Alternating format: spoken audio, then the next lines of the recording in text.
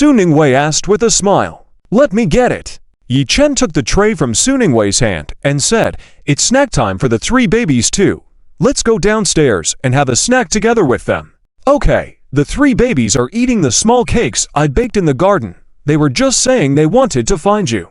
Su Ningwei nodded with a smile. Yi Chen nodded and said, let's go to the garden, enjoy the flowers, and have some snacks. Okay.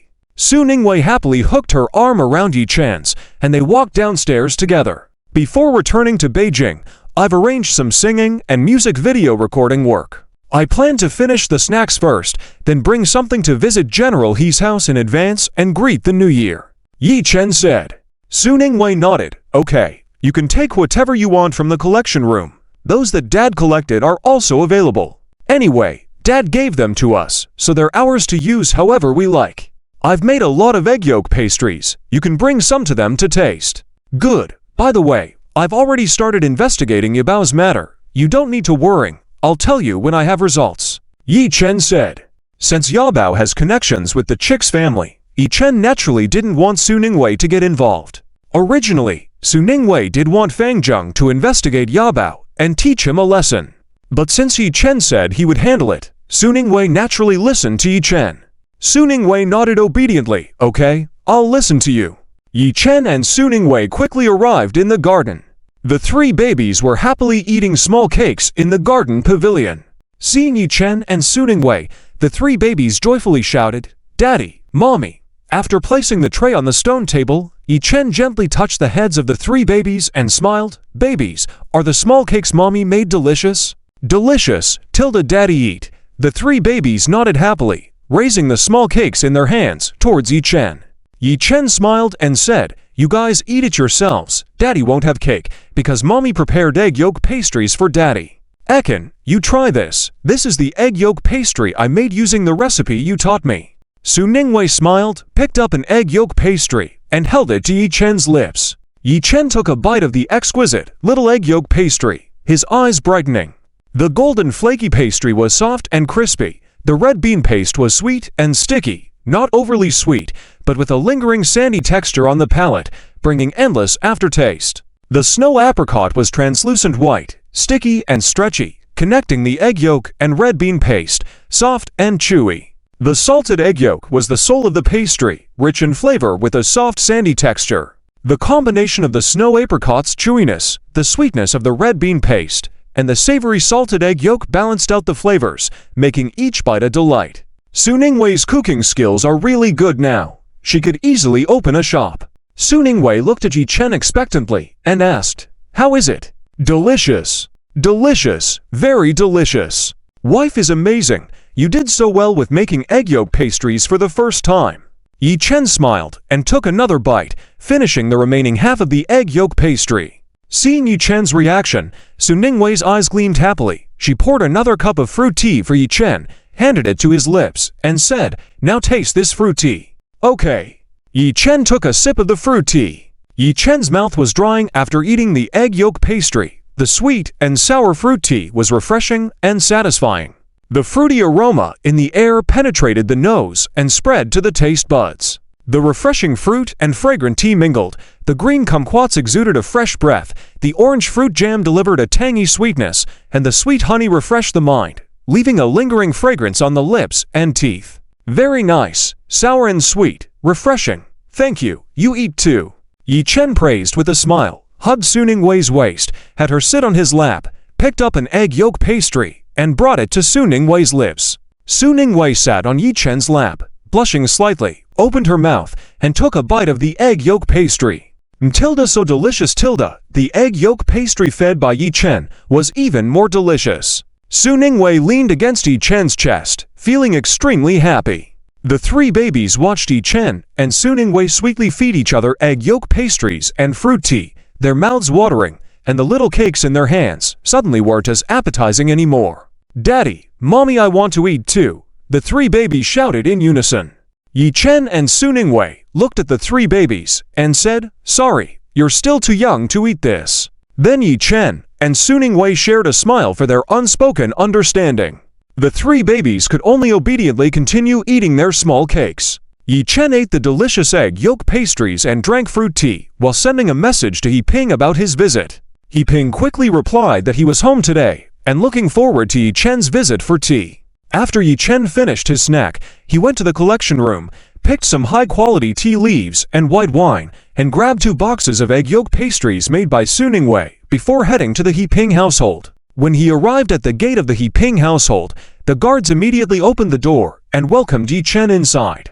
He Guo was squatting in the vegetable garden with his grandson, He Yi, hand-picking large green beetles. He Yi caught a fat green beetle and happily said, "Grandpa, look, I caught another big green beetle. Grandpa, will you take me to Dream's house later? I want to give these big green beetles to Dream's Big White to eat." "All right, but do you want to feed Big White or visit Dream?" He Guo smiled kindly. While putting the green beetles into a nearby plastic container, He Yi replied with a smile, "Haha, I want to feed Big White and also see Dream.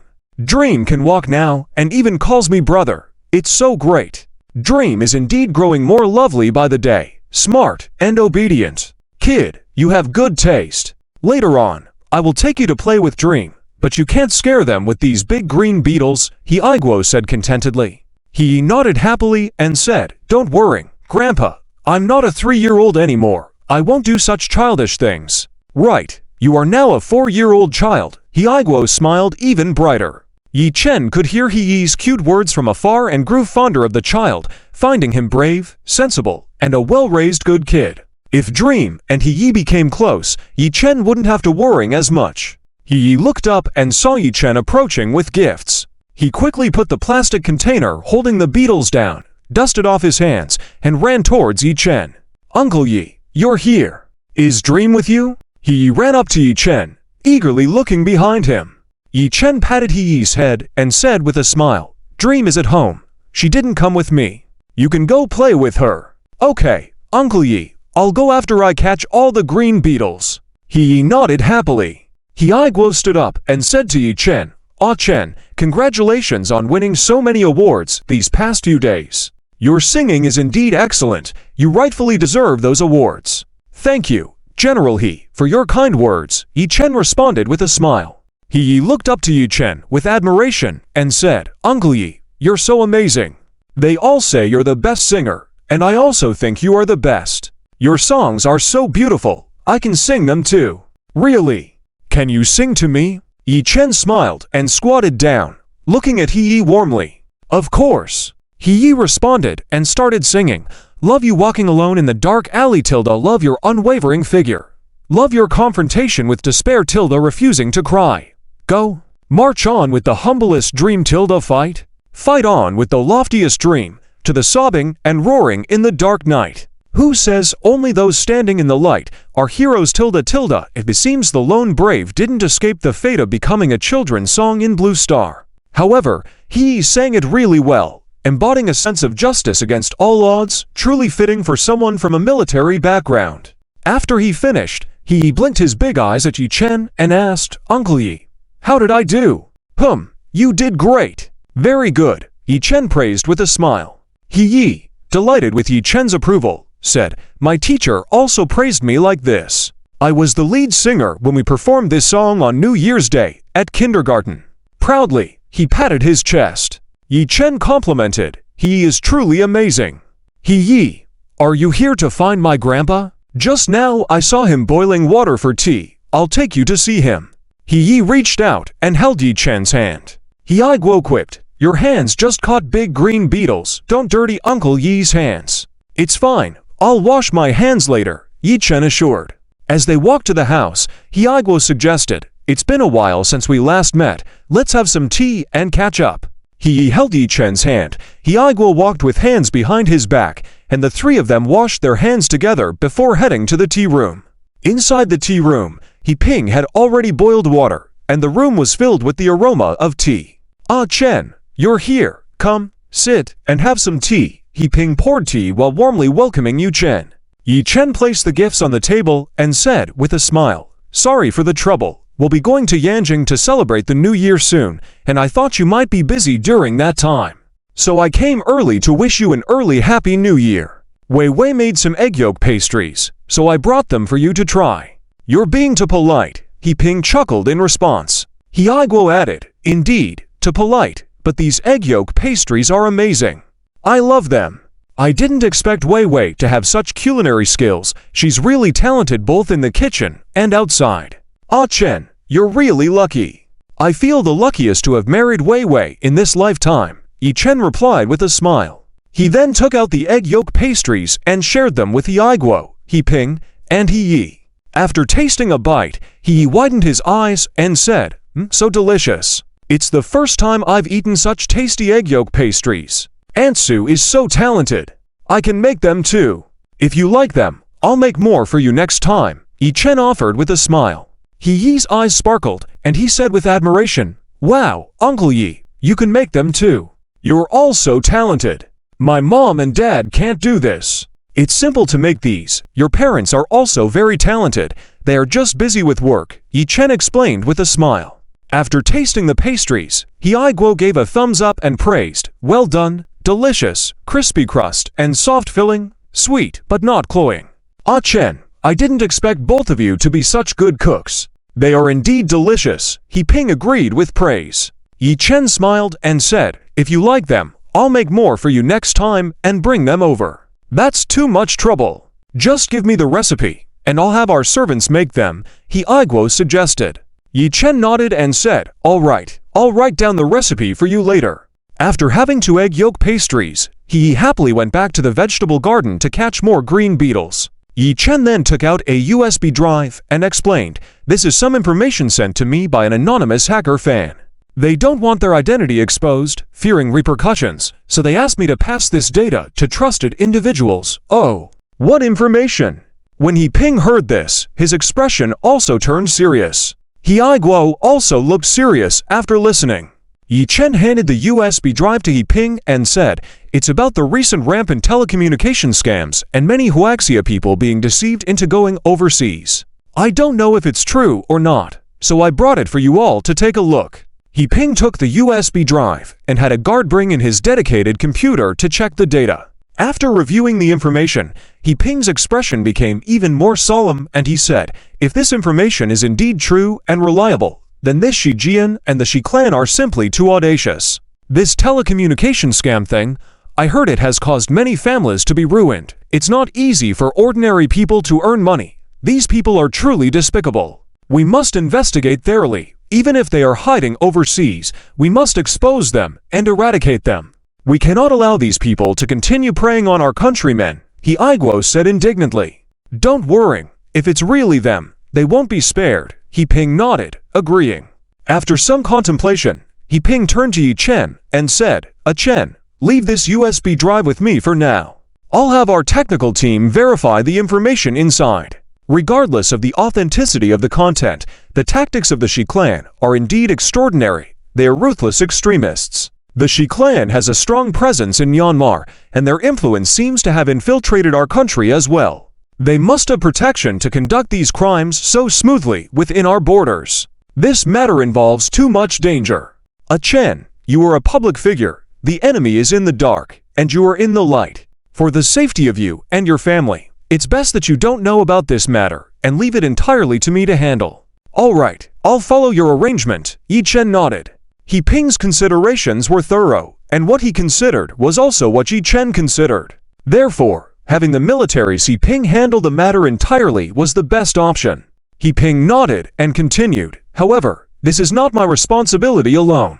I'll hand over the information to someone reliable to handle it. It will take some time to process, so you and your hacker fan can just wait patiently for updates. Thank you for your trouble, Yi Chen said. He Ping waved his hand and said, no trouble at all. This is a battlefield without gunpowder. Protecting our country and home is the duty of us military personnel. I also have to thank you and your hacker fan for providing such critical evidence and clues. Rest assured, once this matter is resolved, I will definitely apply for a reward for you and your hacker fan.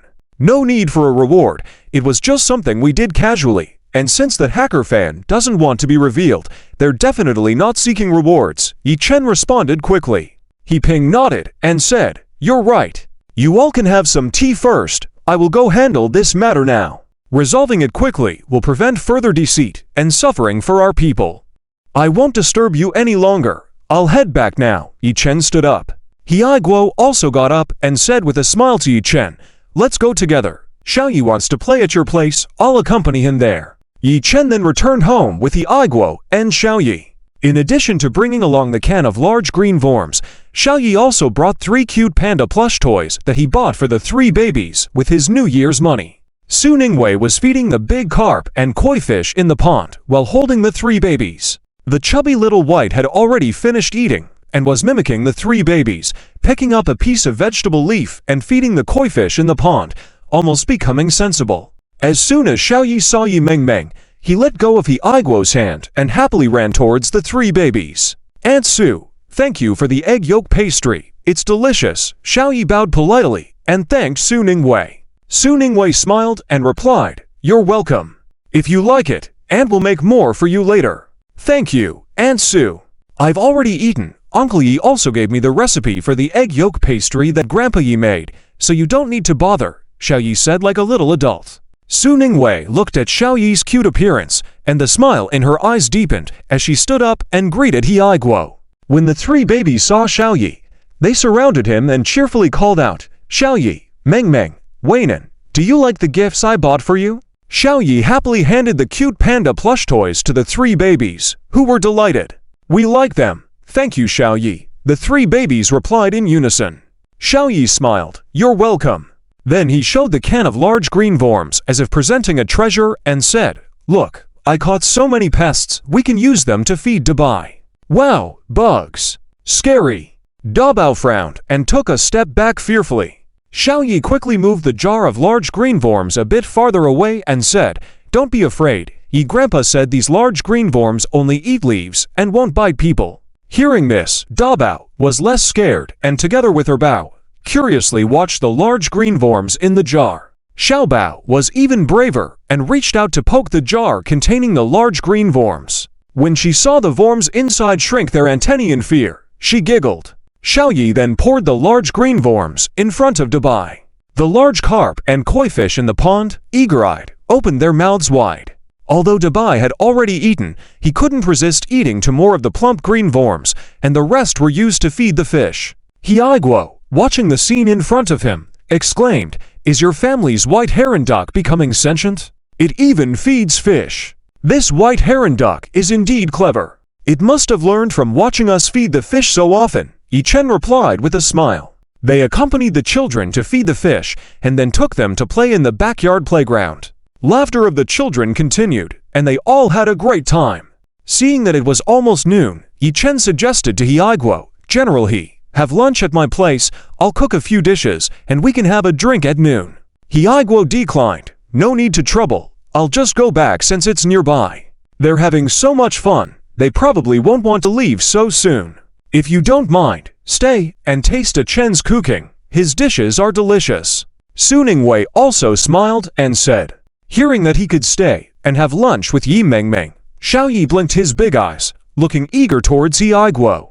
Seeing Xiao Yi's expression, Yi Guo, in order to let Xiao Yi have more contact with Yi Mengmeng for a smooth future relationship between Yi Chen and him, didn't hesitate and agreed. Yi Guo nodded and replied, then we won't stand on ceremony. What's there to be polite about in our relationship?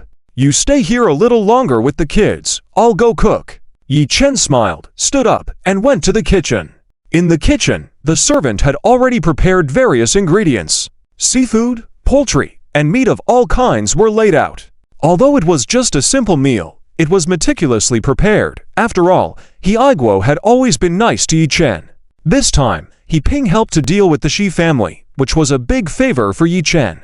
Yi Chen thought that Yi Guo had been taking care of himself recently, and he loved drinking white wine, so he decided to prepare some small dishes and enjoy a few drinks. Of course, he also prepared some dishes that little Yi loved. In the busy kitchen, Yi Chen was like an outstanding musician, where pots and pans became musical instruments in his hands, playing a beautiful symphony. After a while of busy cooking, various ingredients under Yi Chen's skillful hands gradually turned into delicious and visually appealing dishes. The bright lychee meat was both sweet and sour, leaving a lingering taste. The minced meat steamed egg combined tender steamed egg with minced meat, releasing an enticing aroma. The Coca-Cola chicken wings were particularly tempting, marinated in cola to become sweet and tasty with tender meat. The colorful stir-fried shrimp with corn, peas, and carrots featured juicy and tender shrimp, delicious and nutritious. The peanut coriander mixed with braised beef exuded a fragrant aroma, with the beef cooked perfectly, tender and flavorful. The crispy and tasty dry-fried beef pupae were delightfully spicy. The golden and inviting salt and pepper king prawns boasted tender flesh. The spicy stir-fried sea snails were so tasty it was hard to stop. The crispy fried small river fish had a crunchy exterior and a tender interior with delicious fish meat. The fragrant exploded palm treasures were crispy and tasty with a satisfying crunch. The stir-fried squid was tender and juicy, and the squid tentacles were particularly delicious. The golden brown pan-fired crab was rich with crab roe. And the nourishing eel soup was creamy and delicious. With good culinary skills, even simple ingredients could be turned into delicious food. Yi Chen invited He Aiguo and He Yi to sit down. By then, the servant had already served Yi Chen, He Aiguo, He Yi, and Suning Wei their food, along with a bowl of eel soup, and stood by to assist. I made a few dishes casually. General He, Little Yi, please try them. Yi Chen smiled as he opened a bottle of flying mutai and poured a cup full of good wine for He Aiguo. Seeing the table full of dishes, He Aiguo was astonished and asked, "Did you cook all these dishes yourself?" "Yes," Yi Chen replied with a smile as he placed the cup in front of He Aiguo. With admiration in his eyes, He Aiguo said, "You are amazing. I never expected you to be so skilled, not only in medicine and singing, but also in cooking. Truly outstanding people excel in everything they do. We are all family, you don't need to praise me. Let's eat first and then have a few drinks." Yi Chen replied with a smile and used public chopsticks to serve He Aiguo half a pan-fried crab, and He Yi some Coca-Cola chicken wings. After tasting the pan-fried crab, He Aiguo couldn't stop praising Yi Chen. "Delicious. The chicken wings are delicious too. Uncle Yi, you're amazing." He Yi also chimed in with admiration. After finishing a whole chicken wing, He Yi kept licking his fingers one by one. The food left a deep impression on He Aiguo. The admiration for Yi Chen's culinary skills reached its peak. The dishes on the table were even better than those served at banquets. Yi Chen's cooking skills were truly impressive. He Aiguo's fondness and admiration for Yi Chen reached a new height, planning to bring He Yi over to eat regularly in the future. But of course, he wouldn't let Yi Chen treat him for free. Yi Chen and Suning Wei shared a knowing look, raised their cups, and toasted He Aiguo saying, "General He, here's to you. I should be toasting you both. Congratulations on winning so many awards the other day, and thank you for the delightful lunch today. The food we had at lunch today was the best I've ever eaten in my life." He Aiguo raised his glass and responded with a smile. Yi Chen replied, "You are too kind. These are just some common dishes to go with alcohol. If you like them, feel free to come by more often when you're free. Then I will not be polite. Come on, bottoms up." He Aiguo laughed, clinking his glass with Yi Chen's and Suning Wei's. The three of them drank up merrily. With their glasses intertwined, everyone enjoyed their meal and drinks heartily. After dinner, Yi Chen had originally planned to personally escort He Aiguo, who was flushed with good spirits, and Little Yi, who ate until he was full, home. However, at the doorstep, He Aiguo stopped Yi Chen, a bit tipsy. "You don't need to see us off, I'm not that drunk. It's just a short walk, a few steps away. Zhang and the others will accompany me back. You've worked hard this afternoon, so take a rest early. All right then, take your time on the way back. Bring this bottle of hangover pills with you. If you feel uncomfortable from drinking, take them." Yi Chen handed He Aiguo a small porcelain bottle containing the hangover pills. He Aiguo accepted the bottle with a smile, saying, "Such a thoughtful gift. I'll take it. When you have the time, come over to my house. While my cooking may not be as good as yours, I do have good wine. Drop by my place for drinks next time." "Sure, when I return from Yanjing, I will definitely come over for a few drinks with you," Yi Chen replied with a smile. He Aiguo chatted with Yi Chen for a while before finally leaving with He Yi, supported by the guards Zhang and others. Yi Chen watched as He Aiguo walked away before turning back home. Su Ningwei had already taken the 3 babies to nap. When Yi Chen returned to the bedroom, Su Ningwei had already put the 3 sleeping babies to bed. During nap time, Yi Chen and Su Ningwei would usually nap with the 3 babies. Seeing Yi Chen walk in, Su Ningwei gestured for him to be quiet. Yi Chen lightly walked into the bathroom to change into pajamas and wash his face before returning to the bedroom. The big bed was occupied by 3 adorable babies and the fragrant and soft Su Ningwei. Yi Chen leaned over to kiss Su Ningwei on the forehead. Immediately, Su Ningwei pulled Yi Chen by the neck, dragged him onto her, and kissed his lips. Her lips were soft and warm. Her chest was soft and elastic. It was truly intoxicating. Yi Chen propped up his upper body with both hands, turned his head, took the initiative, and deepened the kiss. They had been busy these last few days, neglecting their usual poker games. Su Ningwei closed her eyes with affection as she was kissed and couldn't resist touching Yi Chen's strong chest and waist. Yi Chen held Su Ningwei's hands with one hand, placing them on her head, and gently nibbled on her red lips. Yi Chen spoke gently and huskily, "Be good Tilda, stop making noise. 3 babies are sleeping next to me. I will feed you later tonight." Su Ningwei glanced at the 3 babies sleeping sweetly by their side and whispered seductively in Yi Chen's ear, "After attending the celebration banquet so late, why don't we go to the guest room or study room?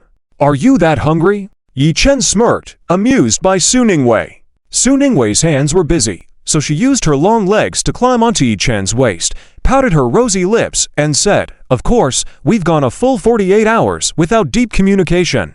Seeing your handsome face and great physique, how can I not be hungry? But the afternoon was too short, we didn't fully enjoy it. Hold on a bit longer, we can come back earlier in the evening." Yi Chen couldn't resist bending down and kissing Su Ningwei's plump little lips again. They were fragrant and soft, so nice to kiss. Su Ningwei obediently replied, "All right then, in the evening, you wear a suit and we play arrogant CEO falls in love with me. How about that? Sure, I'll follow your lead.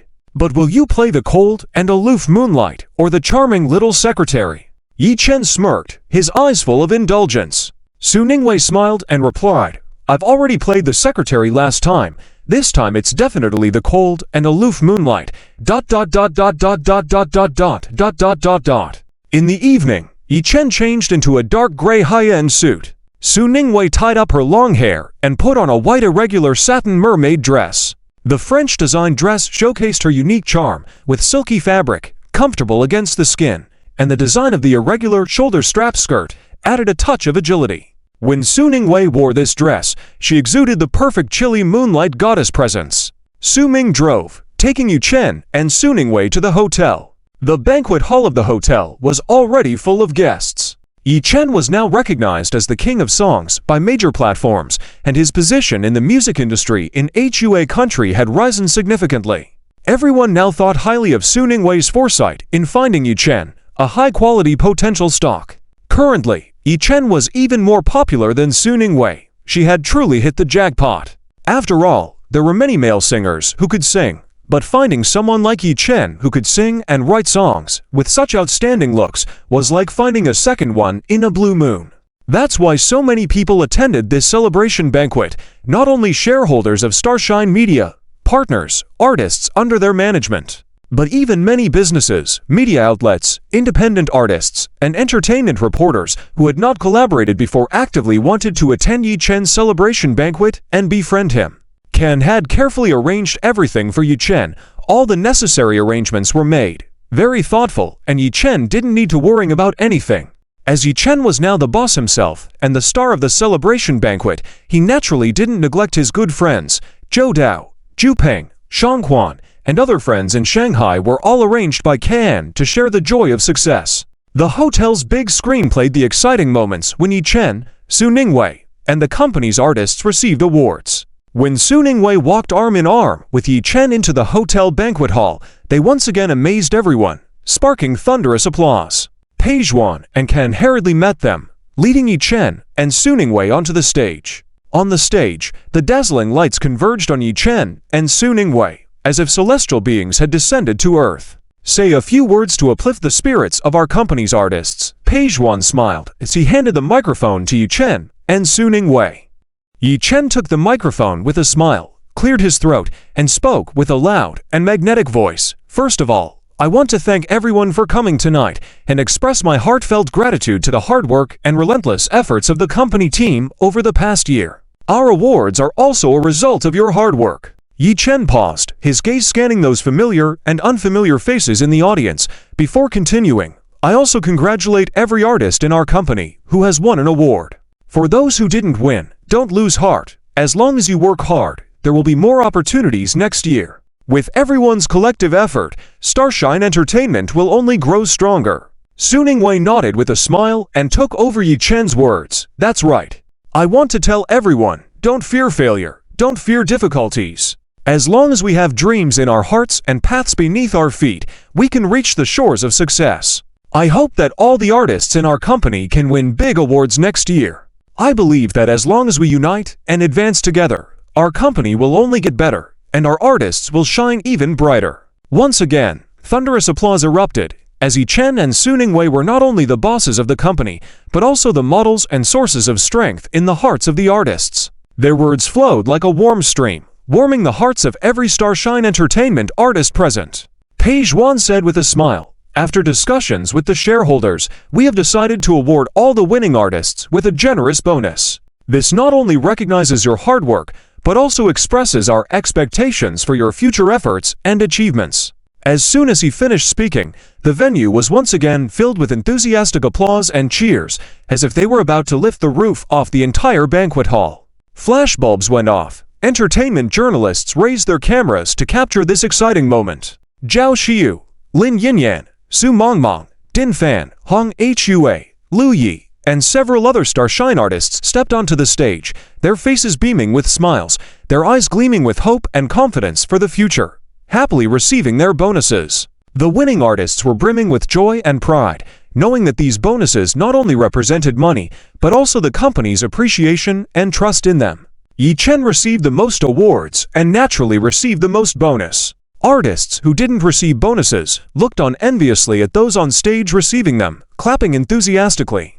Starshine Entertainment's artists secretly made up their minds to work even harder in the new year, with the most important thing being able to catch Yi Chen's attention and have him write 1 or 2 songs for them, which could potentially set them for life. After distributing the bonuses, the feasting began. Yi Chen and Suning Wei sat at the head table. Dish after dish of delicious food was served. As it was Yi Chen's first year as a major shareholder, the menu was arranged luxuriously. Dishes such as roasted suckling pig, Emperor's Fortune Buddha jumps over the wall, coconut juice emperor crab, braised abalone with oyster sauce, grilled eel with secret sauce, stir-fried assorted vegetables with jade mushrooms, and many other delicacies were served. The drinks were unlimited and top-notch. After Yi Chen picked up his chopsticks, everyone followed suit and started eating heartily. Yi Chen tasted each dish and showed a satisfied expression on his face. The head chef at the Shengxi Hotel, after his own training, had improved his culinary skills and the flavors were all done well. No wonder the Shengxi Hotel had been receiving orders every day recently, from weddings to business banquets, full moon banquets, school admission banquets, and year-end banquets, all fully booked. After finishing a round of dishes, everyone began to raise their glasses to Yi Chen and Suning Wei. Suning Wei, in a good mood, also had a few drinks and her cheeks turned red. Yi Chen whispered in Suning Wei's ear in a voice only she could hear, "Drink less, or you'll get drunk and won't be able to have fun tonight. Drinking and playing poker is not fun." Suning Wei blushed even more when she heard this and obediently switched to drinking juice, not touching any alcohol. More and more people gathered around Yi Chen and Suning Wei, praising them incessantly. Mr. Yi and Mrs. Yi are such a perfect match, truly a powerful couple in the Chinese music industry. They are not only good-looking, but also talented, deserving to be the most powerful king and queen of music. Mr. Yi, you are truly amazing. You are the first singer I've seen to achieve a Grand Slam. Your talent is extraordinary. Mr. Yi, this year you became the king of music, truly living up to your name. I have never seen another singer with the quantity and quality of songs like you. Mr. Yi, I really love your songs. Please have more live broadcasts next year. I couldn't even get on the request list in your live room, couldn't even grab a spot for top 3 songs. Mr. Yi, I'm your die-hard fan.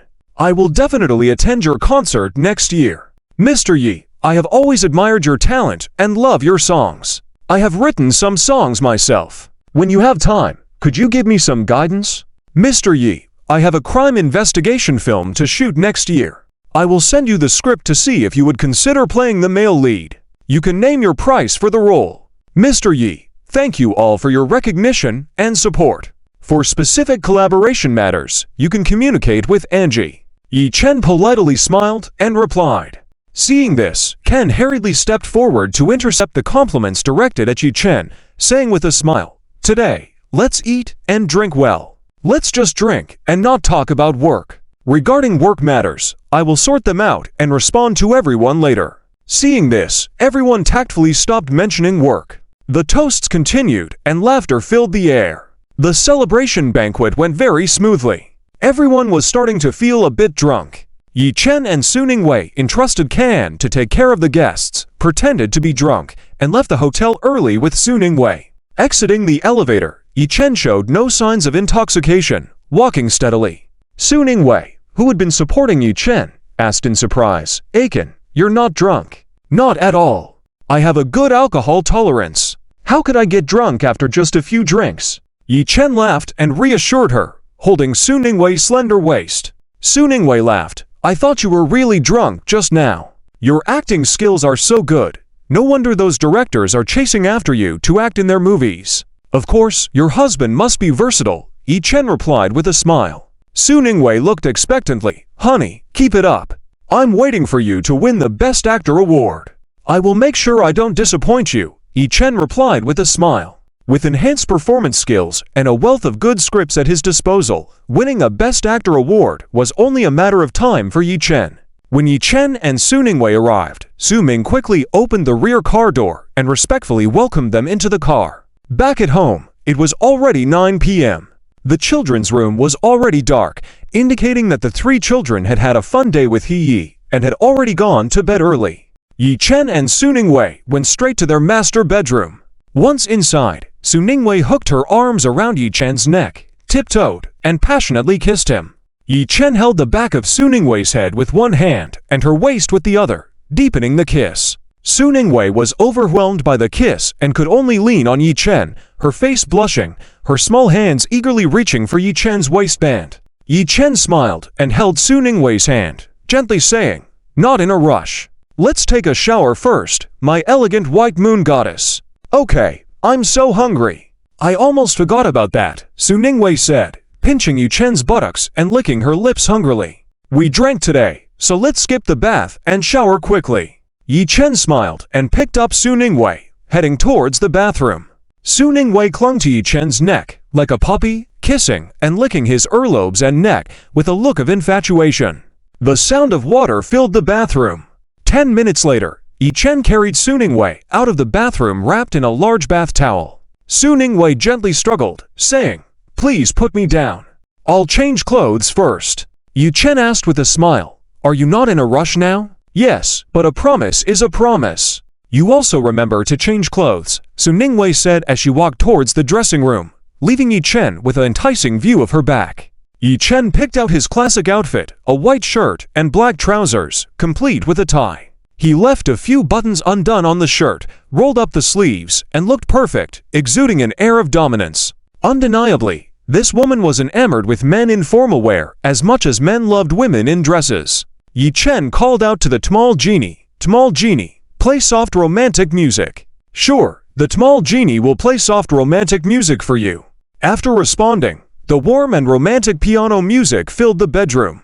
The lights were adjusted to a soft warm yellow, and special incense was lit, filling the room with a subtle fragrance, melting away fatigue and ensuring a comfortable atmosphere. Yi Chen activated the whole performance. He casually took out a Patek Philippe Super Complex watch from the closet, put it on, picked up a pair of glasses with gold frames, adding a touch of elegance and steadiness. He sat comfortably on the small sofa and picked up a book. The bigger the storm, the more expensive the fish, casually flipping through a few pages, emanating a full-on business elite aura. Soon, Suning Wei emerged from the dressing room.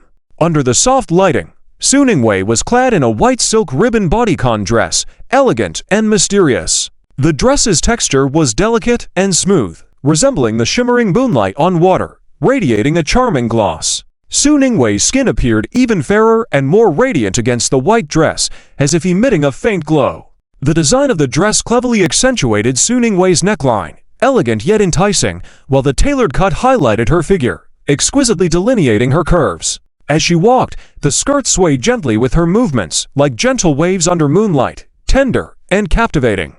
Su Ningwei had her long hair pinned up, wearing a white pearl necklace and earrings, with sheer stockings and high heels, exuding a noble and graceful aura with each step. Upon seeing Su Ningwei, Yi Chen's eyes lit up, as if the cold and clear moonlight from a novel had truly come to life. In turn, when Su Ningwei saw Yi Chen, she too was stunned, feeling the dominance in him. Yi Chen really hit the mark with her aesthetic preferences. She had the desire to be pressed against the sofa, desk, bed by Yi Chen. The moment their eyes met, Su Ningwei suppressed the impulse to pounce into Yi Chen's arms, and instead elegantly twisted her waist to sit on the arm of Yi Chen's sofa. Lifting Yi Chen's chin with her hand, she role-played, "CEO Yi, I'm back. Shouldn't you have dealt with that little stand-in of yours? Of course, I've never touched her. My heart has always belonged to only you." Yi Chen embraced Su Ningwei by the waist, pulling her into his arms. Nestled in Yi Chen's embrace, Su Ningwei's nose was filled with his scent.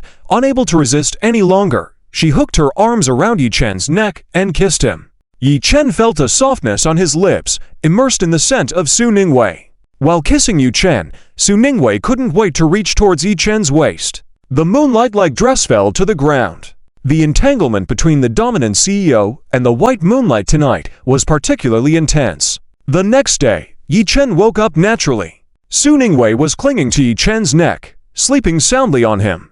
Pink plum blossoms bloomed on Su Ningwei's snowy white skin, alluring and enticing. Yi Chen kissed Su Ningwei's forehead, checked his phone, and saw that it was already past 9 in the morning. Luckily, Kino knew there was a celebration last night, and there was no work scheduled for the morning, as the MV shooting was all arranged for tomorrow. Yi Chen could stay in bed a little longer with Su Ningwei. Yi Chen, embracing Su Ningwei, read through the day's news and entertainment headlines. There wasn't any major news, but Yi Chen was still dominating the entertainment headlines. Besides the hype from the awards a few days ago, the photos from last night's celebration were also trending. Su Ningwei slept in Yi Chen's embrace for a while, then changed her position to face away from Yi Chen, showing no signs of waking up. Learning from the previous experience, she had stood and lied down more the night before, so her knees weren't bothering her today. Yi Chen kindly gathered Su Ningwei's scattered hair, while she dozed off. After tidying up the battleground from the night before, Yi Chen showered, changed into comfortable loungewear, and headed downstairs. Seeing Yi Chen up, the maid greeted him. Yi Chen watched his 3 babies playing with educational toys in the front yard, instructing the maid to bring breakfast to the pavilion in the front yard. "All right, Mr. Yi," the maid nodded and went off to prepare a nutritious and delicious breakfast. Yi Chen walked towards the front yard, where his 3 babies reached out their arms towards him, calling out, "Daddy, hug me." Seeing his adorable babies early in the morning made Yi Chen even happier. He bent down to hug and kiss each of them, delighted by their joyful play. Though the children sometimes fought over toys, they quickly made up. Yi Chen found it great to have triplets with built-in playmates. After breakfast, Yi Chen had the maid bring his laptop. With his children by his side, he wrote songs, feeling content with life. On the second morning, Yi Chen took the nanny car to the company for shooting the MV of Boundless Sea and Sky. This song was beloved by Chang Tong, Zhou Dao, and Zhu Peng, who volunteered to cameo in the MV. Although they refused payment, Yi Chen compensated them generously. During their school days, Yi Chen, Chang Tong, Zhou Dao, and Zhu Peng formed an amateur band due to their mutual passion for music. Yi Chen was the lead singer and rhythm guitarist, so this time's MV was a chance for them to relive their youth. After training with a professional team, even though Chang Tong, Zhou Dao, and Zhu Peng were not musically trained, the MV's quality was guaranteed. They began shooting the indoor green screen scenes. Upon arriving at the studio, Yi Chen found Chang Tong, Zhou Dao, and Zhu Peng ready and excited to see him. They greeted him warmly, and Yi Chen asked, "You guys are here early. Had your breakfast?" "Finished eating." Chang Tong, Zhou Dao, and Zhu Peng responded in unison with smiles. Yi Chen looked at the three of them and noticed dark circles under their eyes. He smiled and asked, "Why are you three all sporting dark circles under your eyes?" It's because we couldn't sleep in excitement for today's MV shoot, fulfilling our dream from school days. I was tossing and turning in bed, with scenes from our school performances running through my mind, Chang Tong replied somewhat sheepishly. Zhou Dao also grinned awkwardly and said, "Same here. Last night, I was too excited to sleep. I lay down at 9 but couldn't fall asleep. But don't worry, Yi Chen, we're in high spirits and it won't affect the shooting later." Zhu Peng smiled innocently. Chang Tong and Zhu Peng nodded in agreement, indicating they wouldn't be affected. Yi Chen chuckled, saying, "I'm quite excited too, but no worries. Makeup artist Guan Xiaxia's skills are top-notch. Once the makeup is done, the dark circles won't show. Don't worry, Yi Chief, I've got it covered. This is your outfit." Guan Xiaxia smiled in response. All right, Yi Chen took the clothes and walked towards the changing room. Before entering, he turned around and handed an herbal pack to Qian Duoduo, who had been by his side all along. He instructed, "Assistant Chan, please use this herbal pack to make 4 cups of tea." Over the 3 years of college, Yi Chen had gotten to know Chang Tong, Zhou Dao, and Zhu Peng well. He anticipated they would have trouble sleeping in excitement the night before, so he had prepared the herbal tea early. "Of course, Yi Chief. Be right back." Qian Duoduo immediately turned to prepare the tea. As Yi Chen didn't spend much time in the company, had a good temper, was generous, and also handsome, Qian Duoduo's job was quite easy. Whenever Yi Chen was around, Qian Duoduo naturally followed him closely, wishing to be his assistant for life. Soon, Yi Chen changed into the new clothes. While Guan Xiaxia did his makeup, Qian Duoduo came back to the makeup room with the herbal tea, serving 4 cups to Yi Chen, Chang Tong, Zhou Dao, and Zhu Peng. The room was filled with the faint herbal aroma of the tea. Yi Chen raised a cup and said, "This is my own blend of rejuvenating and throat-protecting tea. Exclusive supply. A cup for each of us. Here's to a smooth MV shoot and the realization of our dreams. Thanks for being thoughtful, Yi brother. Here's to a successful MV shoot and dream fulfillment." Chang Tong, Zhou Dao, and Zhu Peng raised their cups happily. After finishing the styling and the tea, Chang Tong, Zhou Dao, and Zhu Peng felt their throats were indeed comfortable and they weren't as nervous and excited as before, feeling relaxed. The studio was ready long ago. This scene primarily comprised real settings with post-effects. Multiple camera positions were set on Yi Chen, Chang Tong, Zhou Dao, and Zhu Peng, with the lights shining on them, making them look as if they were glowing. Yi Chen and Chang Tong held guitars, Zhou Dao held the bass, and Zhu Peng sat behind the drum set. As the accompanying music started to play, the 4 began to play. Artificial snowflakes started falling, creating a dreamy atmosphere. Yi Chen sang while playing the guitar, in the cold night, watching the snow drifting by, carrying a cooled heart drifting to a distant place. Chasing in the wind and rain, unable to distinguish shadows in the mist, the vast sky and sea for you and me. Will it change? Who isn't changing? Chang Tong, Zhou Dao, and Zhu Peng sang in harmony. Yi Chen continued, countless times, facing cold glances and ridicule, never giving up on the ideals in my heart. A moment of confusion, a feeling of loss, fading unconsciously, love in the heart. Who understands me? Chang Tong, Zhou Dao, and Zhu Peng sang in harmony. Yi Chen sang, forgive my wild and unruly life, loving freedom, but also fearing one day to fall. Abandoning ideals, anyone can do it. Why fear that one day, it's just you and me? The music filled the room. Yi Chen, Chang Tong, Zhou Dao, and Zhu Peng sang in perfect harmony, exuding the youthful, passionate, positive attitude of wide ocean, sky, persisting in their dreams, and pursuing freedom with determination. The song portrayed bitterness, freedom, perseverance, and the powerful force, all perfectly presented.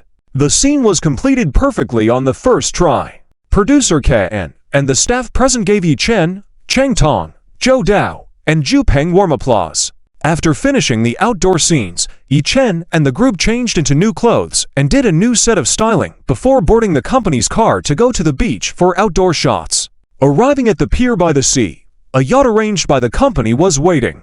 Yi Chen and the group boarded the yacht and set off for a deserted island. The island wasn't large, but the scenery was excellent, mainly due to its peacefulness. The crew had already set up the drum set on a clean, giant, and flat rock. Yi Chen, Cheng Tong, Zhou Dao, and Zhu Peng stood on the rock, with the azure sea and blue sky in the background, creating a boundless view, truly invoking the feeling of a vast ocean and sky. Superb. The sea breeze softly blew, carrying the salty moisture and freshness unique to the ocean, ruffling Yi Chen and the group's hair and clothes, making them feel a sense of freedom. The sunlight shone on Yi Chen, Cheng Tong, Zhou Dao, and Zhu Peng, casting long shadows that intertwined with the rock and waves. Yi Chen stood at the front, with Cheng Tong, Zhou Dao, and Zhu Peng surrounding him in their positions. With the director's cue of 3, 2, 1, start tilde, and the accompanying music playing, Yi Chen and the group entered the state. Their powerful and passionate performance resonated across the small island.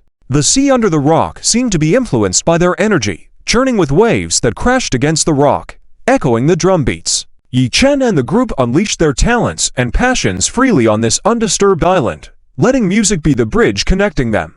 At that moment, Yi Chen and the group were the most shining singers, unrestrained and full of freedom, embodying the boundless feeling of the ocean and sky. The shoot went smoothly, capturing several scenes from different angles on the island. Soon, it was approaching noon, and as the sun was too harsh, the shooting wouldn't yield good results. The remaining shots would have to wait for the sunset later in the evening. Plus, everyone was hungry. Yi Chen had Kellen arrange for everyone to have a seafood feast at a restaurant near the beach for lunch, taking a break before continuing the shoot in the afternoon. The fresh seafood by the beach is undoubtedly a rare and delicious treat, especially tempting. When the news that the office lunch would be a seafood feast spread, the staff present were all excited and showed great respect to Yi Chen. It was indeed good to have the right boss. Ken quickly arranged a nearby restaurant and made reservations in advance to ensure everyone could fully enjoy the food. Upon arrival at the restaurant, everyone was seated in a private room by the window, overlooking the azure sea. The table was filled with all kinds of seafood, lobsters, crabs, scallops, various types of fish. Everything was simply cooked to preserve the natural flavors. As there was work in the afternoon, everyone opted for drinks instead of alcohol. Yi Chen raised his glass of drink and made a toast. Today, everyone has worked hard. Let's enjoy our meal and drinks. Let's continue shooting in the afternoon and present the best scenes to the audience. With Yi Chen's words, everyone raised their glasses and cheered. Thank you, General Yi. The atmosphere became relaxed and cheerful, and everyone enjoyed the meal with smiles on their faces, instantly dispelling the fatigue from the morning work. Sitting next to Yi Chen, Cheng Tong peeled a large shrimp for him and whispered in Yi Chen's ear, "Brother Chen, how about we go for a few drinks tonight with our friends? I'll treat. Fi happens to be free tonight. Invite your wife too." "Sure, but don't compete with me on treating," Yi Chen replied with a smile. Cheng Tong shook his head and said, "No, tonight I insist on treating. I just received a good payment." "All right, your treat then," Yi Chen replied with a smile. Cheng Tong then said, "I'll send the address in our group chat." Yi Chen's phone vibrated, and in the successful people group, he received Cheng Tong's invitation to have dinner together with their loved ones and the restaurant address. Zhou Dao and Zhu Peng immediately agreed upon receiving the message. Yi Chen forwarded the information to Su Ningwei, along with a picture of the seafood feast. Su Ningwei responded with an emoji and sent a photo of her having lunch with the babies. "Aiken, not too tired today?" Su Ningwei replied. Yi Chen sent a photo of a small island and replied, "Not tired. This small island is pretty good. I saw many conchs and hermit crabs, and there's also a clean beach. I'll bring you and the babies here next time." "Great, it looks really nice. Let's go together next time. You enjoy your meal, and after the babies finish eating, I'll put them to nap." Su Ningwei replied, along with a sparkling eyes emoji. Yi Chen responded, "Wife, you've worked hard. Love you tons tilde no hard work." "Love you too," Su Ningwei replied. Yi Chen smiled at Su Ningwei's message, which caught the attention of the others at the table, making them jealous as they knew he must be messaging Su Ningwei. After lunch, everyone rested in the car for a while to recharge. By around 4 in the afternoon, with the perfect sunlight and cool sea breeze, it was a great time for the shoot. Yi Chen and his team went to another secluded beach for filming. Upon arrival, the crew quickly set up the shooting site once again. The gentle waves lapped at the shore, the golden sand, and the sunset's glow spreading across the sea, creating a peaceful and beautiful atmosphere on the beach. The shooting began.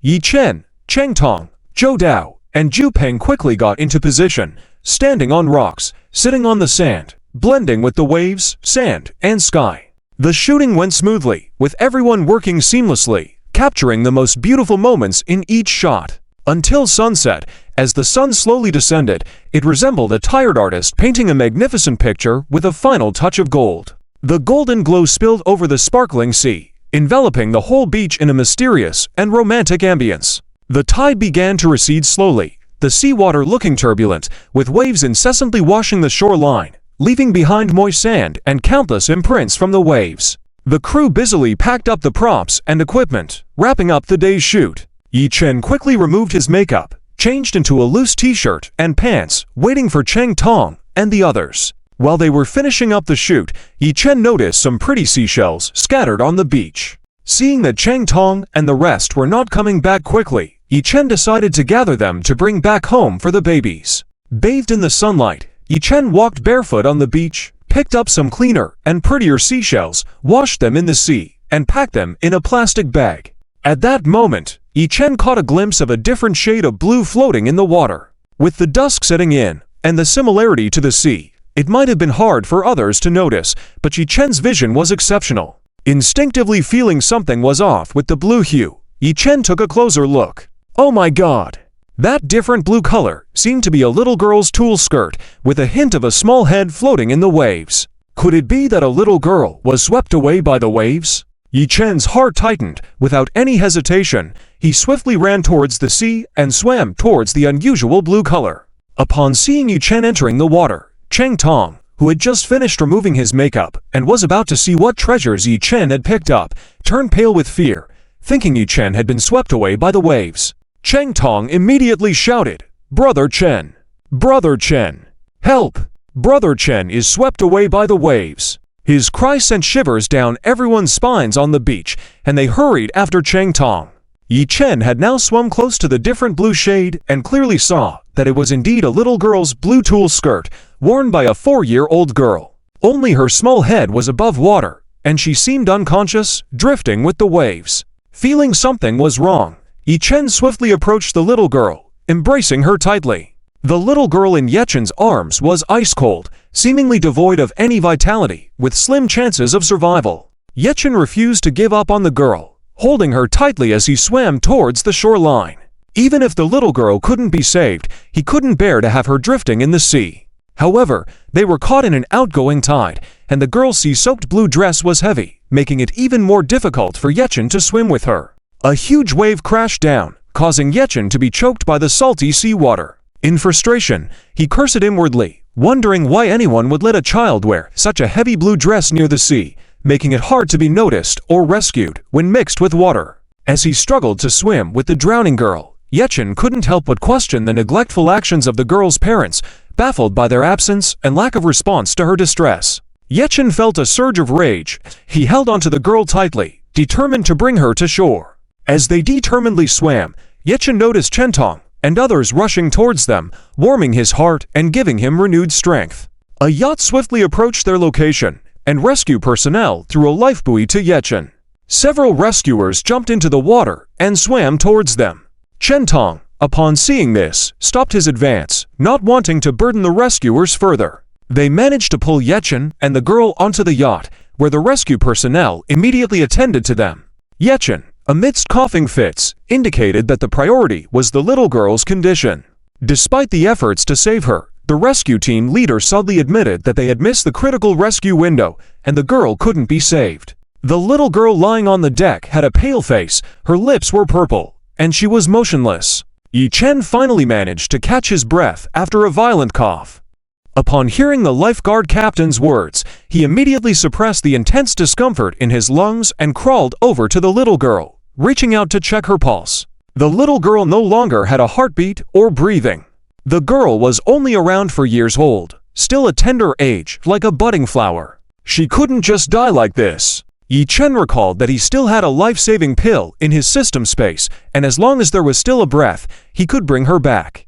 The life-saving pill was meant to save anyone regardless of age or status. Since Yi Chen had encountered this little girl, he would do everything in his power to save her. Without hesitation, Yi Chen performed the same method he used to save to children earlier with acupuncture on the shank point. He knew that as long as the little girl could take a single breath, he could bring her back to life. A human life was at stake, and Yi Chen couldn't care less about exposing his medical skills in front of others. He pretended to take a sealed acupuncture box with golden needles from his pocket, which was actually from his system space. After taking out the golden needles, he began to apply them to the little girl's important acupuncture points, such as the Siguan, Renjiang, and Kongjiang. A few of the emergency responders were stunned as they watched Yi Chen's actions. They hadn't expected that a singer like Yi Chen would carry acupuncture needles with him. Could it be that Yi Chen was also a healer, not just a singer? As they observed his acupuncture technique, it seemed familiar. They suddenly realized that it resembled the method used by the mysterious masked young man in the video that their captain had shown them earlier. At that time, they had all admired him and studied the video frame by frame. Unfortunately, the acupuncture technique was too difficult for most people to learn. Otherwise, they could have saved even more people. Now, seeing Yi Chen perform the same technique, they were filled with excitement, wondering if Yi Chen could indeed be the legendary healer, and maybe the little girl could be saved after all. As Yi Chen continued, the emergency responders looked at him with admiration and anticipation. However, after the acupuncture, the little girl still didn't respond. Yi Chen furrowed his brow. It seemed that this little girl was in a much more critical condition than other children.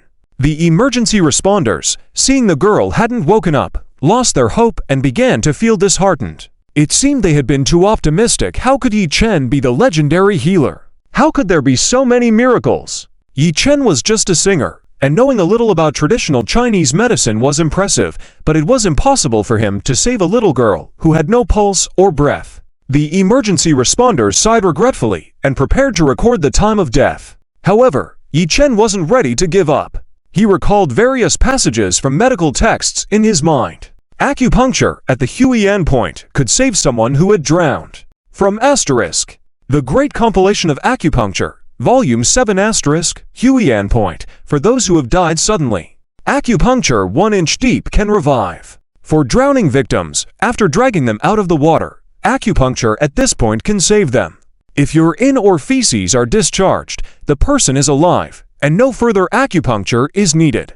Yi Chen paused. This acupuncture point was quite sensitive, but to a doctor, there was no distinction between gender, all were patients. Yi Chen had no other thoughts about a 4-year-old girl. Though his actions might cause misunderstanding among the lifeguards, he felt that if it could save the little girl, it was all worth it. Still, he wanted to protect the little girl's privacy. Yi Chen said, "Please turn around." Hearing this, the lifeguards respectfully turned their backs. Once they were turned away, Yi Chen didn't hesitate and began to lift the girl's skirt and remove her pants, preparing to perform the acupuncture treatment. The worried team leader of the lifeguards sneakily glanced at Yi Chen. He was puzzled by Yi Chen's actions of pulling down the skirt and pants of the little girl. The team leader was a fan of Yi Chen's music, really liked his songs, and understood Yi Chen's current state of mind. After all, Yi Chen was the one who discovered and rescued the little girl. However, it was clear that the little girl was beyond saving. Yi Chen was a person of high status with a good reputation and wouldn't have any inappropriate thoughts. Yi Chen must have acted strangely out of sadness. The team leader hurriedly grabbed Yi Chen's hand and covered the little girl with a veil, saying, "Mr. Yi, I know you are very sad, but we've done our best, and there's really no hope for this little girl anymore." When the team leader emphasized the 3 words "little girl," he was reminding Yi Chen. The other lifeguards were curious after hearing the team leader's words and wanted to turn around and see what was happening. The team leader shouted, "None of you move, don't turn around." The other lifeguards obediently stayed still. "There's still hope for the little girl, trust me. I have a certificate in traditional Chinese medicine, let me try again," Yi Chen explained patiently, looking into the team leader's eyes. The team leader was taken aback by Yi Chen's words. Watching Yi Chen's determined gaze, the team leader inexplicably began to trust Yi Chen. He let go of Yi Chen's hand, and without hesitation, Yi Chen lifted the little girl's veil once more, and precisely used a golden needle to target the pressure points on the little girl. The team leader turned away, thinking, forget it, trying everything possible is better than giving up. Even if the little girl wasn't saved by Yi Chen, he meant well and wouldn't reveal what he saw. Yi Chen let the needles stay for 6 minutes, and within 5 minutes, urine started to come out. Feeling a weak pulse when checking the girl's pulse confirmed there was still hope. The team leader felt relieved. Yi Chen quickly fed the girl a life-saving pill, dressed her back in her pants, and tittied up her skirt. A moment later, the little girl's eyelashes fluttered, her eyes moved, her mouth slowly opened, and she burst into tears. Yi Chen finally let out a sigh of relief. The team leader and the lifeguards heard the girl crying and turned around in surprise, exclaiming, "Oh my goodness! This can't be real, can it? Didn't we all hear that this child had no heartbeat earlier? Amazing! Yi, you are truly a miraculous doctor. This is a miracle. This little girl is very lucky. Could it be you, Yi, the masked mystery man who saved 2 children before?" Yi Chen didn't respond, only carefully checked the girl's condition. She seemed to be physically fine, but her crying and actions were abnormal for a child, showing signs of severe distress and self-harm. Yi Chen furrowed his brows and gently held the girl's hands to prevent any harm. It was evident that the little girl had autism, a 4-year-old girl wearing a blue veil who got swept into the sea during low tide, with her parents nowhere to be found. These details were troubling and led to unsettling thoughts. Could it be that her own parents abandoned her due to her condition, deliberately leaving her by the sea? The lifeguards noticed the girl's strange behavior and surrounded her, helping Yi Chen calm her down to prevent any harm. Despite their efforts, the girl's intense reactions made it difficult to console her or gather any useful information. Everyone looked to Yi Chen for guidance as he was now the leader. Calmly, Yi Chen said, "The girl likely has autism, which means her reactions are more intense. Hold her down. I'll administer a few more needles to help her calm down." Everyone rushed to restrain the girl's limbs, their eyes filled with pity for her. Yi Chen used the golden needles once again on specific acupuncture points, and soon the girl began to quiet down and fell into a deep sleep. Yi Chen put away the needles. The rescue team leader anxiously asked, "How is the little girl now?" "She's fine. She was frightened after being rescued, and our presence as strangers only made it worse. She needs some time to rest before we take her to the hospital for further treatment," Yi Chen explained. Dealing with an autistic child required special care, and at the moment, all that Yi Chen could do was ensure her safety. The team looked at Yi Chen with admiration, wanting to ask more questions, but sensing Yi Chen's reserved attitude, they stayed silent. Yi Chen instructed the team leader, "Arrange for someone to accompany the girl to the hospital." "Of course, Mr. Yi." The team leader nodded in agreement. The yacht headed straight to the shore rather than stopping at the island, docking at the pier. The team leader had already contacted emergency services and the police as soon as possible. In the distance, the familiar sound of the ambulance sirens could be heard. As the medical team arrived with a stretcher, they were taken aback by Yi Chen's presence on the yacht. Despite being soaked from being in the water, Yi Chen still stood out among the muscular and sun-kissed lifeguards. The divide between celebrities and ordinary people was apparent. The medical team refrained from staring, focusing on examining the little girl's condition. "Is this the girl you rescued? You did well. Her vital signs are stable, and nothing seems too serious. We'll take her to the hospital for further evaluation to understand why she hasn't woken up," the lead paramedic stated. Yi Chen explained, "The girl has autism. After waking up, she had intense reactions and self-harming behavior. I administered some acupuncture to ensure her safety, and she should wake up within 20 minutes. The medical team looked at Yi Chen in shock, holding him in higher regard for his multifaceted abilities beyond just being a singer-songwriter. Yi Chen did not mention that the little girl was rescued and had already lost her breath and heartbeat, then miraculously revived. The other rescuers exchanged glances, thinking that Yi Chen probably wanted to keep it low-key, so naturally, he didn't say anything. The head of the emergency responders looked at Yi Chen and nodded, saying, "So that's the situation. Are there any relatives of the little girl here? If not, would you be able to accompany us to the hospital?" The rescuer arranged by the team captain quickly responded, "The little girl's family is not here. I'll go with you." They lifted the girl onto a stretcher, carried her off the yacht, and loaded her into the ambulance. As the siren of the ambulance faded into the distance, the urgent and continuous sound of police sirens approached closer and closer. "It's over! It's over!" The police sirens seemed to be shouting at the criminals, "You're done! You're done!" The police arrived on the scene. Wei Chen looked at the approaching police. Interestingly, the leader was Gujia again. Gujia saw Wei Chen, clad in a bath towel, soaked, with an astonished expression, saying, "President Wei, are you okay? Wasn't it a little girl who fell into the water?" "Captain Gu, I'm fine." "Yes, the little girl fell into the water. There's no serious problem with the girl. She was just taken away by the ambulance," Wei Chen replied with a nod. Gujia instantly understood the situation, looked at Wei Chen with admiration, and said, "You saved her again." "I did it together with them." Wei Chen glanced at the team of rescuers around him and replied, "But for this water incident, how did it draw your attention, Captain Gu?" Gujia paused, motioning for Wei Chen to walk aside. Wei Chen followed Gujia to the side. After making sure others couldn't hear, Gujia lowered his voice and said, "To be honest, recently we've received several reports of children going missing at this beach, all around the same time, and all these missing children are not typical kids. They have some physical or mental disabilities. When found, these children are mostly dead. Some children even had insurance policies. Although the compensation was not high, this is very abnormal. So, we've set up a special investigative team to look into this matter secretly." Wei Chen's expression turned grim. He heard this, realizing that the incident with the little girl was not as simple as it seemed, not a coincidence or mere accident. Neglecting a child's life, giving birth but not raising but not nurturing, is the greatest evil in the world. Children with special needs are already very difficult, and if these children were indeed treated in such a way, it would truly be pitiful. Although caring for these special needs children is extremely challenging and demanding, considering that they are one's own flesh and blood, there's no need to go this far. At the least, spare the child a chance at life. Apparently, besides parents who would sacrifice everything to save their children, there are also irresponsible parents. As a father himself, Wei Chen could not fathom the mindset of these children's parents. Seeing Wei Chen's troubled expression,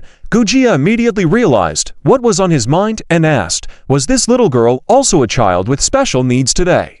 "Yes, this little girl is an autistic patient, and she was wearing a blue lace skirt." Wei Chen nodded. Gujia, feeling indignant, cursed, "I knew it. How could these people?" "Fortunately, you saved this little girl. She is the only one among so many children who was revived. I can only save her once. The rest depends on you." Wei Chen patted Gujia's shoulder gently. Gujia nodded, saying, "Don't worry. We will handle this matter seriously." As the sky darkened, a few stars appeared in the gloomy sky. The slightly cool sea breeze carried a hint of moisture and salt. Seeing Wei Chen's hair still dripping wet and his entire body soaked, Gujia, showing concern on his face, said, "President Wei, your clothes are all wet. You should hurry back to change and avoid catching a cold. Leave the rest to me, I'll take care of it for you."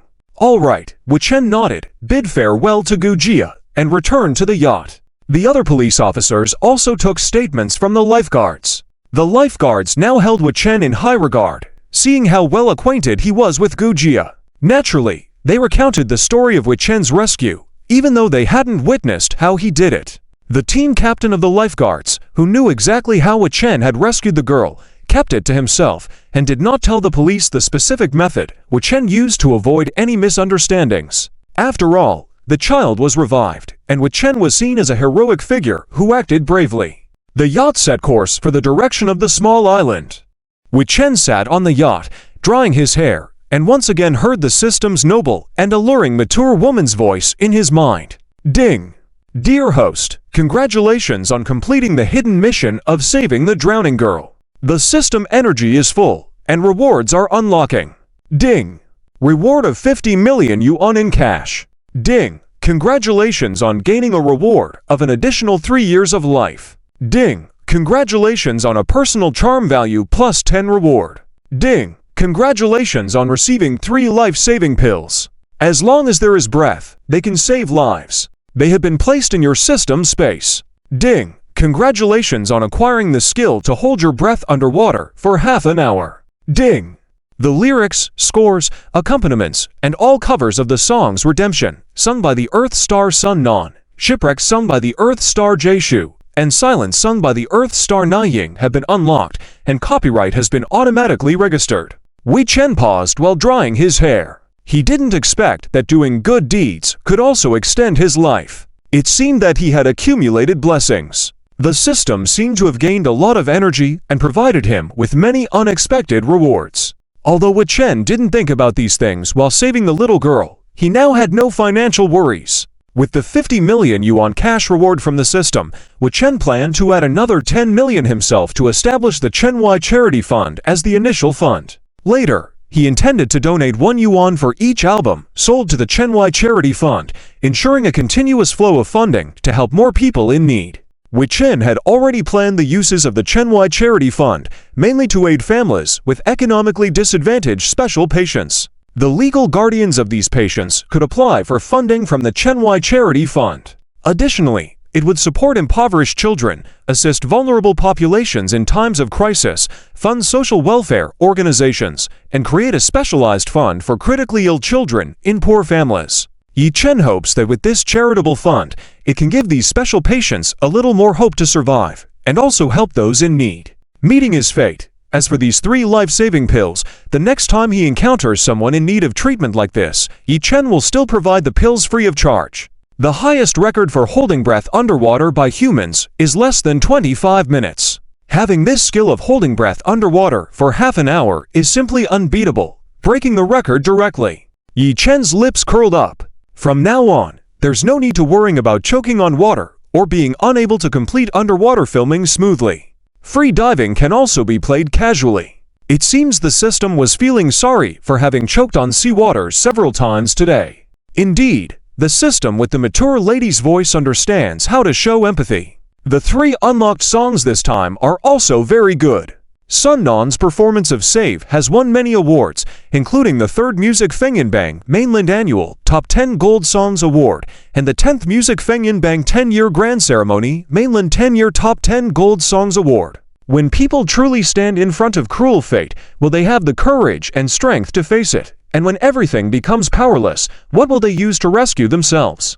This song is also very positive, encouraging everyone to stand in front of cruel fate, even if the burden is heavy. Even if the road ahead is rough, they should keep moving forward, fearlessly and unwaveringly. Jae-shu's Stranded may not have won any major awards, but it is one of the most tear-inducing breakup songs for many fans. Listening to this song really makes you want to cry. The line "The kite is stranded on a cloudy day, missing a wait's rescue" visualizes the concept of being stranded. When in love, people are afraid to make promises, and when parting ways with their loved one, they realize that true love has passed them by, lacking the courage to seek forgiveness, only to be stranded in the sands of longing. The song Silent, sung by Na-ying, won the Global Pop Music Golden Chart 2015 Top 20 Songs Award for the first half of the year, and the 23rd Eastern Wind and Cloud Chart Top 10 Songs Award. This song tells of a person's struggle and helplessness in love, the pain and regret of unspoken love. The simple metaphors and depictions in the lyrics effectively outline the theme of fate and tribulation. The melody maintains a restrained emotional tone in its silence, with the chorus transitioning from subdued to elevated, then back to subdued in a few short sections, effectively embodying the traversing and intertwining of fate and tribulation. Through the collaboration of melody and lyrics, it showcases a deep, introverted, yet powerful emotion, allowing listeners to feel the complex emotions and inner struggles in love. Yi Chen felt quite pleased as well. The yacht quickly docked at the pier of the small island. They immediately surrounded him. "Chen Jie, are you okay? What happened?" Cheng Tong looked at Yi Chen with a concerned face and asked. Kaon and the others also looked at Yi Chen with concern. Yi Chen replied, "I'm fine. I saved a little girl. She's not seriously hurt. She's already been taken to the hospital." "That's good. You're so kind. But this is too dangerous. Next time you encounter this kind of situation, call a lifeguard. Don't go into the sea by yourself," Cheng Tong said, feeling relieved after confirming that Yi Chen was really okay. Zhou Dao also said, "Yeah, you scared us just now.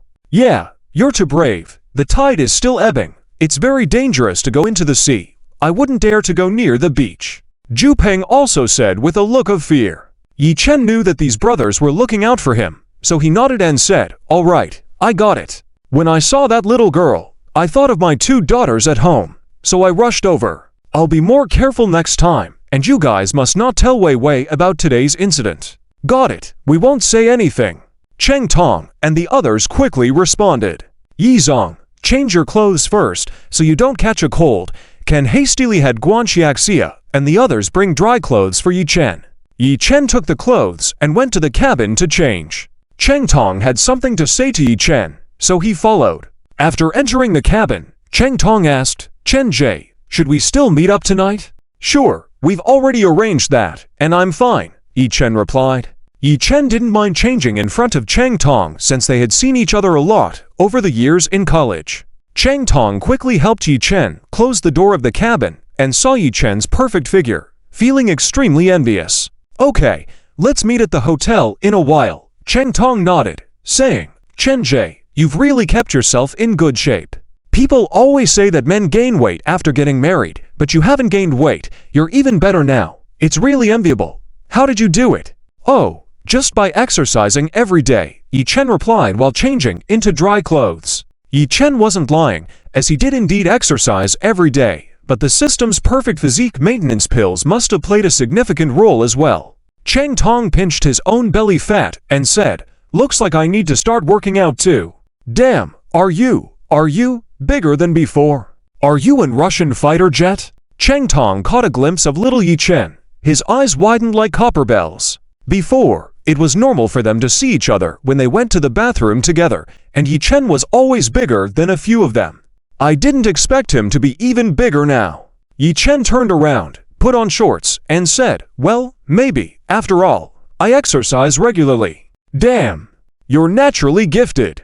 "I've exercised a lot before, but I haven't seen any growth," Cheng Tong said incredulously. Yi Chen must have seduced many rich women with this physique. That Suning Wei is really lucky and eats so well. After the shock, Cheng Tong's eyes were filled with envy, thinking that if he could be a little bigger. Yi Chen definitely couldn't say he took the pills the system provided, so he put on his clothes, straightened his hair in the mirror, and changed the subject, saying, "By the way, didn't you want to buy a house?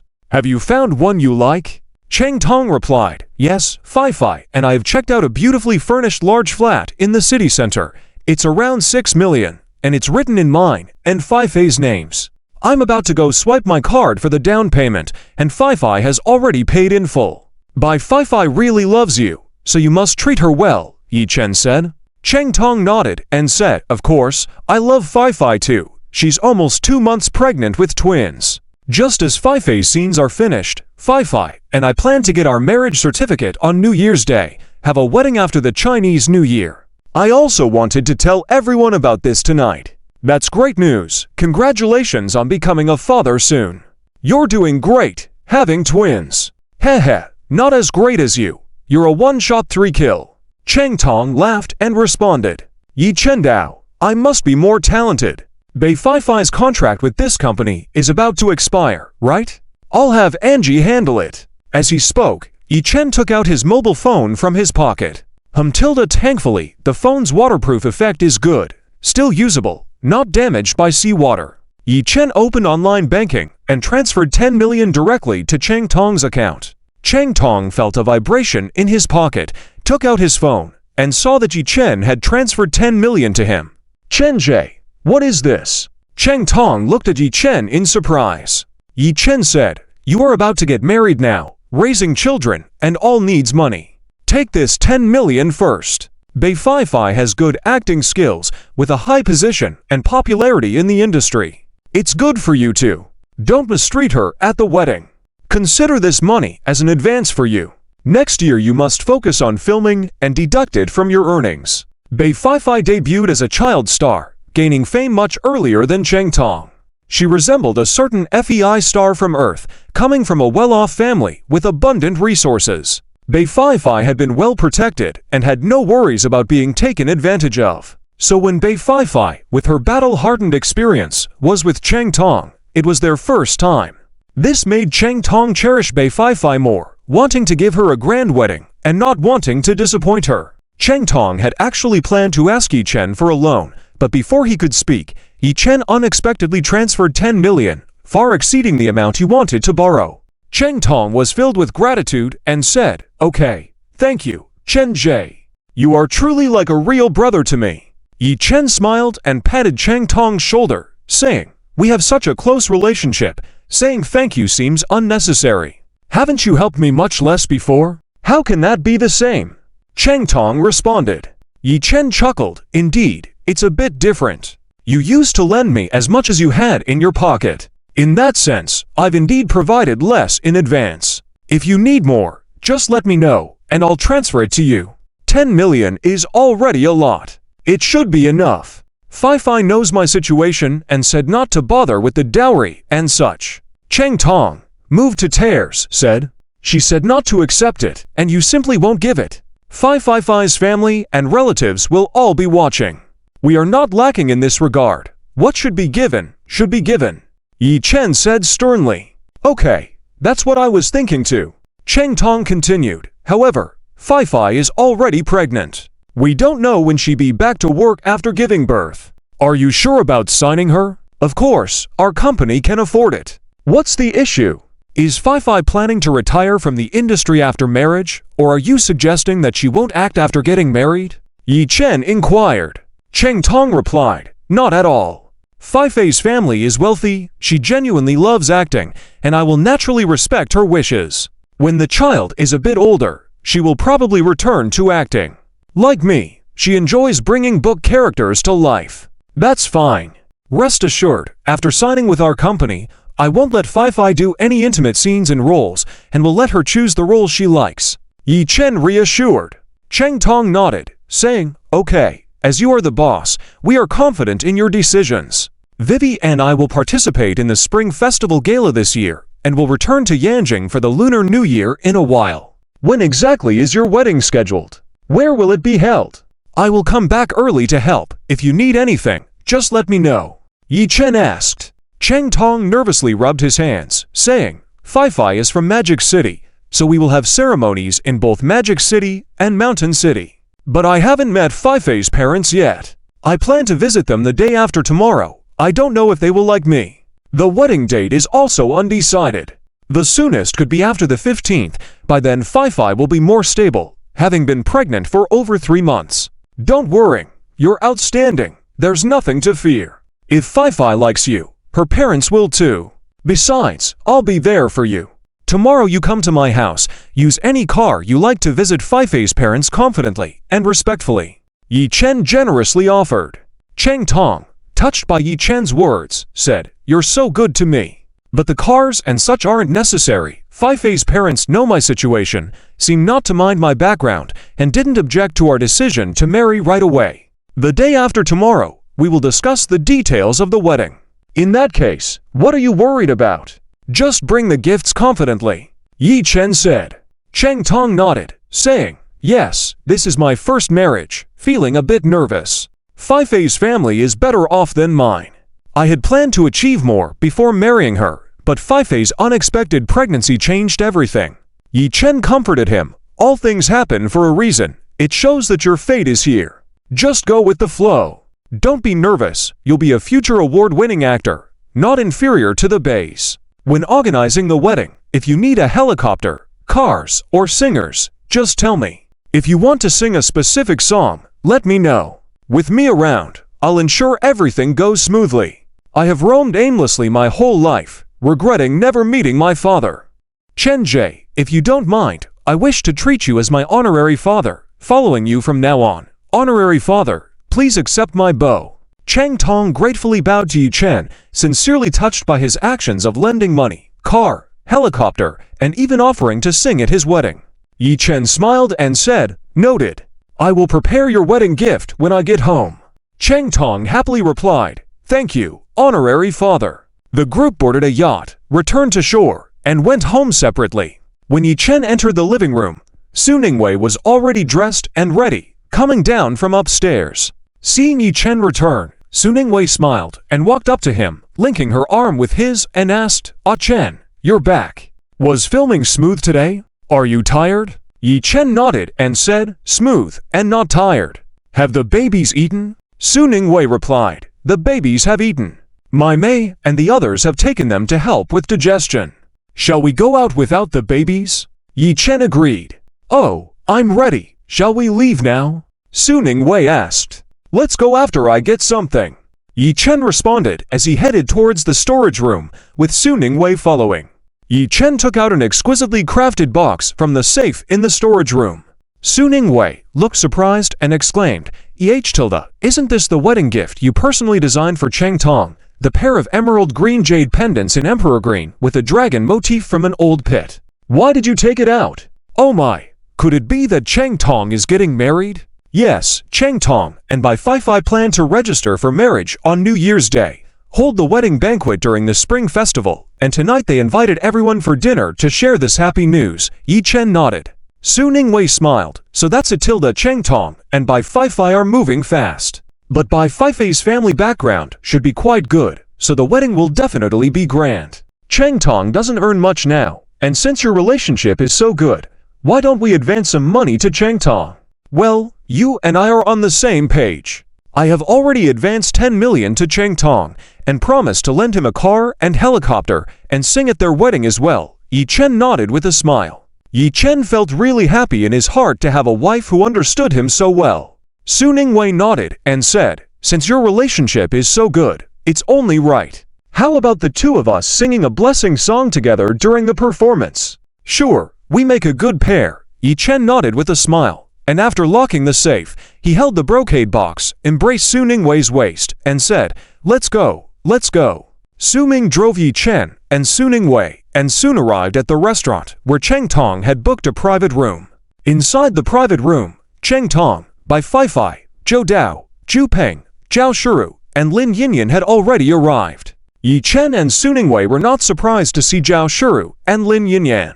Zhu Peng and Zhao Shuru, Zhou Dao and Lin Yinyan, these two pairs have long had mutual feelings, but because Zhao Shuru and Lin Yinyan are idol singers in a girl group, for the sake of their careers, they had not made their relationship public. Zhou Dao's family is in business, so there were no objections at home to his relationship with Lin Yinyan, as marrying a star in business circles is not uncommon. But Zhu Peng comes from a political background, so it might be a bit difficult for Zhao Shuru to enter Zhu's family, so the two could only covertly see each other. When Cheng Tong saw Yi Chen and Su Ningwei arrive, he quickly got up to greet them and let them sit down. Bai Fai, Zhou Dao, Zhu Peng, Zhao Shuru, and Lin Yinyan also greeted Yi Chen and Su Ningwei warmly. As the dishes were served one by one, the atmosphere at the dining table gradually became lively. After Cheng Tong and Bai Fai shared a sweet glance, they raised their glasses together and toasted to everyone. Fai and I are planning to register for marriage. We will have a wedding after the new year, and you all must come then, Cheng Tong said with a happy expression. Everyone raised their glasses to congratulate Cheng Tong and Bai Fai on their upcoming wedding. Zhu Peng and Zhao Shuru were naturally envious and toasted Cheng Tong and Bai Fai a few more times. The atmosphere was warm and harmonious. After the meal, Zhou Dao escorted Lin Yinyan, and Zhu Peng accompanied Zhao Shuru. Both of their cars soon left with great joy. After Zhou Dao and the others left, Yi Chen took out the jewelry box, handed it to Cheng Tong, and said with a smile, This is a wedding gift from me and Ningwei. Thank you, Brother Chen, sister-in-law. Cheng Tong and Bai Fai thanked them in unison. Cheng Tong took the jewelry box and opened it to take a look. Two exquisitely carved, emperor green jade pendants with a dragon motif from an old pit lay on the velvet inside the box. Cheng Tong carefully took the delicate jewelry box and opened it gently, his eyes immediately drawn to the two jade pendants lying inside. The quality of these two jade pendants was exquisite, with fine texture and a warm luster. Each piece had been meticulously crafted by craftsmen with vivid dragon and phoenix patterns, as if they would come to life from the jade at any moment. The color was a rare emperor green, deep and pure, akin to tender spring leaves or the waters of a dark lake at midnight, with a radiant beauty that captivated the viewer. Anyone would be enthralled by these two jade pendants, feeling truly mesmerized. They were indeed gorgeous. No wonder the wealthy loved to collect such precious gemstones. Cheng Tong and Bai Fai were filled with amazement and shock at the sight. Such top-quality jade pendants Yi Chen and Su Ningwei were actually planning to give them as a wedding gift. Cheng Tong, who was no stranger to jewelry shows, naturally understood the value of these two emperor green jade pendants with dragon motifs from an old pit. It was undoubtedly a priceless heirloom. Recently, a natural jade pendant that didn't reach the dragon grade level had sold for over 5 million. The combined value of these two emperor green jade pendants from an old pit was definitely in the hundreds of millions. Priceless. Too precious. Incredibly precious. Touched, this was more than just a father-in-law's gift, it was even closer than a father's gift. Cheng Tong, his hand holding the pendant, couldn't help but tighten his grip. He hurriedly said, "My goodness, Brother Chen, sister-in-law, these two jade pendants are too precious. We can't accept them."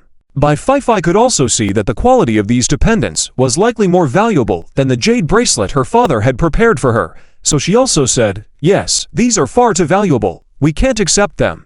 Although Cheng Tong and Bai Fei knew that this material was the rough stone Yi Chen had picked up at an auction and didn't cost much, the current value of the jade was indeed substantial. "There's nothing to not accept. You know that the stone I cut these from was from a gambling stone I played last time and didn't cost much. The most important thing is that the dragon and phoenix motif symbolizes good fortune. I hope you will like it," Yi Chen said with a smile. Su Ningwei also added, "Just accept them. When Ah Chen saw this material before, he wanted to save it for you. Ah Chen spent a long time designing the pattern for you. If you don't accept it, Ah Chen will be sad." Hearing Yi Chen and Su Ningwei say this, Cheng Tong knew they couldn't refuse, and his heart was even more touched. Yi Chen's thoughtfulness and this bond were more precious than the jade. To be friends with someone like Yi Chen in this lifetime was truly his greatest fortune. Cheng Tong was so moved that he said with a nasal voice, "How could we possibly refuse? Brother Chen, you are too kind to me." Yi Chen patted Cheng Tong's shoulder and said with a smile, "We have been friends for so many years. I appreciate your kindness towards me. Now that I have become successful, isn't it right for me to be good to you? This is what you deserve, so take it. Su Ming came to pick us up. You should go back early and rest." Tilda, then we will accept it. Thank you, Chen Jie, sister-in-law. I'll see you off." Cheng Tong closed the brocade box and placed it in Bai Fei's arms. Bai Fei carefully held the brocade box. Yi Chen patted Cheng Tong's shoulder and said with a smile, "No need to thank us, no need to see us off. Taking care of your younger siblings is your top priority now." Cheng Tong subconsciously glanced at Bai Fei's flat belly, then nodded and said, "Tilda Chen Jie, sister-in-law, take care and text me when you get home safely." "Okay, you also text me when you get home safely," Yi Chen nodded with a smile. Su Ningwei walked arm in arm with Yi Chen and, after bidding farewell to Cheng Tong and Bai Fei, left the restaurant and got into the car. Inside the car, Su Ningwei also noticed Cheng Tong's expression and figured out that Bai Fei was pregnant. "Ah Chen, is Bai Fei pregnant?" Su Ningwei asked directly. Yi Chen nodded and replied, "Yes, did you figure it out?" "Yes, that's great, we will have another new companion for the babies," Su Ningwei said with a smile. Yi Chen said, "Tilda may be more than one new companion." "My goodness, is Bai Fei expecting twins?" Su Ningwei asked in surprise. Yi Chen nodded and said, "Yes." "Great, your brothers are really amazing. I wonder when Xiu, Yinyan, and Mongmong will get married and have their own kids," Su Ningwei said with a smile. Based on today's situation, Lin Yinyan might be the first to have a baby. Zhao Xiu is hard to predict. Indeed, a few days ago Zhao Xiu mentioned to me that she wanted to leave the entertainment industry for love and study jewelry design. Then she should go for it. Tilda. If Yinyan gets married soon, the Rose Girl group will indeed disband for real. All good things must come to an end someday. Asterisk asterisk dot dot dot dot dot dot dot dot dot dot dot. The next day, the weather was clear. Today's schedule included filming the MV for Drowning. Yi Chen still woke up early. He didn't play poker last night. Su Ningwei also woke up early, and she personally cooked seafood noodles for Yi Chen and the three babies. "Ekin, come and try the seafood noodles I made." Su Ningwei smiled as she placed a bowl full of seafood noodles in front of Yi Chen. Sea cucumber, crab, prawn, abalone, oyster, scallop, conch, fish slices. With so many ingredients, even if it's cooked in a Seoul, it would surely taste fresh. But when praising his wife, he had to be cool first. Yi Chen smiled and said, Smells good, Tilda. It looks delicious. Wei Wei, your cooking skills are indeed getting better and better. It's all because you are teaching me well, master. Su Ningwei handed the chopsticks and spoon to Yi Chen. Yi Chen took them and tasted the soup, then picked up some noodles and slurped them. It's really excellent. The soup was delicious, the noodles were nice and chewy, very tasty. Starting the day with the breakfast cooked by his wife was indeed a very happy thing. Yi Chen also enjoyed a piece of crab meat, full and sweet, very comfortable. Of course, eating noodles while watching the babies who were just learning to talk, walk, and feed themselves was also a pleasure. Yi Chen loved watching the three babies eat, seeing them grow and learn more day by day. It was a fulfilling feeling. The three babies were not picky eaters and particularly enjoyed their breakfast that day. The eldest wrapped noodles with a small fork specially for the babies and fed themselves. The second picked up the bowl of noodles directly and used a spoon to slurp up the noodles. The youngest initially followed the eldest's example, but seeing the second sibling eating faster, they imitated the method, eating happily. The three of them had a good appetite, really missing out if they didn't run a food channel. Watching the babies play with their food not only helped them develop their senses, but improved their fine motor skills and boosted their self-confidence. After finishing the noodles, the babies said in their sweet voices, "Finished. It was so delicious, Tilda. Thank you, Mommy." These three little troublemakers were so adorable. Su Ningwei said tenderly, "No need to thank me, Tilda. If you love it, Mommy is happy. Do you want more?" The eldest said, "I'm full." The second said, "I'm full too." And the youngest said, "I want more." It seemed like the little one was catching on. Seeing that the elder two were full, Li Mei and another aunt carried them to do the cleaning. Su Ningwei said with a smile, "All right, let's get more for the youngest. You sit and eat. I'll do it." Yi Chen stood up, took the youngest's bowl, and refilled it with noodles. The youngest lifted up a cute face, blinked their big eyes at Yi Chen. Their chubby cheeks still had a little piece of noodles on them, so adorable. "Thank you, Daddy," the youngest said in a sweet voice. Yi Chen placed the bowl of noodles in front of the youngest and said with a smile, "No need to thank me, youngest. You are so polite. Enjoy." Yes, the youngest nodded happily, took the bowl of noodles, and started eating. Yi Chen sat back down to continue enjoying his noodles. Finishing a big bowl of seafood noodles made him feel refreshed. The youngest finished all the noodles in their small bowl again. "Burp, I'm full." The youngest let out a burp, put down the bowl and spoon, touched their round belly with satisfaction. How cute they looked! Su Ningwei immediately took out her phone to capture the cute moment of the youngest. Yi Chen, full of tenderness, also took out his phone and snapped a photo of Su Ningwei and the youngest. After taking a couple of photos, his phone rang. It was a call from Gujia. It seemed to be related to the incident with the girl who fell into the water yesterday. Yi Chen glanced at Su Ningwei and the three adorable babies, then got up and left the restaurant to answer a phone call at the tea house. Once the call connected, Gujia's slightly hoarse voice came from the other end. "Good morning, Yizom. Have you eaten? Are you busy?" "Good morning, Gu Dui. I just finished eating. Not busy, go ahead." Yi Chen responded. Gujia said, "The little girl who fell into the water yesterday has woken up. She is indeed an autistic patient." It wasn't until 8 p.m. last night that the nearby police station received the call from the girl's parents. Why did the girl's parents wait so long to report it? Did they explain why the girl fell into the water? Yi Chen furrowed his brows lightly. Gujia replied, "Yesterday evening, only the girl's father rushed to the hospital and said that he was playing with the girl on the beach about 20 meters away from the sea in the late afternoon. He left his phone in the car, and the girl refused to follow him back to the car. So he went back to the car alone to get his phone, which took about 10 minutes round trip. When he returned to the beach, he didn't see his daughter and searched along the seaside. As it got dark and he couldn't find her, he finally called the police for help." "Is this situation true?" Yi Chen asked. Gujia continued, "Last night, we checked the nearby surveillance footage. In the video, after standing on the beach a distance away from the sea for about 10 minutes, the little girl walked towards the seashore, accidentally fell, and was swept away by the waves. The girl's father didn't return as quickly as he claimed, but half an hour after the girl was swept away, he finally returned to the beach. He kept pacing along the beach, presumably looking for the girl, until around 8 p.m., when the girl's father finally called the police. The timeline doesn't match. Does the girl's father have an explanation for spending so long with the phone? Yi Chen seized the critical point and reminded Gujia not to overlook these details to prevent any unfortunate events happening to the girl who had been rescued. Gujia explained, "We also considered this issue."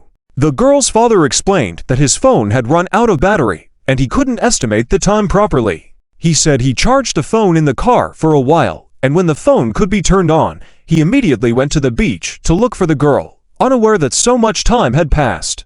A child at the age of 3 should not leave your side, at 5 should not leave your sight, and at 10 should not leave your heart. As a father of 3, I cannot leave my child alone in a dangerous place for so long, especially since the girl is an autistic patient, Yi Chen reminded. Gujia added, "As a father of a daughter myself, I understand your point." The girl's father's response was indeed to calm, and the fact that the girl's father just had a son with his second wife raises many suspicions. "We will investigate thoroughly, and if the truth aligns with our suspicions, there will be severe consequences. You can rest assured that we will also protect the little girl." "All right, I leave this matter to you, and I trust you," Yi Chen responded. Gujia added, "Although the girl's father hasn't expressed any intention to thank you specifically, rest assured, you did a great thing. Our country acknowledges your heroic act, and the Bureau will award you with a bonus and a commendation for your courage." "It's nothing. I didn't do it for the rewards. As long as the little girl is safe, that's all that matters," Yi Chen sincerely replied. Gujia said, "I understand, but you deserve this recognition. Acts of heroism like yours need to be appreciated. Otherwise, no one will do good deeds in the future. Once the paperwork is approved, I will personally deliver the award to you." "No need, I'll pick it up myself. I don't want my wife to know about this. I'm afraid she's worrying," Yi Chen declined. Gujia agreed, "All right." They hung up the phone. Yi Chen composed himself and returned to the restaurant. The 3 babies had already been taken to the yard by Li Mei to play in the sun. Su Ningwei had finished eating as well. Seeing that Yi Chen had no intention of mentioning who he was talking to on the phone, Su Ningwei didn't ask. She knew that if Yi Chen wanted her to know something, he would tell her. Since Yi Chen didn't mention it, there was no need to inquire. Yi Chen said, Wei, I plan to establish the Chen Wei Love Charity Fund with 60 million in our names. For each album I sell in the future, I will donate 1 yuan to help families with special needs patients, support impoverished children, and assist vulnerable populations in need of help. That's great. Many artists in the industry do similar charitable work, and my father often donates to help disaster victims. Since we've earned so much money, it's good to give back to society. I'll also donate 1 yuan for every album I sell in the future. Su Ningwei agreed wholeheartedly. Yi Chen then said, "Okay, now that you agreed, I will let Anton handle the arrangement." "Good. By the way, did something happen to Ah Chen yesterday? Why did you suddenly think of setting up a charity fund?" Su Ningwei asked. Yi Chen realized that he couldn't keep yesterday's rescue a secret any longer, especially since it wasn't a shameful act, and he was safe. He decided to tell Su Ningwei the truth. Of course, he couldn't tell her that it was during dangerous times at low tide, and that they had ventured far. He could only say it was at the shoreline. Yi Chen nodded and said, "Yesterday when we were filming by the sea, I happened to rescue a 4-year-old autistic girl at the shoreline. I felt that the girl was quite remarkable, and there are many children like her, so I thought of establishing a charity fund." "Oh my goodness! Why didn't you tell me about this yesterday? Is the little girl okay?" Su Ningwei asked anxiously. Yi Chen reassured her, "She's fine." "That's a relief, otherwise, the girl's parents would be devastated and blame themselves." Su Ningwei sighed in relief and then looked at Yi Chen admirably. "Ah Chen, you're so kind and amazing. The little girl and her parents will surely be grateful to you." Yi Chen felt a little uncomfortable hearing Su Ningwei's words, especially after what Gujia had mentioned. He suspected that the girl's parents might not appreciate him. But Yi Chen didn't want to share such grim details with Su Ningwei. Changing the subject, Yi Chen said, "I have the filming of Drowning today. Do you want to come along?" I don't have scenes today, so I'll stay home and take care of the 3 babies. I've been teaching them the children's songs you sent me before. They love them. I plan on teaching them new ones today," Su Ningwei replied. Yi Chen gently rubbed Su Ningwei's head and said, "All right, thank you for that. Paying attention to babies is not tiring at all. It's going to work and earning money that is tiring," Su Ningwei said, hooking her arms around Yi Chen's neck and giving him a kiss on the cheek. At that moment, the company's nanny, who came to pick up Yi Chen, also arrived at the villa entrance. Su Ningwei helped Yi Chen into the car, watched the nanny's car drive away, and only then shifted her gaze. Today's underwater shots were all filmed indoors, using real underwater shooting. Real underwater shooting refers to shooting in real natural water bodies or artificial water bodies, which can bring a more realistic visual effect. The studio was equipped with a large diving pool, and a section of the outer wall of the diving pool was made of glass, allowing photographers to easily capture ideal shots from the outside. To create a deeper underwater environment, the studio was covered with a blue transparent film. After the staff were ready, Yi Chen changed into his costume and got his hair and makeup done. The professional diver who assisted patiently explained the breath-holding techniques underwater to Yi Chen. Although Yi Chen had a skill for holding his breath underwater for half an hour, he still listened attentively to ensure the best results. The professional diver was impressed by Yi Chen's popularity and humble attitude, noting how he was more serious about learning than most actors. With Yi Chen's work ethic, it's no wonder he's becoming more and more popular. Mr. Yi, for underwater shooting, you need to open your eyes underwater. It may be uncomfortable at first when you open your eyes, but you'll get used to it over time. During your first underwater shooting, hold your breath for about 1 to 2 minutes, and if you feel uncomfortable, come up to the surface, the professional diver explained patiently. Yi Chen nodded and said, "Okay, thank you. I have practiced opening my eyes underwater at home already, so I can start the underwater shooting directly." Mr. Yi, underwater shooting can be uncomfortable. Sometimes shooting a dozen scenes may not be enough. Are you sure you don't want a stand-in? The director asked with concern. Yi Chen replied, "No, I want to try it myself." He was not the type who needed a stand-in. With the newly acquired skill of holding his breath underwater for half an hour, he didn't see the need for a stand-in. The director admired Yi Chen's determination to do his scenes himself and quickly organized the crew for the shoot. After preparing, Yi Chen calmly went into the diving pool, while the professional diver nervously stood by to prevent any accidents. The diving pool was clean and clear, and the water temperature was comfortable. Being a boss isn't bad at all. All the preparations were done to the highest standard, making work a pleasure. Underwater, Yi Chen found it a bit uncomfortable at first to open his eyes in the water. The resistance of the water against his eyes caused some discomfort, but he quickly adapted. With perfect body and facial expressions management underwater, Yi Chen smoothly completed the shooting and resurfaced. The director and crew were amazed by the beautiful scene. The professional diver was also surprised as there was no sign of discomfort on Yi Chen's face. He must have practiced a lot before the shoot, which showed his professionalism. After completing all the shots, Yi Chen came out of the water with droplets sliding down his features, his wet clothes outlining his muscular physique perfectly. His muscles were smooth and strong, resembling the most delicate sculpture by nature. The lighting made him gleam like he had a golden aura around him, making him look more dazzling and attractive. Perfect. Too perfect. This is the first time I've captured such a perfect underwater scene. The director exclaimed with excitement, impressed by Yi Chen's outstanding performance. If a stand-in had been used, the effect would not have been as perfect. The director and crew were deeply impressed and admired Yi Chen's professionalism and looks, feeling a great deal of respect for him.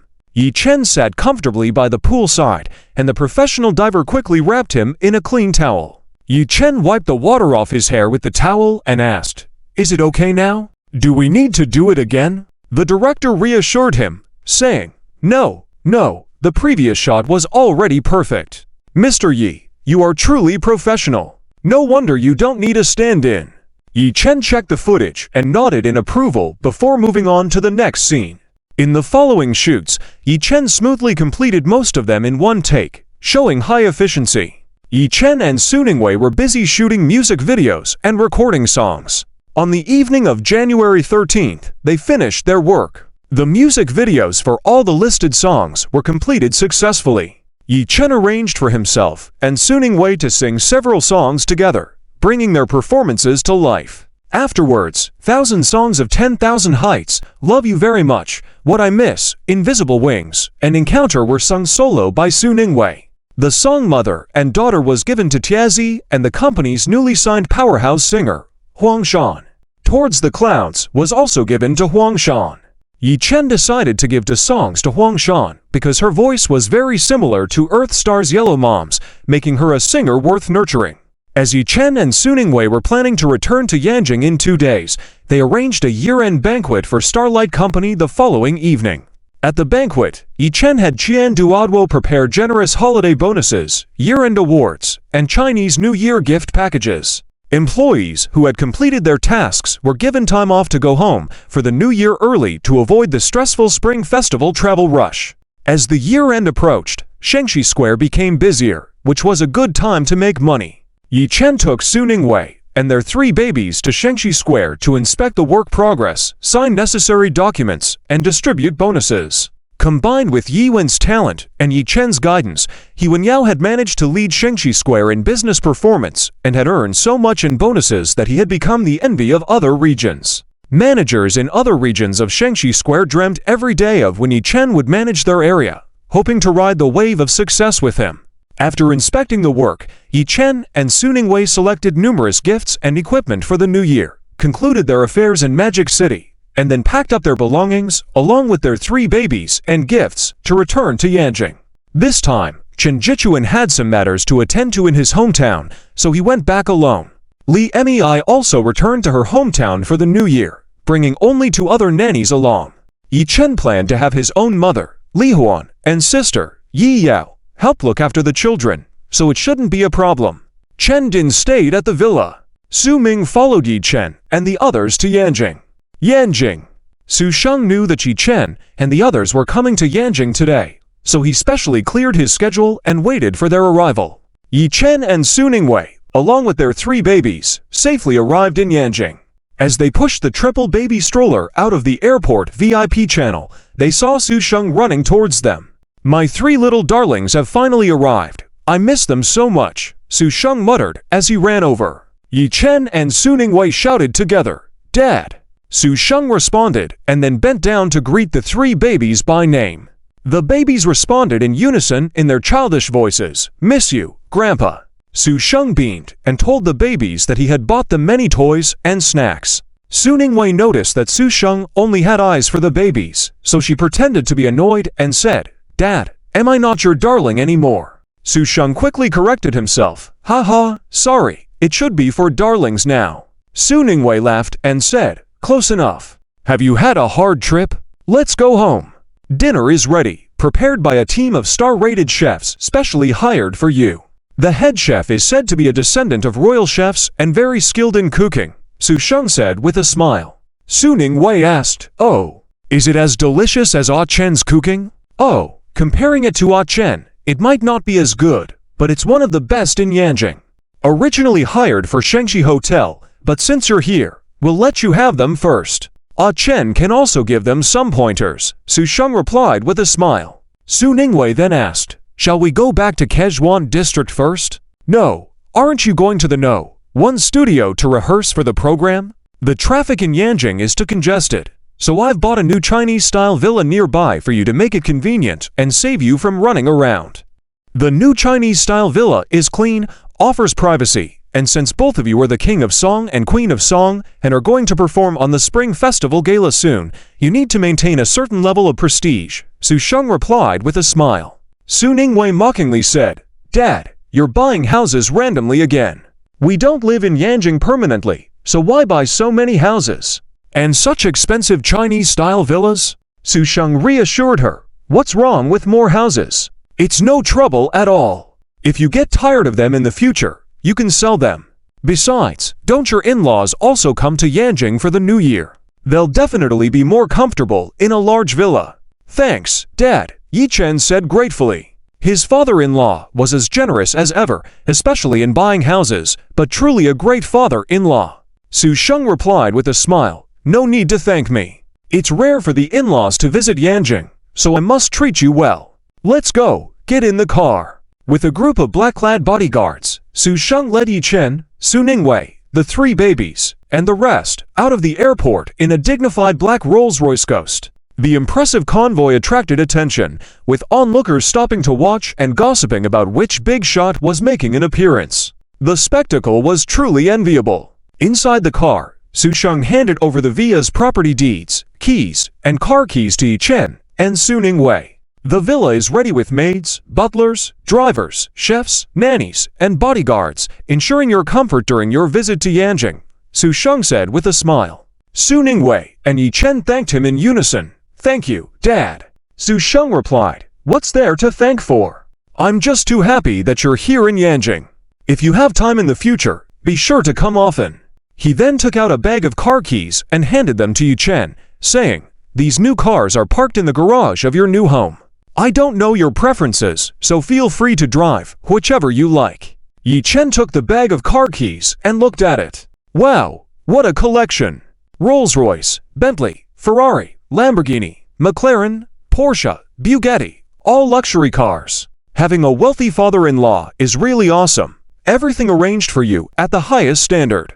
After half an hour of driving, the Rolls-Royce Ghost entered a high-end residential area. At the entrance of the upscale neighborhood, imposing stone lions guarded, indicating the nobility and extraordinariness here. The security guards standing guard were dressed in high-quality clothing, with particularly good manners and formal salutes. After carefully checking the information, the security guards allowed passage. It truly lived up to the high-class villa community in Beijing, looking really nice. Inside the community, the shade of green trees and lush flowers created a serene paradise with picturesque views at every step. Da Bao, A Bao, and Zi Bao sat obediently, wide-eyed and curious, looking out of the window at the scenery, finding everything fresh. Passing through exquisite garden landscapes, they arrived at a villa that was elegantly decorated and high-end. The iron gates slowly opened. The Rolls-Royce Ghost gently drove in and parked in the parking space. There were 2 rows of neatly dressed maids and bodyguards in the courtyard. It was definitely a meticulous selection by Su Sheng. Seeing the grandeur, Yi Chen knew he had been worrying too much. With Su Sheng around, he didn't need to worry about the 3 babies not being taken care of. As soon as the car stopped, the butler and nanny quickly approached, opened the car door, half-bowed, and welcomed Yi Chen and the others. After Su Sheng got out of the car, he smiled and introduced, This is our butler Yan Jing and nanny Wang Ma. They will take care of you during your time in Beijing. The butler Yan Jing and nanny Wang Ma bowed respectfully and greeted Yi Chen and Su Ningwei politely. Seeing that Yi Chen and Su Ningwei were not only good-looking, but also easy to get along with, without any airs of a big celebrity, and the 3 babies were clever and cute, the butler Yan Jing and nanny Wang Ma became more respectful and served them wholeheartedly. Su Ming had the maids take Yi Chen and Su Ningwei's luggage to the master bedroom to settle in. Su Sheng, carrying Da Bao, led Yi Chen and Su Ningwei, who were holding a bao and zi bao, towards the inner courtyard.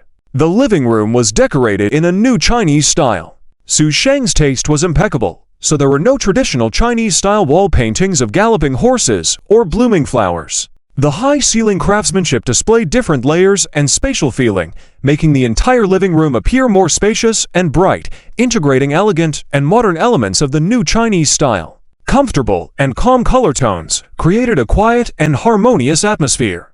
As soon as Yi Chen and the others sat on the soft and comfortable new Chinese-style sofa, the maids respectfully brought various fruits and tea for them to enjoy.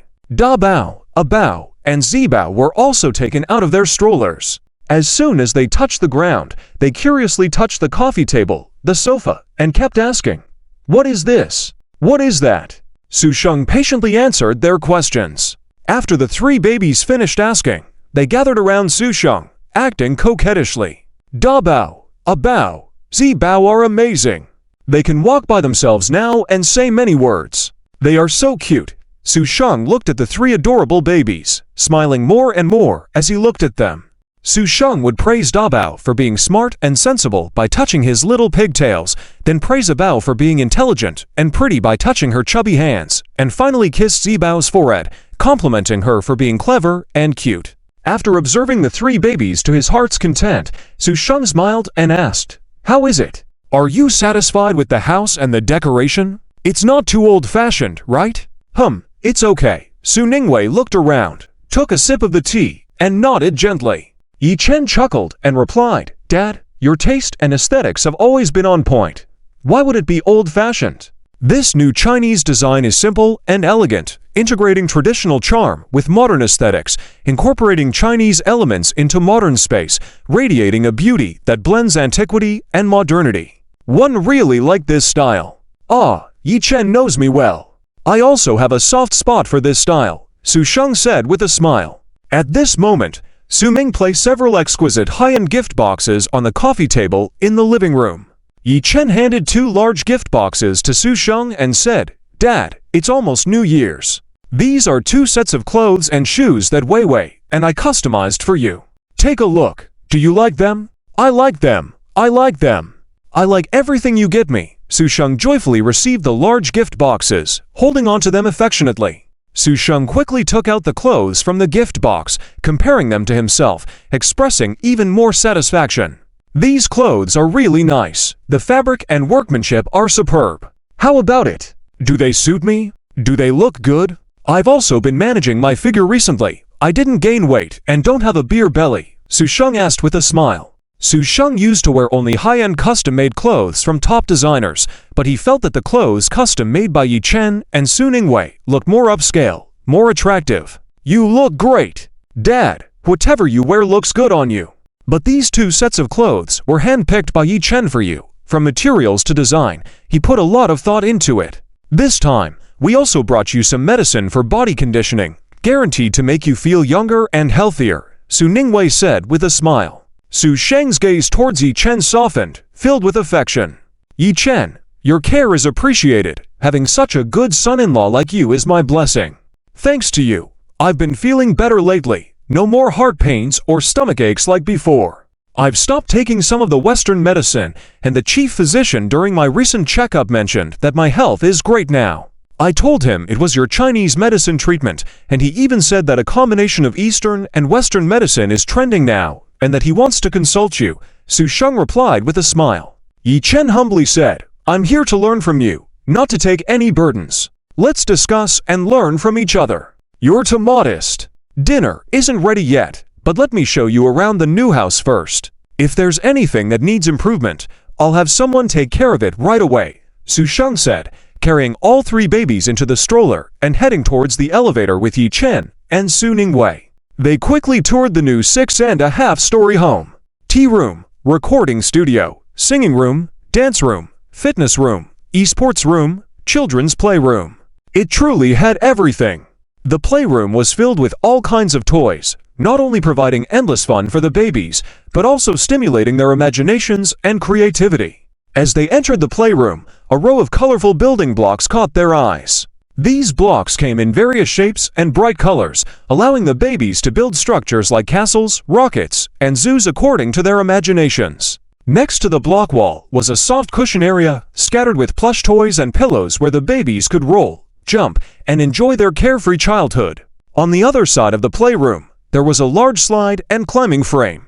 The vibrant slide design allowed the babies to climb up and slide down the other end, experiencing the excitement and joy of speed.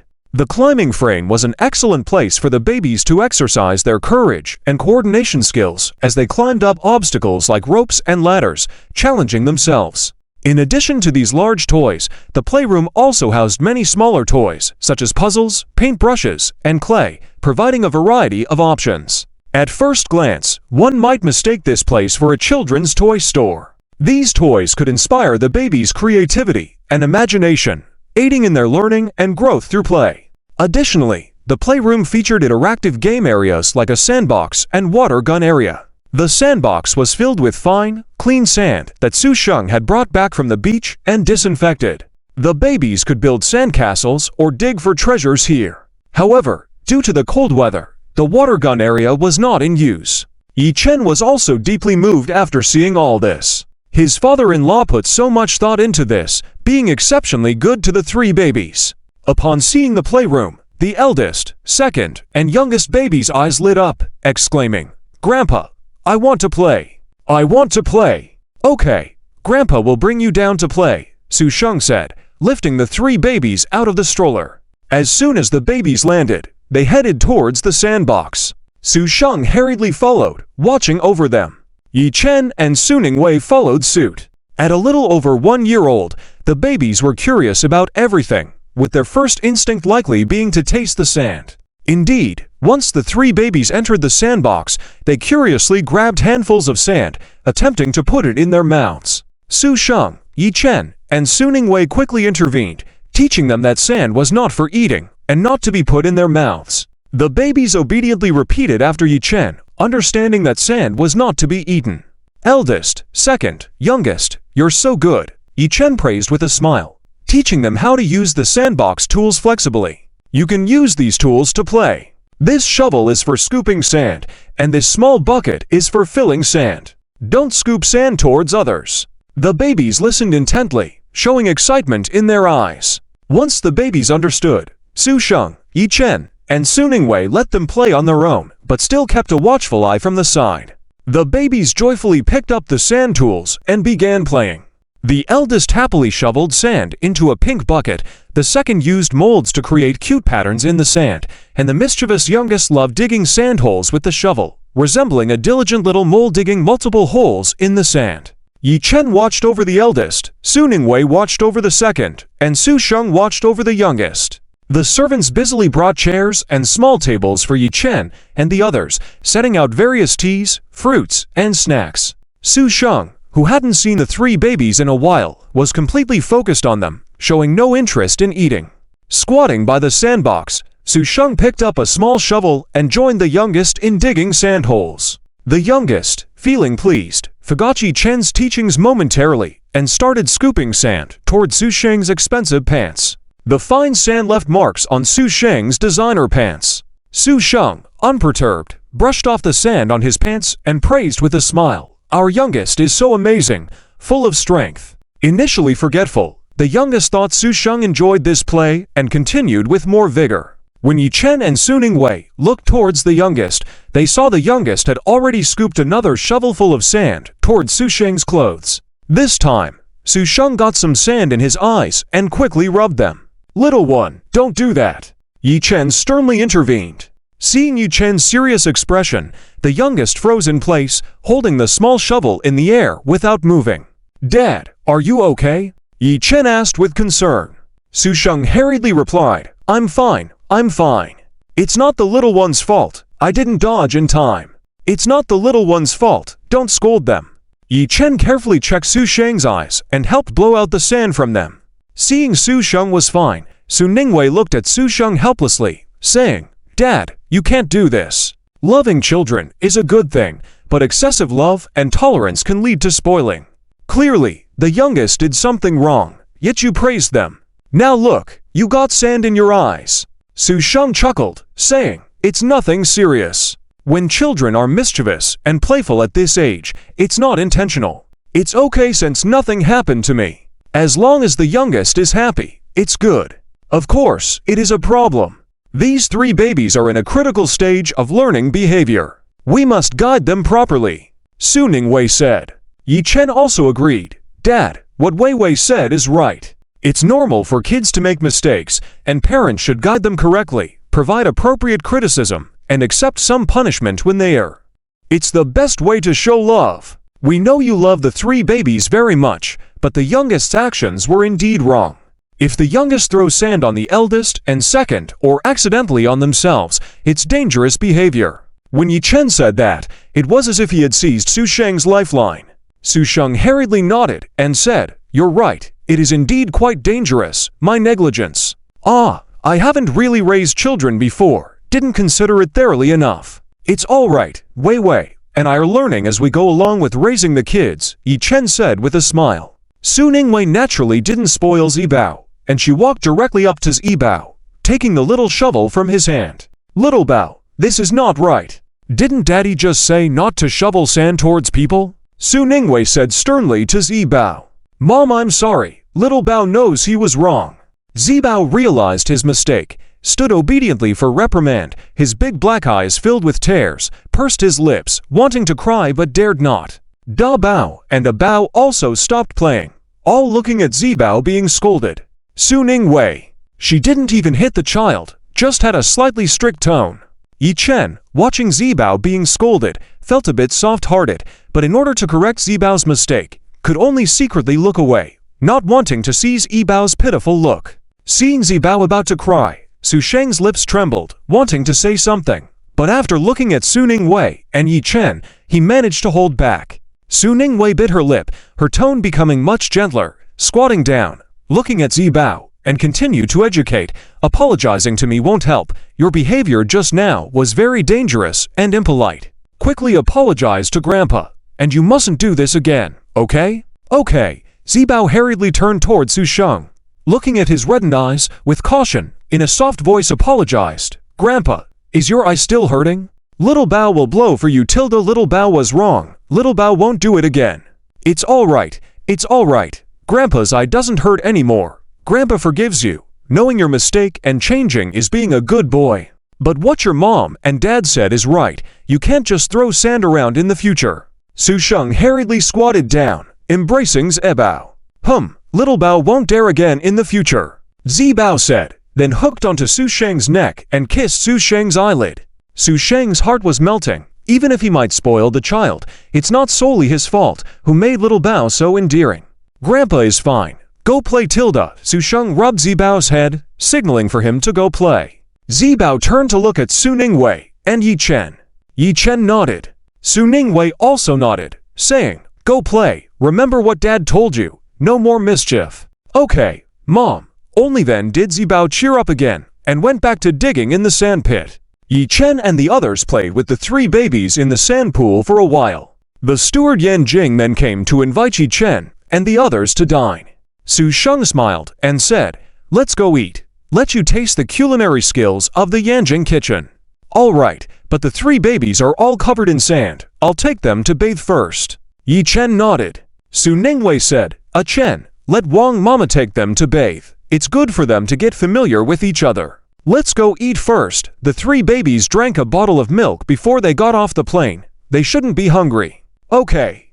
Yi Chen nodded in agreement. The kindly nanny Wang Mama quickly stepped forward, reaching out to Da Bao, who was closest, and said, Da Bao, Auntie will hug you. Da Bao looked at Wang Mama, then hid behind Su Sheng, not letting the somewhat unfamiliar Wang Mama hug him. Su Sheng patted Da Bao's head, saying with a smile, Da Bao is quite clever, knowing not to let strangers hug him. Da Bao, a Bao, Zibao. This is the nanny that Grandpa found for you. Rest assured, she's safe. The two nannies who were originally responsible for the three babies also stepped forward, saying, Let us take the babies to bathe. Zibao was bold and not shy. Hearing Su Sheng say that, and seeing Wang Mama's slight disappointment, he went forward and let Wang Mama hug him. Wang Mama picked up Zibao, her eyes filled with fondness for him. The two nannies also picked up Da Bao and a Bao, following Wang Mama to bathe the three babies. Seeing this, Su Sheng smiled and said, Chen, Wei, let's go wash our hands and start eating. Yi Chen and Su Ningwei nodded and followed Su Sheng to the dining room. The dining room was warm and elegant, with soft lighting shining on the carefully prepared dishes. The aroma of the food filled the air, making one salivate. There was 18 delicacies. Buddha jumps over the wall, shredded deer tendons, fried pork slices in lotus leaf, cherry meat, explosive shrimp, stir-fried phoenix tongue, braised fish maw, baked goose feet with scallions, golden soup beef, braised beef tendon, and pigeon in glass. The servants had already set the tableware. Once seated, Su Sheng smiled and said, Try these dishes to see if they suit your taste. Where's the roast duck? Dad, did you forget that I love roast duck? Su Ningwei asked. Su Sheng chuckled. How could I forget? But today's roast duck is freshly roasted and sliced. At this point, the head chef pushed a small cart from the kitchen into the dining room. The fragrance of the roast duck filled the room. On the cart hung a brightly colored roast duck. The skin of the duck was crispy and golden, slightly shiny with oil, making one's mouth water. The tender duck meat exuded a delicate meat fragrance, blending with the aroma of the skin, creating an irresistible temptation. Su Sheng smiled and concluded, Chen, this is Chef Yu Chu. He admired your name and only joined us because of you. Hello, General Yi. I've long admired your name. Please guide me. Chef Yu respectfully extended his right hand to Yi Chen. Yi Chen politely shook hands with Chef Yu, and after the handshake, said warmly, Chef Yu, hello, welcome to join us. After shaking hands with Yi Chen, Chef Yu couldn't help but look at Yi Chen's hand a few more times. Seeing how young Yi Chen was, with clean and slender fingers, nothing like a chef's rough hands, Chef Yu was shocked and couldn't help but doubt if those signature dishes were really created by Yi Chen. But looks could be deceiving. Although Chef Yu had some doubts, his attitude towards Yi Chen remained respectful. After all, some people are naturally talented and don't need practice to do well. It was well known that the signature dishes at the Shangxi Hotel were created by Yi Chen, and the chefs were aware of this. Rumor has it that even the high-level chef Chishai was full of praise for Yi Chen, greatly admired him, and offered more than 50 Chuwei private dishes and 15% of the monthly profit just to get 3 new dishes from Yi Chen every month. Chef Yu thought to himself, Yi Chen must be a naturally talented person. It's truly enviable, being a capable singer and excelling in cooking as well. It seemed like heaven favored Yi Chen. Yachu is passionate about improving his culinary skills and is determined to become the most outstanding chef in Chinese cuisine. After personally trying a few of the signature dishes, Yachu was impressed and agreed to join Shangxi Hotel, signing a 5-year contract in order to learn from Yi Chen. After a brief introduction, Yachu put on gloves, stood next to a small cart, held a sharp knife, and skillfully sliced the roasted duck with a focused expression. Each piece of duck meat was perfectly cut, retaining the tenderness of the meat while keeping the crispy texture of the skin intact. Yi Chen, observing the color and aroma of the roasted duck and Yachu's skillful knife work, knew that today's dish would not disappoint. Yachu arranged the sliced duck into a lotus shape, served it on the table, and respectfully waited for Yi Chen's review. Confident in his signature dish, Yachu believed there was nothing for Yi Chen to criticize. The duck was quite fatty, and eating it directly would be very greasy. This time, the roasted duck was served with 3 different ways of eating, each with different condiments. Yi Chen picked up a piece of crispy duck skin and a mix of fatty and lean duck meat and tried the most popular method. He dipped it in sweet bean paste, added some sweet onions and cucumber strips, and wrapped it in a lotus leaf pancake. Yi Chen handed the wrapped roast duck to Su Ningwei. At the same time, Su Ningwei, with perfect coordination, also wrapped a duck roll and handed it to Yi Chen. The two smiled at each other as they exchanged the duck rolls. Su Sheng, holding the duck roll that Su Ningwei had made for her, froze for 3 seconds in midair before retracting her hand and stuffing the roll into her own mouth. So she's forgotten her father now that she has a husband, sigh. The roast duck doesn't taste as good today. It even feels a bit sour. Su Sheng's resentment was palpable. Yi Chen and Su Ningwei quickly set down their duck rolls, each wrapping another one and placing it in Su Sheng's bowl. Only then did Su Sheng break into a smile, her resentment gone in an instant, and she was immediately cheered up. Yi Chen then put the duck roll that Su Ningwei had made for him into his mouth. The crispy skin was fragrant, the meat tender, and the flavor was rich, not greasy despite the fat. It was made with authentic Yanjing duck, and the duck skin was thin and crispy, with a perfect balance of crispiness and tenderness. Besides the duck's own aroma, there was a special fragrance from the fruit wood used in the roasting. The timing of the roasting was just right. After finishing the duck roll, Yi Chen tried another method using garlic paste and soy sauce. The flavor was fresh and savory with a touch of spiciness, which made for a unique taste. The final method was a sweet one, with sugar granules and osmanthus honey. Yi Chen tried both and nodded in praise. This roast duck is well done. The timing is just right. I told you it tastes good. Su Sheng smiled and said. Su Ningwei also nodded in praise. It really is better than any roast duck I've had before, although I can't quite pinpoint what makes it smell so good. Seeing that his roast duck was recognized by Yi Chen and the others, Yachu straightened his back, feeling proud. As for the special fragrance that Su Ningwei mentioned, it was his secret recipe, and of course, he wouldn't reveal it. At that moment, Yi Chen spoke up. It's the fragrance of fruit wood. You probably used pear wood charcoal for the initial roasting, then switched to apple wood charcoal, and finally finished with chestnut branches. That's why the aroma is unique and layered. Yi Chen's palate had been enhanced to a level where he could easily deduce the recipe. This was basic for him. Yachu's eyes widened in disbelief. He couldn't believe Yi Chen had figured out his secret method. It was terrifying. How did he do it? Was Yi Chen a kitchen god from ancient Greece? Yachu no longer doubted Yi Chen and even felt like bowing to him in admiration. Is that right? Su Ningwei asked, looking at Yachu for confirmation. Su Sheng also looked at Yachu with curiosity. Yes, that's correct. Yu Chu quickly nodded, his face full of respect. Mr. Yi is truly amazing.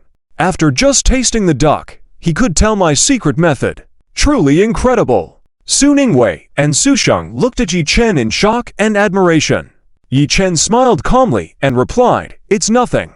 My sense of taste is just more sensitive than most, and I happen to love food and studying it. But for this roast duck, you might want to reduce the amount of star anise by 2 grams in the marinade. It should improve the flavor." For Yu Chu, Yi Chen's words were more valuable than the emperor's decree. He immediately bowed respectfully and said gratefully, "Thank you for the advice, Mr. Yi. I'll go try it right away." Yi Chen nodded and then sampled a few more dishes, offering some suggestions. Yu Chu carefully took note, thinking to himself that joining Shengxi Hotel had been the right decision. From now on, he would follow Yi Chen and Su Sheng closely. With Yi Chen being the best in culinary arts in China, as long as Yi Chen was around, he would learn a lot.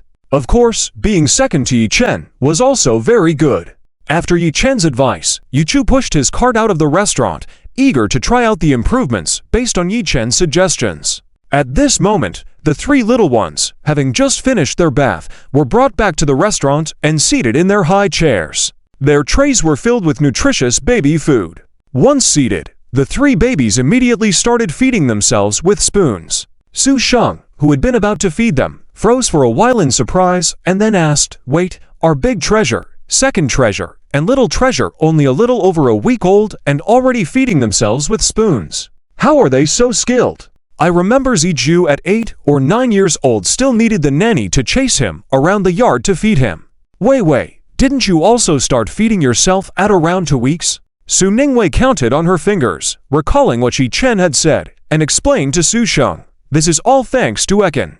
He said that big treasure, second treasure, and little treasure should be trained to feed themselves from a young age. This helps improve their independence, promotes brain development, enhances the digestive system, and trains their fine motor skills and hand-eye coordination.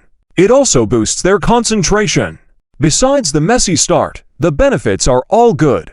After hearing this, Su Sheng was deeply impressed by Yi Chen. Not only was Yi Chen a great singer and composer, having won numerous awards, but he had also taken such good care of and educated the 3 babies. Truly outstanding.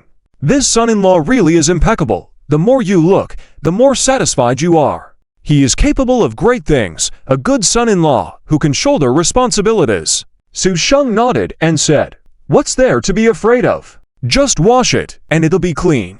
A Cheng is right. Listening to a Cheng is the way to go. A Cheng is a competent father. A Cheng has definitely put in a lot of effort for Da Bao, Bao, and Xiao Bao. He knows a lot and has educated the 3 babies very well. Da Bao, Bao, Xiao Bao are so well behaved and excellent, they have followed Wei. Normally, it's Wei who takes care of them more. Yi Chen hastily smiled and said. Su Ningwei smiled and said, "No, it's not. A Cheng always spends his free time with the kids, playing parent-child games, making complimentary foods for the babies, and creating finger rhymes for them that are easy to listen to, remember, and learn from. The 3 babies really love it. Both of you are excellent. Both are responsible parents, better than me. Come, let's have a drink together." Su Sheng raised his glass, smiling. Yi Chen and Su Ningwei also smiled, raised their glasses, lightly clinked with Su Sheng's glass, making a pleasant sound. After happily finishing his drink, Su Sheng asked, "A Cheng, when are your parents coming? I'll send someone to pick them up, and then we can all go to a hotel for dinner together." "My parents won't be coming so soon. Their plane ticket is for the 6th of next month. If they arrive in Yanjing, it should be around for in the afternoon," Yi Chen replied. Su Sheng nodded and said, "For in the afternoon is perfect. I'll arrange things for the 6th of next month evening. Let me properly host your parents. When your parents come this time, make sure they eat comfortably and have fun. If you need anything, just tell me." "All right, thanks, Dad." Yi Chen thanked. Su Sheng smiled and said, "You silly child, no need to thank. Come, let's have another drink." The glasses clinked again. Su Sheng continued, Wei, "A Cheng, you rest well this afternoon. Tonight, bring Da Bao, Bao, and Xiao Bao back to the old house for dinner. Great-grandma of Da Bao, Bao, and Xiao Bao knows you are coming back, She was talking about you coming back for a meal a few days ago, and even said she would give you a big gift. Alright, got it. Su Ningwei nodded in response. Late love is better than grass. Su Ningwei wasn't too interested in the big gift that Duan Qing was going to give. Yi Chen also nodded and said, okay. Ever since Su Ju almost blinded Duan Qing's eyes last time, and Yao Yan died abroad after causing trouble by putting a green hat on Su Sheng, Duan Qing has lost his former confidence at the Su family and doesn't dare to meddle in Su Sheng's affairs anymore. Because of Yao Yan, Duan Qing naturally didn't pamper Su Ju as much as before. Now that Yi Chen has become a singing king and is the most sought-after singer by all businesses, he is generous as well. Duan Qing has become especially caring towards Su Ningwei and the three babies, completely abandoning his previous harsh demeanor. Although Su Ningwei couldn't forget the things Duan Qing had done before, she tried to maintain a superficial peace for Su Sheng's sake during occasional gatherings. After eating and drinking, Su Sheng asked the three babies with a smile, "Do Da Bao, Bao, and Xiao Bao like the new house in Yanjing?" "Like Da Bao, Bao," and Xiao Bao answered in unison sweetly. Su Sheng smiled and said, "If you like it, you can come to Yanjing often to play with Grandpa, okay?" "Okay, Da Bao, Bao," and Xiao Bao responded in unison. Su Sheng smiled even brighter and said, "Wei Wei, Cheng, you've heard it too. If Da Bao, Bao, and Xiao Bao like it here, make sure you bring them back often to play." "Alright, we'll bring Da Bao, Bao, and Xiao Bao back often to play. Dad, don't say you're too busy to make time when they come." Su Ningwei smiled and replied. Su Sheng said, "Work is not more important than Da Bao, Bao, and Xiao Bao. As long as they come to Yanjing, no matter how busy I am, I'll make time to play with them. It seems that I'm still not as important as Da Bao, Bao, and Xiao Bao to you. You rarely made time to play with them before." Su Ningwei teased with arms crossed, pretending to be angry. Su Sheng hurriedly smiled and said, "How could that be? You will always be Daddy's most beloved daughter. It was just that during my first time as a father, I lacked experience and didn't spend enough time with you. Now that I'm a grandfather, I want to spend more time with the three babies, and when they come, won't you also come with them? I'm doing this to see more of you and to spoil Da Bao, Bao, and Xiao Bao." "That's about right."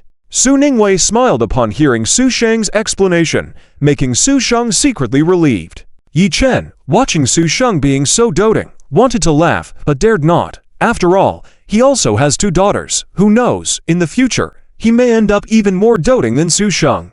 Su Sheng saw the three babies yawning and said, "You've had a long day today, so rest well at home this afternoon. Tomorrow, you have rehearsals, so I'll go to the company now and take care of the important matters this afternoon, then I'll free up a day tomorrow to take care of the three babies." "Okay, I'll take the babies to rest now." Su Ningwei nodded. After speaking, Su Ningwei took the three babies to take a nap. Yi Chen saw Su Ningwei's gesture to keep it quiet, and as the three babies were already asleep, he quietly went to the dressing room. The servant had already prepared the clothes Yi Chen and Su Ningwei brought. They were neatly arranged and ironed in the dressing room. Yi Chen changed into his loungewear and took a shower before gently climbing into bed, wrapped his arms around Su Ningwei's waist from behind. Su Ningwei turned around and kissed Yi Chen's lips. Fragrant and soft, playful and bold, gentle teasing, making the body feel hot all over. Su Ningwei's hands were not idle, sneaking into Yi Chen's pants. Yi Chen groaned, tightening his hold on Su Ningwei's waist. This tempting little demon. If the three babies weren't sleeping next to him, afraid of waking them up, he would definitely have taken care of this little demon. Yi Chen's hands gripped the softness, soft and tender to the touch. One hand was still inadequate to control. Su Ningwei squinted and kissed more fervently. Yi Chen felt like his lips were going to swell from Su Ningwei's kisses, so he lightly bit Su Ningwei's lips to stop her. Su Ningwei pouted and gently murmured, "Why bite me? I haven't kissed enough yet." Yi Chen pinched Su Ningwei and smiled, saying, "Be good tilde kiss later. I don't want to go meet your grandmother with swollen lips tonight. It'd be hard to explain." "Then don't explain." Su Ningwei kissed Yi Chen's lips again. Yi Chen could only lay flat and let Su Ningwei do as she pleased. He couldn't make a real move and had to endure it. Being a man is tough. Being a man with kids is tougher. Being a man with kids and a wife who teases is even tougher. No, I can't let myself be alone. Yi Chen pressed on Su Ningwei, taking control of the initiative. He kissed her gently and affectionately, not letting his hands idle. As he maneuvered, Su Ningwei blushed, her body soft as cotton, completely obedient. "Honey, enough kisses, no more. I can't resist it," Su Ningwei pleaded softly. Yi Chen lightly nibbled on Su Ningwei's blushing earlobe and let her go. In the evening, Su Sheng personally came to the new Chinese-style villa to pick up Yi Chen, Su Ningwei, and their 3 babies, heading to the old Su family estate. It was almost the new year, and the road was particularly congested. Even living in a big city came with its own set of troubles. The car moved slowly, but the 3 babies were well behaved and didn't fuss along the way. After nearly half an hour, they finally arrived in the courtyard of the old Su family estate and parked in the designated spot. The courtyard was filled with lush crabapple trees. Duanqing, unlike his usual self, was already waiting in the living room with a reluctant look on his face, eager to greet Yi Chen and the others as soon as he saw Su Sheng's car entering the courtyard. Yi Chen noticed Duanqing guiding Su Ju out of the room as they walked towards them. After Su Ju attended the military management school, he grew taller, with several scars on his face and hands, thick stubble on his upper lip, and an expression of aggression and impatience in his eyes. Yi Chen furrowed his brows slightly. Su Ju should only be 13 years old this year, but his excessive testosterone secretion led to premature development. Moreover, Su Ju's facial features became increasingly asymmetrical, with elongated ears, a collapsed nose bridge, wide-eye spacing, tall stature, aggressiveness, violence tendencies, indicating signs of hypermasculine syndrome that seem to have manifested.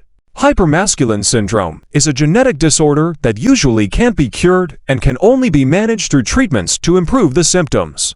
Patients like Su Ju with an aggressive form of hypermasculine syndrome are very dangerous. There have been cases of 14-year-old patients with hypermasculine syndrome in other countries murdering their mothers and harming young children. With Yao Yun's death now adding to the mix, Su Ju was like a ticking time bomb. Yi Chen thought to privately discuss this situation with Su Sheng and Su Ningwei later, to have Su Ju undergo treatment earlier to prevent him from becoming more violent as he grows older, as it would be disastrous if he were to harm Su Sheng. Just then, Su Sheng received a phone call and stayed in the car to take it. Wang Mama and the others carried the 3 babies out of the car. Yi Chen quietly instructed Wang Mama and the others to stay close to the babies at all times. Wang Mama and the others naturally nodded in agreement. Su Ningwei then got out of the car from the other side. Duanqing walked up to Su Ningwei, took her hand, and smiled, saying, "Wei Wei, you're finally back. It must be tough to bring 3 babies and sing songs in the Magic City, right? With Ah Chen and Ah Niyang's help, it's not hard." Su Ningwei replied with a faint smile, retracting her hand from Duanqing's, feeling strange at Duanqing's sudden caring. Seeing Su Ningwei's reaction, Duanqing felt a bit awkward but still smiled. "That's good to hear. Ah Chen seems like a good husband and father. Your judgment is spot on. Unlike Grandma who can't see clearly. A family sticks together like bone and tendon. Grandma, clouded by being fooled, made some mistakes in the past. Don't take it to heart. There are 2 shops in Yanjing under Grandma's name. I'll transfer them to you tomorrow." Since learning that Yi Chen's management of the Magic City Shengqi Plaza's performance had been far surpassing Su Ju's, Duanqing knew Su Ju couldn't compete. With Su Sheng's preference for Su Ningwei and Yao Yun's death, Duanqing had to try to please Yi Chen and Su Ningwei to secure half of the Su family's inheritance for Su Ju. Su Ju, oblivious to all this, couldn't understand why Duanqing suddenly wanted to hand over the properties in Yanjing to Su Ningwei. Feeling dissatisfied. In Su Ju's eyes, Su Ningwei was expendable, and the entire Su family's fortune should be his alone. Even Su Sheng didn't matter. He never expected Duanqing, of all people, to consider giving properties to Su Ningwei. Duanqing winced at Su Ju's squeeze and scowl. With Duanqing's eyesight restored, the once doting attitude towards Su Ju had transformed into stern disapproval. Especially after Yao Yun's death, there was no longer anyone to shield Su Ju. The malicious deeds Su Ju had done had reached Duanqing's ears. In Duanqing's eyes, Su Ju had been brazen and had become even more severe as a result. Su Ningwei had witnessed the scene and couldn't help but smirk inwardly, having never coveted Duanqing's possessions. But seeing Su Ju's current attitude, she remembered Su Ju's attempt to blind her and the years of suffering she and her mother had endured. That made her change her mind. "Sure, thank you, Grandma," Su Ningwei replied. Seeing Su Ningwei's acceptance, Duanqing smiled and said, "No need to thank me. We are family. The Su family's assets will surely belong to both of you. Work together to make the Su group better." Su Ningwei rolled her eyes inwardly. She remembered Duanqing's previous remarks, and now she figured that Duanqing must be in a panic after witnessing Yu Chen's strength and Suju's incompetence. Yi Chen, seeing Su Ningwei's displeasure, changed the subject by handing Duanqing several gift bags, saying with a smile, "Grandma, these are gifts that Wei Wei and I got for you and little Ju. Do you like them? I love them. I like everything you to buy." Duanqing Risei, who made Suju study poorly, with a bad temper, most suitable for receiving this high-content gift. Use your brain a little. But it seems that Suju still hasn't learned his lesson from the last time he threw his practice book and got beaten. Su Ningwei saw Suju throw the gift on the ground, indicating to Wang Ma and the others to take the three babies into the living room first, not letting the three babies see what they shouldn't see or hear what they shouldn't hear. Duanqing scolded Suju, saying, "You insolent thing! You are getting more and more brazen. Your sister and brother-in-law bought these for your own good, hoping you will study well and not embarrass yourself by only scoring 10 or 20 points each time. Good for me. The Su family is so wealthy, why do I need to study? I just need to be able to control others and make them serve me. I've long had my eye on Yi Chen. Yi Chen definitely married Su Ningwei for the Su family's wealth, or else my mom wouldn't have left me to go abroad and wouldn't have died abroad." Suju roared. Duanqing couldn't believe that Suju dared to mention Yao Yun. Shaking with anger, he scolded, "Ridiculous! Ridiculous! Shut up! What nonsense are you talking about? They are your sister and brother-in-law. Your mother is already dead. With your lack of learning, can you support the entire Su family without your sister and brother-in-law? Be polite to your sister and brother-in-law in the future. Being polite is nonsense. Why should I be polite to them? Their child is surnamed Yi, not Su. Don't forget, I am the heir.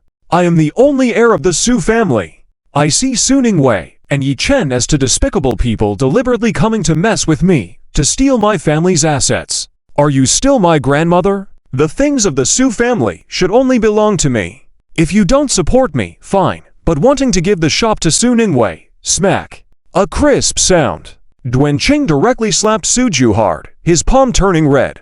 History is truly remarkable. However, this is the first time Duanqing has beaten Suju, and in front of so many people. In the past, Duanqing would never have beaten Suju regardless of the situation.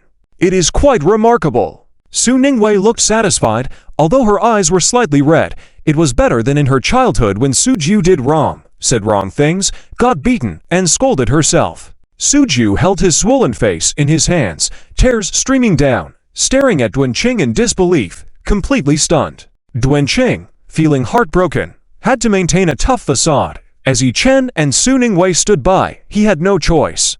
Su Sheng heard Suju's yelling, hung up the phone, getting out of the car, and preparing to take out his belt to give Suju a beating. When he got out of the car, Su Sheng saw Duanqing slap Suju, and quietly put down the belt he was about to use. Unbelievable! It's very rare. Never thought the old lady would have a moment of clarity, not favoring Suju. This must be appreciated. Su Sheng walked towards Duanqing and the others with his hands behind his back. Yi Chen and Su Ningwei also watched with interest. Witnessing Duanqing beat Suju was quite a thrilling and enjoyable spectacle. They hadn't come in vain today. Su Ningwei's mood was also much improved. "You actually hit me. You actually hit me for Su Ningwei and Yi Chen." Suju wiped his tears, eyes red, shouting angrily at Duanqing. Duanqing was angry, but suppressed it, continued with a cold face, scolding, "What's wrong with hitting you? You speak nonsense, show no respect. Shall I not hit you? Today, I am determined to make you wake up. Let's see if you dare to behave like this again." Yi Chen and Su Ningwei watched by the side. Su Sheng also arrived. If Duanqing didn't teach Suju a lesson, his fate would only be worse. With that, Duanqing raised his hand again towards Suju. This time, Suju was prepared. He directly lifted one hand to block Duanqing's incoming hand. The other hand clenched into a fist, menacingly aimed at Duanqing's head. "Stop!" Seeing this, Su Sheng quickly blocked in front of Duanqing. Originally not wanting to interfere, Yi Chen hurriedly reached out and grabbed Suju's arm, stopping the punch, fearing Suju would hurt Su Sheng. Duanqing, fearful, took a few steps back, looking at Suju with a mix of shock and disappointment in his eyes. Never before had Suju dared to actually lay a hand on Duanqing, considering the last time he hurt Duanqing's eye was a mistake. Duanqing couldn't believe that Suju, whom he had loved like his own child, would actually hit him. It was truly a reversal of roles. Duanqing was so angry he trembled and almost couldn't stand. The butler quickly stepped forward to support Duanqing. Smack! Another crisp sound. Su Sheng also slapped Suju. The other side of Suju's face instantly swelled, painful and trembling, attempting to shake off Yi Chen's grasp, but failing. Su Sheng pointed at Suju's nose, scolding angrily, "Beast! That's your grandmother! How dare you raise your fists against your grandmother? She's not my grandmother. My grandmother would never hit me. You're all bad people. Each one of you wants to harm me. You all want to drive me to death. I'll kill you!" Suju, red-eyed, shouted in a frenzy. Unable to hit Su Sheng, Suju struggled with clenched fists, trying to kick Yi Chen. Yi Chen skillfully dodged the attack, then deftly grabbed Suju's other hand, preventing him from attacking again. Suju's hands were restrained, so he attempted to kick Yi Chen instead. Yi Chen swiftly lifted Suju like a chick, giving him a knee to the knee pit. Suju didn't even touch Yi Chen's hair, but felt an electric shock in his knee pit. It hurts, Suju howled, legs weak, falling to his knees. Duanqing turned his head away, unable to watch in distress. Su Sheng and Su Ningwei were also shocked by Suju's madness, daring to attack Yi Chen, and were relieved he wasn't hurt. Su Sheng promptly ordered, "Fang Zheng, quickly, tie up Suju and lock him in the room. Don't give him food or medicine tonight. Don't let him out until I've eaten and come to deal with him." Fang Zheng and another bodyguard immediately went to secure Suju. Suju wriggled threateningly, "Su Sheng, I am your own son. The way you treat me, I will show you my death. Let the Su family perish." Su Sheng's chest was aching with anger, one hand clutching his chest, pointing at Suju. "If you dare, go ahead and die for me. Save us the disgrace. You said that, don't regret it." Suju, eyes bloodshot, gritted his teeth. Su Sheng was just angry words, weakly waved his hand, indicating for Fang Zheng and the others to take good care of Suju. He certainly wouldn't actually let Suju die.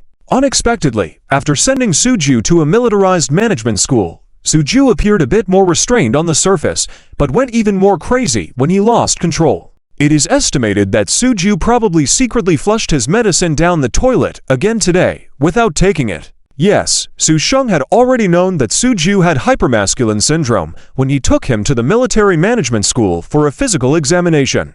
Hypermasculine syndrome itself is predisposed to cause mental disorders. Under the long-term incorrect guidance of Yao Yun and the indulgence of Duanqing, Suju has developed a mental illness. It's truly unfortunate for the family. However, even so, Su Sheng did not give up on Suju.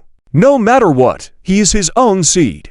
Since he was born, he still needs to take responsibility. Su Sheng spent a lot of money to forcefully enroll Suju in the military management school for special management. However, the family's dirty laundry shouldn't be aired, so Su Sheng naturally kept this matter hidden from Su Ningwei and Yi Chen, and of course did not inform Duanqing, fearing that the male favoring Duanqing would not be able to bear it. However, when he learned about this, Su Sheng knew that Suju was completely ruined and had already prepared for Su Ningwei and Yi Chen to take over the Su family group. He just didn't know if Su Ningwei and Yi Chen would be willing to take on that responsibility. To Su Sheng, Su Ningwei is also his own blood, the child of himself and his beloved woman Songning, more suitable to take over the Su family group.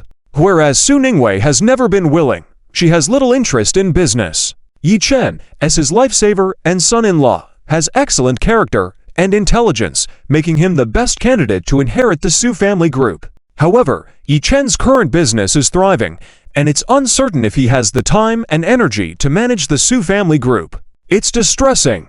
The billions of family assets cannot be passed down. Su Sheng held his chest with one hand, rubbed his forehead with the other, sighed, and thought that if Su Ningwei and Yi Chen really didn't want to, there were still Da Bao, A Bao, and Zi Bao.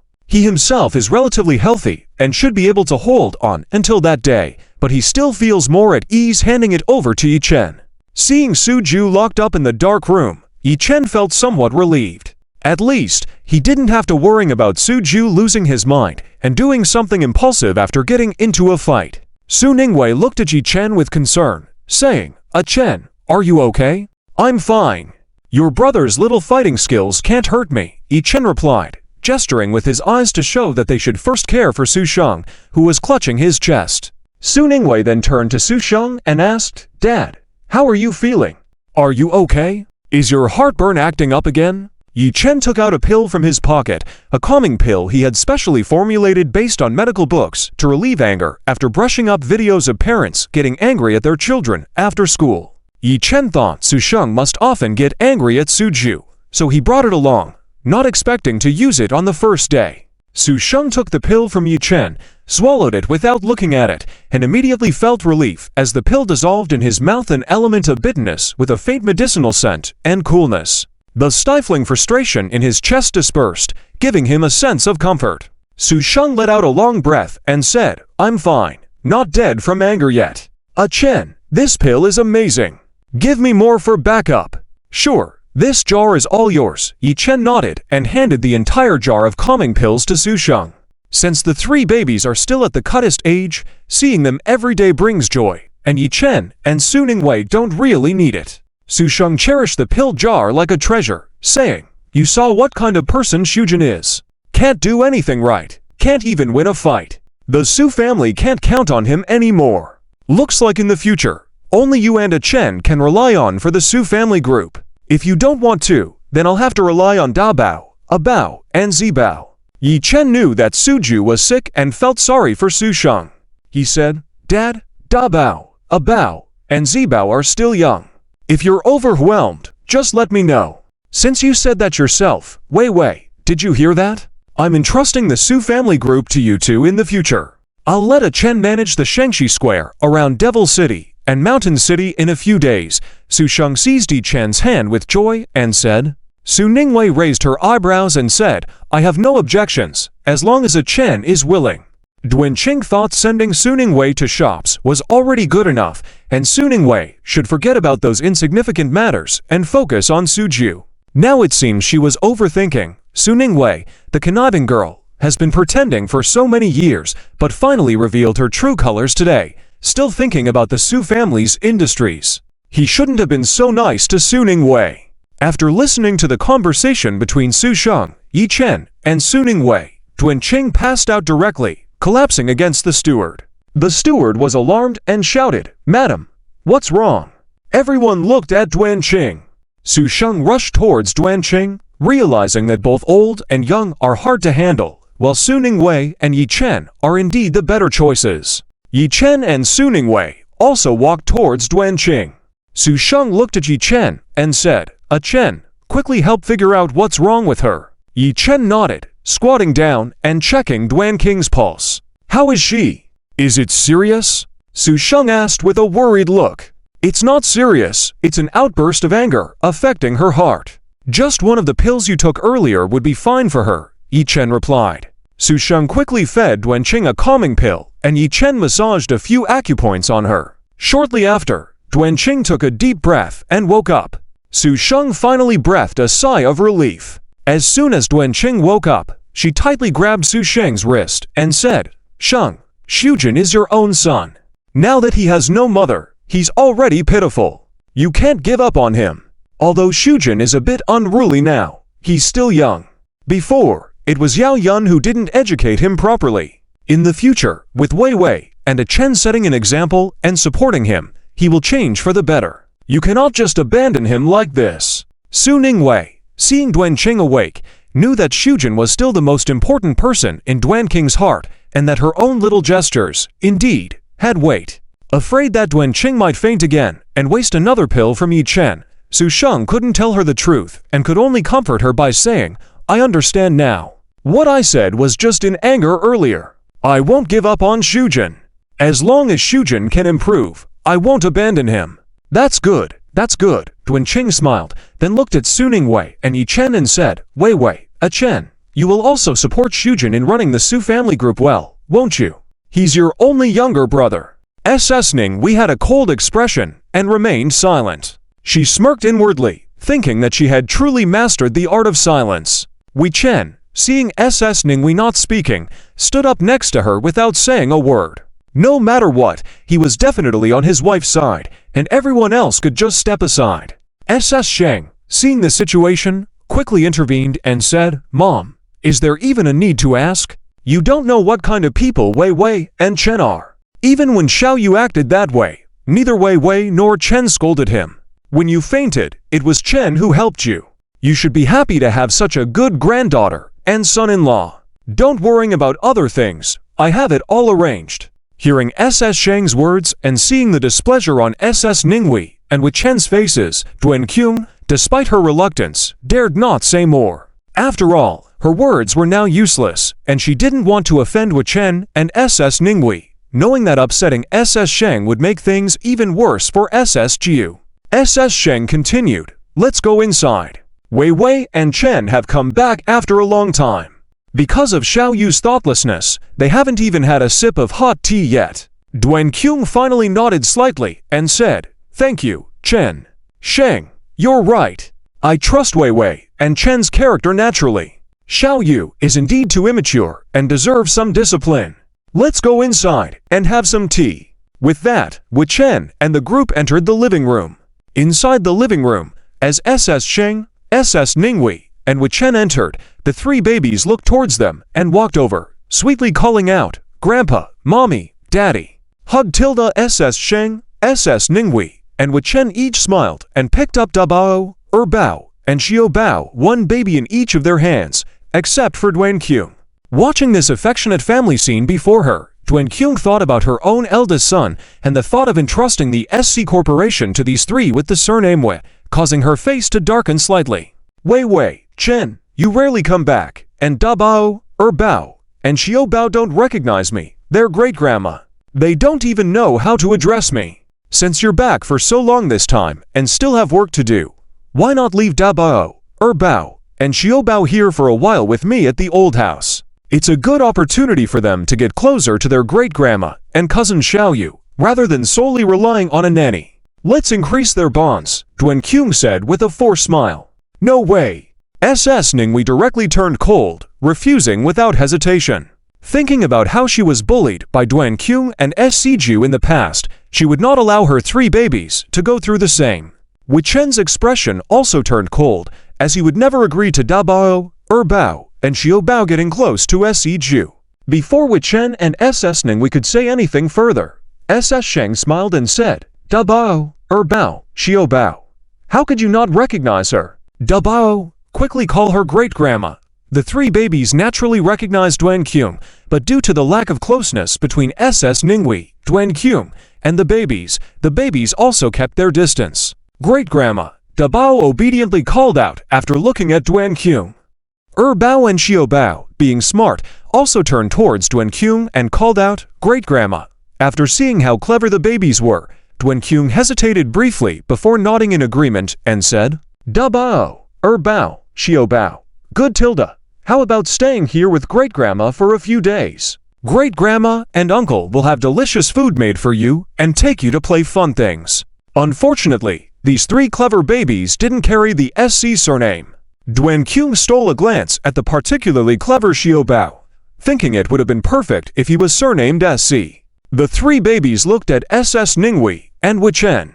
Both Wei Chen and SS Ninghui shook their heads. The three babies then shook their heads together, saying, "No." Duan Qing didn't expect the three babies, at such a young age, to listen so well to SS Ninghui and Wei Chen, feeling envious and impressed. If SC Jiu had half their obedience, she wouldn't be worrying so much. Was also a disappointment back then.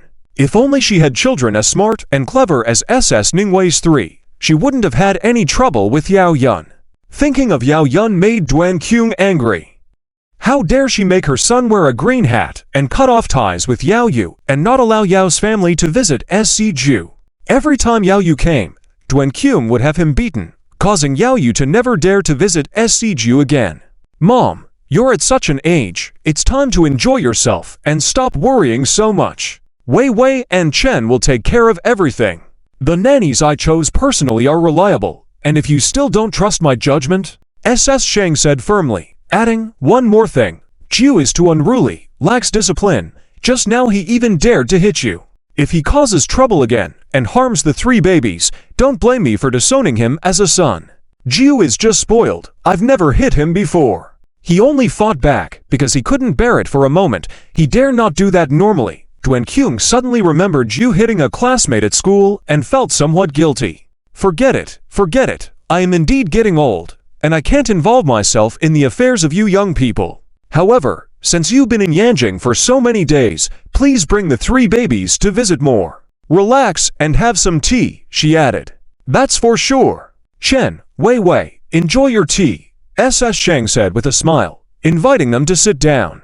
The servants had already prepared tea, snacks, and fruits. Wei Chen and SS Ninghui sat down, holding Erbao and Qiubao, ready to enjoy their tea. After a cup of tea, it was time for dinner, and the meal was indeed sumptuous. Today, SC Ju and Duan Qing seemed dejected, while SS Ninghui was in high spirits after securing to store locations. She was happy, and she didn't forget to help Wei Chen with his food. Seeing SS Ninghui happy, Wei Chen naturally felt happy as well. As he served SS Ninghui, SS Shang was also in high spirits, switching between serving SS Ninghui and pouring wine for Wei Chen. The 3 babies sat on their chairs, eating their nutritious meals, well-behaved and adorable, not requiring any attention from the adults. Other children would cause chaos and disturb the peace, but Wei Chen and SS Ninghui's 3 babies were exceptionally well-behaved. Within just over a week, they could eat on their own, without adult assistance, no picky eating habits, enjoying their meals so much that it couldn't be described with words, such as envy. Witnessing this scene, Duan Qing felt even more envious and heartbroken. SS Ninghui was truly a great mother, with all 3 babies so sensible and easy to manage. What great fortune she had! Thinking of her own son, neglected in the dark room, hungry, and feeling sorry for her to store locations, she had no appetite and excused herself from the meal to check on SC Ju. Su Sheng naturally knew what Duan Qing wanted to do, so he didn't stop him and let Duan Qing go. Duan Qing was not behind the dining table. Su Ninghui felt that the air around her was even fresher and freer, and she ate with extra joy. After eating and drinking their fill, Su Sheng went to see Su Ju. Sure enough, Duan Qing was already in Su Ju's room, tenderly applying medicine to Su Ju. Su Ju's face was swollen, busy gnawing on a chicken leg. Seeing Su Sheng coming in, Su Ju was so startled that the chicken leg fell to the ground. Su Sheng gave a cold snort. Duan Qing immediately defended, saying, "It's almost done. I've dealt with what needed to be done. Little Ju is still young. Do you really want to starve little Ju? Indulge her then." Su Sheng sighed and couldn't be bothered with Su Ju. Su Sheng didn't have any other demands on Su Ju now. As long as Su Ju honestly followed the treatment schedule and didn't go crazy, it was enough. After instructing his subordinates to watch over Su Ju, Su Sheng, in order to facilitate taking care of the 3 babies the next day, went back to the new Chinese-style lakeside villa with Yi Chen and the others. The journey was smooth. After returning to the villa, Yi Chen and Su Ninghui prepared to bathe the 3 babies first. In the bathroom, with the heater on, it was warm and cozy. In the 3 pure gold bathtubs in the bathroom, warm water was filled. Yi Chen saw the dazzling gold bathtub and couldn't help but raise an eyebrow. Even copper bathtubs dare not be this large. His father-in-law was truly extravagant and ruthless. Su Sheng had never bathed the children before, so he rolled up his sleeves and followed into the bathroom, saying with a smile, "Let me try as well. Since there are 3 babies, let me play with one." "Play? Dad, are you sure?" Su Ninghui looked at Su Sheng doubtfully. Yi Chen also looked at Su Sheng, who looked eager to try, expressing his doubts. The 3 babies blinked their big eyes, looking at Su Sheng. Su Sheng cleared his throat and hesitantly said, Yeah? I think I can handle it. I've watched the videos of you bathing the 3 little ones. Okay then, the babies are tough. You go ahead and bathe them." Su Ninghui handed the sturdy baby to Su Sheng. The baby. Yi Chen quickly fetched a small chair for Su Sheng. Su Sheng happily cradled the baby in his arms and sat on the small chair. Yi Chen and Su Ninghui also held the other two babies on their laps, beginning to undress them.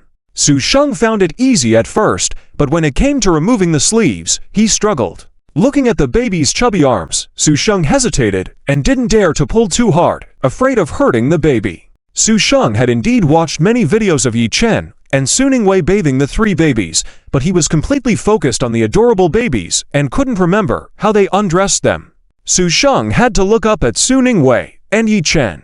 Su Ningwei had already swiftly removed the top for the second baby. Su Sheng was relieved. She was indeed his daughter, so efficient. The little girl who used to need help getting dressed was now a qualified mother. Yi Chen, being a man, naturally knew that Su Sheng had never bathed the children before or personally cared for them, so he must be clueless. Yi Chen intentionally slowed down to wait for Su Sheng.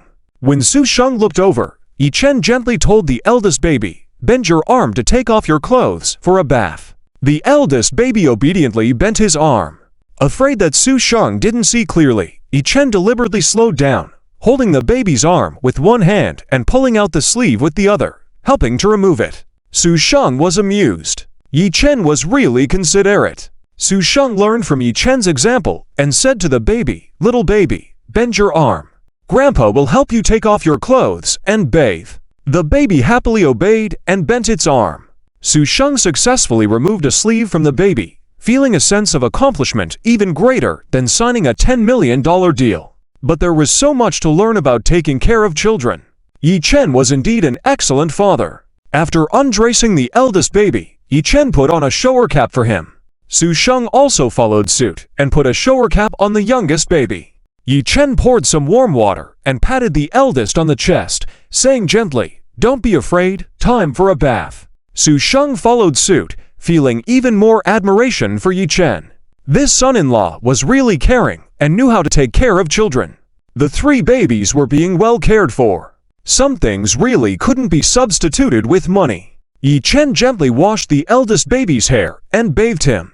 Su Sheng imitated him and bathed the youngest baby's hair. He even played with the baby in the water, getting himself wet and laughing foolishly. Su Ningwei looked helpless. Yi Chen thought it was not bad. One old and one young were both happy. However, when it came to massaging and caressing the babies' bodies, Su Sheng really couldn't manage it. Su Ningwei, seeing Su Sheng end up all wet, quickly said, "Dad, go take a shower and change your clothes.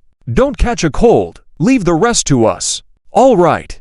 Big baby, second baby, little baby, be good. Grandpa will come back to accompany you later," Su Sheng happily replied. Wang Mama quickly stepped forward to take over Su Sheng's task, skillfully and gently massaging the youngest baby. Yi Chen and Su Ningwei were reassured by Wang Mama's competence. Indeed, Su Sheng had chosen well. She was a capable and caring person. After massaging the three babies, dressing them, and changing his clothes, Su Sheng was steaming. Having showered, changed into pajamas, he then went to the baby's room. He wanted to spend more time with the little ones since he rarely had the chance. "Big baby, second baby, little baby, Grandpa's back," Su Sheng said with a smile. The babies happily stretched their arms out to be held by Su Sheng and said in their baby voices, "Grandpa, hug, hug." Su Sheng joyfully hugged the three sweet-smelling babies, feeling content. Su Ningwei said, "It's getting late. The three babies should have their milk and go to sleep." "All right, where are the bottles? I'll make the milk and feed the three babies," Su Sheng said with a smile. Another nanny handed the bottles to Su Sheng, saying, "Director Su, the milk is ready." "Oh, teach me how to make the milk tomorrow. I want to make the milk for the three babies myself." Su Sheng took the bottles and replied, "Okay, Director Su." The nanny nodded in agreement. The nannies had neutral expressions on their faces, but they were extremely surprised inside. This was the first time Su Sheng had shown such concern for the children. Rumor had it that he rarely even looked at Suju, let alone his children. It seemed like these three babies were the apple of Su Sheng's eye, the treasures of the Su family, the future heirs. They would have to work even harder to take care of the babies. Su Sheng hesitated over which baby to feed first. Yi Chen smiled and said, "Dad, just give the bottles to the babies. They can feed themselves." "Oh, good job tilde da bao, a bao, zi bao are great, it's really reassuring." Su Sheng busily handed out 3 milk bottles to the 3 babies. Da Bao, A Bao, Zi Bao each took a bottle and immediately stuck the nipple into their mouths, sitting on the small bed and drinking sweetly. How can there be such cute human babies in the world? Even the way they drink milk is so obedient and cute tilde, it's really rare. Su Sheng watched Da Bao, A Bao, Zi Bao drink milk cutely, eyes narrowed with a smile. The more he watched, the more he liked it. Da Bao, A Bao, Zi Bao obediently finished their milk, raised their bottles high and said, "Finish drinking tilde full." Wang Ma immediately came forward, took the bottles to clean and disinfect them. Burp tilde burp, burp. Zi Bao drank the fastest and got a hiccup, spitting out a little milk. Su Sheng panicked when he saw Zi Bao like this and hurriedly asked in a fluster, "Ekin, what's wrong with Zi Bao?" "It's okay. Zi Bao drank too fast. Just pat him on the back," Yi Chen said, wiping the milk stain off Zi Bao's mouth and holding him upright in his arms. Zi Bao consciously rested his head on Yi Chen's shoulder. Yi Chen's hands formed into empty palms, gently patting Zi Bao's back, helping air escape and reducing the discomfort in the child's stomach. With the patting, Zi Bao stopped hiccuping and Yi Chen held him so comfortably that Zi Bao fell asleep on Yi Chen's shoulder. Seeing this, Su Sheng admired Yi Chen even more and said with his mouth, "Asleep, asleep." Da Bao and A Bao also started yawning. Su Sheng wanted to pick up Da Bao and soothe him to sleep like Yi Chen. However, Su Ningwei stopped Su Sheng and just let Da Bao and A Bao lie down on the small bed, covered them with a blanket, and gently patted them through the blanket. The nanny quickly dimmed the lights in the room. Da Bao and A Bao yawned a few times, rubbed their eyes, then closed them and fell asleep. Yi Chen also placed the sleeping Zi Bao on the small bed, covered him with a blanket. The 3 cute little ones fell asleep obediently. The mission of putting them to sleep successfully completed. Su Sheng widened his eyes. They fell asleep just like that. Is taking care of children this easy? Why are some children so difficult to put to sleep, needing to be rocked and held before bed? Yi Chen and the others quietly left the nursery. Stepping out of the nursery, Su Sheng exclaimed in shock, "Are all 3 babies usually this obedient and easy to put to sleep?" "Yes, but today the 3 babies must be tired from playing. Usually we sing them a song, but today they fell asleep right away without the song. They must be exhausted from playing." Su Ningwei replied with a smile. Su Sheng gave a thumbs up, praising, "You guys really know how to take care of kids. Our family is big, and your genes are so good too. The 3 babies are handsome and clever. Do you guys consider having a few more, to help me a bit with the pressure? It's up to you, Ekin." Su Ningwei shyly glanced at Yi Chen. As long as Yi Chen agreed, Su Ningwei would be happy to have another baby to help Yi Chen. The process of creating new life is so wonderful, the babies are so cute, and Yi Chen is so handsome and considerate, it makes Su Ningwei overlook the discomfort of pregnancy and childbirth. Su Sheng also looked at Yi Chen with anticipation. In fact, Su Sheng had his own motives. After all, Su Ju was ill, and they could only rely on Su Ningwei's child. If Su Ningwei had a few more kids, maybe Yi Chen would agree to let one of them carry the Su surname, regardless of gender. Yi Chen naturally understood Su Sheng's thoughts, and he sympathized with Su Sheng's situation. Being such a good father-in-law, Yi Chen naturally wanted to help. As the Su family's business was so big, their relatives would definitely be eyeing them. Since Su Ju couldn't have children, it was necessary for Yi Chen and Su Ningwei to have a child with the Su surname to keep those ferocious relatives in check. However, since the 3 babies were not yet 2 years old, Yi Chen wanted Su Ningwei to have a good rest before considering having more children, maybe even hoping for some kind of pill from the system that would allow her to have children without morning sickness or pain during childbirth. Yi Chen smiled and said, "We probably will have more children, but having babies is all about destiny. The 3 babies are still young. No need to rush." Right, no need to rush," Su Sheng said happily. Su Ningwei shyly hooked her arm around Yi Chen's, and they returned to the master bedroom, closing the door behind them. Su Ningwei held Yi Chen's neck and smiled, asking, "Honey, today you agreed to have more babies in front of my dad, right?" "Yes, I'll have as many as you want. We're not short of resources." Yi Chen nodded, gazing at Su Ningwei's slim waist. Su Ningwei clung tightly to Yi Chen's neck, her legs wrapped around Yi Chen's waist, and playfully said, "Then what are we waiting for? Let's take a bath and make a baby." I bought a new Chinese-style kipao for Chinese New Year. I'll show it to you later. It matches the style of our new home. Okay. Yi Chen's large hands firmly held Su Ningwei's perky bottom, carrying her towards the bathroom. Su Ningwei laughed and asked, "Aren't you afraid I'll give birth to 3 more babies for you? What's there to be afraid of? We can afford it. Even if you have 8 babies, I can raise them all." Yi Chen chuckled in response. Su Ningwei laughed. "Well, let's forget about that. We're not the protagonists in a novel. If I had 8 babies at once, my belly would probably burst. That's too crazy. Yeah, let's just have 1 more, and she can have your surname," Yi Chen said, carrying Su Ningwei into the bathroom, placing her on the 2-meter-long bathtub counter. Su Ningwei's eyes lit up. "Really? Of course, and let this baby inherit the Su family business." Yi Chen nodded, solemnly replying. Su Ningwei happily said, "My goodness, my dad will be thrilled, and Ziju might feel some pressure and become more sensible." "Yeah, Ziju probably isn't just naive and clueless," Yi Chen said. Su Ningwei tilted her head in confusion. "What do you mean by not being just naive and clueless? Is Ziju ill?" "Yes, from what I saw today, Ziju is very likely to have the hyperandrogenism syndrome, and it seems to be a severe case with violent tendencies. It's best to have Dad take him to the hospital for a checkup," Yi Chen replied. Su Ningwei furrowed her eyebrows lightly. "Hyperandrogenism syndrome? What kind of illness is that? Can it be cured?" "Sorry, the Megax syndrome is a disease caused by a chromosomal abnormality, and the damage it brings to the body is irreversible. The symptoms of patients can only be improved through treatment. Moreover, Ziju's condition is relatively severe and has likely already affected normal growth and development, so it is unlikely she will have children in the future," Yi Chen responded. Su Ningwei said, "No wonder you said you wanted to have another baby to inherit the Su family business. That's the reason. If you don't want to give birth, you can let one of the 3 babies change their surname to Su," Yi Chen suggested. Su Ningwei reached out to unbutton Yi Chen's collar while saying, I really want to. I'm willing to have a baby with you. I always love giving birth to babies with you. Let's have one now." Yi Chen smiled and lowered his head to kiss Su Ningwei's red lips. He then unbuttoned Su Ningwei's clothes, revealing a snow-white body in front of him.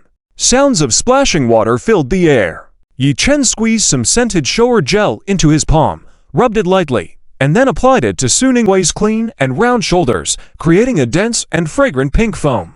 Su Ningwei also squeezed some shower gel and skillfully attended to tonight's main event, washing and scrubbing diligently. Yi Chen paused with his hand on Su Ningwei's shoulder. "Oh, this sensation, amazingly smooth and soft." Su Ningwei, her face flushed from the warm mist, teased, "Husband, why don't you help me wash?" "What are you thinking?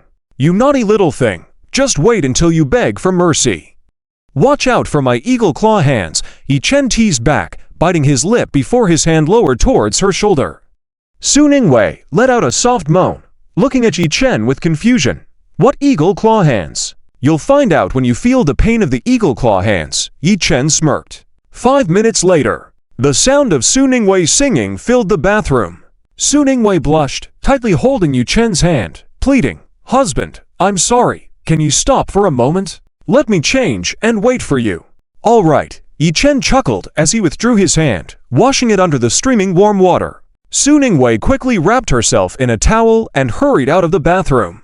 Yi Chen wiped off the foam on his body, wrapped a towel around his waist, and followed her out. Through the changing room's beige curtain, they could see each other's vague figures. With her ample chest, narrow waist, and long legs, Su Ningwei's graceful silhouette was like a piece of art. Yi Chen sat on the couch, drying his hair, admiring the beautiful silhouette of his wife changing clothes before him. Su Ningwei put on a form-fitting traditional cheongsam and a pair of delicate fishnet stockings, paired with new white pearl heels. And that's it. Yi Chen sat up, impressed by her choice. His wife was getting better at teasing him. Who could resist her in that outfit? Su Ningwei stepped out from behind the beige curtain, walking towards Yi Chen. The sleek purple traditional cheongsam accentuated her slender waist, delicate arms, and graceful neck. As she moved, the cheongsam swayed gently, resembling a blooming purple mist flower. Yi Chen finished drying his hair, setting down the hairdryer, and appreciating the enchanting sight of Su Ningwei before him. "Yi, do I look good in this outfit?" Su Ningwei twirled elegantly, emitting a faint fragrance. Beneath the high slit hem was a pair of alluring long legs. "You look stunning, angelic." Yi Chen extended his long arm, pulling Su Ningwei into his arms. Su Ningwei nestled against Yi Chen, blushing. "Dear Yi, don't be so eager. I want to sing a song for you first." "No need to sing. Let's get down to business." Yi Chen smirked, his hand caressing Su Ningwei's fair and long legs. The long night continued with endless love. The next day, snow fell in Beijing. Despite their playful night, Yi Chen and Su Ningwei had to go to Studio One for the program's rehearsal. Taking advantage of the free time, Su Sheng woke up early to try making breakfast for the three children, Su Ningwei and Yi Chen. But after burning to steaks and botching 3 poached eggs, Su Sheng gave up since professionals could handle things better. He didn't want to ruin his image as a good grandfather in the kids' eyes. Su Sheng took off his apron and went to check if the kids were awake. The household quickly cleaned up the mess and prepared a nutritious and delicious breakfast. Yi Chen, Su Ningwei, Su Sheng, and the 3 children sat around the dining table, gazing out of the French windows at the beautiful snowfall. Snowflakes drifted gracefully in the air like playful spirits dancing. They landed on roofs and cobblestone pavements, adding a touch of softness and romance to the robust architecture. Su Sheng said with a smile, "I think your rehearsal should be done by lunchtime, right?" "Yes, that's the schedule," Yi Chen nodded.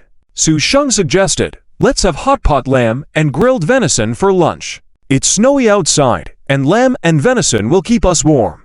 "Sounds good." Enjoying hot pot and grilled meat indoors while watching the snowfall, that's the coziest, Su Ningwei agreed with a smile. Yi Chen also nodded, "Great." After breakfast, Su Sheng arranged for 10 well-built bodyguards in black suits and 5 luxury cars to send Yi Chen and Su Ningwei to Studio One. Su Ningwei asked, "Dad, isn't this too extravagant? We're so close. Do we need such grandeur?" "Extravagant. You're now a king and queen of singing." This lineup is already understated. Those who appear on the Spring Festival Gala are all talented individuals. We shouldn't let them look down on us. Be safe, leave early, and come back early. "I'll stay home with the 3 babies," Su Sheng said with a smile. Su Ningwei, linking her arm with Yi Chen's, walked towards the Rolls-Royce in front. The car soon arrived at the entrance of Studio One. Several luxury cars were already queuing for registration. When another 5 luxury cars arrived, everyone was curious about which celebrity it could be. As it was their turn, Yi Chen rolled down the window. After everyone saw that it was Yi Chen, they were all amazed by Yi Chen's handsome appearance. It turned out to be the car of the king of songs, Yi Chen, and the song queen, Su Ningwei, so the grandeur was befitting. After all, the Su family in Yanjing's business district was also top-notch, and now Yi Chen, thriving and successful, traveling in 5 luxury cars was considered low-key. Yi Chen took the security guard's form, filled it out, and then the security guard respectfully let them through. Another security guard quickly notified the reception staff. After parking the car, immediately a bodyguard holding an umbrella opened the car door for Yi Chen and Su Ningwei. The staff in charge of reception were already waiting on the side. The director of the Spring Festival Gala, Yu Lilei, even put down her work to personally come downstairs to greet them. The people around all looked at Yi Chen and Su Ningwei with envy and admiration. Deservedly, as the king and queen of songs, even the director of the Spring Festival Gala, Yu Lilei, personally came downstairs to receive them, which was truly enviable. Yi Chen stood in front of the car door, bending down to look at Su Ningwei with tender and caring eyes. He gently touched the snow-white furry scarf around Su Ningwei's neck, making sure the cold wind wouldn't penetrate Su Ningwei's neck before he could relax. Su Ningwei's eyes sparkled with happiness as she reached up to adjust the scarf around Yi Chen's neck before confidently placing her small hand in Yi Chen's warm palm. Yi Chen held Su Ningwei's hand, helping her out of the car. After Su Ningwei got out of the car, she leaned closely against Yi Chen, feeling warm and secure. Yi Chen held Su Ningwei's small hand and placed her delicate hand into the warm pocket of his coat, using his body heat to dispel the cold for her. Snowflakes danced in the air. Yi Chen and Su Ningwei stood side by side in the snowy scenery, as if scenes from idol dramas and manga had come to life. What a perfect couple! So pleasing to the eyes. Their true talent and beauty are truly admirable. Everyone present was amazed by Yi Chen and Su Ningwei. Yu Lilei greeted them with a smile. She extended her hand warmly to shake hands with Yechen and Suningwei, saying, "Yechen, Suningwei, hello, I am Yulile, the director of the Spring Festival Gala, who spoke to you on the phone before. I am very happy that you could make time to attend our Spring Festival Gala rehearsal amidst your busy schedules. Director Yu, hello, it's what we should do," Yechen and Suningwei politely replied with smiles. Yulile led Yechen and Suningwei towards Studio 1 while introducing the rehearsal process, program arrangements, and the parts they would be participating in. Yechen and Suningwei listened attentively, nodding in agreement from time to time. Yulile led Yechen and Suningwei to the VIP area for a short rest and handed them the program schedule. As soon as Yechen and Suningwei were seated, staff members brought them tea, drinks, fruits, and snacks, showing their enthusiastic hospitality. Yulile smiled and said, "Yechen, Suningwei, you can rest here for now and review the program schedule. This time we have a dress rehearsal with makeup, and we have arranged professional makeup artists for you. Of course, if you find our makeup style uncomfortable, you can use your own makeup artist. If there are any aspects of the styling you are unsatisfied with, you can mention it, and we will try to accommodate your preferences. It's okay, no need to worry, just follow your plan." Suningwei smiled and replied. Yechen also nodded, saying, "We trust your judgment." In terms of costumes, the Spring Festival Gala team had already sent pictures to Can for approval beforehand. Once Can confirmed there were no issues, they were shown to Yechen and Suningwei. Both Yechen and Suningwei found them acceptable, and they were custom-made according to their measurements. "All right, thank you for your trust. When it's your turn to go on stage, we'll have staff members notify you." Seeing how easy Yechen and Suningwei were to work with, Yulile's impression of them improved even more. However, with Yechen and Suningwei's good looks, skin condition, they would look good in anything, even if they were to wear a sackcloth, so they weren't particularly picky about stylists. Even if a makeup novice were to do their makeup, the outcome would still be impressive, considering Yechen and Suningwei's natural beauty. "Thank you, Director Yu," Yechen and Suningwei responded in unison. Yulile smiled and said, "Then I'll go attend to other matters. If you need anything, give me a call." "Okay, Director Yu, you go ahead." Yechen and Suningwei smiled and responded. After Yulile left, Yechen and Suningwei sat side by side, reviewing the program schedule. The opening act was a grand choir performance of Planting Flowers to Greet Good Sons and Daughters, featuring actors with substantial popularity and acting skills this year. The second item on the program was Yechen and Suningwei's duet, Congratulations and Celebrations. The third and fourth performances were songs by another veteran singer. The fifth item was again a duet by Yechen and Suningwei with China in the Lantern Light. Their duet Come Home Often was scheduled towards the end. Naturally, Unforgettable Tonight would be last, sung by Yechen and Suningwei, accompanied by the entire ensemble. This arrangement and lineup were all to give Yechen and Suningwei face. Yechen and Suningwei shared a smile, very satisfied with this arrangement. Soon, a staff member knocked on the door of the VIP room and took Yechen and Suningwei to the dedicated dressing room.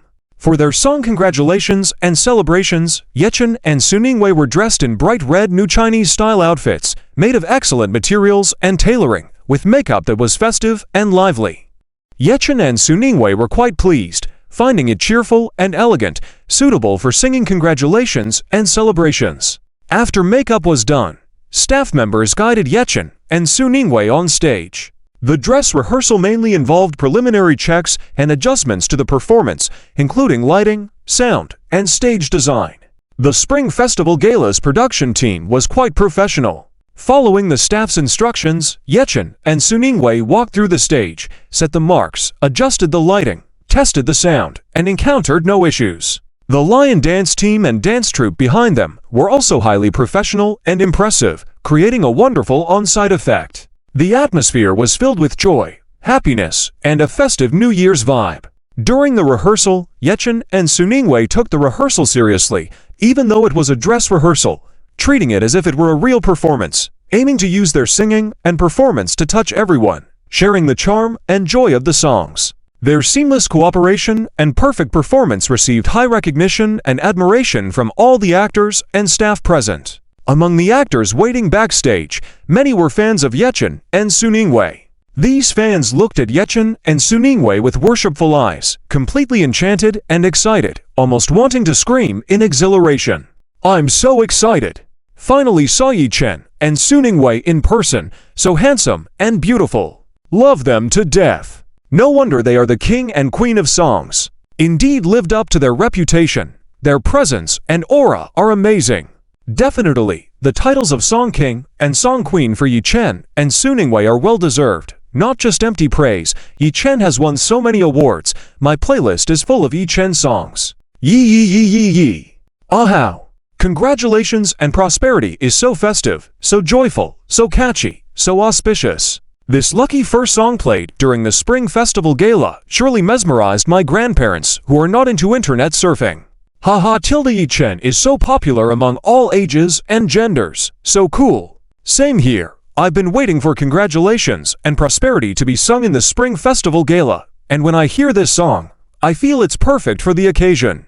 Exactly. After this year, every time near Chinese New Year, supermarkets, malls, streets and alleys will probably be playing this song. No need to estimate, this congratulations and prosperity is so suitable for the Spring Festival atmosphere, especially sung by Yichen and Suningwei. It must resound everywhere, enduring. Yichen and Suningwei's singing is really pleasant to listen to. So sweet. They are such a perfect match. I am a fan of Yichen and Suningwei. I really want to get their autographs and photos together. Do you think they will agree? They will. Yichen is famously fond of his fans. After Yichen and Suningwei finish rehearsing this song, shall we go together, okay? When I found out I could participate in the Spring Festival Gala, I guessed Yichen and Suningwei would definitely be there, so I was prepared ahead of time and even brought gifts for them. Haha, tilde me too. My classmates and friends envy me when they know I'm going to perform with Yichen and Suningwei. Same here, haha. Being able to dance with Yichen and Suningwei is enough for me to brag about for a lifetime. But there are still 3 more songs for Yichen and Suningwei. Let's wait a bit longer. After the rehearsals are complete, we can then ask for a photo together. It will be lunchtime soon. After Yichen and Suningwei sing Chinese lanterns on stage, there will be a longer break. Let's go then. Yes, this is the best time to go. Yichen and Suningwei are so amazing, singing for songs for their first time in the Spring Gala. Too awesome. Indeed, breaking records. I've never seen any singer so outstanding. They are truly talented. Seriously, Yichen and Suningwei are the miracles of the Blue Star music industry, especially for Yichen, who even goes shopping before award ceremonies. Singing for songs on the Spring Festival Gala is just routine for him. The staff present were all amazed by the stage effects presented by Yichen and Suningwei, believing that once the official broadcast starts, their performance will surely captivate the national audience. Yulile couldn't stop praising Yichen and Suningwei.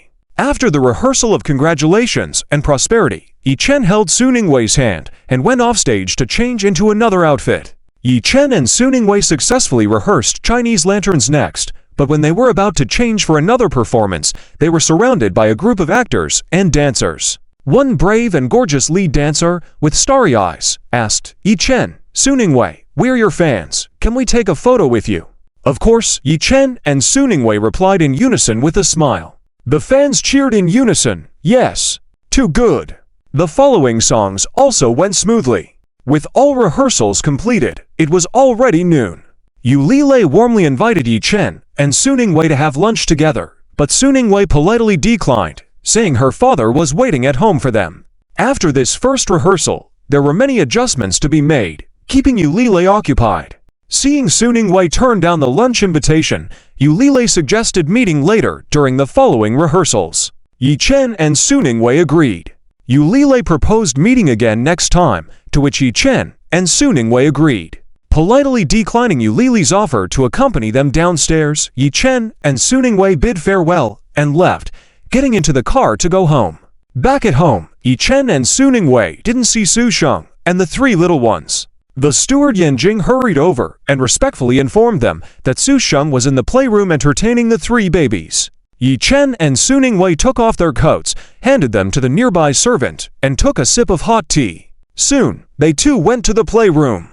Inside the playroom, Su Sheng was sweating profusely, carrying the eldest child around. The eldest child was pulling Su Sheng's hair, sitting on his shoulder, laughing happily. Su Sheng's meticulously styled hair now resembled a bird's nest. His suit, once crisply ironed, now crumpled and colored with watercolor pens. However, Su Sheng didn't mind at all. He smiled brightly, feeling rejuvenated and extremely happy, albeit a bit physically exhausted. The second and third babies each clutched one of Su Sheng's pant legs, following him around, shouting, "Grandpa, I want to play Tilda. I want to play. All right, all right. The eldest's turn isn't over yet." Su Sheng replied with a smile. Seeing this heartwarming scene, Su Ningwei felt a warm feeling in her heart. She too had played like this sitting on her dad's shoulders when she was young, a truly joyful memory. Yi Chen and Su Ningwei called out, "Dad, oh Tilda Wei Wei, Ah Chen, you're back. Was the rehearsal smooth?" Seeing Yi Chen and Su Ningwei return, Su Sheng panted while asking with a smile. Upon spotting Yi Chen and Su Ningwei, the three babies sweetly called out, "Daddy, Mommy." The second and third babies stopped pulling Su Sheng's pant legs and hurried towards Yi Chen and Su Ningwei, saying hug. Su Ningwei bent down to pick up the second baby, while Yi Chen picked up the third baby. Smoothly, "Dad, are you not tired playing with three babies like this?" Su Ningwei asked with a smile while holding the second baby. Su Sheng bounced the eldest baby a bit and replied, "I am a bit tired, but opportunities to be with the babies are rare. As long as the babies are happy, I am happy, and the tiredness is worth it. Indulge them. It's already 11:30. Let's go eat," Su Ningwei said with a smile. Su Sheng replied, "Okay, you guys go eat first. The eldest has 3 more minutes, and the second and third have 5 more. Let me finish here and join you. Grandpa is tired. Let him rest too. Let's go eat first, and we can play in the afternoon, okay?" Yi Chen smiled, asking the second baby in his arms. A Bao hugged Yi Chen's neck, obediently nodded, and said, "Okay, what about Zibao?" Su Ningwei looked at Zibao in her arms and gently asked. Zibao immediately replied, eat first, Da Bao also happily said. Su Ningwei smiled and said, "Dad, all in favor. Let's go. Let's eat first." "All right, let's eat first Tilda." Su Sheng carried Da Bao and smiled. "Oh Tilda, let's eat," the three babies shouted happily. Yi Chen, Su Ningwei, and Su Sheng, accompanied by the three babies, arrived at the restaurant. The elegant new Chinese-style restaurant had a warm and refined atmosphere. The floor-length curtains were gently drawn open, revealing the snowy scenery outside. Snowflakes fluttered in the air. The plum trees in the courtyard stood proudly in the cold wind, adorned with branches, reflecting a beautiful scene with the white snow, like a beautiful painting. On the solid wood dining table, 2 copper hot pots were bubbling loudly, steam rising, and fragrant aromas filling the air. One hot pot was a spicy and fragrant hot pot, with red oil boiling, stimulating the taste buds of diners. The other was a light and nourishing clear soup hot pot, with clear soup and a faint herbal aroma, refreshing and appetizing. Next to the copper pots were various ingredients displayed in an orderly manner, including fresh sliced tender beef, beef tripe, handmade beef meatballs, king prawns, abalone, squid, frozen tofu, dried bean curd skin, tender fish slices, plump shrimp balls, various vegetables, and mushrooms. Each ingredient was neatly arranged with perfectly coordinated colors, making one's appetite grow just by looking at them. There was also a wide variety of sauces available, such as sesame sauce, garlic sauce, spicy sauce, and seafood sauce. Everything you could think of. However, the most enticing was the chef's freshly sliced lamb rolls, neatly arranged on porcelain plates with clear texture and tempting color, making one's mouth water. Yu Chu wore a neat chef's uniform, with a chef's hat on his head, standing in front of the charcoal grill carefully grilling venison. When Yi Chen and the others entered the restaurant, Yu Chu and the others bowed to them respectfully. Wang Ma quickly took the three babies to wash their hands, face, and change into clean clothes. Su Sheng chuckled and said, "Ar Chen, Wei Wei, sit down. You don't have any work arrangements this afternoon, right?" "No, the next rehearsal is on January 22nd, Yi Chen replied. Su Sheng chuckled, "That's still early. Let's have a drink together at noon." "Sure thing," Yi Chen nodded with a smile. The butler Yan Jing pushed a cart with drinks and beverages. Su Sheng picked a bottle of his own well-preserved, most expensive white wine, which Yan Jing poured for Su Sheng, Yi Chen, and Su Ningwei. Yu Chu served the grilled venison on the table. Su Sheng smiled and said, "Try this fresh grilled venison. It's best to eat it hot." Yi Chen picked up a piece of grilled venison for Su Ningwei first, then picked up a piece for himself. The grilled venison had a crispy exterior and a soft and juicy interior, maintaining its unique chewiness with hints of pepper, garlic, and rosemary, with a subtle wild taste. After Su Ningwei took a bite, she praised, "Very good, delicious." "It's delicious. This grilled venison is also a masterpiece by Chef Yu." Su Sheng smiled and looked at Yi Chen, asking, "Ar Chen, what do you think?" Yu Chu also looked at Yi Chen expectantly, hoping for suggestions to further improve his culinary skills. Yi Chen nodded and said, "It's pretty good. Try adding 3 grams more of rosemary and 10 grams of white brandy. It should enhance the flavor." "All right, Chief Yi, we will adjust the marinade right away," Yu Chu immediately responded, his eyes filled with joy as he learned something new.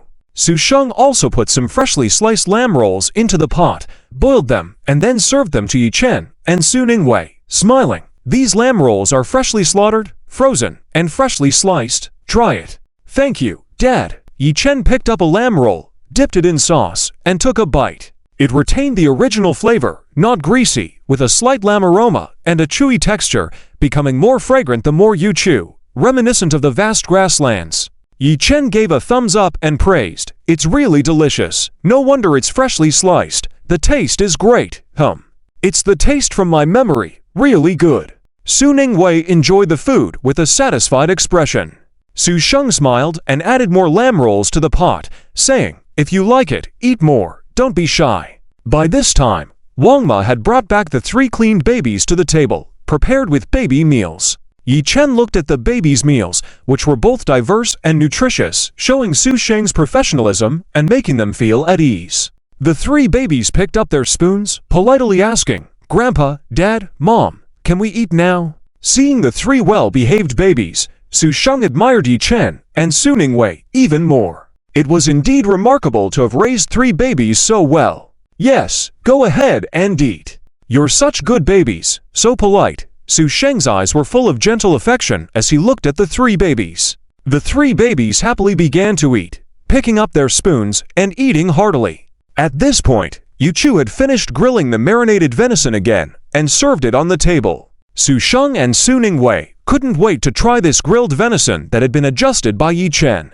Su Ningwei widened her eyes in amazement after finishing her meal and exclaimed, "Tilda, it's delicious. Super delicious. It's indeed different from before. I can't pinpoint what's different, but it just feels more fragrant and tastier. It's really different, delicious. The flavor seems richer now." Su Sheng also praised after tasting it, and he looked at Yu Chu, saying, "Yu Chu, you should try it too."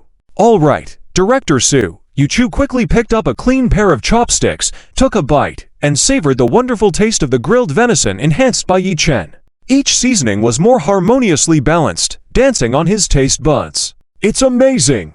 Yu Chu's eyes lit up as he couldn't help but praise, "Chief Yi, you are truly outstanding. This taste, it's like a qualitative leap." Yi Chen modestly waved his hand, with a slight smile, saying, "Chef Yu, your culinary skills are also excellent. The original recipe was already well done. I just made some adjustments and amendments." "Chief Yi, you are too modest." Yu Chu sincerely praised, "To be able to identify a dish's recipe and improve it, you are indeed a genius in our culinary industry. Many top chefs and gourmets around the world cannot reach your level." Chef Yu praised generously. Yi Chen smiled and responded. Yu Chu bowed to Yi Chen and said, "No need for such praise. Thank you very much for your guidance, General Yi." "Chef Yu, you're too kind. Let's discuss and improve together. I learned a lot today too. In the future, Shengqi Hotel will rely on your hard work. Let's grow and strengthen together." Yi Chen smiled in response. Yu Chu and the chefs behind him all bowed together and said, "We will definitely work hard and do better." Su Sheng watched the scene before him with satisfaction, feeling that it was indeed the right choice to entrust Su Group to Yi Chen's management. After all, Yi Chen's abilities were evident. He had a good business acumen, reputation, culinary skills, leadership qualities, a perfect successor. Su Sheng happily handed a piece of roasted deer meat to Yi Chen, saying, "Ah Chen, you should try this too." Eating roasted deer meat certainly called for wine. Yi Chen raised a cup to Su Sheng and said, "Dad, I toast to you.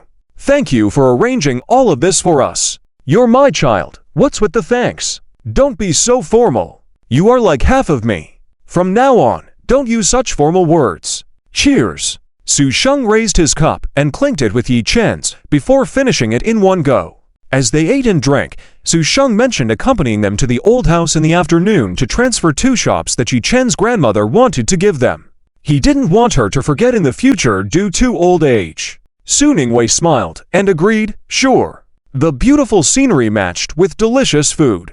Su Sheng, slightly intoxicated, was in a good mood and poetic. Looking at the red plum outside the window, recited a poem. "In the snow, the white plum is so beautiful. Let me recite a poem for you all. The snow presses the plum branches, making them even more vibrant. In the cold wind, they are tough and proud. Today, we share joy and forget about worldly troubles." Nice poem. Yi Chen praised without hesitation. After Yi Chen's poetry, Su Ningwei and Yu Chu praised with even more admiration, praising the deep meaning and sincere emotions in his poetry. Su Sheng also nodded appreciatively towards Yi Chen's talent. They continued to drink wine and recite poetry, enjoying the rare moment of tranquility, as if forgetting all worldly troubles and worries. Su Ningwei turned towards Yi Chen with a smile, looking forward with satisfaction, and said, "My dad always appreciates Chinese culture and enjoys writing poems and landscape paintings. Ah Chen, why don't you improvise a poem and impress him?" "Yes, Ah Chen, I often hear Wei Wei talk about your talents. Not only good at writing songs, but also good at writing poems. You were able to compose poems at the age of 5. Su Sheng also looked at Yi Chen eagerly. Yu Chu, who was roasting deer meat beside them, Wang Ma, who was watching the children, Yan Jing, who was pouring wine. All of them were listening attentively. Many were still skeptical. Could it be true? Is there really someone so handsome, who can sing, write songs, cook, and write poetry? Must be mutual flattery for business purposes, right? Yi Chen put down his chopsticks. It was easy. He just needed to take out Wang Anqi's poem Plum Blossom from the Song Dynasty to respond effortlessly. This poem did not describe the branches and flowers of the plum blossom, but focused on the character of the plum blossom blooming alone in the cold and its hidden fragrance. The first 2 lines describe the plum blossom at the corner of the wall, not fearing the severe cold, standing proudly alone. The latter 2 lines depict the plum blossom's fragrant scent, symbolizing its noble character, and hidden fragrance, representing its outstanding talent. It metaphorically portrays those who, like poets, can adhere to their principles and advocate for justice despite difficult circumstances. Yi Chen smiled and recited, "Then let me also share a poem. A few branches of plum blossoms at the corner of the wall, blooming alone in the cold. It seems to be snow from afar, but it is actually the hidden fragrance coming through." The lines amazed everyone.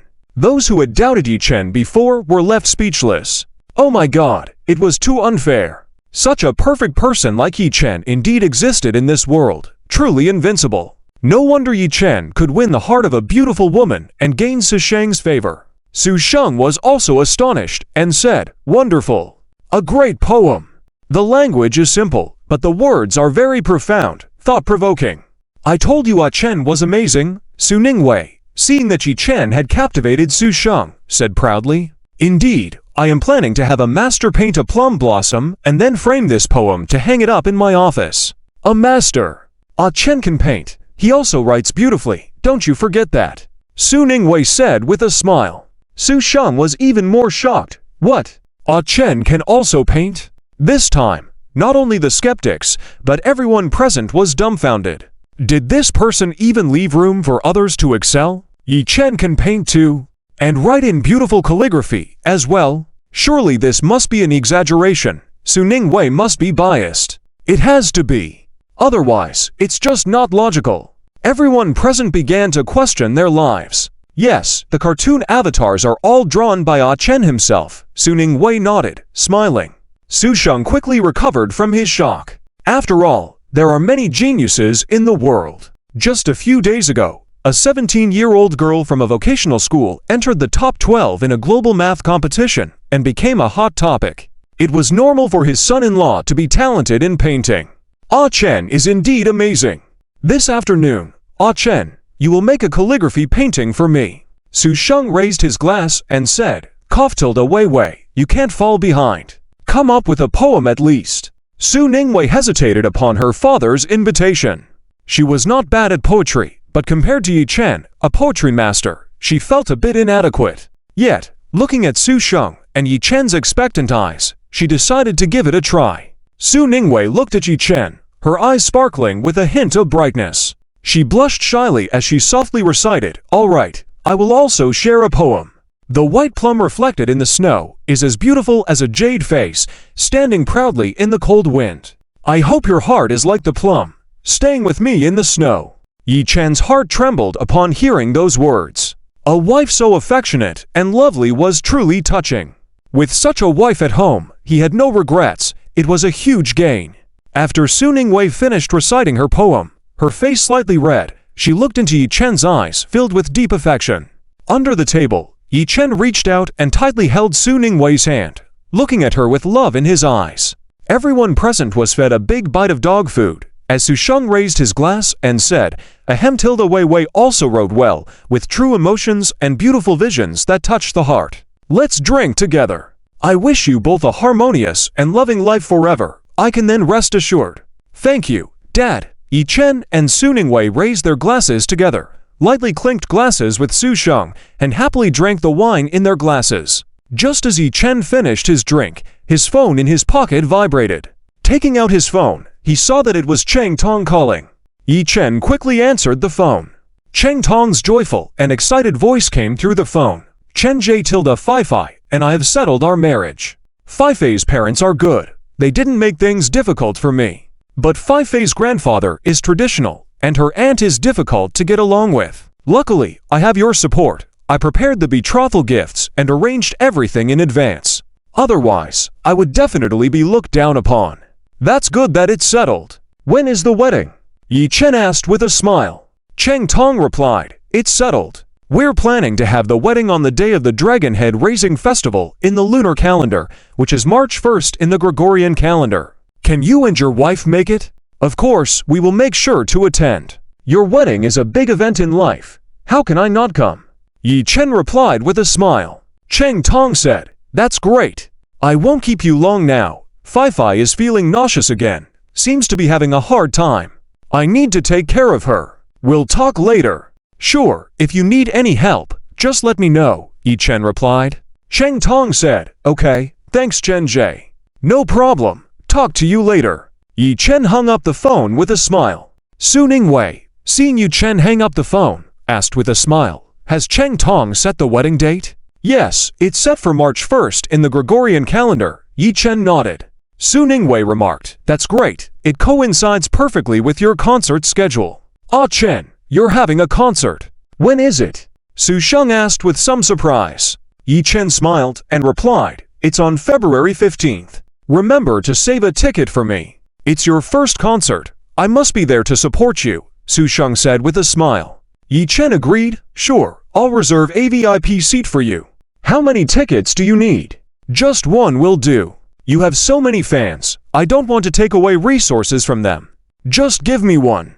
The people around me have money. They can buy tickets themselves if they want to attend your concert, Su Sheng said with a smile. Yi Chen raised his glass with a smile. All right, I'll toast to your business prosperity. Cheers. I wish you more success. Su Sheng raised his glass in response enthusiastically. Laughter and joy filled the entire restaurant for a while. After the lunch break, the snow had stopped and the sky cleared up. The sunlight shone through the clouds, sprinkling onto the snow-covered ground, dazzling the eyes. The surrounding scenery looked even more crystal clear under the sunlight. The snow on the tree branches glistened like shiny pearls, emitting charming colors under the sunlight. The air was filled with a fresh scent, mixed with the coldness from the snow and the warmth of the sunlight. Su Sheng said, Let's take the 3 babies to sign the documents first. I've arranged everything at the transaction hall, and it shouldn't take long. After signing, we can take the babies to enjoy the snow. Su Ningwei happily agreed, Okay? Wang Mama and the other caretakers busily and orderly dressed the 3 babies in warm winter clothes, cute hats, and gloves, making sure they were comfortable and safe outdoors. Although they knew the babies were protected from sickness, Yi Chen still carefully checked them again. Yi Chen gently touched the babies' hands to ensure they were warm, and checked their hats and gloves. The babies were dressed in yellow winter suits with matching hats and gloves, looking like chubby little ducks, very cute. Dad, are we going to play in the snow? Little Bao looked at the snow in the yard, excitedly holding Yi Chen's hand and jumping around, eager to explore the white world outside. Second and eldest Bao also looked expectantly at Yi Chen. Yi Chen picked up little Bao and gently replied, "Yes, we'll first take care of some things with mommy and daddy, and then we'll go play. The snow at home is too thin. Grandpa will take you to a more fun place later." Su Sheng smiled and picked up second Bao, while Su Ningwei picked up eldest Bao, saying, "Let's go, let's go." Yi Chen and the group got into the car and headed straight to the old house. When Duanqing saw Su Ningwei and Yi Chen, her face darkened. Initially, she thought of feigning illness to avoid the property transfer, hoping to delay it further, but upon remembering Yi Chen's medical skills, she had to give up on that plan. After getting off the car, Su Sheng walked towards Duanqing and said with a smile, "Mom, today's the first snowfall with clear skies. It's a great day for a walk. I've arranged everything at the property transaction center. All you need are your ID and the property deeds, then you can sign the papers." Yi Chen and Su Ningwei also politely greeted, "Grandma, great-grandma." The three babies cutely and obediently echoed. Seeing the adorable babies, Duanqing couldn't help but develop some affection for them. "All right, I understand. You all have some tea. I'll be ready soon." Duanqing nodded, turned and went to her room. Shortly after, Duanqing came out with a document bag, wearing a warm coat. Duanqing saw everyone still having tea and asked, "I'm ready now.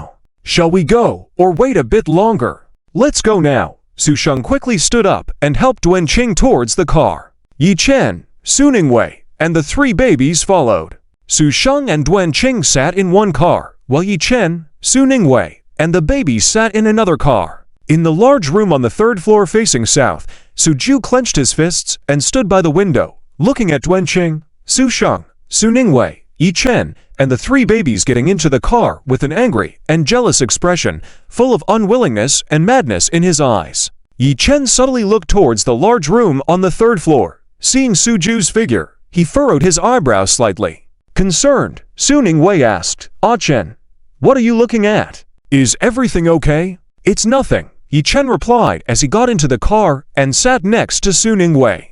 The car started, heading towards the property transaction center. The car Yi Chen and Su Ningwei were in had been modified into a business car, with the rear and driver's seats separated, offering excellent privacy. Inside the car, Yi Chen asked, Wei, little Ju's condition poses certain risks. Have you told our father?" "I told you earlier." Su Ningwei nodded and replied, "Don't worry too much. Dad already knows." When Ziju went for a physical examination at the military management school before, they discovered that Ziju has hyperandrogenism syndrome. He is already receiving treatment, and there are people watching him 24 hours a day. "That's good," Yi Chen finally relaxed. Soon, the car arrived at the parking lot of the real estate transaction center. Yi Chen said, "You go upstairs to sign the documents and process the transaction. I'll stay in the car with Da Bao, A Bao, and Zi Bao. We should go together." "How can our joint property not have your name?" Su Ningwei said, holding Yi Chen's hand. Yi Chen replied, "It's all right, it's the same. That storefront was given to you by your grandmother. You just need to sign it to make her feel better. What's given to me is given to you. If she's not happy, then I'm not happy.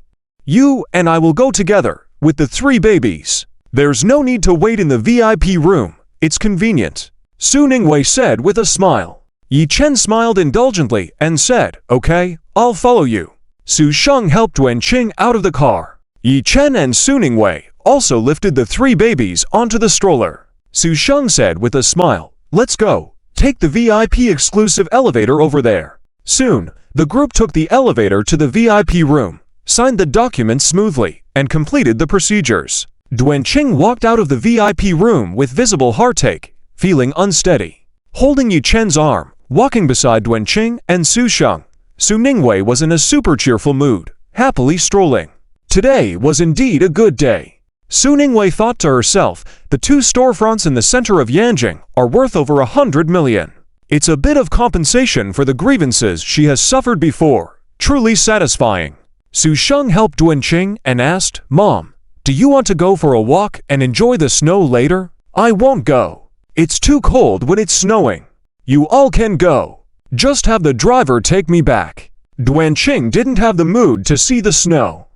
She just felt a chill and wanted to go back to rest. These two stores were Duanqing's dairy back then, with a very stable income. Now, even with money, they can't be bought. Duanqing originally gave these two stores to Su Ningwei as a way to exchange for the entire Su group.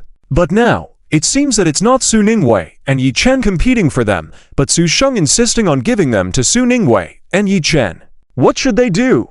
Duanqing couldn't understand. Su Ningwei is a married daughter, water that's been thrown out. Even if Yi Chen is good, his surname is Yi. And he's just a son-in-law. How can the Su group change its name to Yi? Why is Su Sheng more confused than herself? Seeing Duanqing say so, Su Sheng didn't insist and arranged for the driver to take Duanqing back home, while he took the three babies to play in the snow. Soon, the group arrived at a newly opened large ski resort in the outskirts of Yanjing. The mountain was covered in thick white snow, like a blanket covering the peaks. The ski resort was fully equipped with sleds, snow scoops, snowmobiles, and ski rings. However, there was only one staff member and no visitors inside the ski resort. Su Ningwei asked with a smile, when did this ski resort open? I've never heard of it, but the facilities look really good. Dad, you're too generous. Did you rent the whole place just for us to play? Almost. Su Sheng replied with a smile. Su Ningwei looked confused and asked, almost what? It's a small setup. Su Sheng chuckled, rent the whole place. Last time, I heard you talking about teaching Ah Chen how to ski, so I set up this ski resort as a gift for you. Play as you wish. As for whether you want to use the ski resort privately or open it to the public for profit, it's up to you. Today, you can play as much as you want. Have fun. Su Ningwei exclaimed happily, wow, Dad, you're so nice. You even opened a ski resort just for us. Yi Chen's eyes also showed surprise. This father-in-law is as generous as ever, a doting father. When has Dad ever been bad to you? Su Sheng put his hands on his hips. I've already bought the ski gear in your sizes. Go and have fun. Play however you like. Su Ningwei joyfully said, great, Dad. Do you want to go skiing with us? I won't go skiing. My old bones can't handle it. I'll play something else with the three babies. You to go skiing. Just leave the kids with me. Su Sheng replied with a smile. Su Ningwei happily dragged Yi Chen to get their skiing gear. Inside the warm exclusive dressing room, the equipment was all set. Su Ningwei took out a set of skiing gear in Yi Chen's size and said, this is yours. Let me help you put it on. I'll do it myself. Yi Chen said. Su Ningwei insisted, I'll do it. I'm not at ease since it's your first time. It's windy out there, so first, take off your jacket and put on this skiing suit. All right, Yi Chen complied. After taking off his jacket, Su Ningwei placed heating patches and knee guards on Yi Chen. You can put on the ski suit now. Su Ningwei helped Yi Chen wear the ski suit carefully, fastened the windproof strap securely, then wrapped a scarf around his neck, put on snow boots, a helmet, goggles, and gloves. Yi Chen smiled throughout the process, cooperating and enjoying Su Ningwei's thoughtful care. Asterisk having a wife is truly happiness. Asterisk. Next, Su Ningwei picked up a large turtle plush cushion and was about to strap it on Yi Chen. Yi Chen's smile froze. How could he look cool with a large turtle cushion on his back? Yi Chen quickly took a few steps back and said, do we really have to use this? Yes, be obedient. It's your first time skiing, and I'll feel heartbroken if you fall. Su Ningwei said earnestly. Yi Chen tried to explain, I should be able to ice skate without falling easily. It's different. Ice skating is about speeding up and controlling, while skiing is about how to control the speed. Besides, the venues and shoes for skiing and ice skating are different. Ski shoes are wider, so generally, you don't use much ankle force, but rely on the poles and lower body strength. Su Ningwei explained. Yi Chen sighed and pointed to the Slytherin plush cushion on the side, saying, if I must have one, then give me that one. Okay, I'll give you that. Su Ningwei raised her eyebrows, picked up the Slytherin plush cushion, and strapped it on Yi Chen. Su Ningwei checked carefully from top to bottom, making sure Yi Chen was all set, and then said, "Okay? Ready. Wait for me. I'll change out of the gear quickly." "Okay." Yi Chen patiently waited with the Slytherin plush cushion on his back. Su Ningwei swiftly took off her jacket, changed her gear, and picked up her snowboard. "Let's go, let's go." Su Ningwei hugged to snowboards and smiled. Yi Chen took the snowboard from Su Ningwei and said, "Let me carry it." The two held hands and walked towards the cable car. After Su Ningwei swiped her card at the entrance, she took Yi Chen on the cable car. The safety bar was pulled down. The cable car slowly ascended the mountain with Yi Chen and Su Ningwei on board. Yi Chen looked down and saw Su Sheng with 3 babies playing in the snow, making chubby snow ducks. The oldest baby carefully arranged the snow ducks in a row. The second baby stacked the snow ducks into a snowman. The youngest baby, playing in the snow for the first time, was excited and wanted to take the snow ducks home. His pockets were too small to fit them, so he stuffed the snow ducks into Su Sheng's jacket pocket. Su Sheng cheerfully opened his pocket and allowed the youngest baby to fill it with snow ducks, not worried that the snow would melt in his pocket. Yi Chen raised his eyebrows. This was a form of unconditional love. He decided then that he would limit the time his father-in-law spent with their children. As the cable car slowly climbed, Yi Chen and Su Ningwei enjoyed the rare peaceful moment. The cable car shuttled through the snowy mountains, like entering a pure fairy tale world. The mountaintop was covered in thick snow, presenting a silver-adorned world before them. The snow on the mountain was much more abundant than at the foot. Hand in hand, they stepped off the cable car, leaving deep footprints in the snow. Su Ningwei led Yi Chen to the beginner's magic carpet track. On the ski slope, Su Ningwei crouched down and secured Yi Chen's left foot onto the snowboard. "Let me teach you first. Practice gliding by pushing with one foot. Use your right leg to push the snowboard forward and glide slowly," patiently instructed Su Ningwei. Yi Chen nodded, tried it, and confidently glided back. "Like this." Yi Chen stopped by Su Ningwei and asked. Su Ningwei nodded with a smile and praised, "Yes, you are really talented at skiing." The next step is the side-to-side push.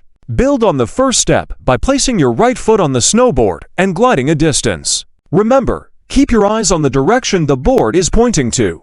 Feeling praised by his wife felt good to Yi Chen. "All right, I'll give it a try." Yi Chen followed Su Ningwei's guidance and completed the movement effortlessly. Su Ningwei applauded. "Excellent, my husband. You can now practice gliding down the slope on one foot. Use the edge to control the board, then you can go up and down. It's simple. Let me demonstrate." With that, Su Ningwei secured her left foot on the snowboard and demonstrated. Yi Chen learned quickly after watching. Continuing her instructions, Su Ningwei explained, "Yes, that's it. The fourth step is practicing pushing on the slope with one foot. Start with the back edge, like this. When pushing, keep your weight in the middle of your legs, back straight, eyes looking forward and not downward." Su Ningwei demonstrated again.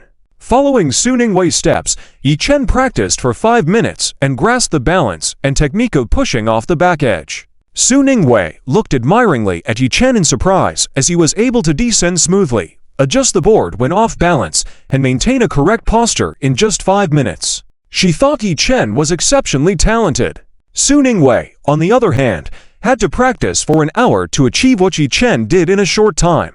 "Ah Chen, you are amazing. You've mastered the back edge push. You can now practice the front edge. It's more challenging than the back edge because there's no back support, just the binding and snowshoes, and our ankles are naturally bent forward." Su Ningwei praised Yi Chen. Demonstrating and teaching simultaneously, she instructed Yi Chen on the correct posture and technique for the front edge push. Yi Chen, with exceptional control over his body, quickly learned the front edge push instructed by Su Ningwei. His execution was so flawless that it could be recorded as a teaching video. It didn't look like a beginner's attempt. Su Ningwei was once again amazed by Yi Chen. What else could be challenging for him? Yi Chen seemed to be a skiing genius, way beyond the need for a slidey sled seat. He hadn't even fallen once. "Is there anything else to learn?" Yi Chen skied back to Su Ningwei and asked. Su Ningwei, impressed and envious, said, "No, I've taught you everything.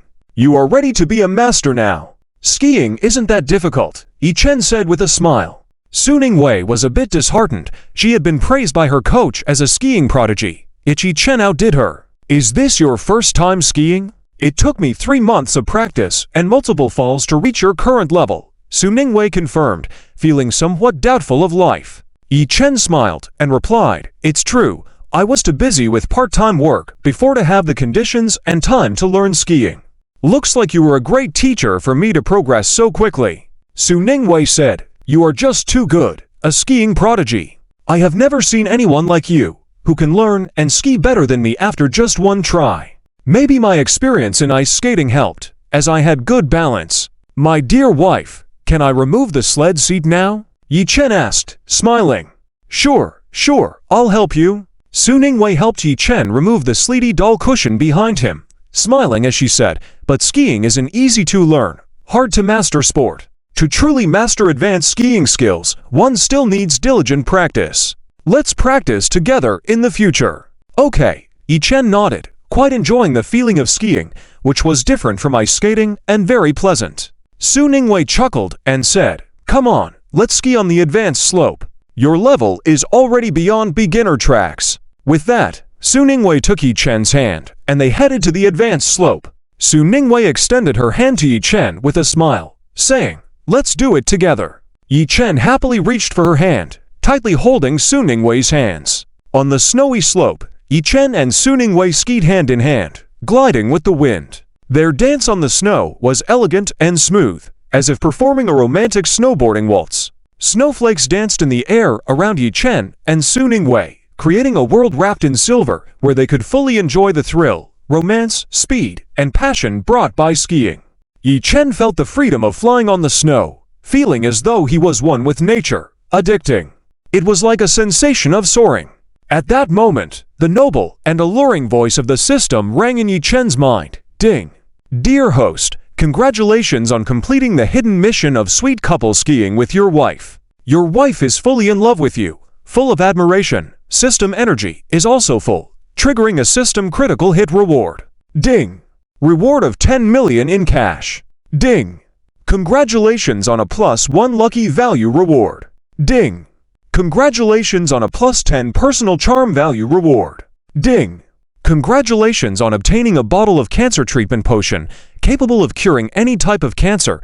Cure guaranteed with 1 bottle, which has been placed into your system space. Ding! Congratulations on unlocking top-level skiing skills. Ding! Earth Star Wang Zhengkai and Jolin Sai's duet Gravity of the Heart. Earth Star J-Shoes Give Me the Time of a Song. Earth Star Wang Xinling's When You. Lyrics, scores, accompaniments, and all covers have been unlocked and automatically copyrighted. Is this okay? 10 million in hand again. The gold content of the cancer treatment potion is well understood by those who know. Unfortunately, there is only 1 bottle, probably impossible to replicate, otherwise, more people could be saved. A large number of skiing skills surged into Yi Chen's mind. Yi Chen instantly felt that every muscle in his body had practiced numerous times skiing movements. Feeling even more joyful while skiing, Yi Chen's movements became even smoother and more fluid, stable as ever, truly feeling like flying. Good buddy, truly top-notch skiing skills. Yi Chen thought that if he were to show off later, Su Ningwei would definitely be jealous, right? Forget it, my wife is so cute, I won't make her cry. Next time when I bring Yi Yao, I'll show off to her and make her envious. Gravity of the Heart sung by Wang Zhengkai and Jolin Sai is a sweet duet song, singing about happy moments in love, attracted to each other, and liking each other, perfect for couples to sing along together. There are just too many good songs by Jay Shu. Give Me the Time of a Song is a romantic and sad love confession song, perfect for lying quietly on the sofa on a lazy afternoon with the coffee on the table emitting a faint fragrance, putting on headphones to listen to this song. The sweetheart Master Wang Xinling sings with full youthful sweetness, expressing the pure feeling of love towards someone liked, also a very nice song full of memories. Earth Stars Lei Zong spent 3.2 million to have Wang Xinling sing 3 songs, one of which being When You. Today's haul is truly abundant. Accompanied by Su Ningwei, Yi Chen smoothly skied to the bottom of the slope. Su Ningwei gave Yi Chen a thumbs up, praising, "Ah Chen, you are really amazing. You skied so steadily on the advanced slope for the first time. Initially, I was planning to lead, but it felt like you were leading me in the second half. Your progress is too rapid. Of course, your husband learns everything quickly. Let's ski again, Yi Chen said with a smile, grabbing Su Ningwei's hand and stepping onto the conveyor belt. Yi Chen and Su Ningwei skied with excitement until Su Ningwei grew tired. Then they went to find the 3 babies together. Su Sheng had already put the babies in professional skiing gear, clothing, shoes, gloves, and hats. Yi Chen and Su Ningwei heard the happy laughter of Su Sheng and the 3 babies from afar. Su Sheng held the eldest, Wang Mama held the second, and another nanny held the youngest, all playing with a snow octopus. Fang Zheng was slowly pulling the snow octopus on the ice with a maybach. Su Sheng and Wang Mama each held a baby while sitting on the snow octopus, having a great time.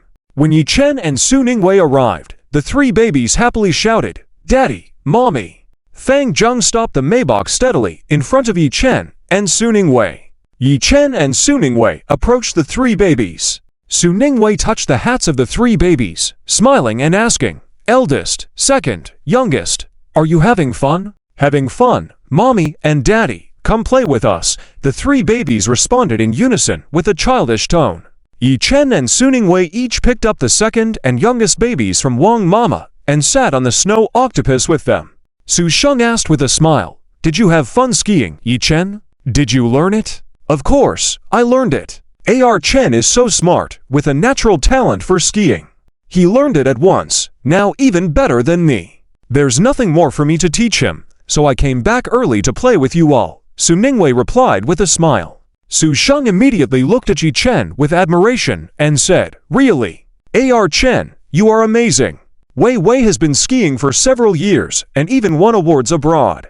To gain Wei Wei's approval, you must truly have some skills. Wei Wei teaches well, and I already knew how to skate, so I learned quickly," Yi Chen modestly replied. Su Sheng said, "You're just being modest, A.R. Chen.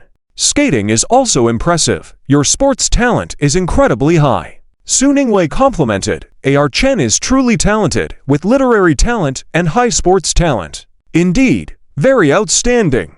Please don't praise me too much, or I will float away." Yi Chen chuckled in response, feeling extremely pleased after being repeatedly praised by his father-in-law and wife. Yi Chen and Su Ningwei played with the 3 babies, circling the snow octopus twice. Su Ningwei saw 3 cute babies wearing ski suits and said, with a smile, "Let's take the big treasure, second treasure, and little treasure to play something else, shall we?" "What to play?" "Ski bikes, building snowmen. I've taken the big treasure, second treasure, and little treasure to play already," Su Sheng responded.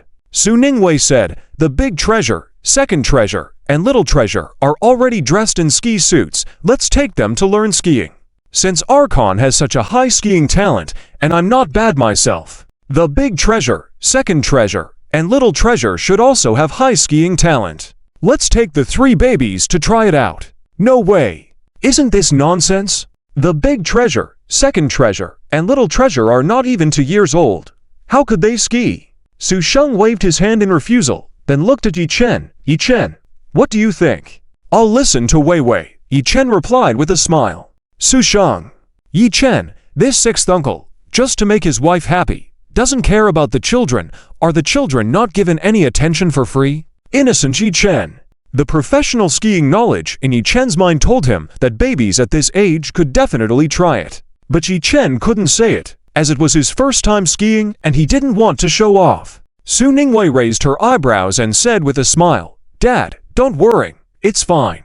Babies can stand and walk, so they can try. The younger, the better for balance, and they have no fear. Children's new brains and bodies, their center of gravity is low, making them learn faster than adults." "Really?" Su Sheng was still a bit concerned. Su Ningwei nodded with a smile and said, "Yes, don't you trust me? You will see when you come with us later. If the big treasure, second treasure, and little treasure are really scared and don't want to ski, Yi Chen and I can hold them and ski, letting them stand on our boards. Skiing is fun. I only learned it when I was older because you were afraid of this and that. If I had learned earlier, maybe I could have been a world champion." "All right, I'll trust you then," Su Sheng responded nervously as he quickly brought 3 small ski boards. Yi Chen and the others took the 3 babies to the beginner ski slope to teach them how to ski. "Mom and Dad will show you something," Su Ningwei said as she took Yi Chen's hand and stepped onto the ski board to show the three babies. The three babies watched with shining eyes, clapping their hands and saying, "So amazing! Mom and Dad are so amazing!" Su Ningwei, after her round, squatted in front of the three babies and asked with a smile, "Big treasure, second treasure, little treasure, do you want to learn?" "Yes," the three babies replied loudly. Yi Chen also squatted in front of the three babies, helping them put on cute bear pads and ski hats with bear ears, asking gently, "Big treasure, second treasure, little treasure, are you scared of falling?" "Not scared, the snow is soft, it doesn't hurt," the big treasure blinked his big eyes and replied seriously. The second treasure also said in a cute way, "I'm not afraid either, if I fall, I'll get up, it's fine. I'm a little man, I'm not afraid at all," the little treasure said proudly with his hands on his hips. Yi Chen smiled and said, "Big treasure, second treasure, little treasure, you are all very brave. Great. Don't worry, Mom and Dad will protect you." "Okay," the three babies nodded in unison, looking like three cute little bears. Su Ningwei then began to patiently and gently teach them.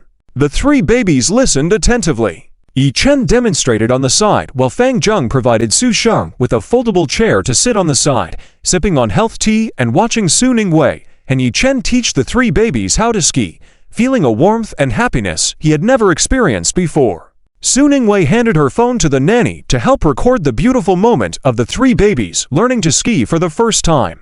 The youngest, little treasure, was the bravest and was the first to stand on the ski board.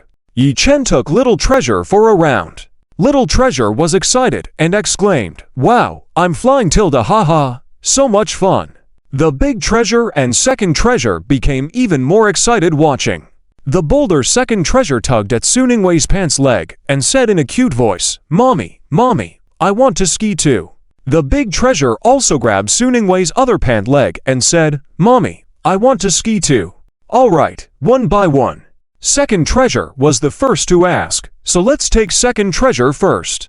"Big treasure, play with Grandpa for a while, okay?" Su Ningwei gently said. The big treasure obediently nodded and ran to Su Sheng, leaning on Su Sheng's lap. "Can you take me skiing, Grandpa?" the big treasure asked in a soft voice. Su Sheng touched the small bear ears on the big treasure's helmet with affection and said, "Sure, Grandpa will take you skiing. Zheng, go get me a set of ski gear." "Okay, Mr. Su." Fang Zheng immediately turned to get the ski gear. Su Ningwei, smiling and bending over, held the second treasure and stepped onto the ski board. "Dad, didn't you say you're too old for this and won't ski anymore?" "Ah, isn't it because the big treasure requested it? How could this old grandpa of mine not fulfill her wish? When I was young, I was quite good at skiing too, but later I got too busy, and all those people liked to play golf and such, so I stopped." Su Sheng chuckled. Su Ningwei, supporting the second treasure, said, "Just spoil them, but when skiing, take it slow and pay attention to safety." "Got it," Su Sheng replied with a smile. Su Ningwei took the second treasure for a round. "Mommy, faster, even faster. It's so much fun," the second treasure joyfully urged. Su Ningwei smiled and said, "Okay, let's speed up then." The second treasure's eyes sparkled with excitement as they cheerfully exclaimed, "Yeah, so much fun, Mommy, catch up with Daddy and little brother." Su Ningwei then accelerated towards Yi Chen and little treasure. Yi Chen heard the second treasure's voice and slowed down to wait for Su Ningwei and the second treasure. Little treasure also heard and excitedly urged, "Daddy, go faster. Catch up, don't let Mommy and sister catch up." It's important to cultivate children's competitive spirit from a young age. Hearing little treasure's words, Yi Chen didn't wait any longer and sped up. Su Ningwei with the second treasure in tow was chasing from behind. Yi Chen smoothly led little treasure, easily taking a lead. Laughter from the second treasure and little treasure echoed across the snowy slope. Su Sheng quickly changed into his ski gear, but the big treasure was a bit more cautious. After stepping on the board, they nervously held Su Sheng's hand tightly.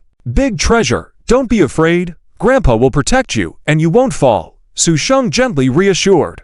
Dabao obediently nodded his head. Su Sheng led Dabao, sliding slowly and leisurely, safe and amusing. Zibao had extremely high athletic talent, sharp mind, and bold courage. After a few demonstrations by Yi Chen, Zibao was already daring enough to release Yi Chen's hand, stand independently on the snowboard, slide a distance, looking adorable. Taking off, Zibao swung his arms, making an effort to maintain balance, sliding down the slope with excitement and thrill in his eyes. Yi Chen naturally followed closely behind Zibao, watching attentively. Zibao's sense of balance and various talents were indeed outstanding, sliding all the way down without falling, stopping steadily. Hard work really seemed trivial in the face of talent. "Daddy, am I amazing?" Zibao placed his hands on his hips, looking at Yi Chen with a proud expression, seeking praise. Yi Chen squatted down, looking at Zibao with a smile, praising, "Zibao is truly amazing.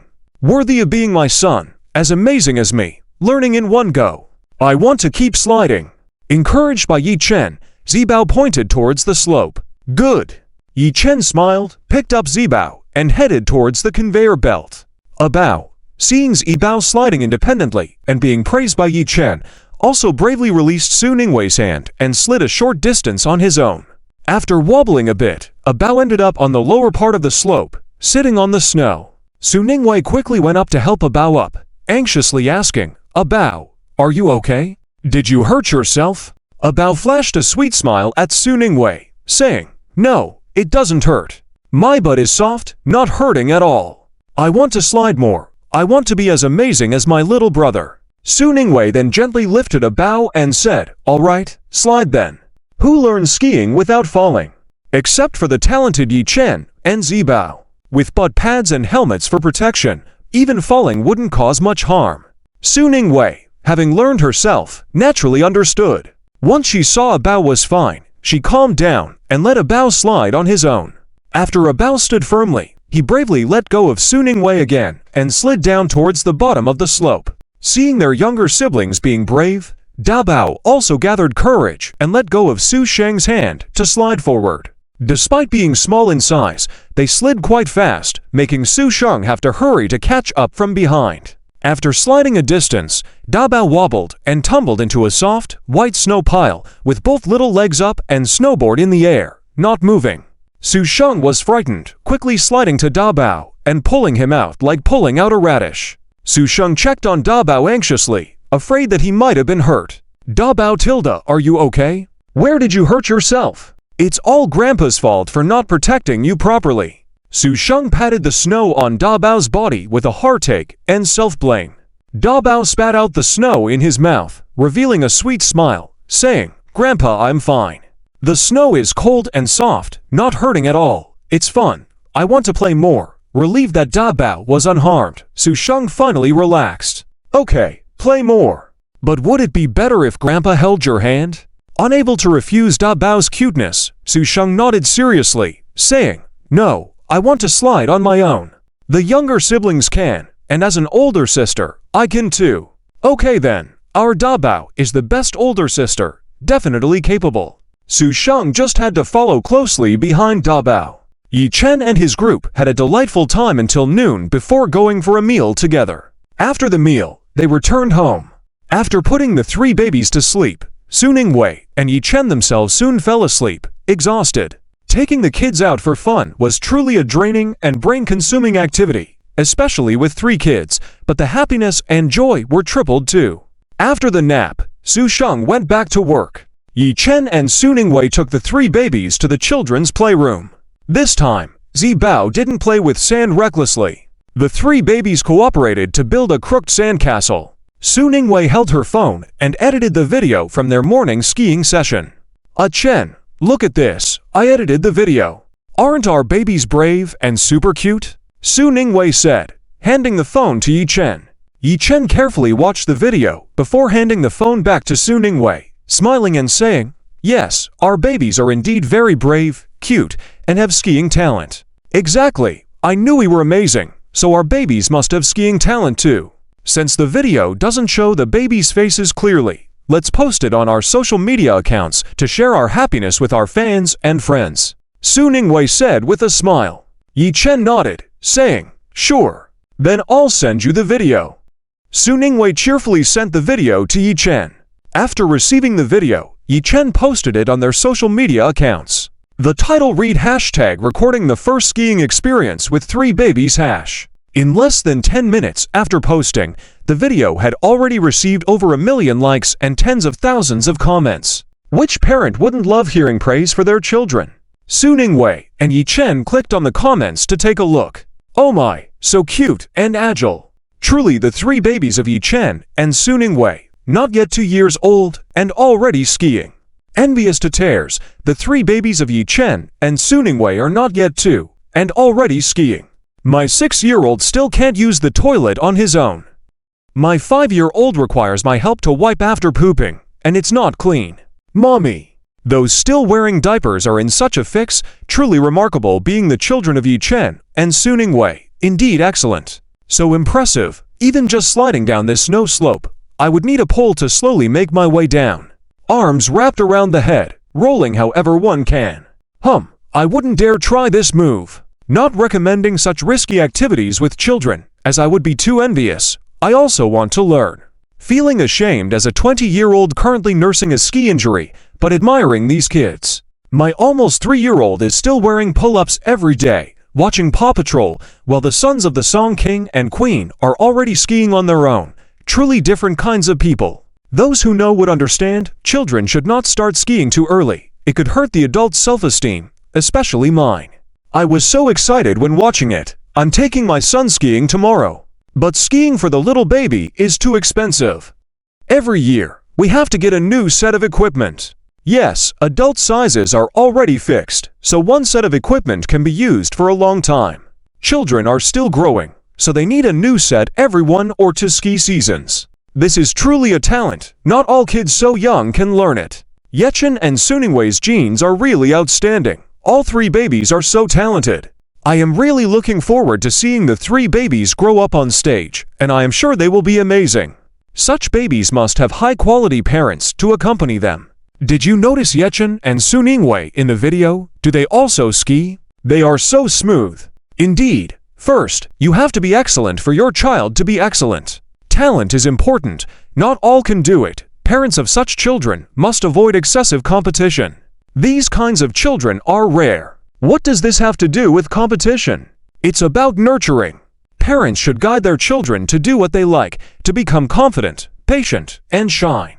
It's not about competition. Every child shines differently. There's no need to blindly follow. We just need to discover the child's strengths, encourage, accompany, and support them. That's what we should be doing.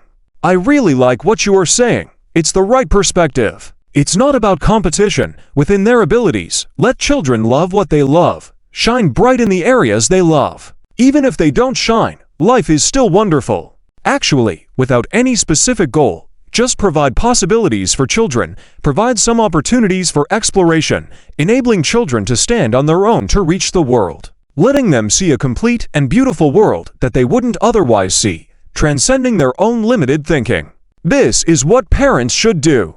As for what they like, that's their business. Where they get to, doesn't matter. The 3 babies are so fortunate to be Yechen and Su Ningwei's children. They're already winning at the starting line. I've never even seen snow.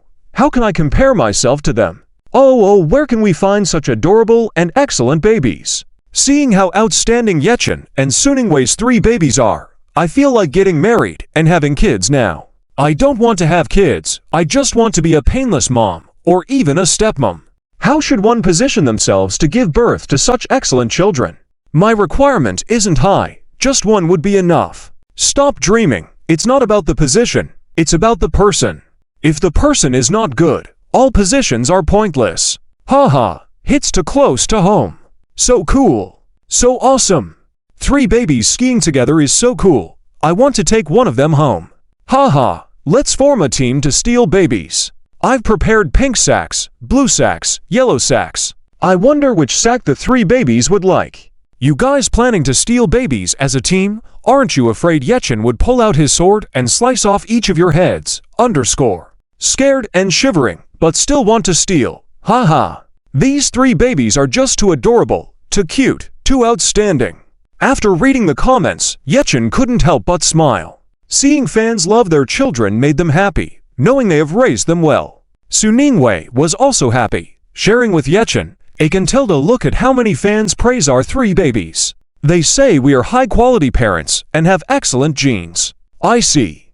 I like fans who are honest like this. Next time during the live broadcast, we should give these fans some great benefits. Yechen smiled and said. Su Ningwei nodded in agreement. I see many fans saying they want to learn skiing too. Next time during the live broadcast, we can give them a goodie bag with skiing equipment and free ski season passes. The ski resort is empty anyway. Might as well benefit our fans. I think it's a good idea. Yechen responded with a smile. Time flies, and happy and warm days go by quickly. It's already 3 days before the Chinese New Year. During this time, besides rehearsing for the Spring Festival Gala program, Yechen and Su Ningwei spent time at home with their 3 babies or took them to places they could play, enjoying a peaceful time. When Susong was free, she tried to make time to spend with the 3 babies too, but the end of the year was just too busy, and sometimes she could only play with them for an hour before rushing off. Ye Dashan, Li Huan, and Yao arrived at Yanjing Airport at around 4 p.m. Yechen and Su Ningwei personally went to the airport to pick them up with their 3 babies. Soon, Ye Dashan, Li Huan, and Yao walked out of the VIP channel, carrying their luggage. Su Ming and 2 bodyguards hurried forward to help with the luggage. Yechen and Su Ningwei also pushed the stroller with the 3 babies, happily welcoming them. Dad, Mom, Yao, welcome. It must have been a tiring journey. Yechen and Su Ningwei greeted them with a smile. Not at all. Ye Dashan, Li Huan, and Yao responded in unison. The 3 babies sat in the stroller, happily holding onto the stroller handle, calling out, Grandpa, Grandma, Aunt, eldest baby, second baby, little baby, Aunt is here. Do you miss Aunt? Yao crouched down in front of the stroller, full of love for the 3 babies. The 3 babies replied in unison, We miss Aunt. Eldest baby, second baby, little baby, you are so well behaved. Boom boom. Look at the gifts Aunt bought for you. Do you like them? Yao happily took out animal plush toys she had made herself from her bag and showed them to the 3 babies. The 3 babies replied in unison, We like them. One for each of you, the obedient rabbit for the eldest baby, the cute cat for the second baby, and the clever monkey for the little baby. Yao distributed the plush toys to the eldest, second, and little baby. They took the toys, expressing their gratitude. Thank you, Aunt. No need to thank me. Eldest baby, second baby, and little baby are so polite. Yao praised with a smile. Ye Dashan and Li Huan also brought gifts for the 3 babies. Yao picked up the little baby. Ye Dashan held the second baby. Li Huan held the eldest baby. The group, under the protection of bodyguards, headed outside the airport, laughing and talking, getting into a luxury business car. Inside the car, Yao held the little baby excitedly and said to Yechen and Su Ningwei, This is our first time flying. The turbulence from air currents scared us, but seeing the Earth through the clouds from above felt amazing. Yes, thanks to you, our parents' generation has finally flown and also visited the capital, Ye Dashan said with a smile. Yechen smiled and said, Mom and Dad, I think Yuan-Jie did a great job managing the fruit shop. How about letting him take over the fruit shop and you both retire early? I'll arrange for you to travel to various places. Start by touring the country first, take in the beautiful landscape, and then plan a trip abroad to see the world. You should experience everything from flying on a plane to taking a cruise. Yes, Mom and Dad, haven't you always wanted to go to the beach? Just listen to Jay, don't work so hard. I can earn money through part-time jobs now, so you should travel and enjoy life. Yao added with a smile. Su Ningwei also chimed in. Mom and Dad, we earn money to spend it. If we don't spend it, it's just a bunch of numbers. Ah Chen has already planned out the travel itinerary for you. Yi Dashan and Li Huan exchanged a glance, their eyes filled with anticipation. With Yi Chen's growing reputation, the fruit shop became even more popular, business was booming, and Yi Dashan and Li Huan had saved up a lot of money. Yi Chen was doing so well that he didn't need their financial support anymore. Since Yi Yao started earning money through part-time jobs and the allowance Yi Chen gave her every month, she no longer needed help from Yi Dashan and Li Huan, who were also regularly showered with various clothes and accessories by Yi Chen. Many of Yi Dashan and Li Huan's peers had already reached retirement age and often shared photos and videos of their post-retirement travels on social media. With their financial stability and good health, Yi Dashan and Li Huan were itching to travel while they were still physically fit. All right, we'll listen to you. Thanks to you, we can enjoy life. Yi Dashan smiled and agreed. Yi Chen continued, that's right, let's stick to the plan. Start by having a good time in Yanjing, then head to the warm South Sea Island to relax and recuperate. I have a house there and ready-made housekeepers, which will be very convenient. Okay, we'll follow your arrangements, Yi Dashan and Li Huan replied in unison, looking at Yi Chen with trust and pride. In the eyes of Yi Dashan and Li Huan, Yi Chen had always been the most outstanding, and their pride and joy. Yi Yao excitedly said, Brother, sister-in-law, I saw the skiing videos you posted, so cool. I've never skied before, can you take me with you to try it?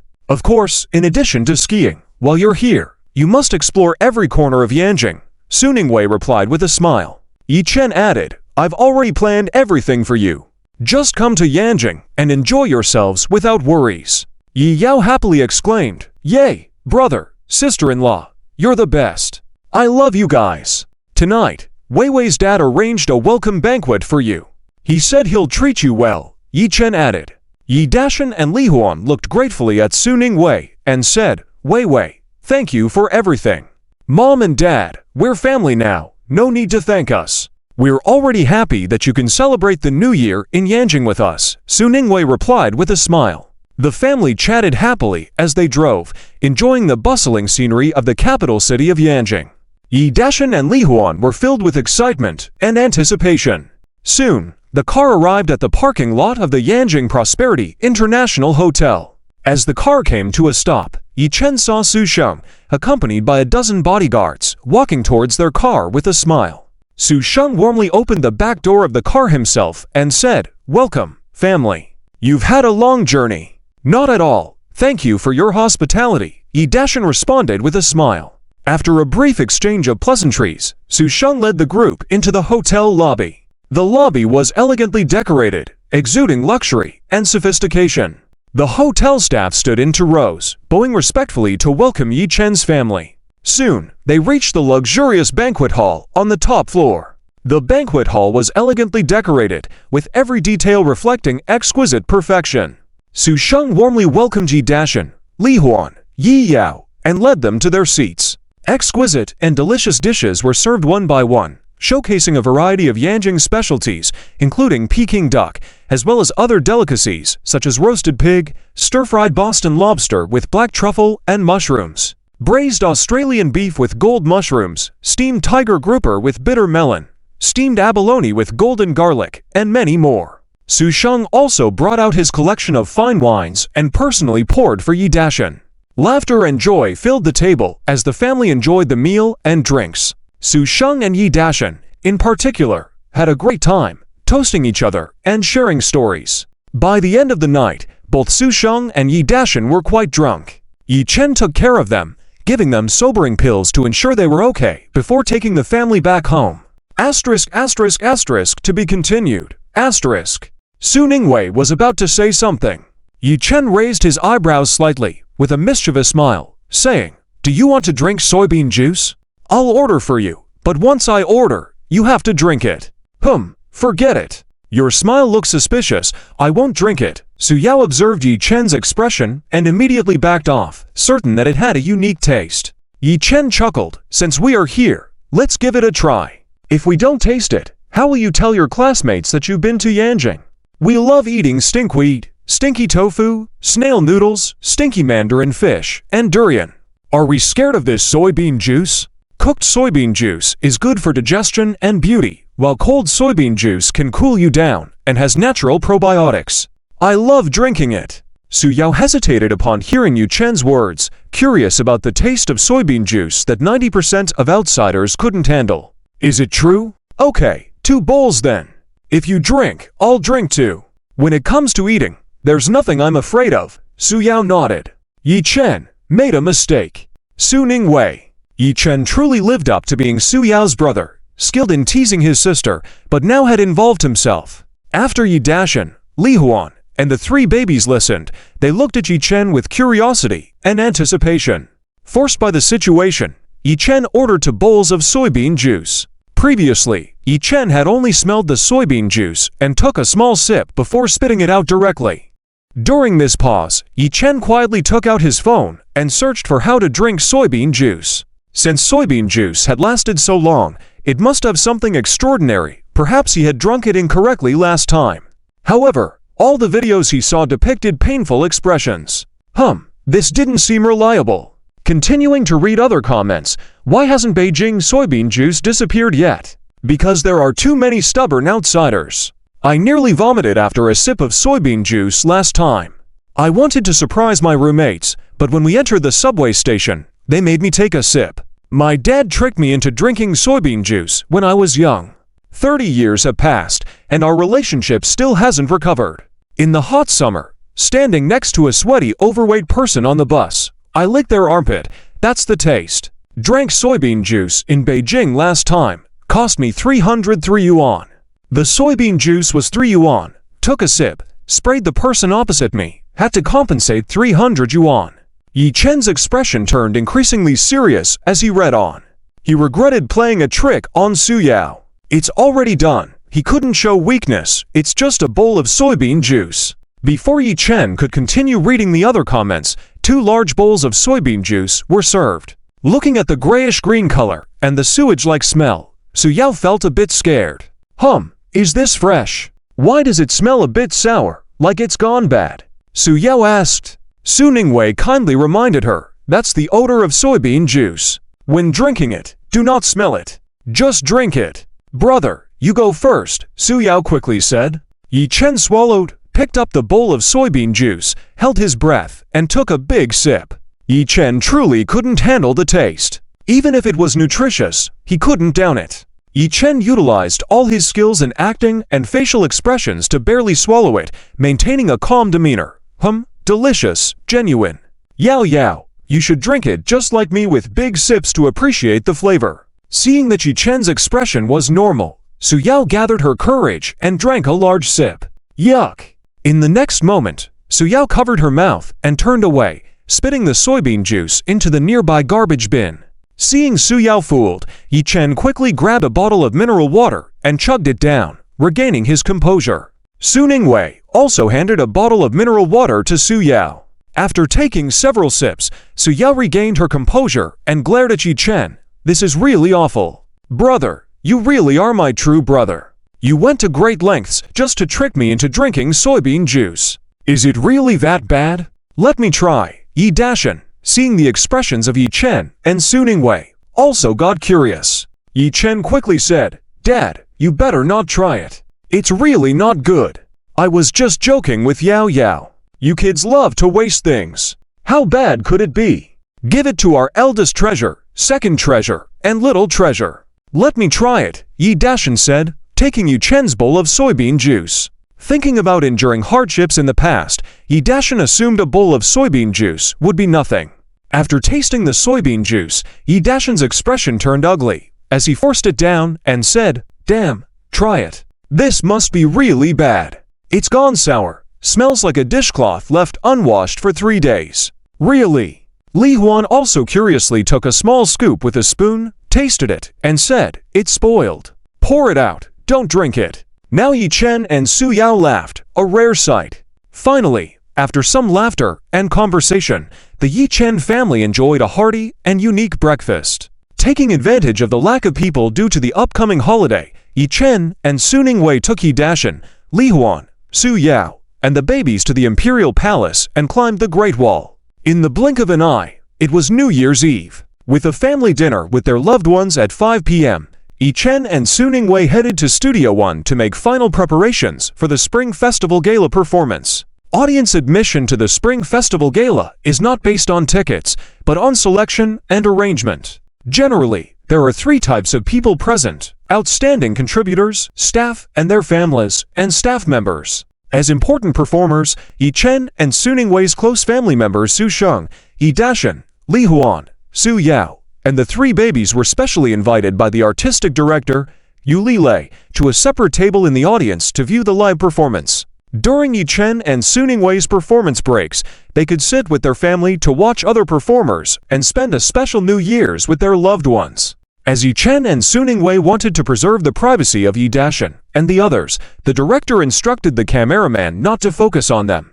The Spring Festival Gala was broadcast live. This year, the Spring Festival Gala made extensive use of new technologies such as 4K, 8K, artificial intelligence, extended reality to create a realistic virtual stage. The live broadcast was also available on various platforms, spreading joy, good fortune, and a festive atmosphere. People all over the country turned on their TVs, enjoyed their family meals, participated in virtual red envelope activities, and eagerly awaited the start of the Spring Festival Gala. Yechen and Suningwei's fans had arrived early and were waiting in the live broadcast room for the Spring Festival Gala. Inside the exclusive dressing room, Yechen and Suningwei were dressed in large red traditional Chinese performance outfits, their makeup done, ready to go on stage. Sitting side by side, they looked particularly well matched. Suningwei held Yechen's hand, looking at him with excitement, asking, "Ekin, we can finally officially stand on the stage of the Spring Festival Gala to sing. Are you nervous? With you here, I'm not nervous. Are you nervous?" Yechen smiled, gently holding Suningwei's hand in return, asking. Suningwei nodded and said, "With you by my side, I'm not nervous. I feel especially at ease, just a little excited. Being able to perform at the Spring Festival Gala together with you, showcasing our singing and talents to the national audience, is a scene I've dreamt of. It feels so happy." "Me too," Yechen responded warmly, his eyes full of anticipation. At that moment, the staff of the Spring Festival Gala signaled for Yechen and Suningwei to go to the stage lift, getting ready to go on stage. Yechen and Suningwei stood up, hand in hand, following the staff towards the stage lift. On the grand stage of the Spring Festival Gala, the opening chorus of Good Sons and Daughters Plant Flowers was nearing its end. Yechen and Suningwei held their custom microphones, standing hand in hand on the lift. As the host announced the beginning, a string of festive firecrackers sounded. The cheerful accompaniment of congratulations and prosperity started playing. Yechen and Suningwei appeared on stage, waving to the audience in the audience and in front of the TV, saying, "Happy New Year to everyone! Congratulations and prosperity!" The audience below erupted in enthusiastic applause. He Ping, He Aiguo, and Zhang Yang, knowing that Yechen would participate in the Spring Festival Gala this year, deliberately attended the gala, sitting at a small round table in the front row of the audience seats to clap and cheer for Yechen. Yechen was somewhat surprised to see He Ping, He Aiguo, and Zhang Yang sitting in the audience. He didn't expect them to come to Yanjing. Looks like he would need to invite them to the house in Yanjing for a cup of New Year tea. Yi Dashan and Li Huan hugged their two treasures and watched the moment Yechen and Suningwei appeared on stage, tears of excitement shining in their eyes. Su Sheng held the eldest treasure, watching the confident and shining Yechen and Suningwei on stage, smiling brightly, feeling proud. Yi Yao sat next to Li Huan, eyes full of excitement, anticipating the thrilling moment, feeling proud and supportive of her brother and sister-in-law. The eldest treasure applauded while saying in a childish voice, "WOW tilde, it's mom and dad tilde, mom and dad look so good, so great." The second treasure clapped excitedly and said, "Grandpa, I see mom and dad. Mom looks beautiful, dad looks handsome.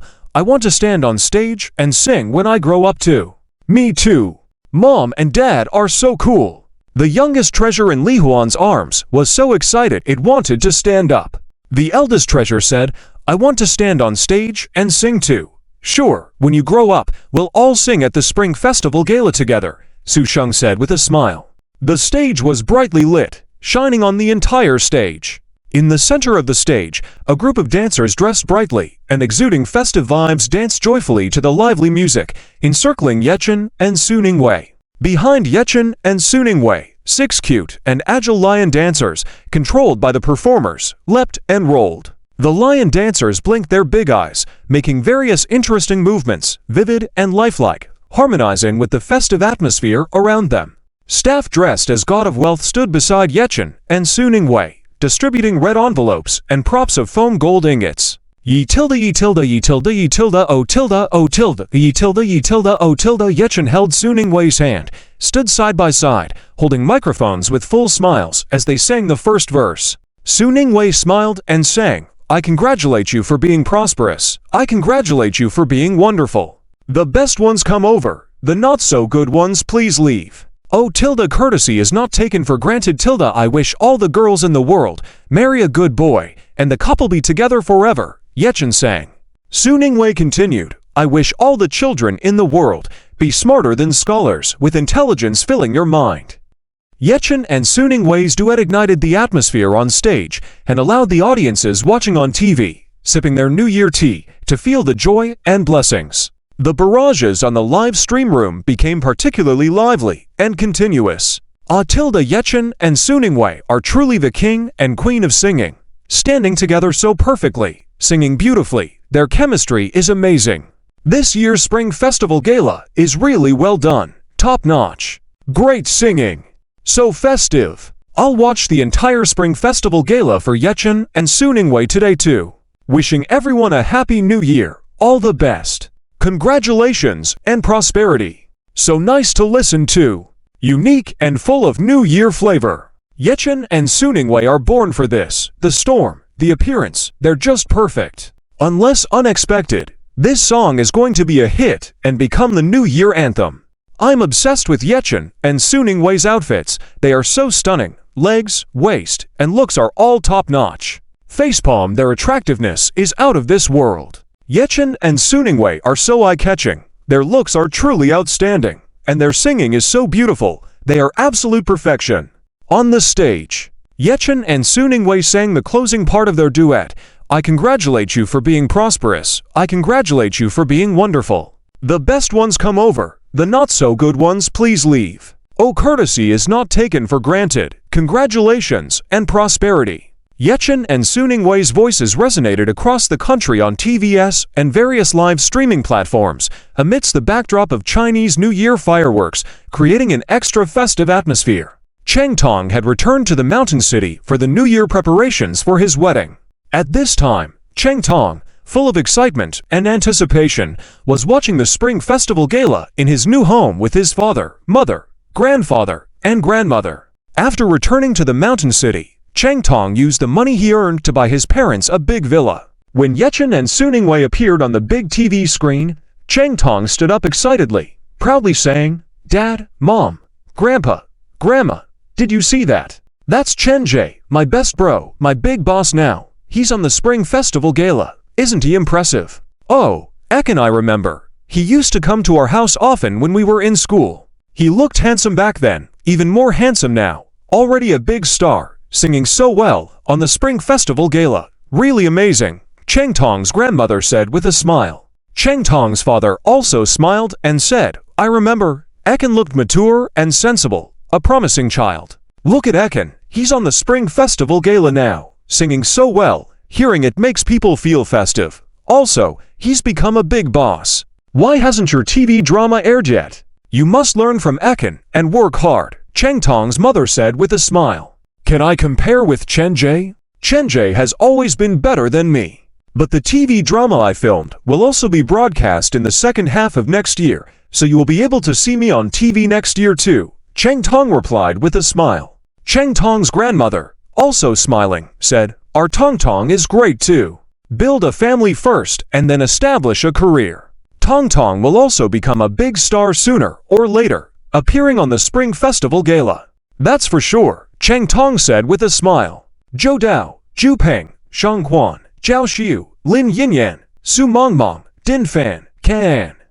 They were all gathered in front of the TV, watching the performances of Ye Chen and Su Ningwei, feeling proud that Ye Chen and Su Ningwei could perform on the Spring Festival Gala. As the first song ended, Ye Chen and Su Ningwei waved goodbye and left the stage to prepare for the next song, The Splendor Within the Lanterns. The audience erupted into thunderous applause, with everyone showing special admiration for Ye Chen and Su Ningwei's song, which brought joy and happiness, making everyone's mood better. With each program smoothly unfolding one after another, it quickly came to Ye Chen and Su Ningwei's performance of The Splendor Within the Lanterns. Ye Chen and Su Ningwei stood side by side on the 3D dreamy stage, surrounded by countless lanterns above and around, with picturesque scenes of China within the lanterns. Dancers in long dresses gracefully danced behind Ye Chen and Su Ningwei, following the accompaniment. Ye Chen was dressed in a magnificent blue suit, exuding stability and elegance. The suit was embroidered with vivid golden dragon patterns,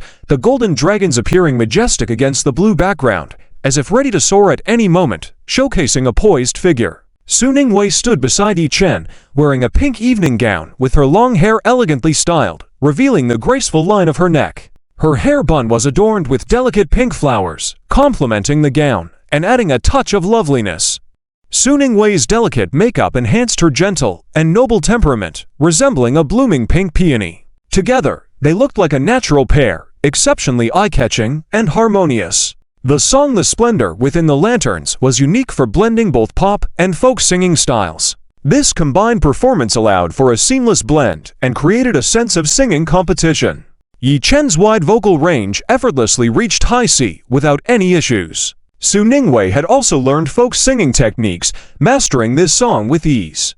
Accompanied by beautiful music, Yi Chen raised the microphone and began to sing. The streets of the city are now filled with lantern shadows, and the warm joy flows in the community. The distant villages on the mountains, the flickering flames.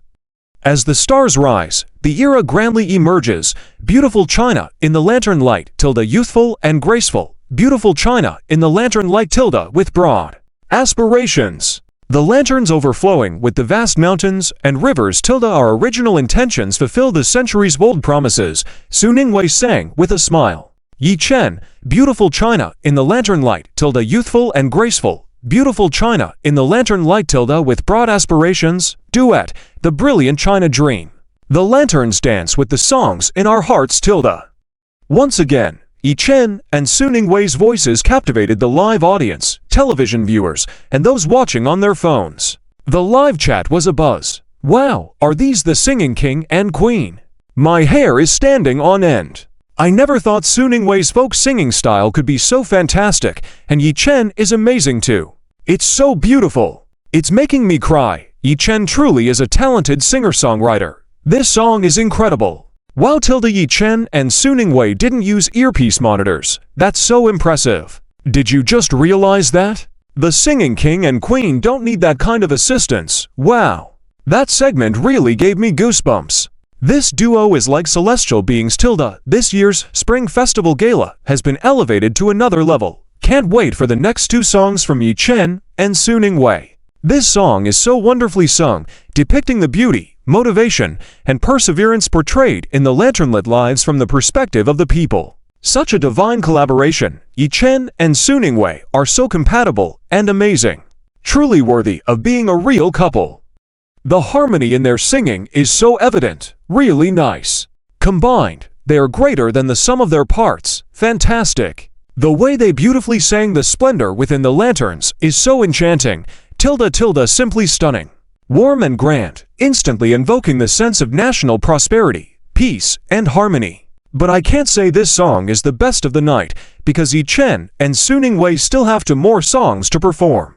This song is a classic, singing of the thousands of lanterns illuminating the world, bringing warmth. I want to cry listening to this, the dream of China. So beautiful, singing of thousands of lanterns, joy, and unity, singing the same song for the motherland. I used to dislike this type of song, didn't find Guardian of the Nation songs interesting, but when Yi Chen and Su Ningwei sing it, I feel passionate. The violin segment is also so pleasant, perfectly combining traditional and pop elements. Which of my family members understand? Yi Chen is so handsome, wish I could stand by him. Wake up, stop daydreaming. Look at how accomplished Su Ningwei is. Do you have her voice, her figure, or her family background? Ouch, that hit me hard. In the backstage, Yi Chen and Su Ningwei reached the end of their duet. Beautiful China in the lantern light, youthful and graceful. Beautiful China in the lantern light, with broad aspirations. The brilliant China dream. The lanterns dance with the songs in our hearts. The lanterns dance with the songs in our hearts. With the conclusion of the song, Yi Chen and Su Ningwei bowed to the audience and left the stage. The applause erupted once again in the audience. With their singing, Yi Chen and Su Ningwei once more charmed the ears of the national audience. The next program, Always Returning Home, was scheduled towards the end of the show, with plenty of time to spare. Yi Chen and Su Ningwei changed into more casual attire and quietly made their way to the audience seating to join Su Sheng, Yi Dashan, and the others to watch the performances. The three little darlings immediately spotted Yi Chen and Su Ningwei and enthusiastically waved their chubby hands without shouting, as Yi Chen and Su Ningwei had instructed them before leaving home that they must not disturb the performance if it was ongoing.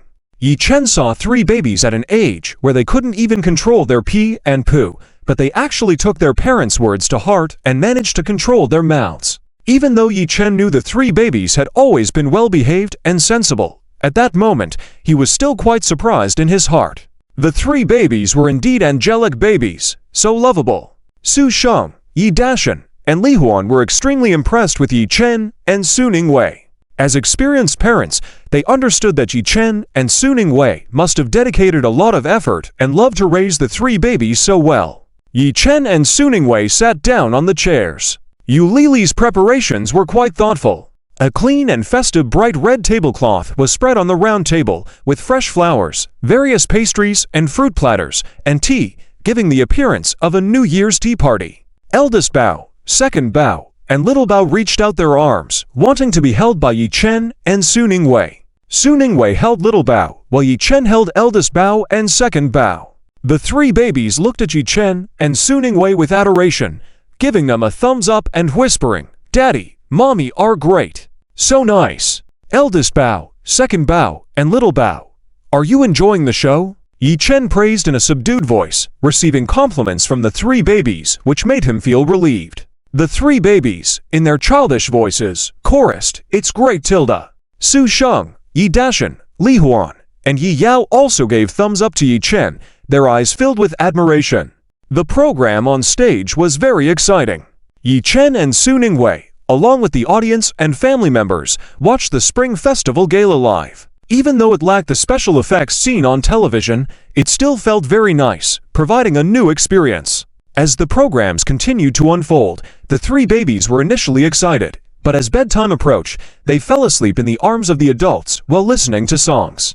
Babies at this age, especially when they are very tired, will fall asleep as soon as bedtime arrives, regardless of the environment. Little Bao seemed to be dreaming something, showing expressions of wanting to cry and then laughing in his sleep. Very adorable. Yi Dashan and Li Huan were worried that the noise at the venue might disturb the babies' sleep, so they decided to accompany the babies home early. Su Sheng jokingly stopped them. "I've been to the Spring Festival Gala many times. Sitting here for so long, my back is starting to ache. Let me accompany eldest Bao, second Bao, and little Bao home first. Grandpa, Grandma, you can stay here and watch Yi Chen and Wei Wei's performance. Yes, Mom and Dad, you rarely come here. Stay here with us. Let my dad take the 3 babies home first." Su Ningwei smiled and said. Yi Dashan and Li Huan agreed, "Okay, as you wish."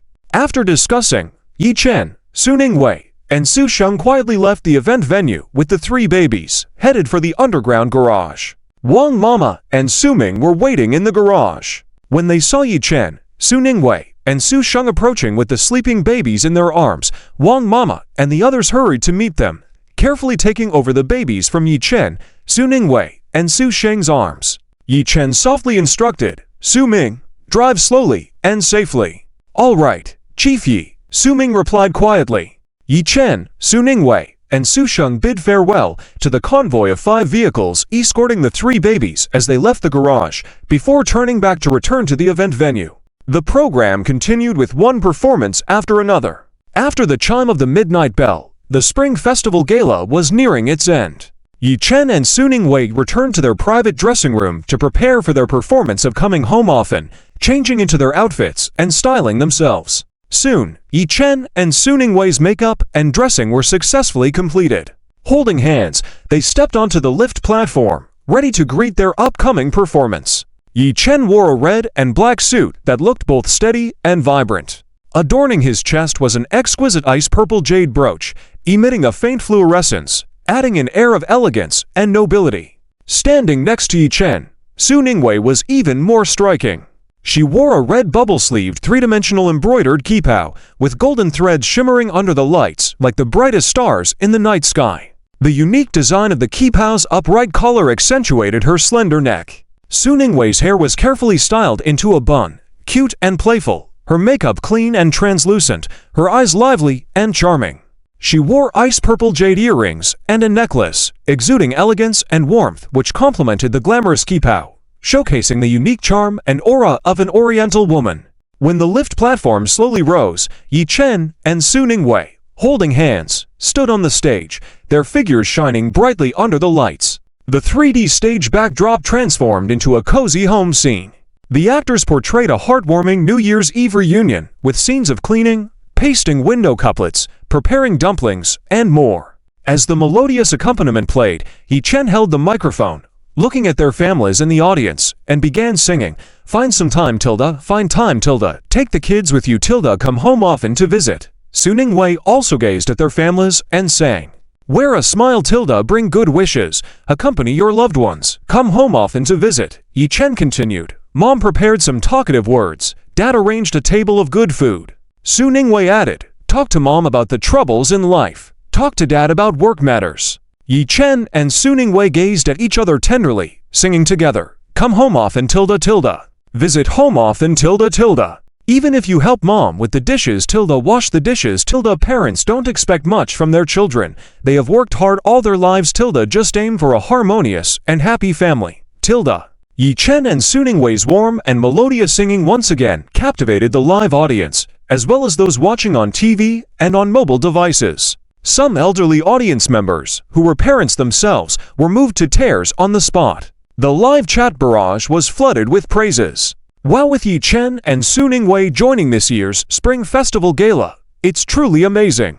Their duet is so pleasant to listen to. Each song has a different flavor, yet equally enjoyable. The melody and rhythm of this song are quite simple, with a small range, very straightforward, and not overly sophisticated. It's not ostentatious or pretentious, lacking fancy rhetoric or decorative techniques. The music is plain and serene, expressing genuine emotions, with a touch of care for the elderly. It's really suitable for the grand stage of the Spring Festival Gala. It warms the heart to listen to it. Visiting home often, in a blink of an eye, parents have passed away, and I myself am over 50. I just wish for my children to be safe, healthy, and happy. It has to be Yi Chen and Su Ningwei. I'm in tears listening to them. My parents are divorced, though I'm already married myself. Deep down, I still hope that my parents can be together. The song flows smoothly, touching, and easy to resonate with. The simple lyrics convey a heartfelt call from parents, as well as the longing of children who are working away from home. Yi Chen's songs are full of positive energy. This song expresses the love of Chinese children for their home, as well as the heartfelt words of parents to their children. It reminds busy young people that no matter how busy work gets, they should not forget about family and to visit their elders more. I really love it. No matter how busy you are, never forget your family. Make time to visit your elders. I really love this song. I have no home to return to, but hearing this song suddenly made my throat tighten.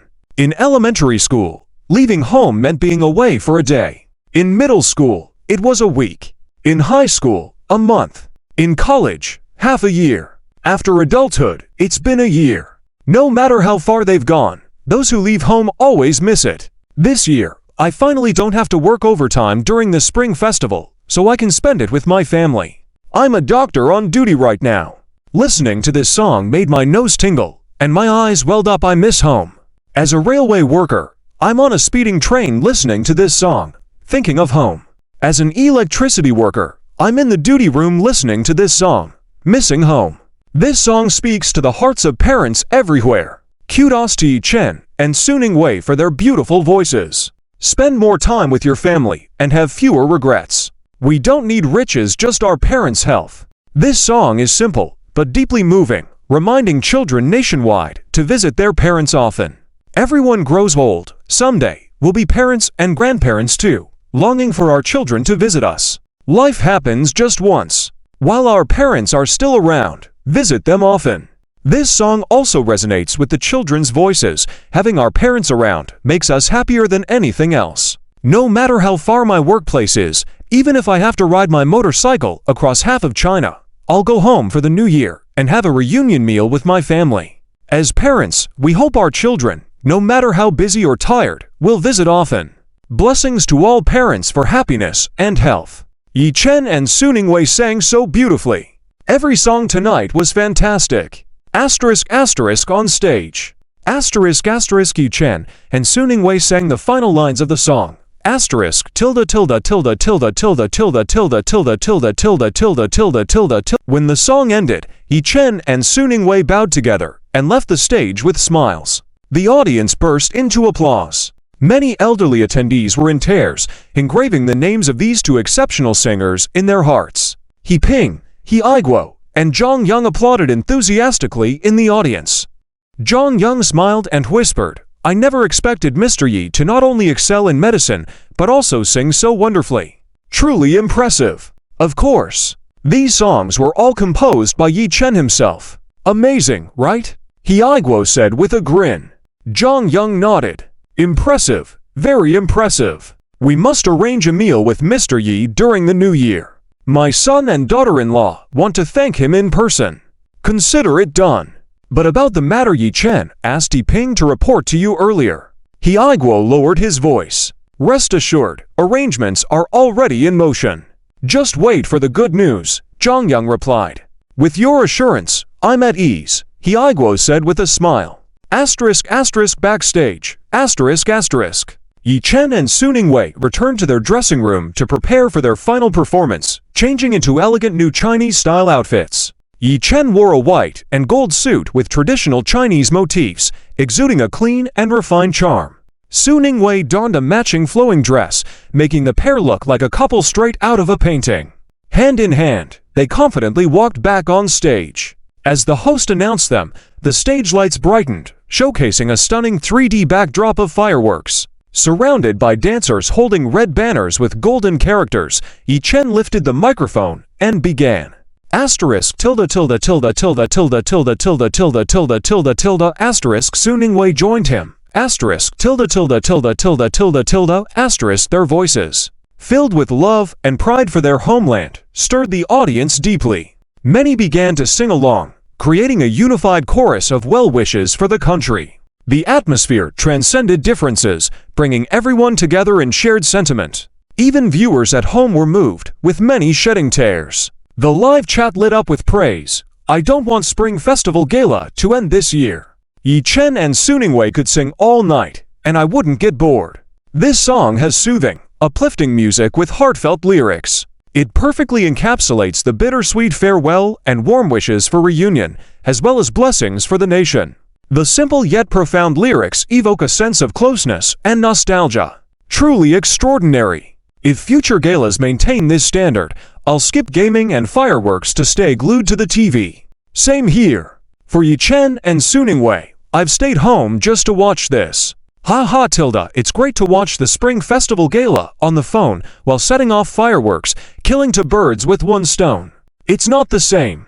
To listen to the songs of Yi Chen and Su Ningwei, you must watch on the 72-inch TV at home to fully enjoy. Singing about national prosperity, peaceful lives, abundant harvests, happiness, and health. The food at this year's Spring Festival Gala is really delicious, so happy-o asterisk asterisco. The song Unforgettable Tonight is really amazing.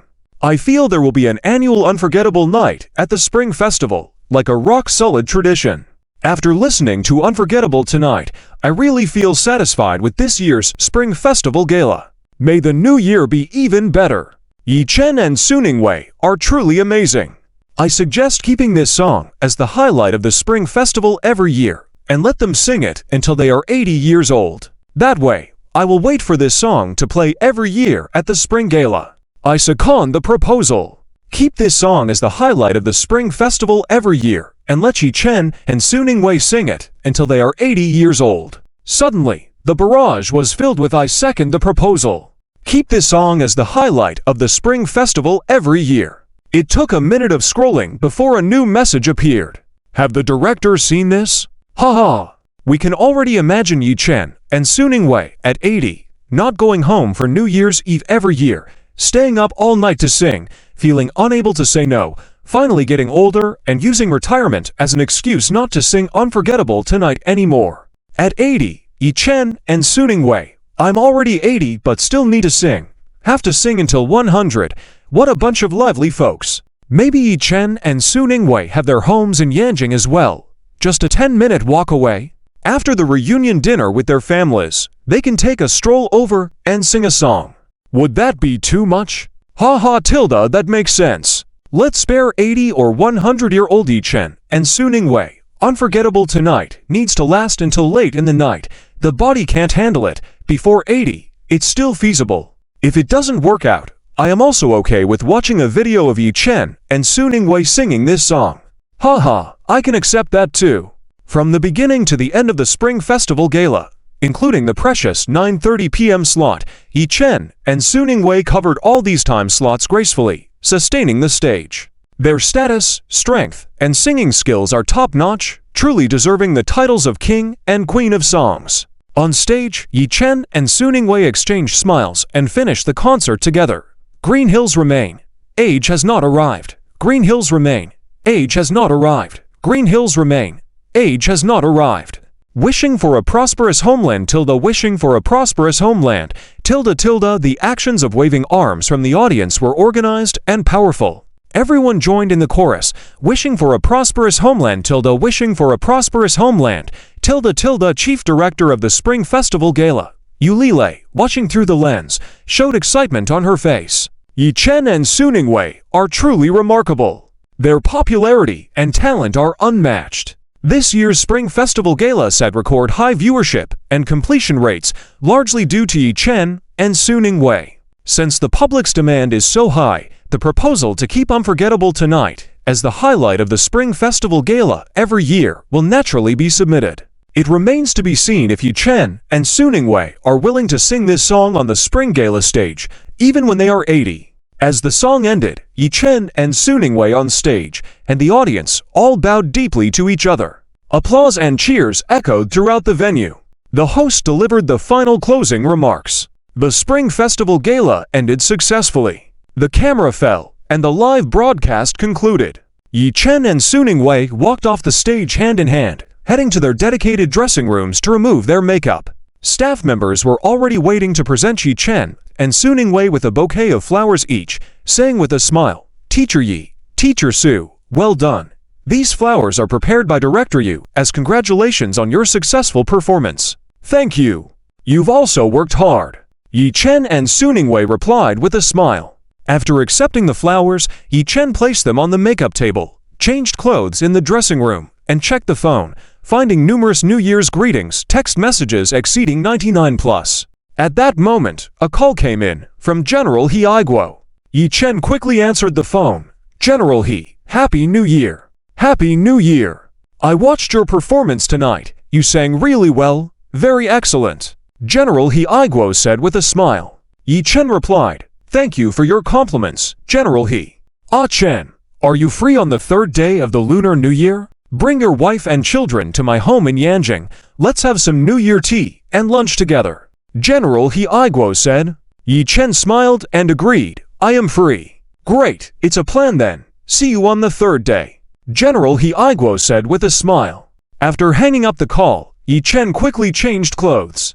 After removing the makeup, packing their belongings, Yi Chen and Suning Wei walked out of the dressing room hand in hand, took the elevator, and prepared to join Yi Dashan and the others to go home together. As they stepped out of the elevator, Yi Chen and Suning Wei were surrounded by a group of live audience members from the Spring Festival Gala at the elevator entrance. "Yi Chen, Suning Wei, I'm your hardcore fan. Can I take a photo with you?" The girl at the front said excitedly. Others echoed, "I'm also your fan. Can I take a photo with you?" Yi Chen and Suning Wei glanced at each other, then smiled and replied in unison, "Of course." After taking photos with all the fans, Yi Chen and Suning Wei finally got into the car. Inside the car, Yi Yao looked at Yi Chen and Suning Wei with admiration, saying, "Brother, sister-in-law, your performance tonight was fantastic. You are really popular now, with so many fans, amazing."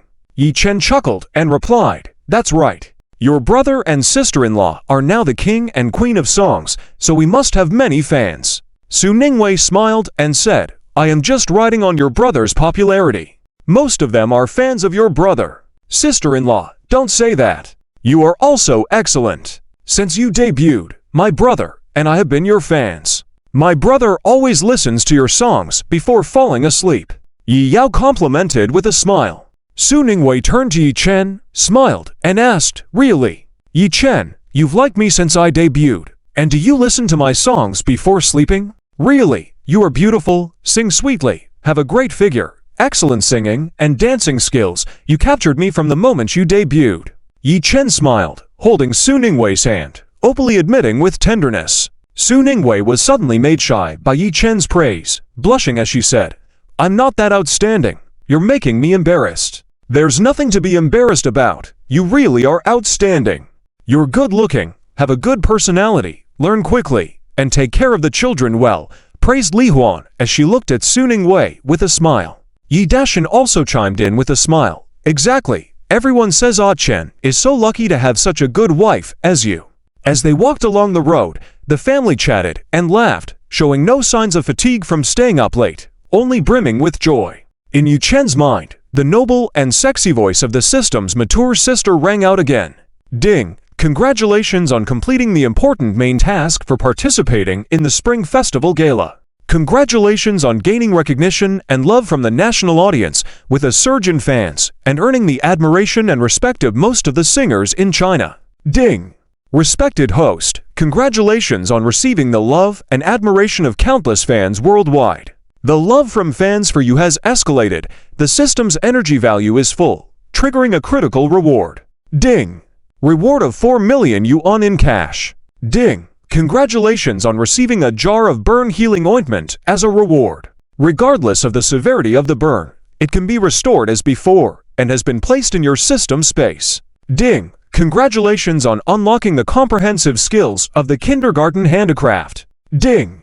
The lyrics and scores of the Earth Star, Song Ziying's Good Times, Star Liu Dewa's Forget Love Potion, Stars Buren Bayar, Warina, and Yingma's Three Treasures of Auspiciousness, Star Fei Wang's Legend, Star Wang Zhengliang's Where Did Time Go, and Star TFBOYS Youth Training Manual have been unlocked. Ding!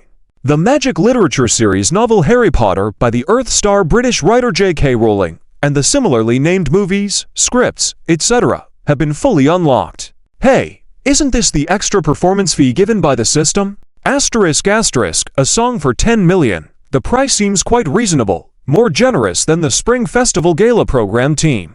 The burn healing ointment, no matter how severe the burn, can be restored as before. This is a good thing. Items produced by the system are truly top-notch. However, based on past experience, this burn healing ointment from the system is not given casually. Who knows which fortunate person will be able to use this jar of medicine? At this moment, Yi Chen trembled all over as if he had been electrified, but it didn't hurt, just a little numb. A bunch of kindergarten handicraft skills appeared out of thin air in Yi Chen's mind. The system is as considerate as ever, already considering that after the three little treasures attend kindergarten, they will need to do handicraft assignments, so the system has unlocked them directly for Yi Chen. With the system around, being a good father is so easy. These 6 songs that were unlocked at once have all been performed at the Spring Festival Gala, and the system really understands unlocking. Song Ziying is a singer from the national team. Her performance of Good Times won the Gold Award at the 5th China Music TV Awards. This song Good Times has catchy lyrics, distinctive national style, fresh and smooth melody, sometimes tense, sometimes relaxed, sometimes high-pitched, sometimes melodious, vividly expressing the Chinese people's love for a happy life and their longing for a better future. Today is a good day. Everything you wish for will come true. People from Earth. Surely everyone can sing a couplet of the joyful and cheerful Good Times, right? Liu Dewa's performance of Forget Love Potion is a classic old song. This heartfelt and slightly nostalgic song vividly expresses people's desire to forget unhappy things after being hurt in love. The song has not only been performed at the Spring Festival Gala, but has also won awards, such as the Hong Kong Top 10 Chinese Golden Melody Award and Hong Kong New City Radio's Explosive Mandarin Song of the Year Award. When this song is played again, it will surely captivate a Blue Star fan base. Buren Bayar, Warina, and Yingma's performance of Three Treasures of Auspiciousness is a Mongolian song in question and dancer style for a family of 3. Although the melody is simple, the delicate arrangement and rap-style Mongolian opening give a fresh feel. The pure voices of children release the aroma of fresh milk from the grassland, making it feel comfortable to listen to young Yingma, as if the ears had been bathed. Although the 3 performers are not a real family, they give a feeling even more intimate than a real family. Whenever their singing begins, there is a strong sense of the grasslands. After that song was performed at the Spring Festival Gala, it became popular far and wide. The song also won the 2006 Favorite Program Song and Dance category second prize of the CCTV Spring Festival Gala. Yi Chen thought it would be nice to keep this song for the whole family to sing together in a few years, but with so many songs of his own, he wasn't in a rush. The performance of Legend by Fei Wang also became incredibly popular when she sang it at the Spring Festival Gala, even hotter than the original singer, Li Jian. This legend will definitely bring joy to the Blue Star fans once again. Wang Zhengliang's performance of Where Did Time Go had simple and delicate lyrics, deeply moving and emotional, causing a nationwide discussion with the catchphrase "Where did time go? Time flies, life is long, raising children, mundane tasks. Life is short, youth fades, suddenly looking back on a lifetime." When Wang Zhengliang performed the song "Where Did Time Go" on the stage of the Spring Festival Gala, the gentle melody flowed slowly into the hearts of the audience. The plain but moving lyrics matched with Wang Zhengliang's sincere interpretation resonated with the audience, and the poignant call for family love instantly pierced their hearts. The audience below were immediately moved and teary-eyed, and the song became the highlight of the Spring Festival Gala, with netizens praising it as the most touching program of the CCTV Spring Festival Gala in the Year of the Horse. Tef Boy's performance of Youth Training Manual has an energetic and lively melody, full of youthful vigor, making it suitable for new recruits in the company to sing. This song Youth Training Manual not only appeared at the Spring Festival Gala, but also won the Screen 2015 IQIYI Night Annual Golden Song Award. 2015 won the Top 10 Gold Songs of the 22nd Eastern Wind Music Awards. 2015 Music Wind Awards Annual Popular Song Grand Prize. At that time, this song was also a hit, with Left Hand, Right Hand, slow motion being super neat. And as for Harry Potter, need I say more? Even if you haven't read it, you must have heard of it. As of May 2013, the Harry Potter series has been translated into 73 languages, selling over 500 million copies. The Harry Potter movie series is the highest-grossing film series globally, with a total box office revenue of $7.8 billion. Yi Chen couldn't imagine how many readers would be enchanted by the Harry Potter fantasy literature series after it was released, and how much of a success it would be. When he returned home, Su Sheng had already had a sumptuous late-night snack prepared for them. Su Ningwei smiled and asked, "Dad, why are you still up? I was at home watching your performance. How could I fall asleep? Your performance tonight was truly wonderful. Each of the 4 songs you sang was so good. They were all very enjoyable to listen to. It made my heart feel at ease." Su Sheng replied with a smile, "You must be hungry. I had some late-night snacks prepared. Let's eat together before going to bed." After finishing the meal, Yi Chen and Su Ningwei took out red envelopes and handed them to Su Sheng, Yi Dashan, and Li Huan, wishing them health and longevity. Of course, there were red envelopes prepared for Yi Yao as well. Su Sheng, Yi Dashan, and Li Huan also prepared red envelopes for Yi Chen, Su Ningwei, and Yi Yao. The whole family sat around the dining table, enjoying the delicious late-night snacks and chatting. This special New Year's Eve was spent in warmth and happiness. After finishing the late-night snack, everyone went back to their rooms to rest. In the master bedroom, Yi Chen embraced Su Ningwei's waist and gently said, "Wife, Happy New Year. Husband, Happy New Year. May we always be this happy every year." Su Ningwei said, hooking her arm around Yi Chen's neck and kissing him on the lips. Yi Chen held Su Ningwei's head and waist, deepening the kiss. The two kissed breathlessly, ending the kiss. Yi Chen then said to Su Ningwei, "When I was changing clothes, General He called me and invited us to his home in Yanjing to have dinner on the 3rd day of the lunar year. Okay, I didn't expect General He to be in Yanjing this year. It's really a coincidence." Su Ningwei replied with a smile. Yi Chen nodded and said, "Yes, you must be tired tonight too. Want to take a bath together?" "Okay." Su Ningwei nodded shyly. Originally, Yi Chen was concerned about Su Ningwei and thought she would be tired after singing tonight, planning to let Su Ningwei rest well for a night. However, when they were in the bathtub, Su Ningwei took the initiative to kiss Yi Chen, full of desire. Yi Chen naturally fulfilled Su Ningwei's New Year's wish. The next day, New Year's Day, sunny after the snow. Yi Chen still woke up early. Su Ningwei was still sleepy with her eyes closed. Yi Chen got up quietly to wash up and change into new clothes. This was Yi Chen's first visit to Yanjing for the new year since marrying Su Ningwei, so he couldn't let Su Ningwei sleep in. Yi Chen kissed Su Ningwei's forehead gently and said, "Wife, get up and change into new clothes. We have to go visit your grandmother." It was customary for them to visit Duanqing for New Year's. So sleepy. I don't want to get up at all. It's all your fault for being so charming. You made me unable to resist last night. Su Ningwei murmured softly with her eyes closed. Yi Chen coaxed her. "Okay, it's my fault, but you dad and my parents are probably waiting for us to have the first meal of the new year together. Are you sure you don't want to get up?" Su Ningwei reluctantly opened her eyes, forced herself to wake up and said, I have to get up. I can't be a sleepy wife this year." "Don't worry. My parents won't think that way about you. And besides, we worked so late last night, it's okay to be a little late. I'm just afraid your grandmother will nag," Yi Chen said, brushing aside the loose strands of hair on Su Ningwei's face. Su Ningwei stretched and said, "My grandmother won't mind. The main thing is for the whole family to have the first meal together on New Year's Day. Your dad's face still needs to be respected, and besides, we just bought your grandmother to stores. We should show the proper respect." Yi Chen smiled and said. Su Ningwei extended her fair arm towards Yi Chen and said coquettishly, "All right, I'm getting up now. Husband, help me get up." Yi Chen smiled and held Su Ningwei's hand, helping her up and putting new clothes on her. Today, Yi Chen and Su Ningwei were wearing traditional Chinese-style matching outfits designed by Yi Chen himself, which matched the three babies and looked festive and beautiful. After Su Ningwei finished getting ready, Yi Chen and Su Ningwei held hands and went downstairs. The servants had already cleared the snow in the yard and prepared a hearty breakfast. Su Sheng, Yi Dashan, Li Huan, and Yi Yao were in the living room playing with the three babies. When the three babies saw Yi Chen and Su Ningwei, they happily ran towards them.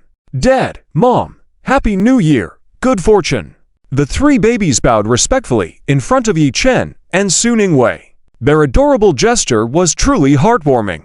Yi Chen and Su Ningwei bent down to help the three babies up, smiling and wishing them a happy new year and happiness every day. "Great treasure, second treasure, little treasure, happy new year, be happy every day. Great treasure, second treasure, little treasure, you did great. This is the red envelope Mommy gives you for the new year. May you grow up safe and healthy." Su Ningwei took out 3 red envelopes and handed them to the 3 babies. The babies accepted the red envelopes and bowed neatly to Su Ningwei, saying, "Thank you, Mom." "You're welcome," Su Ningwei said tenderly. Yi Chen also took out 3 red envelopes and handed them to the 3 babies, saying gently, "Dad also prepared red envelopes for you. May you grow up happily." "Thank you, Dad." The 3 babies accepted the red envelopes and bowed to Yi Chen, showing how well-behaved and cute they were. Great Treasure took out a stack of red envelopes from his pocket and handed them all to Su Ningwei, saying in his childish voice, "Mom, these are red envelopes from Grandpa, Grandpa, and Aunt for you to buy a bag. Dad, I also have some, to get you new clothes." Second Treasure also took out a stack of red envelopes from his pocket and handed them to Yi Chen. Little Treasure took out the red envelopes, thought for a moment, and gave half to Su Ningwei and half to Yi Chen, saying, "Dad, Mom, I also have some. I'll use my red envelopes to buy you a big car." Yi Chen suddenly felt warm in his heart. The 3 babies were so heartwarming, knowing to be filial to their parents, despite the fact that the money wouldn't buy much. Su Ningwei crouched down, patting the 3 babies' heads, smiling and saying, "Great Treasure, second treasure, little treasure, you're really good. Your dad has already bought me a lot of bags and new clothes. We already have a big car. These red envelopes from Grandpa, Grandpa, and Aunt are all yours. Keep them for yourselves. You can use them to buy whatever you want in the future." "Yes, thank you, Great Treasure, second treasure, little treasure. Your mom and dad appreciate your thoughtfulness. Keep the red envelopes for yourselves." Yi Chen also smiled, squatting down to pat the heads of the 3 babies. Su Ningwei smiled and asked, "After receiving the red envelopes, did you say thank you to Grandpa, Grandpa, and Auntie?" The 3 babies obediently replied, "Yes, we said thank you." Su Sheng, Yi Dashan, Li Huan, and Yi Yao all nodded approvingly from the side, their eyes filled with love and affection for the 3 babies. Yi Chen smiled and said, "Big treasure, second treasure, little treasure, put away the red envelopes first. You can put them in your own piggy banks tonight." The 3 babies nodded and stuffed all the red envelopes into their pockets, making them bulge even more. Seeing how well-behaved and sensible the three babies were, and how sweet their mouths were, even the servants on the side were shocked and admiring.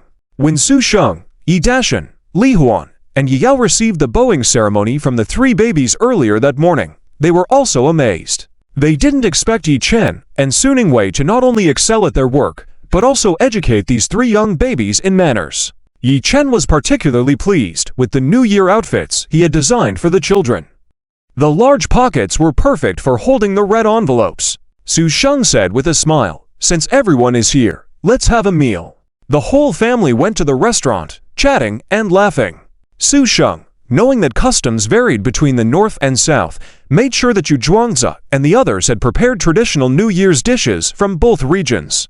They enjoyed a breakfast spread of various delicacies, such as emerald and white jade dumplings, sweet soup with glutinous rice balls, rice cakes, fortune congee, 8 treasure rice, and handmade noodles. After breakfast, Su Sheng, Yi Chen, and Su Ningwei took the three babies to visit the old mansion for New Year greetings. Su Ming was responsible for taking Yi Dashan, Li Huan, and Yi Yao to visit various parks. Soon, their car arrived at the Su family's old mansion.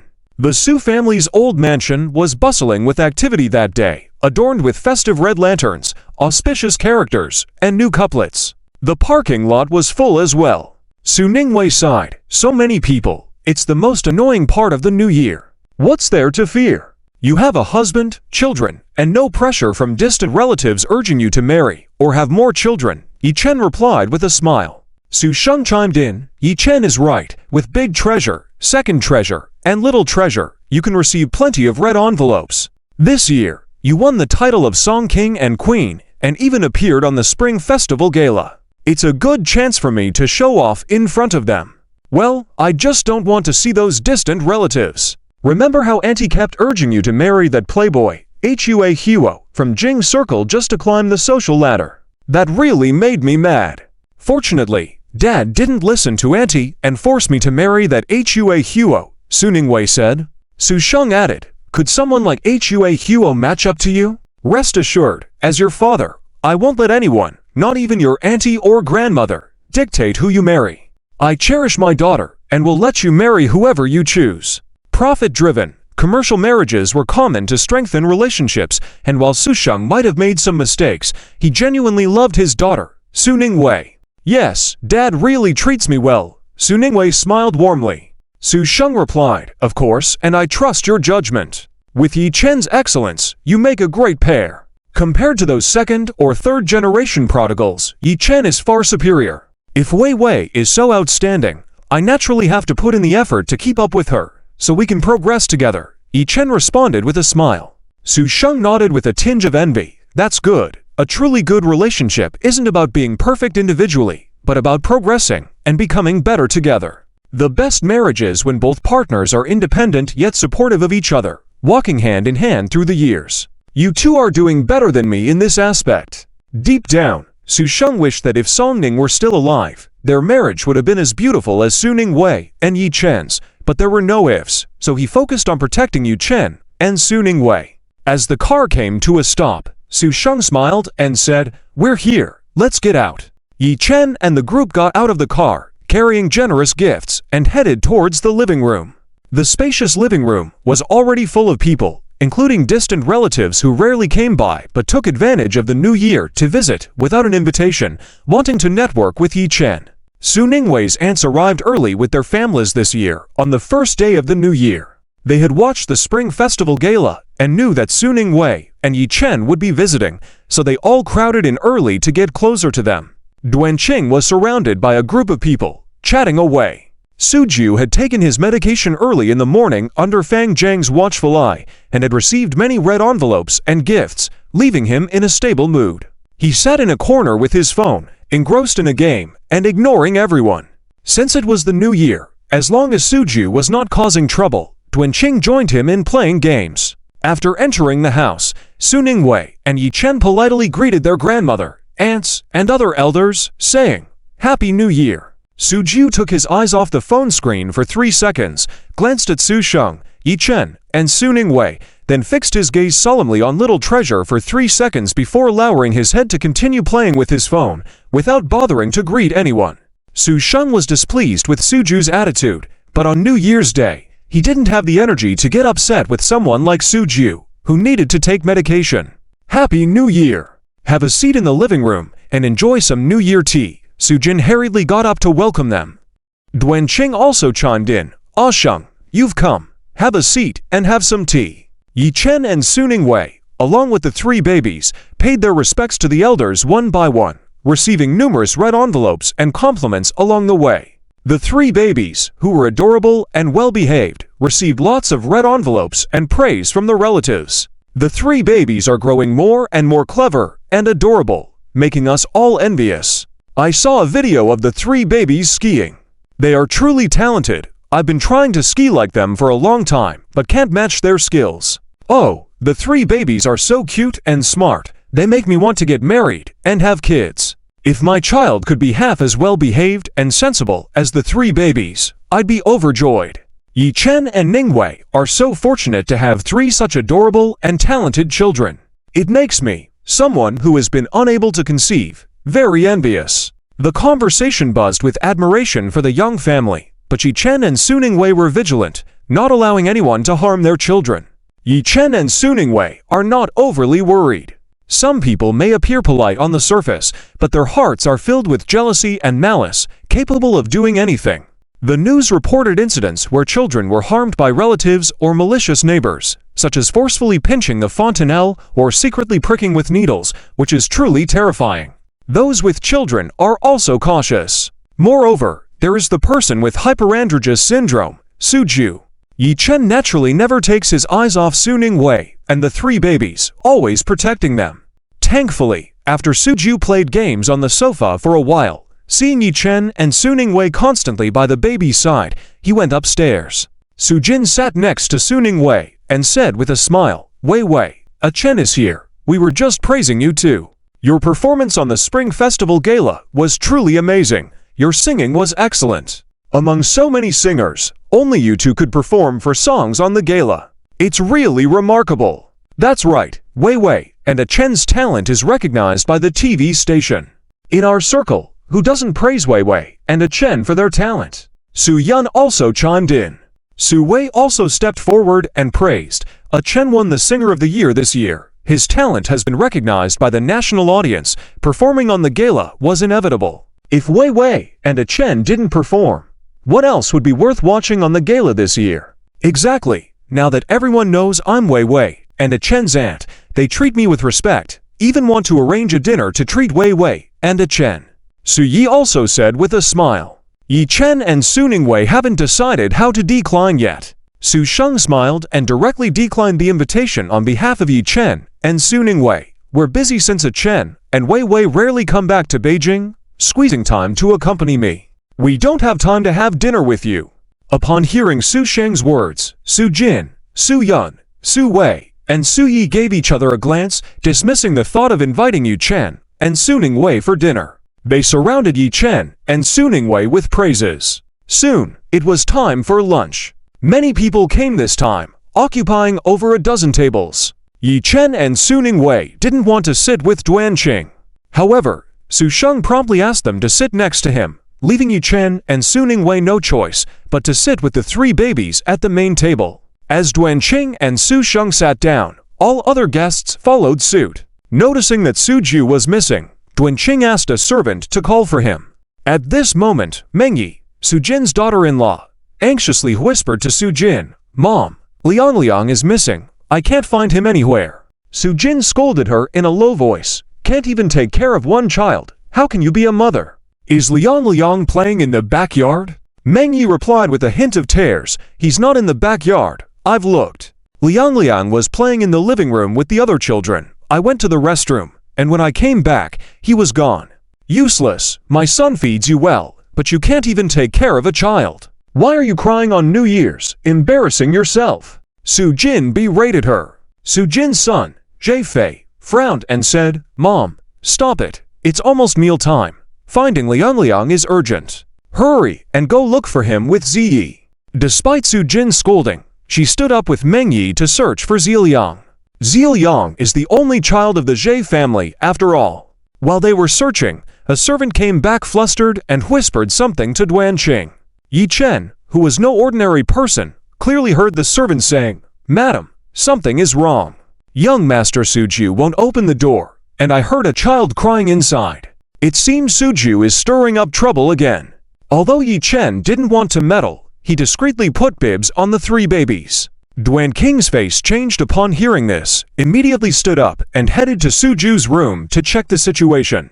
Su Sheng understood what was going on when seeing Duan Qing's reaction and decided not to indulge Suju's behavior this time. "Mom, forget about Ju. If he doesn't want to eat, let him be. We'll eat without him," Su Sheng told Duan Qing. Duan Qing didn't dare to be honest and just said, "It's New Year's, we should have a family meal together." He hastily went to call Suju, promising he would be back soon. Upon reaching upstairs, Meng Yi cried out, "Mom, it's Liang Liang. Liang Liang's crying is coming from Ju's room." Duan Qing saw Meng Yi crying by Suju's door. Su Jin was also banging on the door worriedly, shouting, "Ju, open the door. What are you doing? Don't you dare bully Liang Liang." Duan Qing was shocked and scolded Suju, "Stop it. Did you hurt him? Liang Liang is your cousin. Are you out of your mind?" A servant realized the gravity of the situation and went downstairs to report to Su Sheng, the head of the house. Duan Qing stared sharply at the servant, who stood still obediently. "I'm not crazy. I hit him because he broke my robot's leg. I just broke his leg in return. Any problems? He ran into my room and messed with my things, clearly his fault," Suju said coldly and heartlessly. Duan Qing was furious. "Nonsense. Even if Liang Liang did something wrong, it's just a toy. I can buy you 2 new ones. Is it necessary to break your cousin's leg? No, I can't buy it. It's limited edition, only one in the world. He broke my toy's leg, so I have to break his leg. Who asked him to mess with my things?" Suju responded indifferently, showing no remorse. Duan Qing was close to passing out from anger. Meng Yi hugged the unconscious Zhe Ziliang and cried out, "Mom, call for emergency help. Call the police. Ziju is crazy." Su Jin finally regained her composure, trembling as she reached for her phone, only to have it snatched away by Duan Qing. "No calling the police." Duan Qing shouted angrily. "What police call? It's just children fighting. No one is dead. It's the first day of the Lunar New Year. What kind of disturbance do you want to create? Do you want others to mock our family? If you dare to call the police, I will cut off our mother-daughter relationship. You won't be able to do business with the Su family anymore." Regardless, Duan Qing decided to protect Suju first and not let Su Sheng know about what Ju had done. Su Jin, with tears in her eyes, said quietly, "But Ju broke Liang Liang's leg. Liang Liang is the only child of the Zhe family." Duan Qing sternly interrupted, "So what if he's the only child of the Zhe family? Ju is the only child of the Su family, your own nephew. Without the support of the Su family, you're nothing in the Zhe family. And Ju is not even 14 yet. Calling the police is useless. Don't worry, it's just a broken leg. We'll cover all of Liang Liang's medical expenses and get the best doctor in the world for him. You've always wanted the office building on 2nd Ring Road in Beijing, right? After the new year, we will transfer it directly to you." That office building on 2nd Ring Road was worth several hundred million, part of Duan Qing's dowry. The servant on the side was amazed. A rich person's leg is more valuable than an average person's. Duan Qing was spoiling Suju excessively, utterly without restraint. Su Jin, upon hearing Duan Qing's words, stopped crying. Meng Yi, too, just held Zhe Ziliang, crying softly, afraid to say more. Seeing this, Duan Qing softened her tone. "Take Liang Liang to Ju's bed first. When your brother comes, you should know what to say, right? Just say Liang Liang accidentally fell and injured himself. Got it? It's the first day of the Lunar New Year. Let's not make everyone unhappy and cut off ties between the Su and Zhe families." Su Jin and Meng Yi nodded silently, carefully laying Zhe Ziliang on the bed. Su Ju frowned displeased, clenching the hand of the robot's body tightly. Duan Qing finally relaxed, turned to Su Ju, and said, "Why are you still holding that broken toy? Do you want your father to see and scold you?" Afraid of Su Sheng scolding him, Su Ju reluctantly dropped the blood-stained large robot body onto the ground, not particularly attached to the toy anyway. Seeing that Zhe Ziliang dared to touch his robot's leg, he felt annoyed and wanted to break Liang's leg in return. Every time he saw blood after hitting someone, he felt a release of frustration. Duanqing kicked the blood-stained robot body under the bed and took out her phone, planning to secretly resolve the matter with her private doctor's help. The servant also quietly kicked the blood-stained robot toy's limbs under the bed.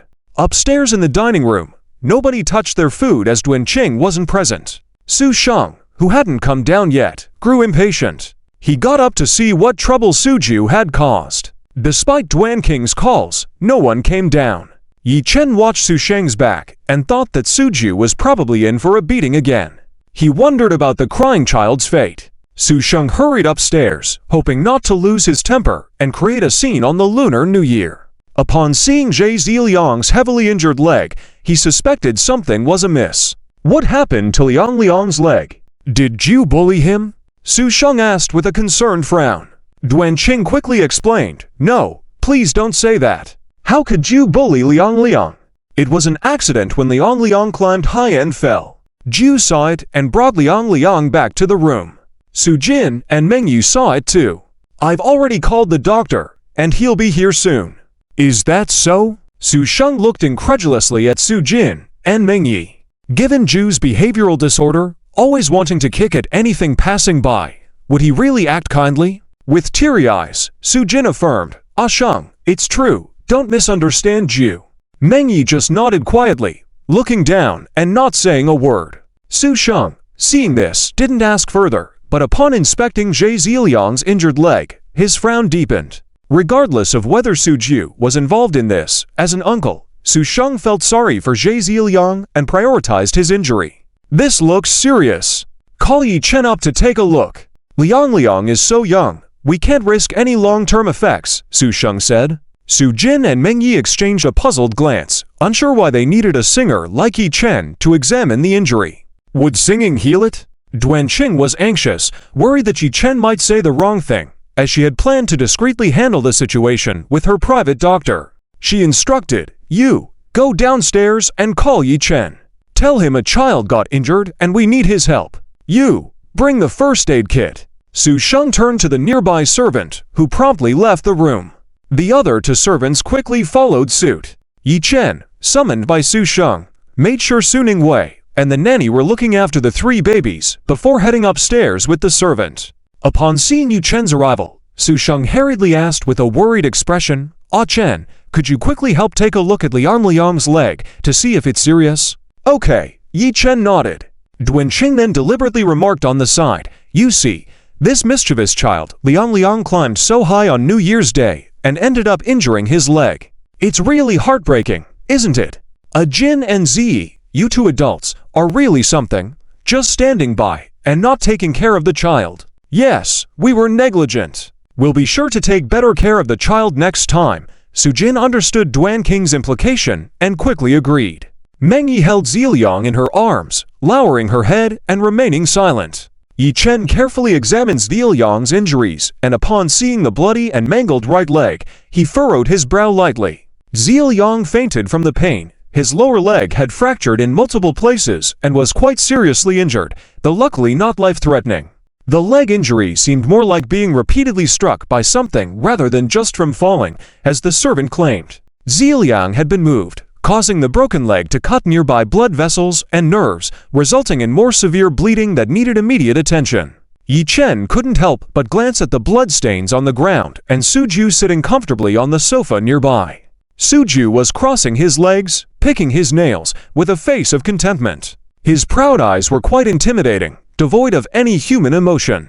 It seemed that Suju was the one responsible for this incident, while Duanqing and Su Jin were probably covering up for him.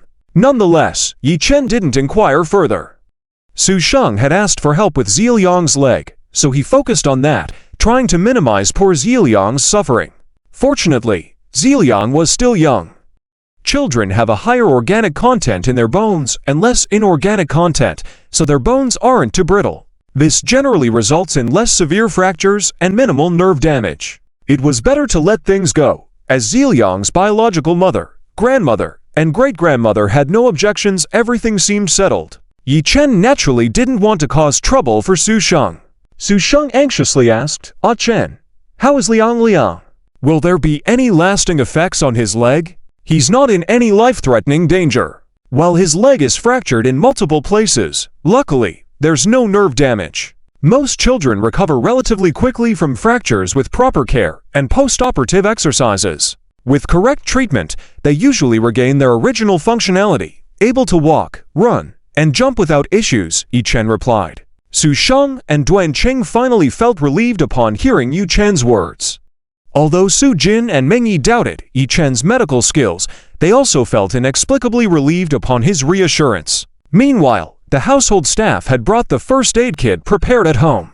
Yi Chen took out the medications, first disinfecting and stopping the bleeding for Ziliang, then proceeding to stabilize and treat the fractured leg. Once the treatment was done, Yi Chen removed the blood-stained medical gloves and disposed of them in the trash. Duan Qing's personal physician, Shai Yishan, arrived hastily with his team.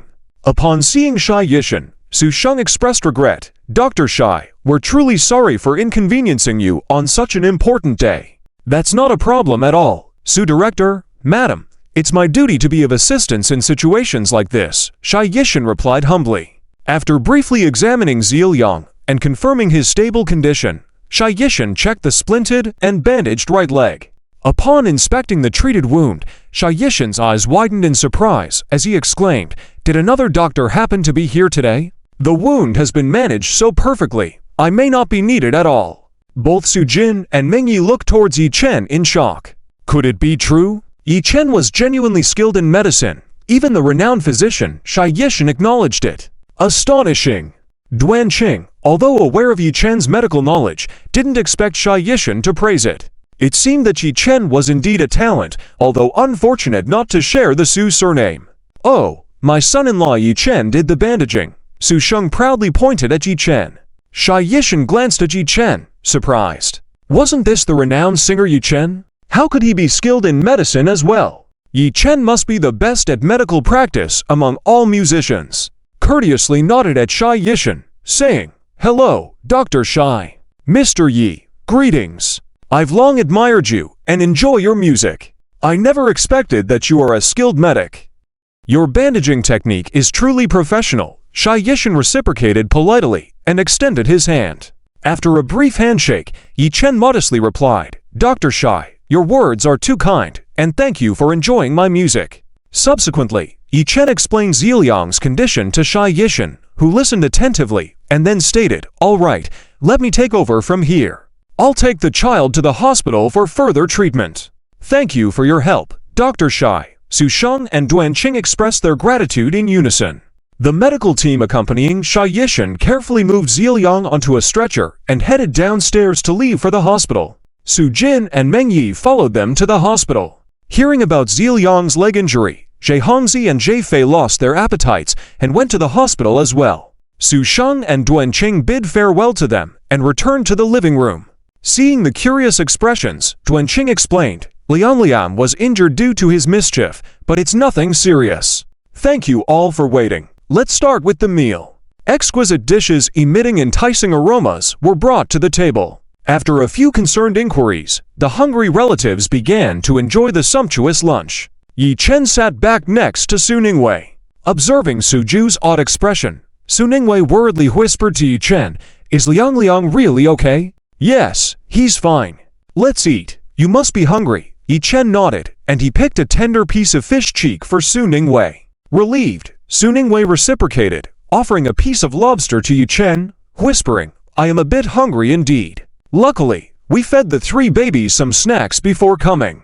After lunch, Yi Chen and Su Ningwei prepared to return home with the 3 babies to rest in the new Chinese-style villa. Su Sheng personally saw Yi Chen, Su Ningwei, and the 3 babies off to the car. "Eldest treasure, second treasure, little treasure, you go home and nap obediently. Grandpa will come to play with you once he's done." Su Sheng expressed his fondness and reluctance to part with them. 3 cute babies replied obediently, "Okay, Grandpa, don't overwork yourself too much. Great treasure, second treasure, little treasure, you're so good. Grandpa knows, but you also have to obediently listen to Mom and Dad." Su Sheng's heart warmed at the sound of the 3 babies speaking, and tears welled up in his eyes.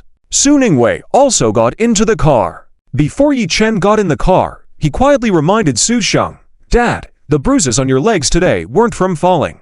Little Ju's emotions seem unstable. It's better not to have one-on-one contact with him." Just because it wasn't pointed out face-to-face doesn't mean Yi Chen didn't tell Su Sheng the truth. Only by making Su Sheng aware of how dangerous Su Ju is will Su Sheng be more vigilant and secure. "I understand. Thank you for reminding me. I'll handle it, so you all can relax and enjoy the new year these days." Su Sheng nodded. "Okay." Yi Chen also nodded, opened the car door, and got in. Su Sheng watched Yi Chen and Su Ningwei's car leave the gate before he frowned. It seemed that Su Ju was truly beyond saving, being able to harm his own cousin to this extent. Su Sheng couldn't bear to think about how scared and regretful he would be if Su Ningwei, Yi Chen, or the three babies were harmed by Su Ju today. Sighing, he decided to take action to protect Su Ningwei, Yi Chen, and the three babies. With a heavy heart, he turned to Fang Zheng beside him, instructing, "As Heng, contact the prestigious mental hospital in Countria. Make arrangements for Ju, and send him there as soon as possible." "Okay, Su Director, but what about the old madam's side?" Fang Zheng quickly responded. Su Sheng rubbed his temples and said, "Keep it from the old madam for now. Say we have arranged a trip to Country Sea for Ju, and he will transfer to the prestigious mental hospital in Country. After arriving in Country Sea, remember to collect Ju's communication devices, and then say Ju is studying abroad in Country Sea. Understood, Su Director." "I'll go handle it now." Fang Zheng nodded. Su Sheng added, "From now on, assign to more people to closely watch Ju. Try not to let him be alone with anyone." "Yes, Su Director," Fang Zheng acknowledged and immediately set out to work. Su Sheng gazed at the snow-covered branches, lost in thought. Ju was a child who should never have been born. He regretted his past softness, following his mother's wish to let Yao Yun give birth to Ju. With Ju having this illness, coupled with his mother favoring boys over girls, Wei Wei had definitely suffered from Ju's bullying in the past. Su Sheng felt even more guilty at this realization, vowing to treat Su Ningwei and the others better in the future. On the way back in the car, after the snow, the three babies quickly fell asleep in their secure car seats. Su Ningwei asked quietly, "Ekin, Liang's leg wasn't hurt from falling, right?" "Yes, it was from being hit," Yi Chen nodded. Su Ningwei nervously patted her chest. "Oh my, could it be Ju? This is too frightening. I thought Ju had calmed down, but it seems he's become even more violent than before. Ju is indeed quite dangerous, especially after Yao Yun's death, which must have had a big impact on him.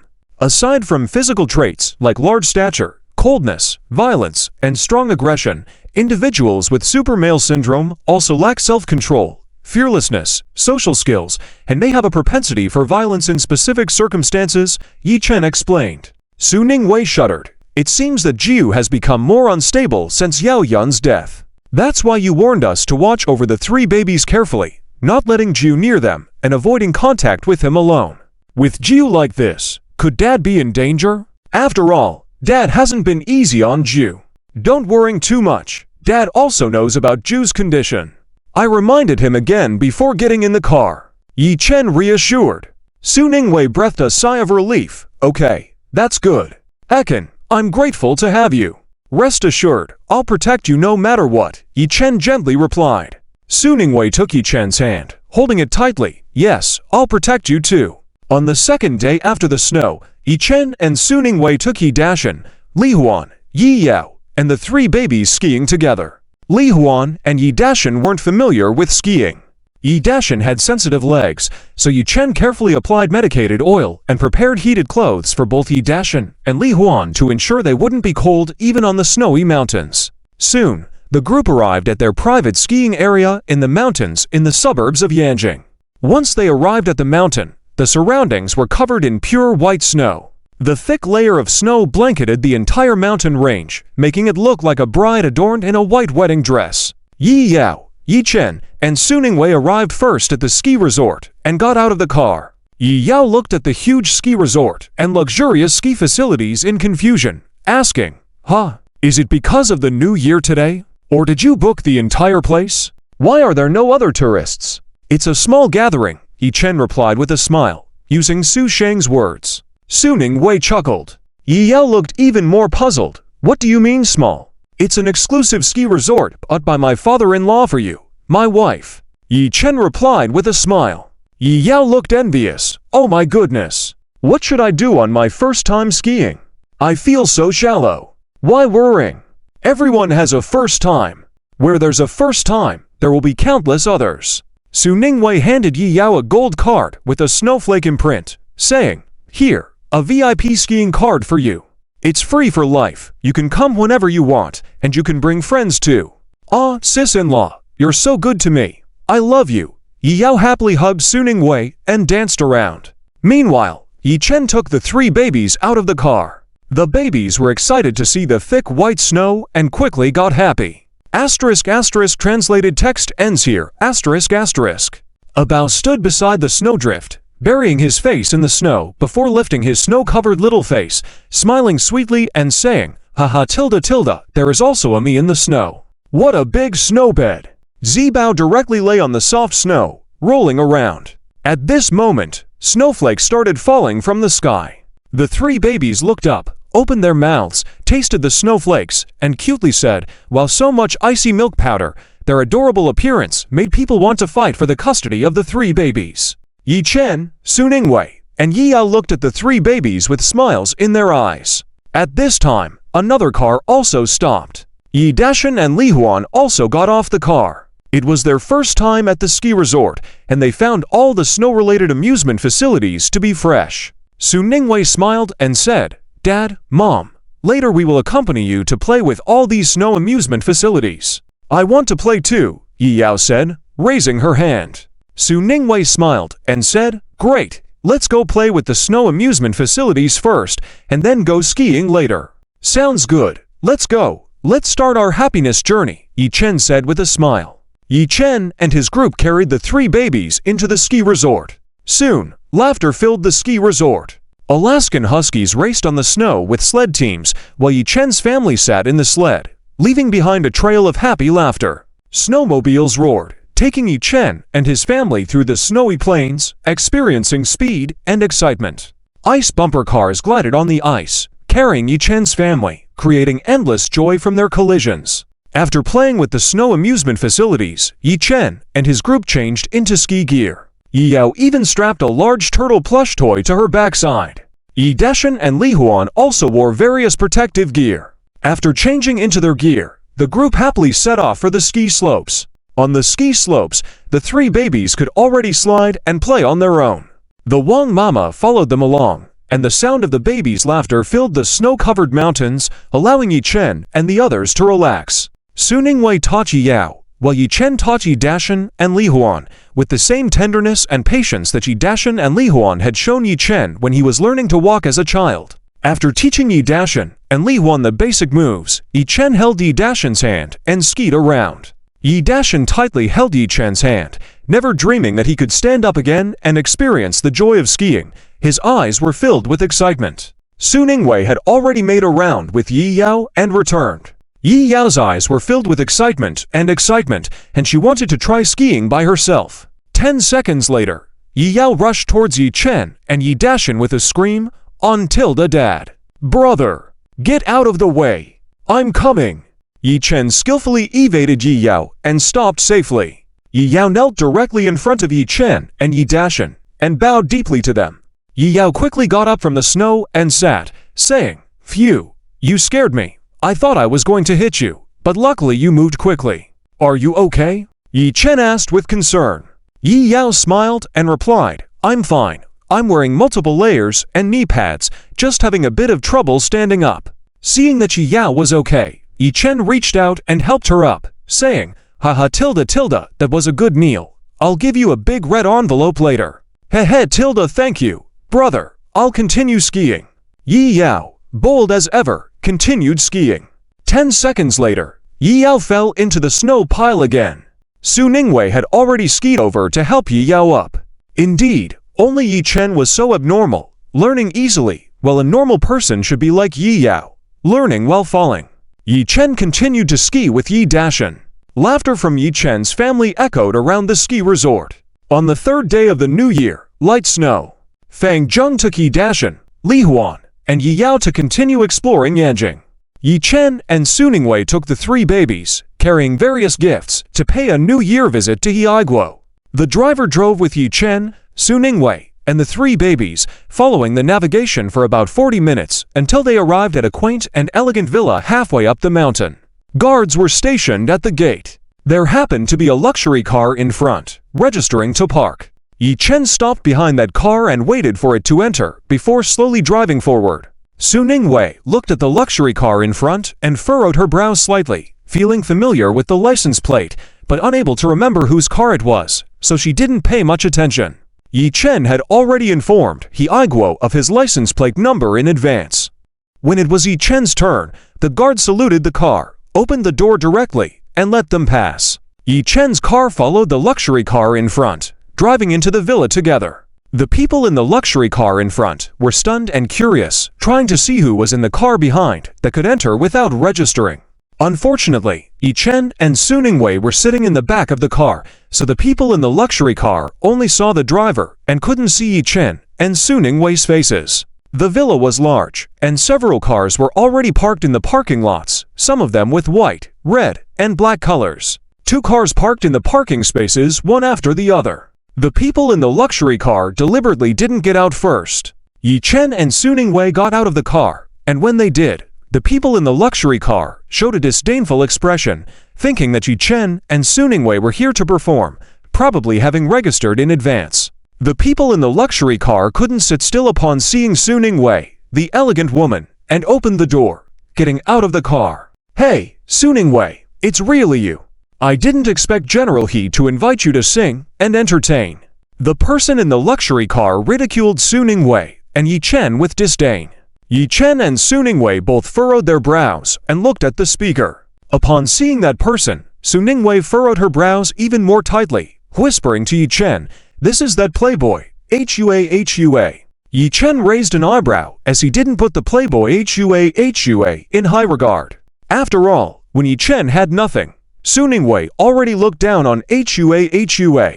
This Hua was just a loser who couldn't boast anymore. Seeing Su Ningwei and Yi Chen being so affectionate, Hua snidely remarked, "Su Ningwei, you are a rich man's daughter after all. Why do you have to perform and reject me, marrying a poor singer like him? What's your goal? Isn't it better to be a wealthy wife? Mind your own business." Su Ningwei retorted immediately upon hearing Hua belittle Yi Chen. After Su Ningwei snorted, she said, "My family, the Su family, has plenty of money, and my husband naturally doesn't lack anything. What are you asking me to aim for? My husband is handsome, tall, sings well, he's a singing king, has performed on the Spring Festival Gala, and is gentle, considerate, and devoted. There are plenty of reasons to aim for him.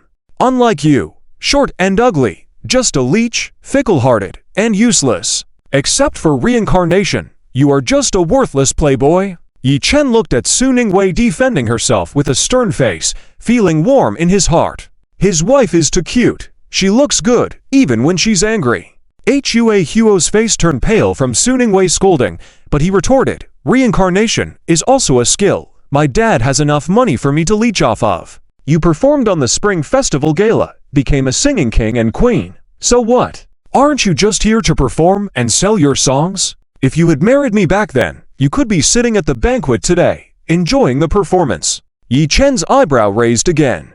It's winter, and the Hua family group should chill a bit. Looks like he'll have to go back home and tap on the keyboard, exercise his fingers. Breaking down the Hua family group will be as simple as moving your fingers. Who's so rude?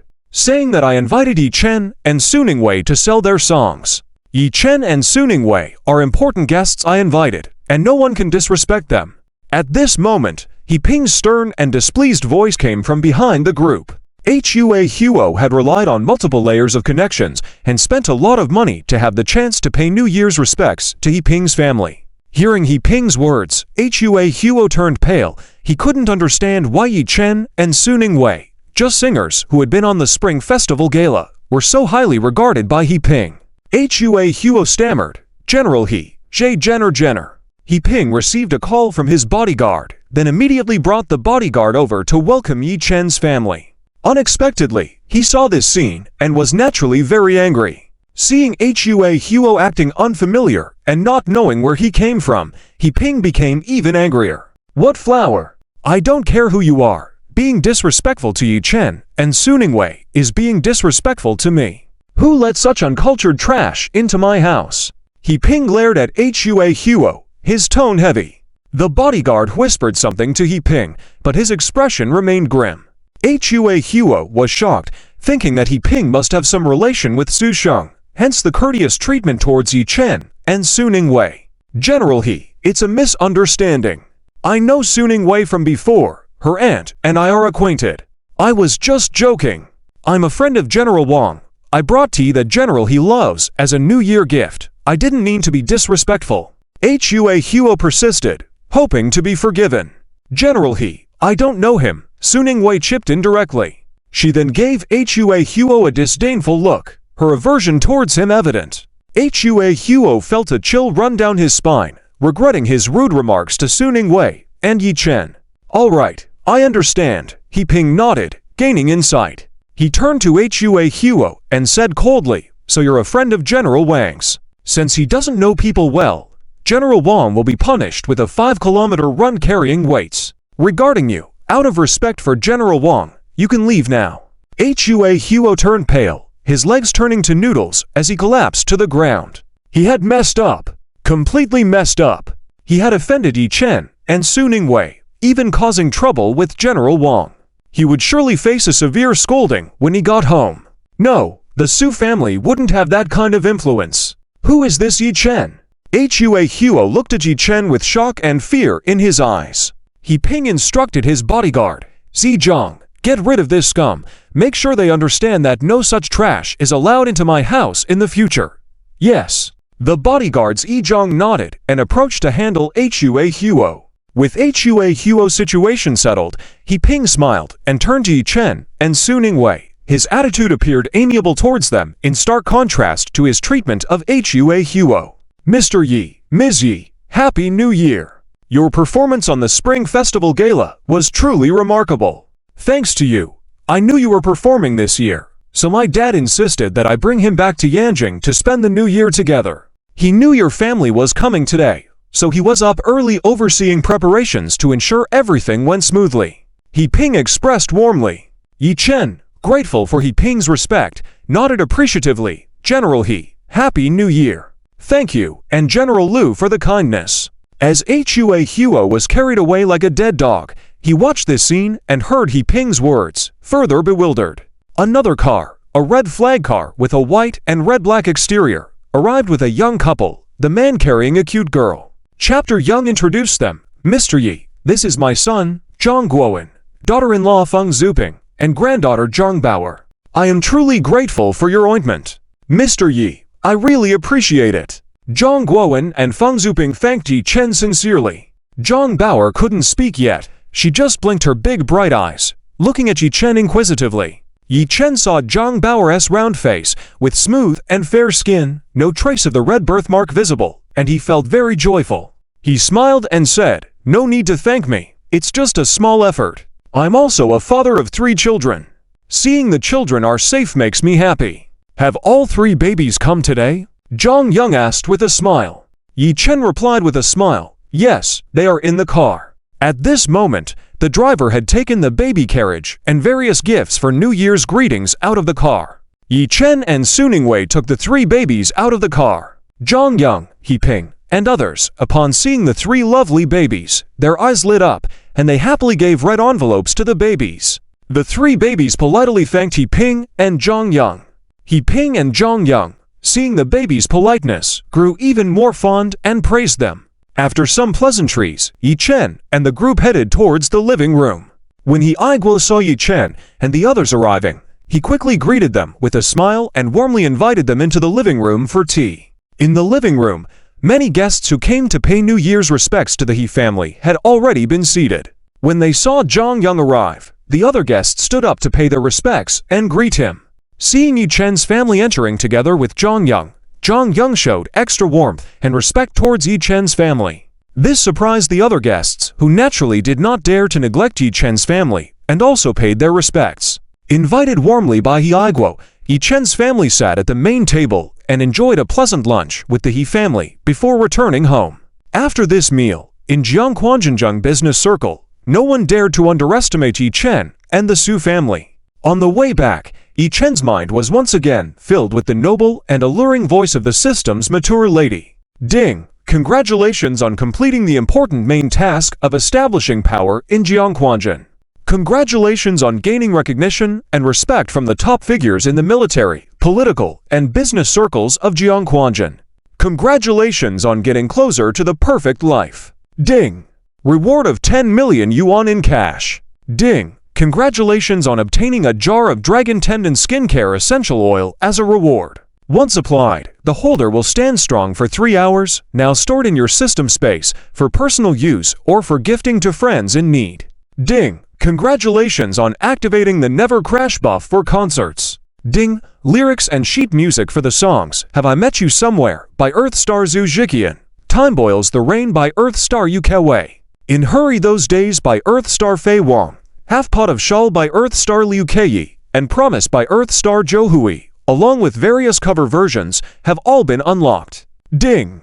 All works related to the classic martial arts novel The Deer and the Cauldron by Earthstar Jin Young, including TV dramas and scripts, have been fully unlocked.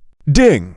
Latest mission: sanction HUA and the HUA group, and receive an additional mysterious gift. Yi Chen felt even more joyful. But today, just paying a New Year visit to Yaiguo, having a meal, and completing the important main task of establishing power in Jiangquanzhen, obtaining recognition and respect from the top figures in the military, political, and business circles of Jiangquanzhen seemed a bit too easy. The system lady has indeed become stronger. The 10 million yuan must be the New Year red envelopes for the 3 babies given by the system lady. However, the Dragon Tendon Skincare Essential Oil was quite unconventional, but it was undoubtedly a good product. After becoming the system's lady, she seems to know more and has become more cheeky. He certainly didn't need it, so why not give it to his good buddy? Chang Tong is getting married soon, so giving it to him as a special wedding gift would be great. Chang Tong would definitely like it. The Never Crash buff for concerts is truly powerful, a buff that every singer dreams of, absolutely invincible.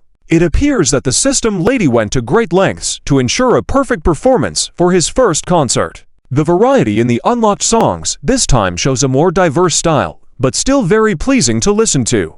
The song Have I Met You Somewhere, sung by Zhu Ziqian, unfolds the prelude to a dusty love story, revealing a broader view of the mature man's inner landscape. This song is also the theme song of the animated film Throne of Elves, with the line "You can't hear my voice, afraid to accidentally call out your name."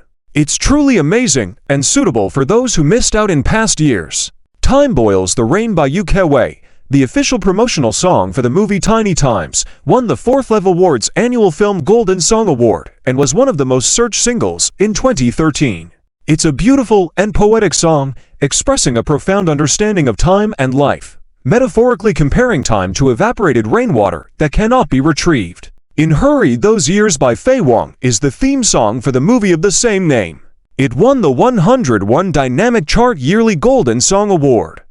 In April of the same year, it won awards for Best Movie Song and Top 10 Golden Songs at the Music Dynamic Chart Awards. The line in the song "If we meet again without red eyes, can we still leave with red faces?" is full of regret. Originally in love, they part ways as strangers, gradually drifting apart on their respective paths, leaving behind fuzzy memories and the warmth in their hearts. Fei Wang's voice is truly ethereal, gentle and delicate, giving you the feeling of taking a stroll in the light rain. The cover version by George Lam of this song is also very good. Though it's the same song, Fei Wang gives a sense of graduation, while George Lam gives a feeling of first love and someone else getting married, both very pleasant to listen to. Half Pot of Shawl is a Gujiang single by the talented musician and singer-songwriter Liu Keiyi and by Mu Sanqi. Also the theme song of the TV drama Little Female Shen Not Discarding. The song's zen-like lyrics, elegant and smooth melody, and Liu Keiyi's soothing and graceful vocals create a sense of tranquility and distance, a feeling of Buddhist chants. Promise by Zhou Hui, with a slight modification to the lyrics, would be suitable for a duet by Su Ningwei at Chang Tong and by Fei Fei's wedding, sending heartfelt blessings. It goes without saying that Jin Yong's classic martial arts novel The Deer and the Cauldron is a masterpiece. Since its release, it has been adapted into TV series and dramas 10 times and is still popular to this day, showcasing the charm of Jin Young's novels. When Yi Chen was on Blue Star, he was also a fan of Jin Young. His favorite was the version of The Deer and the Cauldron starring Nicholas Tse and Ma Junhui. He never expected that he could relive this drama on Blue Star, which made Yi Chen even more delighted. As for imposing sanctions on Hua Hao and the Hua group, even without specific tasks or rewards from the system, Yi Chen would still do it. After all, today Hua Hao had offended both himself and Su Ningwei, so Hua Hao must pay the price. Yi Chen returned home. Li Huan and Yi Yao saw the 3 babies and immediately picked them up, taking them to nap. Yi Chen accompanied Su Ningwei to rest for half an hour, then refreshed, went to the study. In the study, Yi Chen opened his laptop and quickly began a program. His slender fingertips danced on the keyboard, inputting codes and keywords. The computer screen flashed various letters, numbers, and countdowns. It was estimated to take half an hour. Yi Chen then sent the songs he had listened to on his way back, and the newly unlocked ones, to Kan to arrange for accompaniment. As for the song Promise, which was to be used soon, Yi Chen used the accompaniment track provided by the system and claimed he had prepared it in advance. With some free time, Yi Chen slightly modified the lyrics of the song Promise. After modifying the lyrics, Yi Chen's phone rang, and it was a call from Kan. Yi Chen answered, and Kan greeted him with a Happy New Year. Yi Chen responded with a smile, and Kan praised Yi Chen for his talented songwriting during the New Year period. Despite the compliment, Yi Chen humbly accepted it and praised Kan for his hard work. Kan then informed Yi Chen about the reception of the musical scores sent and discussed the upcoming work schedule. After the call, Yi Chen decided to give Kan a big red envelope as a New Year gift to appreciate his dedication. The conversation touched upon the success of their Spring Festival performance and the inflow of endorsement and cooperation offers. Kan also updated Yi Chen on the preparations for the upcoming debut concert. The discussion highlighted the need for a smooth flow of the concert, and Yi Chen assured Kan that he and Su Ningwei would return to Shanghai before the concert for final rehearsals. Yi Chen expressed his trust in Kan's management and the team's experience. Afterwards, Yi Chen printed out the music scores and planned to discuss them with Su Ningwei after she woke up. During this time, information about Hua Hao's misdeeds and the tax evasion of the Hua group appeared on the computer screen. Yi Chen took immediate action and compiled the evidence to send it anonymously to relevant departments and media outlets. After settling these matters, Yi Chen realized it was getting late and anticipated Su Ningwei to wake up soon, so he shut down his computer, grabbed the music score for Promise, and went to find Su Ningwei. As for the 3 babies, with Li Huan and Yi Yao there, Yi Chen and Su Ningwei didn't need to worry about they took care of them. Seeing the babies, Yi Chen played with them briefly before letting Li Huan and Yi Yao take over. As Yi Chen passed by the baby's room, he noticed Li Huan and Yi Yao changing their diapers, ready to take them downstairs. The babies happily called out for Daddy as Yi Chen approached, so he lovingly took turns carrying each of them. Li Huan smiled and said, "Ah Chen, you and Wei Wei can go handle your things. Leave the 3 little ones to us." "Yeah, bro, let me hold Zibao," Yi Yao said with a laugh. She gently took the baby from Yi Chen's arms, cradling him with affection. After the 6th day of the new year, we'll be heading back to Shancheng. Who knows when I'll get another chance to hold the 3 little ones again. Yi Chen chuckled. "All right, I'll leave the 3 of them in your care for now. But why are you heading back to Shancheng so early? Aren't you planning to come to my first concert on February 14th? "Of course, I want to go," Yi Yao quickly responded. Li Huan laughed and explained, "We'll definitely be there. Your dad said we'll head back to Shancheng on the 6th to visit your grandmother and the rest of the family for the new year before heading to Shanghai." "The 6th, huh? In that case, we'll go back to Shancheng with you to pay our respects, and I'll return to Shanghai afterward," Yi Chen replied. Li Huan looked at him with concern. "But don't you need to prepare for the concert? Will you have enough time? Won't it be too exhausting?" "It'll be fine. I'll head back by the 10th for the concert rehearsals. Plus, I can help Cheng Tong with some wedding preparations while I'm in Shancheng," Yi Chen reassured her. Li Huan nodded, her gaze filled with warmth. "As long as you can manage it, yay? That's great. We'll get to spend more time with the 3 little ones." Yi Yao exclaimed with a bright smile, spinning around joyfully with Zibao in her arms, making the baby giggle. Yi Chen laughed. All right then, take the kids out to play. I'm going to talk to Wei Wei about something. Go on, don't worry about a thing. We've got it covered, Li Huan replied with a smile. Yi Chen gently patted the little ones on their heads and gave a few soft reminders before heading to the master bedroom. Inside the master bedroom, Su Ningwei was nestled cozily under the soft covers. She stretched lazily, like a graceful, playful white cat basking in the sunlight, elegant and charming. Yi Chen sat on the edge of the bed, holding a music score in one hand and gently tucking Su Ningwei's stray hair behind her ear with the other. He softly asked, "Are you awake? Matilda hubby, why did you wake up so early? Won't you sleep a little longer with me?" Su Ningwei stretched her arm, hooking Yi Chen's neck, and coquettishly said. Yi Chen rubbed Su Ningwei's head, smiling and replied, "Isn't Chang Tong and Bai Feifei's wedding approaching? Didn't we promise to sing a duet for them? So, I specially wrote a duet song for them. Do you think it's good? Really? Let me see." Su Ningwei suddenly snapped out of her drowsiness, her eyes bright with anticipation. Yi Chen then handed the music score to Su Ningwei. As Su Ningwei looked at the music score, she couldn't help but tap along to the beat, softly humming. The first time you met on set, it seemed like you were destined from that moment. After singing the song, Su Ningwei admiringly said, "Ah Chen, you are amazing. This promise is really fantastic. The melody and lyrics are so good, warm and full of blessings, perfect for singing at Chang Tong and Bai Feifei's wedding. Of course, you like it. Is there anything you think needs to be changed?" Yi Chen smiled. Su Ningwei smiled admiringly and said, "No. It's already perfect. The song you wrote is very good. I wouldn't dare to make changes. As expected from you. Shall we sing this song then? Shall we go practice?" Yi Chen asked with a smile. Su Ningwei nodded busily and said, "Okay, let me change my clothes. Are the three little treasures up? Have they gotten out of bed?" "Yes, Mom and Yao Yao have already taken the three little treasures out to play. We don't need to worry about them. Let's focus on practicing."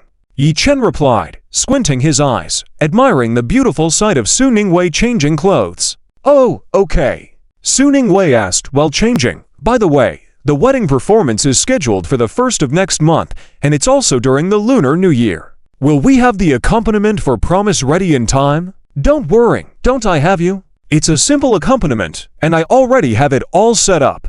Yi Chen smiled. After Su Ningwei changed her clothes, she hooked her arm with Yi Chen's and said with a smile, "That's good, it must be you. When should we go back to the Magic City to prepare for the concert? Don't we usually need to go back early for rehearsals? There are so many fans waiting for your first concert. You need to prepare carefully." "Yes, we need to go back early. An just called and asked us to return to Magic City for rehearsals before the 8th of February. I'm afraid we won't be able to spend Lantern Festival with your dad in Yanjing." Yi Chen replied. Su Ningwei said, "Then let's go back early. Of course, your first concert is important, and my dad will understand next year. Besides, he's so busy, I guess we won't even see him after the 6th day of the Lunar New Year. My parents want to return to Mountain City on the 6th day to celebrate Lunar New Year with my grandparents," Yi Chen said. Su Ningwei immediately brightened up and said, "Then let's go back to Mountain City together to celebrate Lunar New Year with your grandparents." "That's what I was thinking." Yi Chen couldn't help but smile at Su Ningwei's words. Su Ningwei nodded and said, "It's settled then, and besides, I'm so tired of the food in Yanjing. I really want to eat hot pot, shaved ice, spicy noodles, and hot pot in Mountain City. Oh, I can't think about it anymore. My mouth is watering. Let's go practice first. You little foodie, let's go practice first. We'll let you eat your fill when we get back to Mountain City." Yi Chen lovingly rubbed Su Ningwei's head. Su Ningwei smiled and replied, "Eating is a blessing, and I notice that I haven't gained weight after giving birth to the three treasures. I used to be cautious about eating to maintain my figure." "Ah Chen, you know medicine. Do you know the reason behind this? I heard that women usually gain weight after giving birth. Why haven't I gained weight even though I eat more now?" It's hard to say. Maybe your body changed after giving birth, and you become someone who doesn't gain weight easily." Yi Chen chuckled, unable to tell Su Ningwei that he had given her weight loss pills. Su Ningwei happily said, That's great. Thank you for giving me 3 treasures and the ability to not gain weight. I love you. She then tiptoed and kissed Yi Chen's face affectionately. Yi Chen lowered his head indulgently, letting Su Ningwei kiss him as much as she wanted. The two of them went to the practice room playfully and affectionately. As a wealthy and caring man, Yi Chen naturally had a top-notch practice room here. The instruments and equipment were complete. Yi Chen tried the equipment and couldn't help but feel grateful to have a rich and thoughtful father-in-law. The song Promise wasn't too difficult, and Yi Chen and Su Ningwei's duet was very harmonious. They sounded very pleasant the first time they sang it, and after practicing a few more times, they sounded just like a CD playing. Yi Chen and Su Ningwei listened to the recording and were very satisfied.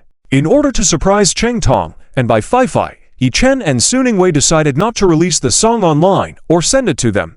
In the blink of an eye, it was the 6th day of the Lunar New Year. Yi Chen's family had toured around Yanjing, visiting all the places, and then they set off back to Mountain City. The streets of Mountain City were decorated with lanterns and decorations, filled with a festive atmosphere, and congratulations and prosperity, sung by Yi Chen and Su Ningwei, could be heard playing, creating a strong Lunar New Year atmosphere. Yi Chen's family returned home, unpacked, rested for a while, and then took gifts and drove to the countryside. As the car entered the village, they could hear fireworks, firecrackers, and children laughing, making the New Year spirit even stronger than in the city. The village's information group saw Yi Chen's family's car entering the village, and everyone became lively. Li Heron's relatives, Yi Chen, have come back. Come and see the big singer. It is indeed Yi Chen's car. Yi Chen and Su Ningwei are amazing. They've even performed on the Spring Festival Gala, and their songs were so good. Absolutely, Yi Chen and Su Ningwei songs are playing everywhere in the city's shops and supermarkets. They're really popular. Li Xin's family benefited from Yi Chen's fame and helped to deliver fruits from Chanyi Fruit Store, earning a lot of money. They redecorated their house, added a lot of electronics, and even bought a new car. It's really admirable. Chanyi Fruit Store is doing so well, they even bought all the fruit harvest from our family's orchard before. The prices were fair. They really helped us a lot. My child is also working at Chanyi Fruit Store. The salary is much higher than outside. Yi Chen's family is indeed generous and filial. They watched Yi Chen and Su Ningwei perform on the Spring Festival Gala on New Year's Eve, and today, on the 6th day, they specially rushed back from Yanjing to pay New Year's greetings. The Zhu family is so lucky. Li Xingxuan's family is really fortunate. Having such a famous singer as a relative is truly prestigious, enviable indeed. Definitely, I heard Ye Chen is about to hold a concert soon and still manages to find time to rush back from Yanjing to Shanxing to celebrate New Year. He is truly filial. Ye Chen's character is exceptional. No wonder he is certified by Yaoma as an outstanding singer. Making big money. I am a true fan of Ye Chen. Being filial to parents indeed brings good fortune. Last New Year, Ye Chen and Su Ningwei visited, but I missed them because of work. This time, I resigned from my job outside and came back to find work in my hometown to take care of my parents, so I caught up. As long as Ye Chen's grandmother and uncle's family are in our village, the Ye Chen family will definitely come to celebrate New Year every year. Enough said. I'm going to find Ye Chen and Su Ningwei for a photo. Wait for me, I'll join you. Wait for me, I need to change clothes too. It's impolite to take a photo with idols in everyday clothes. Right, I'll go back to change into my new clothes for the new year. Haha tilde, I'll do my makeup to show respect. No need to. Even if I do my makeup, I won't be as good looking as Su Ningwei. Ouch! That hurts. Your 37-degree mouth shouldn't say -50-degree words. I just want to look less ugly. Haha tilde, I'm just stating the fact. Don't be too sad. Anyway, Blue Star can't find many people better looking than Su Ningwei. That's true. I envy Ye Chen even more. You envy Ye Chen. I envy Su Ningwei. Ye Chen is tall, handsome, a talented singer-songwriter, good at dancing, simply invincible. I can't imagine how happy I would be if I were Su Ningwei. You're getting a bit envious. I not only think about it, but also watch Ye Chen's videos every day before falling asleep. Dream of dating Ye Chen in my dreams. So happy. You're more obsessed than me. For a while, fans of Ye Chen and Su Ningwei in the village changed clothes, did makeup and followed Ye Chen's car exhaust toward Li Xin's home. Yechen's car parked in front of Li Xin's house. This time, Su Ningwei didn't need Yechen's orders. She had covered her ears by instinct. Ye Dashan, Li Yuan and Xiao each covered the ears of the 3 babies in their arms. Crackling firecrackers resounded lively. Yechen's grandmothers Yizu, Li Heoxuan, Li Din, and Yukan busy put down what they were doing and went to the front yard to welcome Yechen's family. When the firecrackers stopped, the smoke dissipated. Yechen saw Zizu, Li Heoxuan, Li Din, and Yukin. With Yechen's care, Zishu's health had improved significantly, no longer needing Li Heoxuan's support to walk. Brother Chen, Happy New Year! Li Heoxuan smiled and ran up to Yechen. Yechen took out a red envelope and handed it to Li Heoxuan, smiling, Happy New Year! Heoxuan has grown taller this year. Thank you, Brother Chen. I'm going to see the big baby, second baby, and little baby. After receiving the red envelope, Li Heoxuan thanked, then eagerly went to see the 3 babies. Yechen reached out and took Zishu's hand, greeting with a smile. Grandma, uncle, aunt, Happy New Year! Happy New Year! Happy New Year! Chen, the trip back from Yanjing to attend the Spring Festival Gala must have been tiring. You didn't have to rush back. This is for you. Let the new year be prosperous, and may life get better and better. Zizhu gently patted Yechen's hand, handed him a red envelope, and kindly said, Thank you, Grandma. Yechen replied with a smile, We're usually busy with work and don't have time to accompany you. Thanks to Uncle and Aunt taking care of you, we always come back during the new year. It's our duty. Li Din and Yukin smiled and responded. At this moment, Su Ningwei, Ye Dashan, Li Yuan, and Xiao also got out of the car with the 3 babies, greeted Zizu and others, and then entered the house together. Su Ming carried the large and small gifts from the car and also entered the house. Yechen's family had just finished 2 cups of tea when the courtyard got lively. Fans of Yechen and Su Ningwei in the village were already waiting outside the courtyard. Li Heoxuan, holding the little baby, went out to take a look, then came back to the living room and said to Yechen and Su Ningwei with a smile, Brother Chen, sister-in-law, they are your fans who came to take photos and get autographs. Okay, we'll be right there. Yechen got up, adjusted his clothes, then reached out to Su Ningwei. Su Ningwei took Yechen's hand, and the 2 of them walked out to the courtyard smiling. The fans outside, seeing Yechen and Su Ningwei coming out, immediately surrounded them with excitement in their eyes. The girl with long hair in front, with excitement on her face, said, Yechen, Su Ningwei, I really like you both. The songs you sang at the Spring Festival Gala were so good. My whole family loves you both. Me too. Even my grandparents at home really like you both. Can we take a photo together? Another little boy also said enthusiastically. Another boy, somewhat embarrassed, said, I took a photo with you last time. Can I do it again this time? Other fans looked at Yechen and Su Ningwei with excitement and anticipation. Yechen and Su Ningwei smiled and said, Of course, thank you for your love and support. After the photos, same rule applies. We'll post them on social media tomorrow as we don't want to reveal our itinerary. We understand, we know.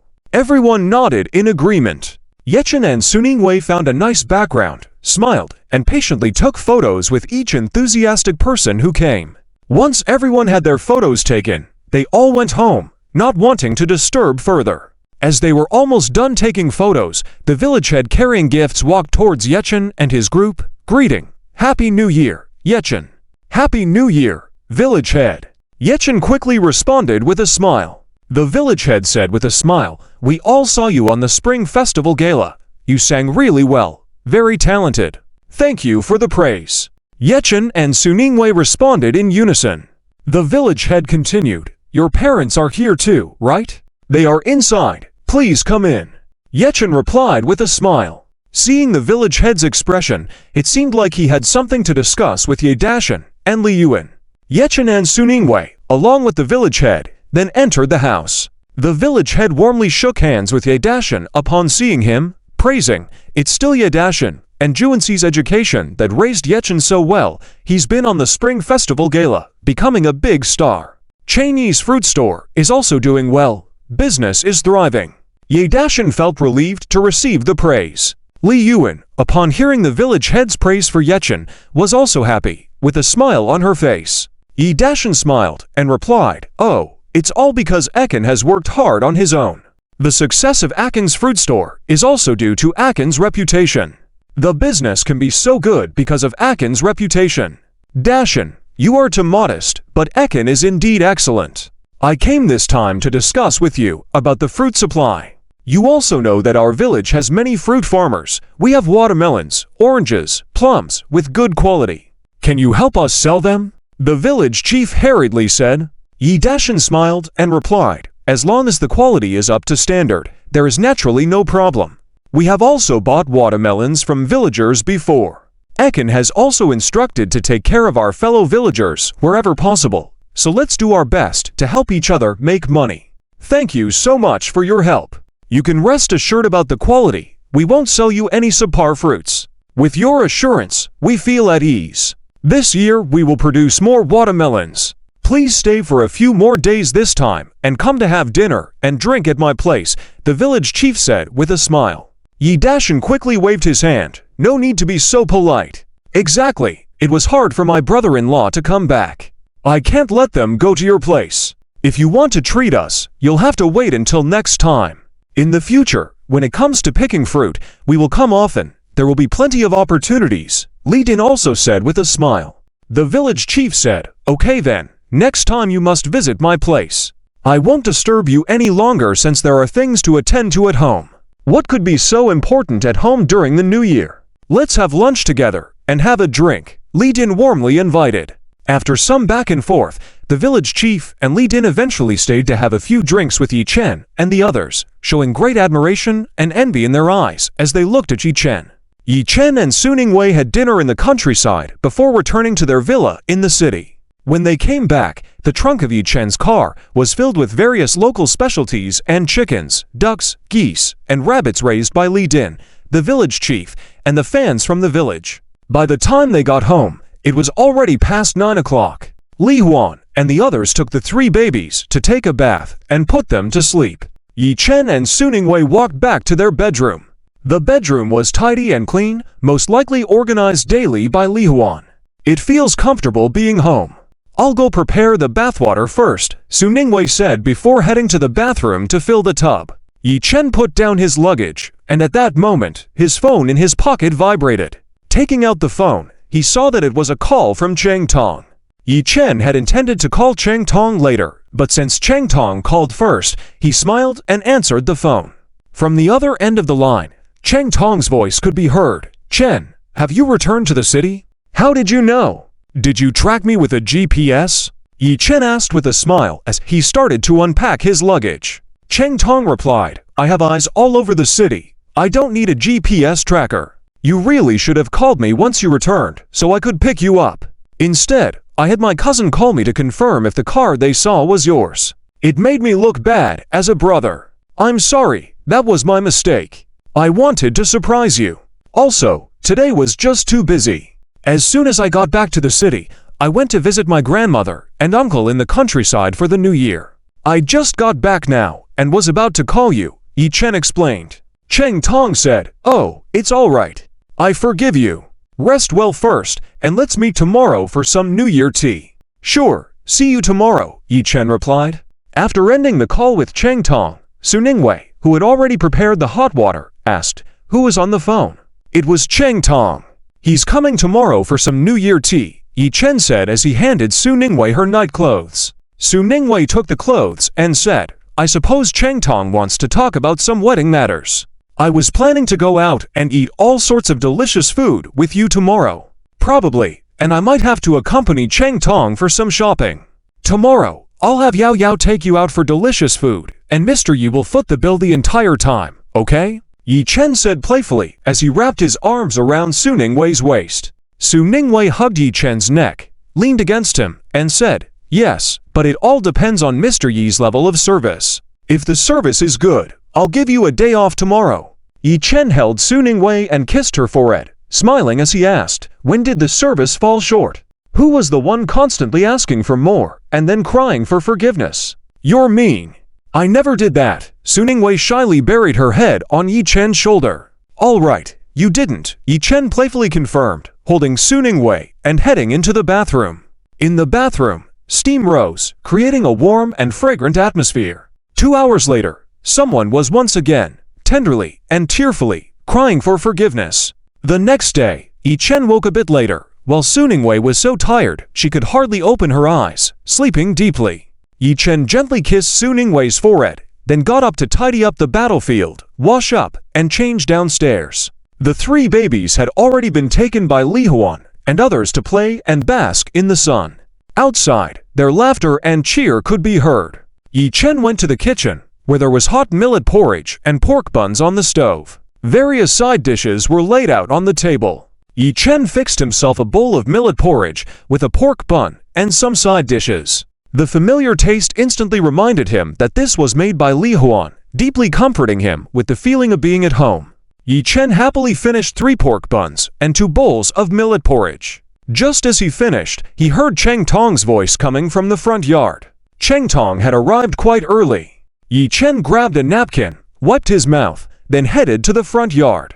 In the front yard, Cheng Tong was carrying gifts and chatting with Yi Dashan and the others, while also giving red envelopes to the 3 babies. The babies also liked Cheng Tong very much, surrounding him and calling him Uncle Cheng in their sweet voices. Seeing Yi Chen arrive, the babies ran over to him, calling out, "Daddy, hugs." Yi Chen laughed and hugged each of them, his eyes filled with tenderness and affection. Cheng Tong smiled and said, "Chen, Happy New Year. Happy New Year. Come in for some tea." Yi Chen responded with a smile. "Eldest treasure, second treasure, little treasure, play with grandpa, grandma, and auntie." "Okay." The 3 babies obediently responded in unison. Yi Chen and Cheng Tong then entered the house together and went to the tea room. Cheng Tong placed the gift on the small table in the tea room. Yi Chen brewed tea and said, "You're here, so why bring things?" "Of course, how can we visit during New Year's without bringing gifts?" Cheng Tong laughed and replied, sitting across from Yi Chen. Yi Chen poured a cup of hot tea for Cheng Tong and asked, "Have you had breakfast?" "Yes, living at home. How can I skip breakfast? My mom would nag me to death," Cheng Tong replied, sipping the tea with a look of enjoyment. Good tea, comfortable, your performance with your sister-in-law on the Spring Festival Gala was amazing this year. Everyone in the industry and our classmates are now envious of you both, Cheng Tong admired. The drama you starred in was pretty good too. Next year, when the drama you're acting in airs, with your acting skills, you'll definitely be as popular, and they will envy you too. How about being the male lead in the first drama of my film and television company next year?" Yi Chen also took a sip of tea and asked. Cheng Tong's eyes widened instantly, excitedly saying, "Male lead. Chen Jie, you're my true brother. I love you." "Ha ha don't love me. It's not going to lead anywhere. How are the wedding preparations going? Need any help from me? I'll be here for a few days this time. Heading back to Shanghai on the 8th of February, Yi Chen inquired. "It's almost ready. The hotel is booked. Among us, only you have experience in getting married, so you must guide me. This is the effect design for my wedding at the hotel. Can you take a look?" Cheng Tong took out his phone and showed the design to Yi Chen. After examining it, Yi Chen nodded and said, "Looks great, grand." "I think so too. Fi likes it too," Cheng Tong said, showing some wedding photos and menu details on his phone to Yi Chen. "We'll have you check everything. Feel free to make adjustments during the tea ceremony," Yi Chen commented. Have you planned which songs to sing at your wedding?" "I plan to perform the song you wrote, This Is Love." "Can I?" Cheng Tong asked. Yi Chen generously agreed, "Sure, sing any of my songs. As for the songs that Wei and I will sing, they are already prepared. It's a new song tailor-made for you both, which you will definitely love." "Really? Chen Jie, you're too kind to me. Let me hear it now," Cheng Tong excitedly inquired. "Secret until then. It'll be a surprise for you then," Yi Chen responded, taking out a special care oil from the system space and handing it to Cheng Tong. Cheng Tong enthusiastically accepted the oil and asked curiously, "What's this good stuff?" "A good stuff that lasts for 3 hours," Yi Chen replied with a smile. Cheng Tong excitedly stood up, asking, "Really? Is this a cream or for drinking?" "It's a cream," Yi Chen replied. Cheng Tong's excitement suddenly waned. "What's wrong?" Yi Chen asked with concern. Scratching his head, Cheng Tong replied, "You forgot that Fi is already pregnant, so there's no honeymoon in that sense. We can save this for when she gives birth. Well, it can't be used now indeed, but the honeymoon can still happen after about 3 months of pregnancy. Just do it gently and keep it brief, Yi Chen explained. Cheng Tong's eyes lit up again, saying, "Really? You have no idea how difficult it has been for me lately." "It is true. You can check with a doctor if you don't believe me," Yi Chen affirmed. Cheng Tong carefully put away the oil and said, "I believe you. Are you free today? I'll call Shang Jie, and we'll go to my place, have a drink, and discuss my wedding." "Sure, but wouldn't it be inconvenient to go to your place? How about having a meal outside?" Yi Chen suggested. Cheng Tong assured, "No problem. I bought a large flat for my parents in a new area, perfect for us to go together, discuss the wedding decoration, and then shop for some things this afternoon." "All right, but why not have lunch at my place first?" Yi Chen proposed. Cheng Tong got up, replying, "Let's skip lunch at your place and head out directly. My mind is all about the wedding now. Let me call Shang Jie to join us for lunch at my place." "Sure," Yi Chen agreed, getting up too. Cheng Tong made a phone call while saying, "I'll drive. Hop in. I'll send you back tonight." Yi Chen and Cheng Tong left the tea room. Cheng Tong called Shang Quan, and Yi Chen informed Yi Dashan and Li Huan about going out with Cheng Tong. He instructed Yi Yao to take Suning Wei out for a treat when she woke up. Yi Yao promised, "Don't worry, big brother. I'll make sure sister-in-law enjoys herself." Yi Chen transferred 100,000 yuan to Yi Yao as a gesture. Seeing the message, Yi Yao immediately thanked. "Thank you, bossy. You're magnificent. Feel free to ask me for anything like this again." "You flatterer." Yi Chen chuckled and reminded, "Eat what you want, buy what you want, let Suming be your chauffeur, and stay safe." "Okay, bossy, I'll take good care of madam. You can rest assured," Yi Yao responded with flattery. At this point, Li Huan had packed a few bags of gifts and handed them to Yi Chen, saying gently, "Take these with you, so you're not empty-handed during the new year." All right, Yi Chen accepted the gifts and hurried to catch up with Cheng Tong, getting into his car. Inside the car, Yi Chen asked, "Is Shang Jie available?" Cheng Tong affirmed, "Yes, we'll pick him up on the way." And with that, Cheng Tong started the car and drove to Shang Quan's house. They soon arrived at the residential complex where Shang Quan lived. Shang Quan was waiting by the roadside, holding two bags of gifts. As soon as Cheng Tong stopped the car, Shang Quan got in with a smile. "Shang Jie, Happy New Year!" Yi Chen and Cheng Tong greeted him together. Shang Quan laughed and replied, "Happy New Year. I envy you both so much, having wives while I'm still single and lonely. Don't worry, when you go to the Magic City next year, Brother Chen will definitely take good care of you. Brother Chen's film and television company will definitely have many young and beautiful actresses. With you being close to the water, you will definitely be the first to get the moon. If that doesn't work out, I can introduce someone else to you," Cheng Tong said with a smile. Shang Quan smiled and said, "I agree. I entrust my lifelong matter to you.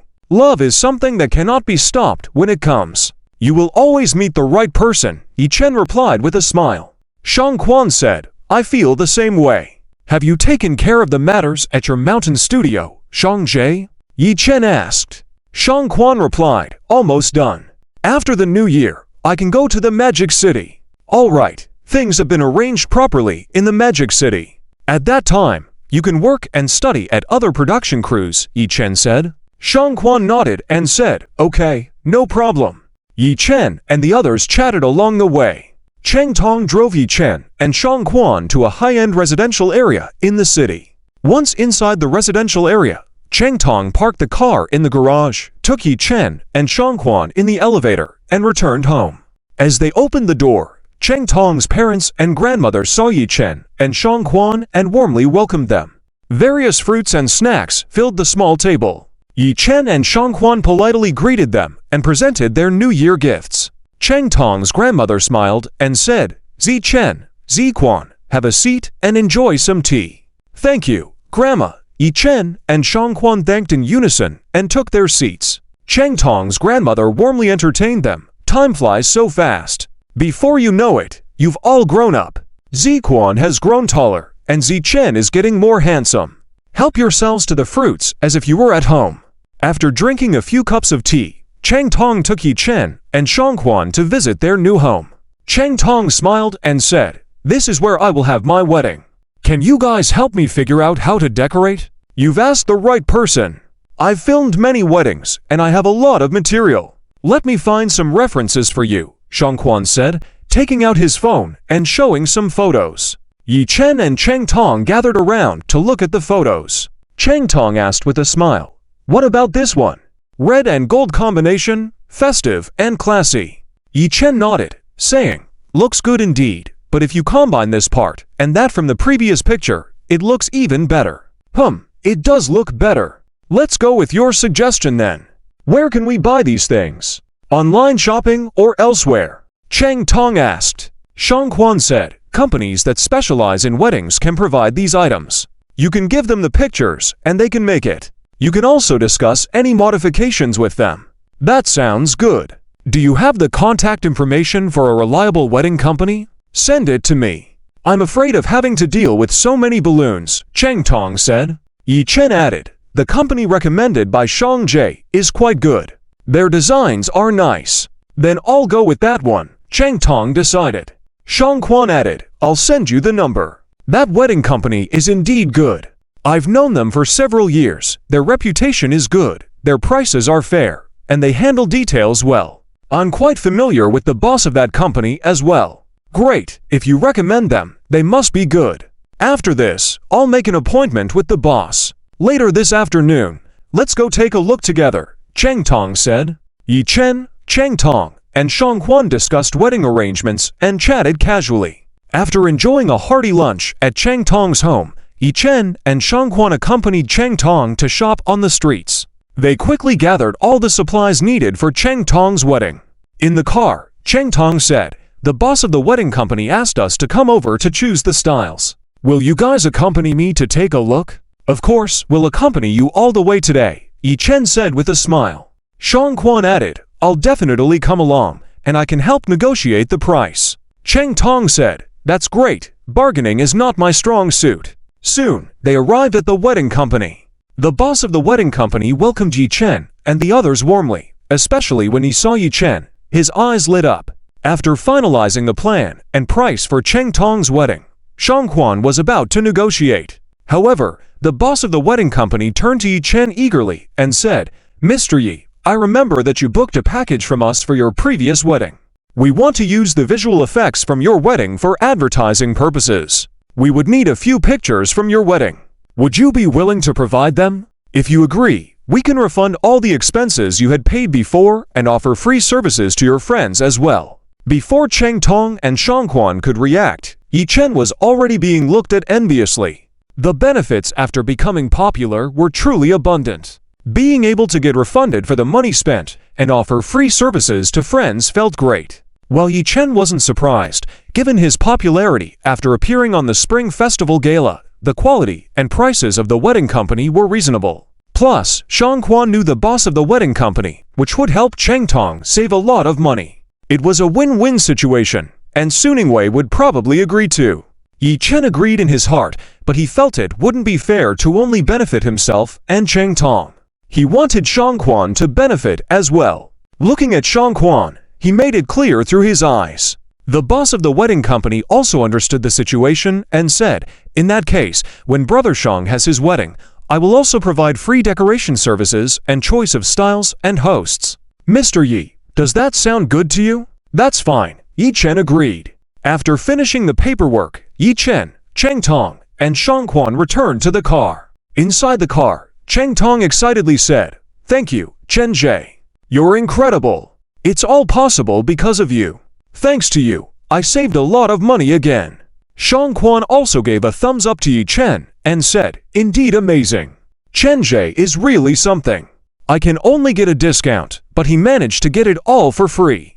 I've never seen a wedding company boss so generous before. Thanks to Chen Jie, even someone like me who is far from getting married is considered. I also benefit, hoping to find a girlfriend soon and catch up to you guys. What's there to thank for? Good brothers naturally share blessings together." The boss of the wedding company is quite smart. With my and Weiwei's current fame and fan base, using photos from our wedding as promotion will definitely boost the business of the wedding company. As long as he seizes this opportunity well, becoming the industry leader in the mountain city is completely achievable, Yi Chen smiled. That's true. The fee for Chen Ji's ads is sky high now. The boss of the wedding company is making a fortune this time, Cheng Tong laughed. Shang Quan added, but this boss of the wedding company indeed has strength. Otherwise, he wouldn't have gotten such a good opportunity. He knows how to seize opportunities. And it just happens that Chen Jie is kind and willing to help. Some people can earn money for a reason. This wedding company was recommended by Shang Jie, so it's trustworthy. That's why I agreed to help. Yi Chen looked at Shang Quan and smiled. Today, basking in Chen Ji's glory, I've also made big gains. Thanks for accompanying me the whole day. I have to treat you guys to a good meal tonight. Chen Jie, you can also invite your wife and Yao Yao to join, Cheng Tong suggested. Sure, let me make a call and ask where they are, Yi Chen said, taking out his phone to call Su Ningwei. After 2 rings, she answered. Yi tilde yi tilde yi tilde yi tilde o tilde o tilde yi tilde yi tilde o tilde. Congratulations on your prosperity. I congratulate your brilliance. A familiar cheerful song came from the other end, Yi Chen and Su Ningwei's performance of congratulations on your prosperity. Su Ningwei's clear voice mixed with the song entered Yi Chen's ears. Ah Chen, Yao Yao, and I are at the mall. Are you done with your tasks? Almost done. Cheng Tong said he wants to treat us to a meal, so we'll come to pick you guys up, Yi Chen replied with a smile. Su Ningwei said, okay, we'll be waiting at the mall. Yi Chen hung up the phone and said to Cheng Tong, Wei and Yao Yao are at the mall. Let's go pick them up, okay? Let's head there now. Cheng Tong smiled and started the car, driving towards the mall. At the mall's main entrance, Su Ningwei and Yi Yao, having already had their purchases taken care of by Su Ming, hopped into Cheng Tong's car empty-handed. Inside the car, Cheng Tong and Shang Quan handed a big red envelope to Yi Yao, saying, Yao Yao, Happy New Year. Cheng Jie, Shang Jie, Happy New Year. But I'm already 18 now and have a part-time income. I can't take your red envelope, Yi Yao quickly said. Cheng Tong replied, You're still our sister as long as you're studying, so you can take this red envelope. Be good and accept it. That's right, accept it, Shang Quan also said with a smile. Yi Yao looked towards Yi Chen, who chuckled and said, Accept it, accept it. As long as you're still studying, you're still a child and can receive it. Thank you, Cheng Jie, Shang Jie. Yi Yao then accepted the red envelope politely. Cheng Tong asked, What do you guys want to eat? French cuisine. Seafood feast? You can have anything you want. I'll arrange. I'm good with whatever, Yi Yao replied.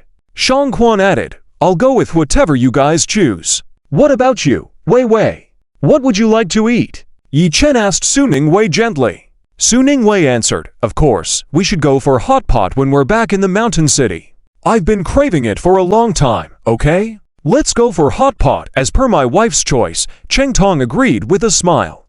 And with that, Cheng Tong drove Yi Chen and the group to the most authentic and upscale hot pot restaurant in the city. Upon entering the hot pot restaurant, they heard familiar songs playing again.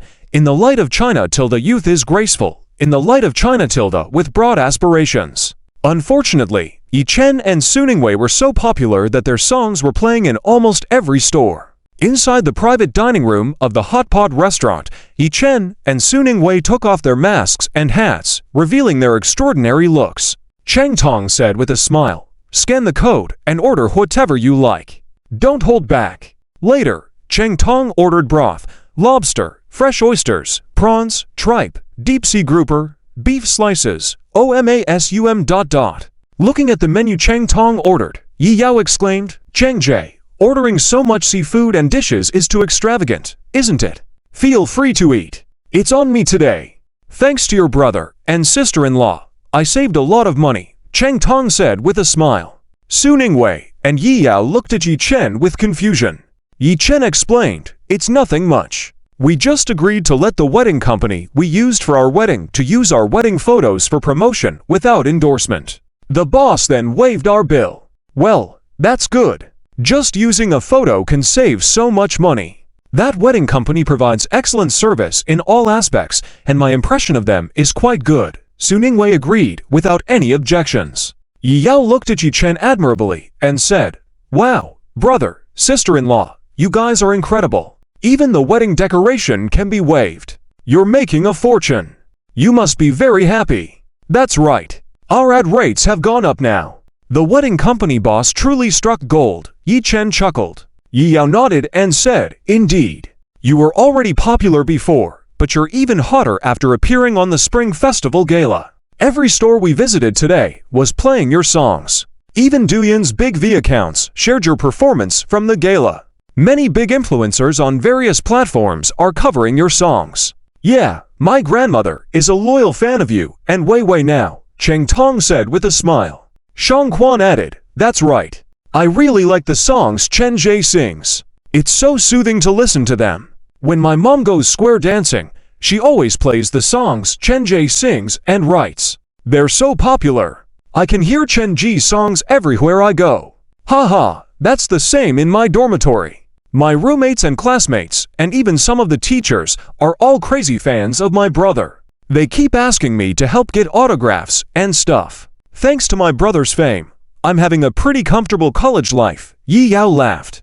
Cheng Tong smiled and said, "Definitely, Chen Jie has always been charismatic, with fans all around. Even many actors from our drama crew are fans of Chen Jie. They know that Chen Jie and I are good brothers, so they treat me especially well. Oh, stop flattering me. We're all family here. Order some dishes, I want to eat more today," Yi Chen said with a smile.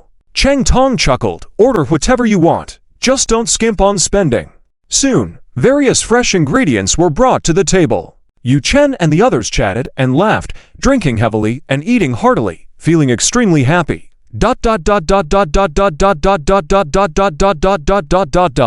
After spending a few days in the mountain city, they ate everything they should, had fun with all the activities, and paid New Year visits to everyone.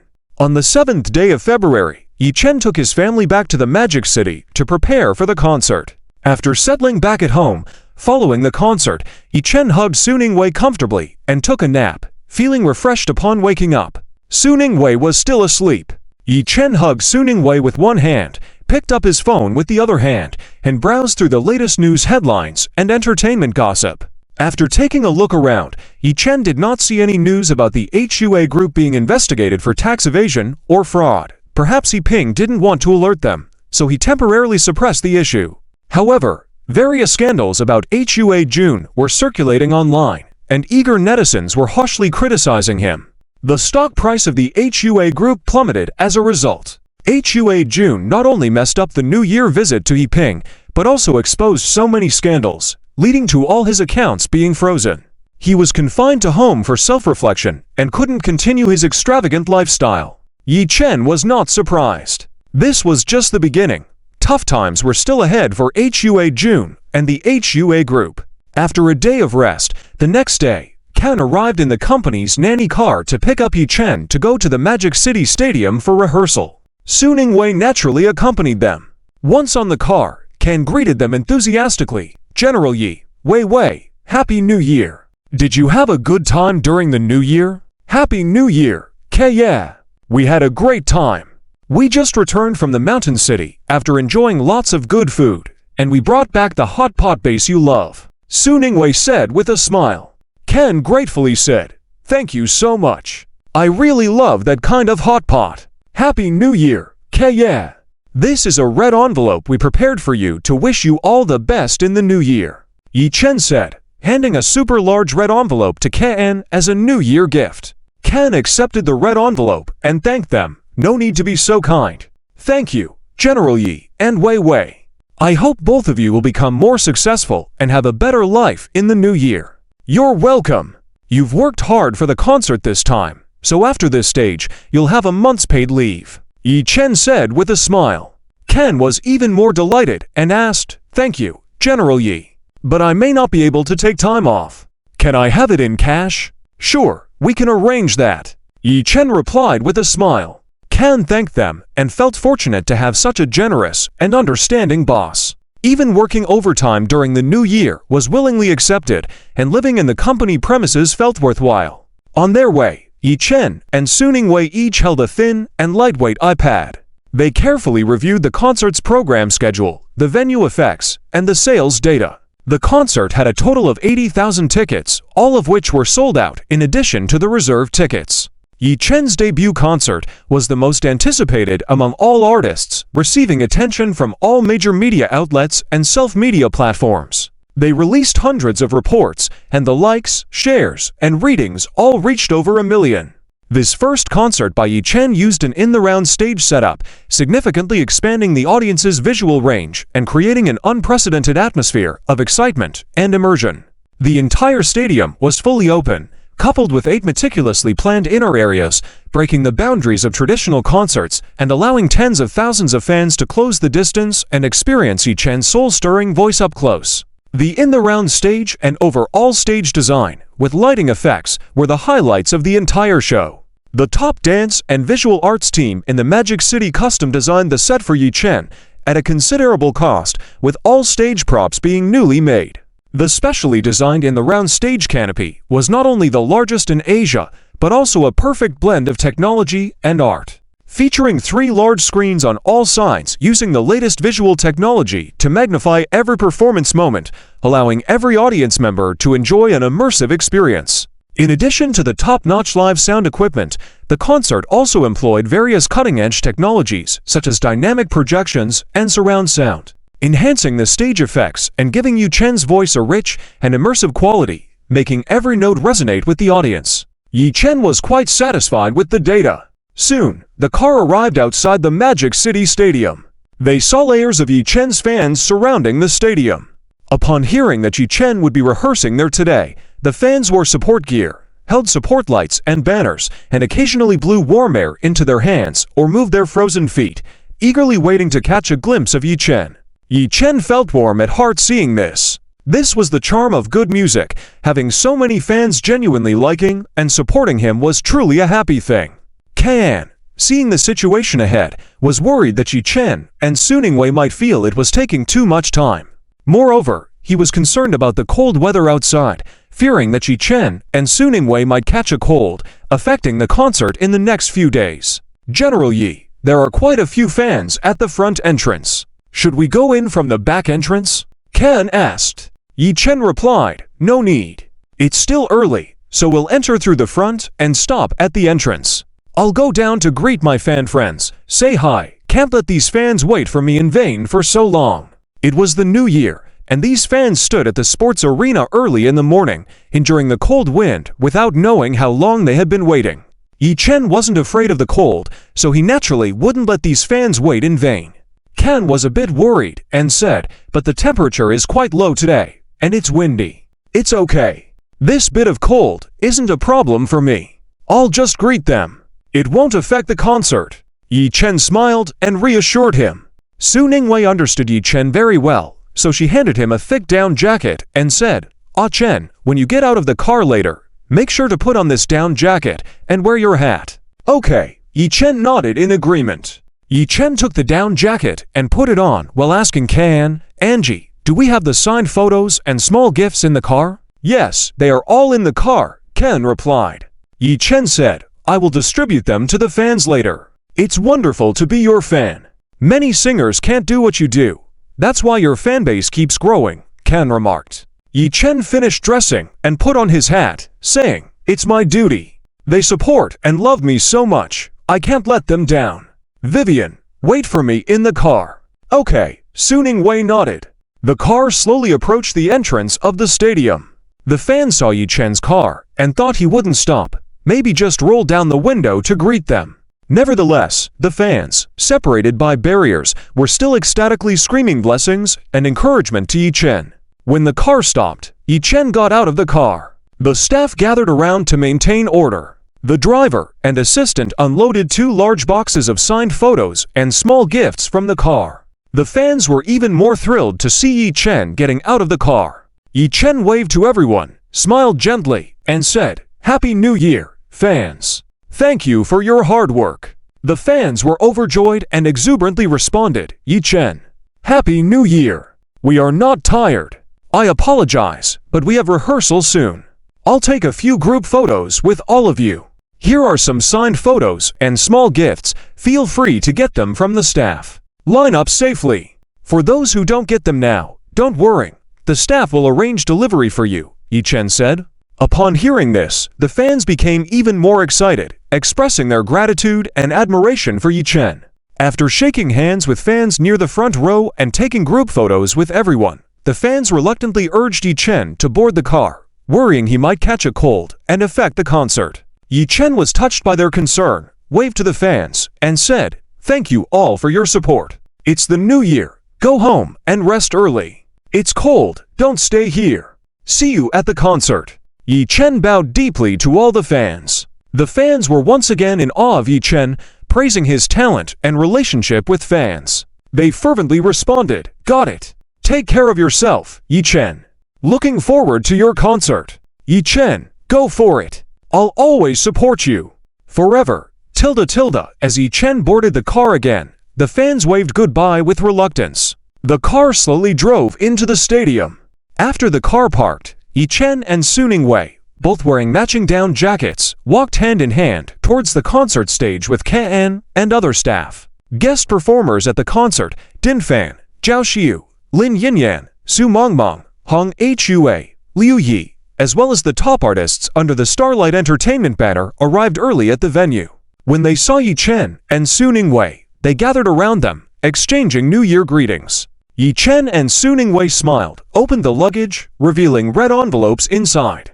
As they handed out red envelopes, they said with a smile, "Thank you all for your hard work during the Chinese New Year. It's not hard work. Being a guest at Yi's concert is an honor for us," everyone responded.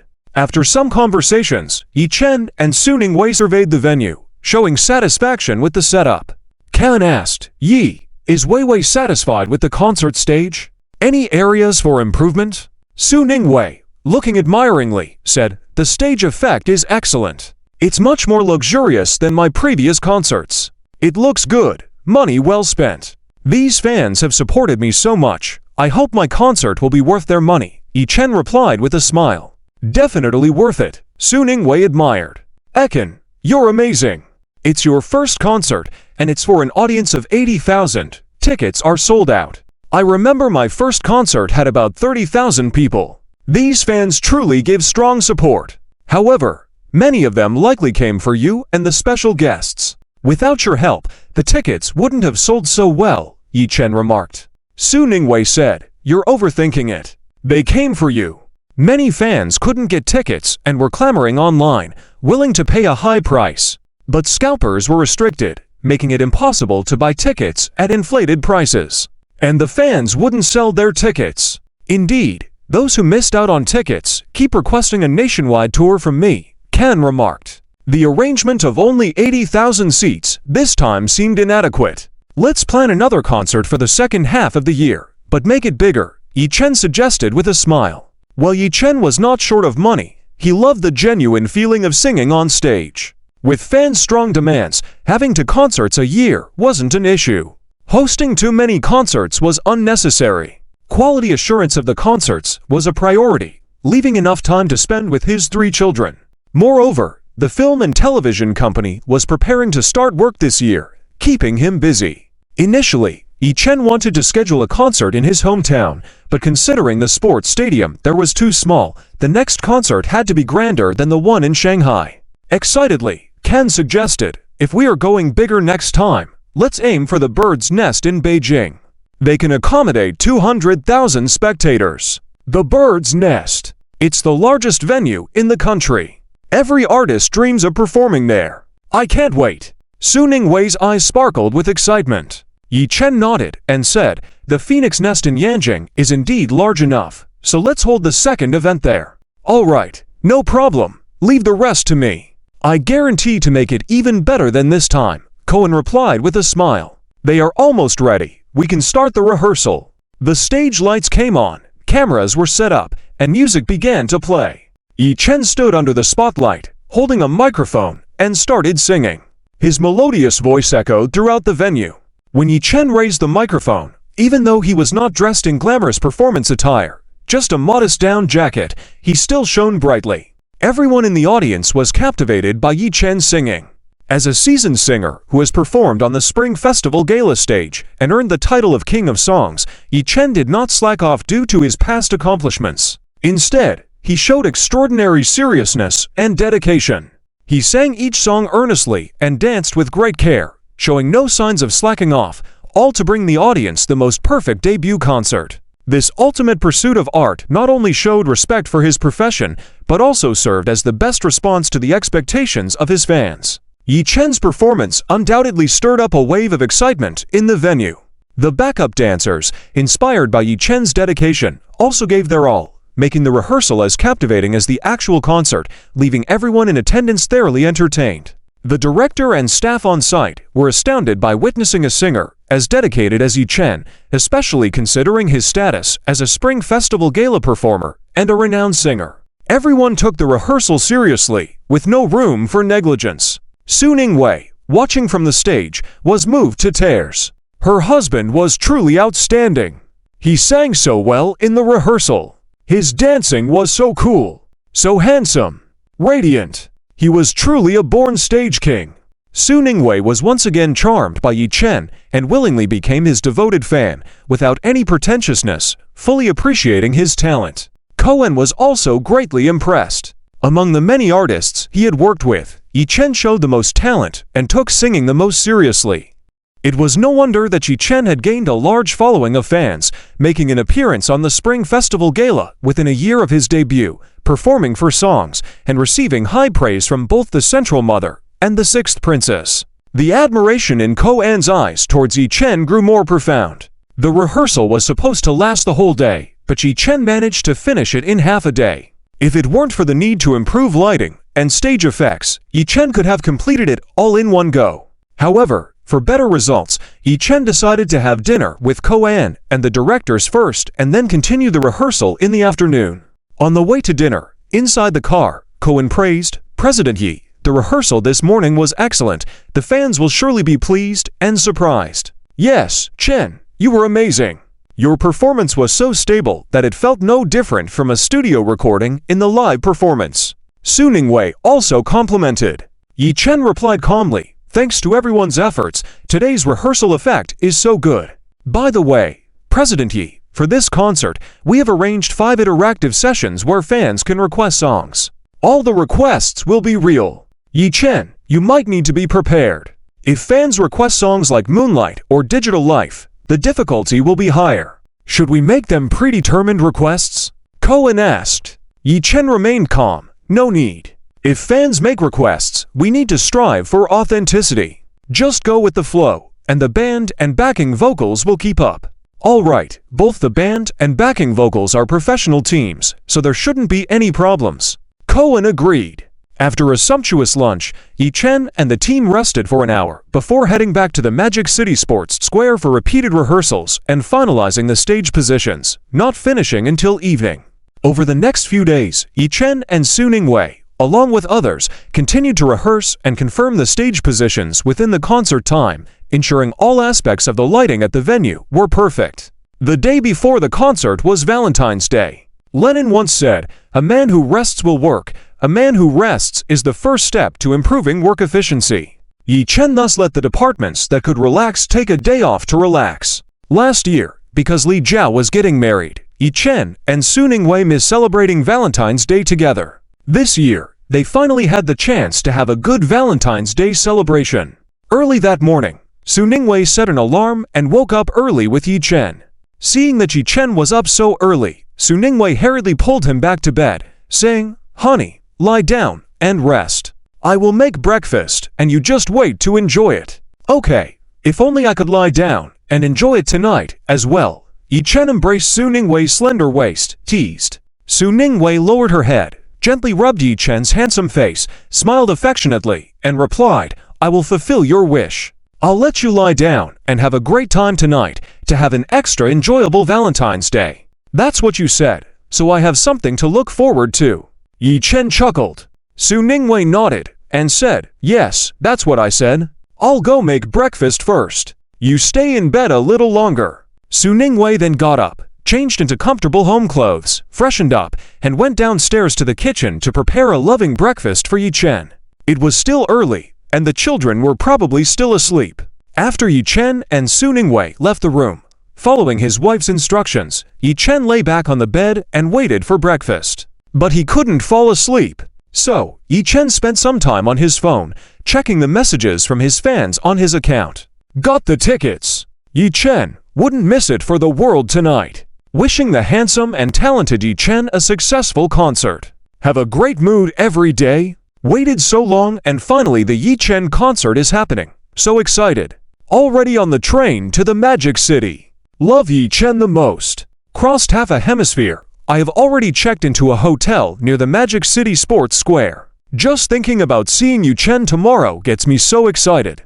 Didn't get a ticket, but still grateful for lighting up my world with your music. I hope your concert goes smoothly. I'll be outside the stadium, silently supporting you.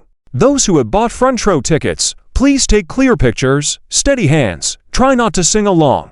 Don't post until the concert is over. Please use a phone that costs more than 4,000 yuan for high-quality sound and image clarity. Thank you very much.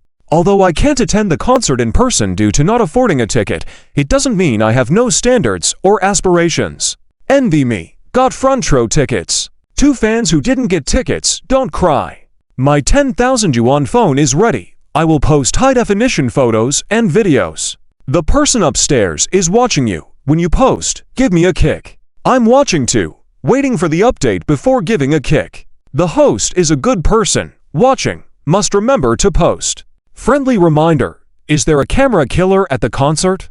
Avoid direct laser exposure. Be careful not to ruin your phone camera. Even if it gets ruined, I've prepared 3 phones, just 1 camera. As long as I can capture Yi Chen's high-definition photos and videos, everything is worth it. Awesome! Truly a die-hard fan. Yi Chen, keep it up. Hope your first solo concert is a success. Wishing Yi Chen's concert a successful and flawless outcome. Yi Chen is the best. The concert will definitely be a huge success. Love Yi Chen. Keep it up. Even if I can't make it to the concert, I still want to convey my sincere blessings to Yi Chen for his concert. Yi Chen, you're the best, handsome, and talented. Even though many people love and support you, let me also express my wishes for your first major concert to be successful. Go for it. Yi Chen, you will always be my favorite. I will always support you, sending my best wishes for your successful concert. I'm in Min, wishing the popular singer King Yi Chen's concert a successful outcome. I'm in Yanjing, wishing Yi Chen's first concert a complete success, smooth sailing, hoping Yi Chen can come to Yanjing next. Overseas mom fans have been loving Yi Chen for a year, sending pre-concert blessings for Yi Chen's first concert success. I'm in Mountain City, wishing Yi Chen's first solo concert in the Magic Capital a complete success. I'm in Taiwan Province, wishing Yi Chen's first concert a successful outcome. I'm in Suzhou, wishing Yi Chen's first concert a successful outcome. Yi Chen looked at the screen filled with fans' blessings, feeling warm in his heart. In addition to fan blessings, Din Fan, Zhao Xiu, Lin Yinyan, Su Mangmang, Hong Hua, Liu Yi, and the top artists under Starlight Company, as well as many singers, spontaneously recorded videos wishing Yi Chen's first solo concert a resounding success. Yi Chen was touched to see these blessing videos, feeling grateful to receive so many well wishes for his first concert. Seeing that the time was almost there, Yi Chen got up and changed into couple-style casual clothes with Su Ningwei, put the prepared gifts in his pocket, getting ready to give them to Su Ningwei later. He went downstairs and headed to the kitchen. Su Ningwei was busy in the kitchen. The aroma of food drifted to his nostrils. Yi Chen walked up behind Su Ningwei, hugged her slender waist, kissed her cheek, and said with a smile, "Smells so good wife. Your cooking skills are getting better and better. Are you hungry? Sit down first, wait a moment for me." Su Ningwei replied with a smile, as she plated 2 well-cooked steaks with mushroom sauce into pink and blue heart-shaped plates. It seems that Su Ningwei is really putting effort into preparing today's loving breakfast. It's still not done after all this time. Let me help you. Yi Chen was about to bring out the plates of steaks. No need. Su Ningwei stopped Yi Chen, saying, "I'll do it. I still need to decorate. You go get the cutlery and wait in the dining room. Relax today. Looks like I need to buy a compass," Yi Chen said with a smile. Su Ningwei asked in confusion, "Ah, why buy a compass?" Are we going wilderness survival? No, I just don't want to lose my way being spoiled by you. Yi Chen replied with a smile. Su Ningwei was amused by Yi Chen's sweet words, smiling with her eyebrows raised. Spoiled? Who else would I spoil if not you? You can always be yourself with me. Okay, in my presence, you can always be yourself too, Yi Chen said, taking the cutlery and heading to the dining room. While waiting, Yi Chen also had the servant bring the flowers and cake he had ordered. After careful arrangement, the dining room was decorated warmly and elegantly by Yi Chen. Each bouquet of flowers placed on the dining table, windowsill, and corner decorations, emitting a faint fragrance, adorned with various heart-shaped balloons and ribbons, adding a touch of romance and warmth to the breakfast. Soft lighting cast on the flowers and tableware, creating a cozy and comfortable dining atmosphere. Yi Chen had originally planned to cook the loving breakfast himself, but it was also nice for Su Ningwei to prepare it. Who wouldn't enjoy eating a loving breakfast prepared by their loved one on Valentine's Day? As soon as Yi Chen finished, Su Ningwei pushed out today's breakfast with a small cart. Seeing the different setup in the dining room, Su Ningwei was amazed and delighted. Ekin, did you prepare all this? Yes, do you like it? Yi Chen hugged Su Ningwei and asked. Su Ningwei nodded repeatedly, saying, I love it, I really love it, husband, you are so romantic. I think the most romantic things are being with you, having you by my side. Yi Chen replied gently. Su Ningwei felt a sweetness in her heart, then hooked her arms around Yi Chen's neck and kissed him passionately. Sweet, soft, and warm.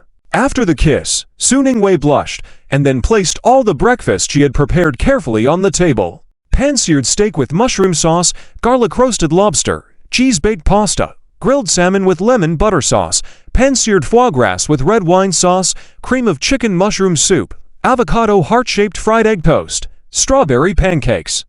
All were delicately arranged on the plates, looking both romantic and delicious. Who would believe that this table full of exquisite and delicious dishes came from the hands of Su Ningwei, who used to not even know how to fry an egg? However, in less than 2 years, Su Ningwei had become adept at cooking out of love, not only making delicious Chinese dishes, but also handling Western cuisine and various pastries effortlessly. If Su Sheng saw this spread, he would definitely feel a tinge of sourness in his heart, as he had never eaten such a carefully prepared breakfast by Su Ningwei. After Yi Chen and Su Ningwei sat down, Su Ningwei looked at Yi Chen expectantly and said, Ekin, try it, it's my first time making Western food, not sure if I did it well. Just by the aroma, I know it's definitely delicious. Yi Chen smiled and replied. Su Ningwei smiled as she served Yi Chen a bowl of cream of chicken mushroom soup, saying, Don't just smell it, taste it to know if it's really delicious. The rich aroma of butter and cream intermingled in the cream of chicken mushroom soup, emitting a unique fragrance that just by smelling it, you'd feel overwhelmed with happiness. Yi Chen took a sip of the hot cream of chicken mushroom soup, finding it sweet, salty, and appetizing. The small pieces of chicken were particularly tender as he ate them. The mushrooms have a slightly elastic texture, and when you take a bite, a burst of rich soup comes out. The rich soup is subtly spicy with hints of black pepper, mixed with the sweetness of caramelized onions. Absolutely perfect! Yi Chen feels that Su Ningwei could easily outshine many Western chefs. Su Ningwei nervously watches Yi Chen, asking, How is it? Is it to your taste? Is it too bland or too salty? It's great, just right, very delicious. I give you a thumbs up. You could open a Western restaurant right now. It would definitely be a hit. Yi Chen praises Su Ningwei with a thumbs up. Su Ningwei finally smiles and says, As long as you like it. As for opening a restaurant, I never thought about it. I only want to cook for you now and in the future. I don't want to cook for anyone else. I'm touched by what you said, but what about our 3 little ones and your dad ... Yi Chen says. Su Ningwei didn't used to say things like this before, but Yi Chen truly appreciates what she's saying now. Su Ningwei smiles and replies, Oh, it's fine. Mainly I want to cook delicious food for you. They are not strangers. When I'm cooking for you, I can easily make a bit more and share it with them. Haha, I love hearing that, but we can't let the 3 little ones and your dad hear it. Yi Chen laughs. Yi Chen is truly touched by the words Su Ningwei said. Regardless of gender or age, everyone likes to hear sweet words. Su Ningwei laughs and says, It's okay. I love you so much, they can understand. They should be grateful to you. Because of you, they can enjoy the delicious meals I prepare. Yes, yes, yes. My wife is always right, Yi Chen replies with a smile. Su Ningwei helps Yi Chen cut the steak and says, taste the steak and other dishes too. Sure, you eat too. You've worked hard all morning, aren't you tired? Yi Chen smiles and also serves Su Ningwei a piece of goose liver. Su Ningwei smiles happily and says, cooking for you doesn't tire me, but I am indeed hungry. With that, Su Ningwei happily eats the goose liver served by Yi Chen. Yi Chen also tastes the steak and other dishes. The tender and juicy steak is seared to a golden brown crust, paired with a rich mushroom sauce. Each bite is a harmonious blend of meat and sauce, extremely delicious. The garlic roasted lobster is tender, paired with flavorful garlic seasoning, roasted until fragrant. Each bite exudes the fresh taste of seafood. The grilled salmon is crispy on the outside and tender on the inside. Drizzled with lemon butter sauce, the tangy sweet lemon complements the fish, satisfying the taste buds. The foie gras is crispy on the outside and tender on the inside, paired with a rich red wine sauce. Each bite exudes the richness of foie gras and red wine. Each dish is perfect. Su Ningwei must have spent a lot of time and effort practicing and preparing for today's breakfast. Yi Chen is deeply moved by the delicious meal and feels grateful. After finishing the meal, Yi Chen takes out an exquisite jewelry box from his pocket and hands it to Su Ningwei, saying, Wei Wei, you are the ideal in this world. Happy Valentine's Day, my dear. This is a bracelet I designed and made for you. I hope you like it. Su Ningwei joyfully takes the jewelry box and eagerly opens it. Inside the black velvet box lies a bracelet designed with musical notes and roses, adorned with gemstones that sparkle in the light. Su Ningwei picks up the bracelet, marveling in joy. Wow! It's so beautiful! I love it! Yi Chen, thank you! Since I've been with you, I have never envied anyone. Let me help you put it on, Yi Chen says as he fastens the bracelet on Su Ningwei and adds, You are the heiress of the Su family. Who is there for you to envy? Of course there is. When I was little, I envied others for having parents who could be with them every day. After meeting you, I envy anyone who can be by your side, Su Ningwei earnestly responds. After looking at Yi Chen, Su Ningwei continues with a happy face, but now, I no longer envy anyone, because now I can always be by your side, turn today into yesterday, and tomorrow into the past, staying with you until we're old together. Yes, we will always be together. Yi Chen's heart stirs. He pulls the charming Su Ningwei into his arms and lowers his head to kiss her rosy lips. Su Ningwei embraces Yi Chen's waist, responding passionately. Yi Dashan, Li Huan, and Yi Yao, with the three awakened little ones, were getting ready to go to the restaurant for breakfast, only to see the sweet scene in front of them. Yi Dashan, Li Huan, and Yi Yao quickly reached out to shield the eyes of the three little ones. The eldest one was completely shielded by Yi Dashan and didn't see anything. The second one peeked through Li Huan's fingers, puckered his cute little mouth, and seemed to want to join in. The youngest one had keen eyes and had already seen it, directly pulling Yi Yao's hand, grinning happily. Hearing the commotion, Su Ningwei shyly pushed Yi Chen away, her face blushing. Yi Chen remained calm. As husband and wife, a Valentine's Day morning kiss was perfectly normal. Dad, Mom, Yao Yao, good morning. Yi Chen greeted with a smile. Dad, Mom, Yao Yao, good morning. I have breakfast ready. I'll go bring it out for you. Su Ningwei also greeted shyly, heading towards the kitchen. Sister-in-law, let me take it out for you. Yi Yao immediately offered with a smile, heading to the kitchen.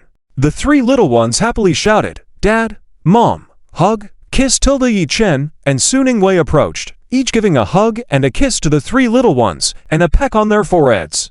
Li Huan also said with a smile, Let us handle it ourselves. You young ones, go enjoy your romantic time. We'll take care of the kids. Then let's go for some romance with Wei Wei, Yi Chen said, hugging Su Ningwei's shoulder. Li Huan laughed and said, Go ahead, go ahead. Yi Chen hugged Su Ningwei out of the restaurant for a date. Yi Yao finished breakfast and also received a Valentine's Day invitation from Din Fan, heading out for a date as well. After a day of romantic dates, Yi Chen and Su Ningwei finished a candlelit dinner and went back to their bedroom to rest. Steam filled the bathroom as Yi Chen and Su Ningwei bathed together in a romantic and fragrant rose bath. Su Ningwei bashfully said, Yi Chen, soak a little longer. Give me 5 minutes to prepare something. I have a little surprise for you. Okay, Yi Chen nodded eagerly. Su Ningwei, wrapped in a towel, left the bathroom. Yi Chen took out his phone, relaxing in the bath, watching videos. After the rehearsal footage of the first concert was released, it immediately climbed to the top of the hot search list, sparking discussions among fans across the internet. The entire internet is filled with blessings for Yi Chen's first concert. The scale and enthusiasm of the event have made all the singers in the industry extremely envious. 5 minutes flew by in the blink of an eye. Yi Chen stood up joyfully, dried himself off with a towel, wrapped a towel around his waist, and headed to the bedroom. In the master bedroom, warm yellow lights were lit, playing romantic light music. Yi Chen looked around the master bedroom, but didn't see Su Ningwei's figure. Instead, he saw a large pink gift box with a big red bow on the bed. Yi Chen raised an eyebrow. Wow, did Su Ningwei prepare such a big Valentine's Day gift for himself this year? Could it be that Su Ningwei gave herself as a gift to him? Thinking this way, Yi Chen rubbed his hands in anticipation, got on the bed, and opened the large gift box on the bed. Inside the gift box flew many pink heart-shaped balloons. Su Ningwei was dressed in a maid costume similar to Daji, with a matching pink fluffy big tail behind her, looking innocent yet alluring, seductive, and attractive, like a real pink fox spirit transformed into a human form. The foxtail was long and fluffy, pink and tender, paired with fox ears headband, simply stunning. This slender waist, this broad wave, this short white skirt with long legs, this seductive appearance made one want to touch it as soon as they saw it. Yi Chen's eyes lit up. Wow, his wife really knows how to play. She actually cosplayed a game character, and she completely surpassed the character. She's invincible. This is definitely the most surprising gift for Valentine's Day. Who could resist it? Yi Chen's upturned mouth corner was even harder to suppress than AK's. Su Ningwei held one of Yi Chen's hands, hooked her other hand on the towel around Yi Chen's waist, and said seductively to Yi Chen, "Master, come and play with Daji." "I'm coming."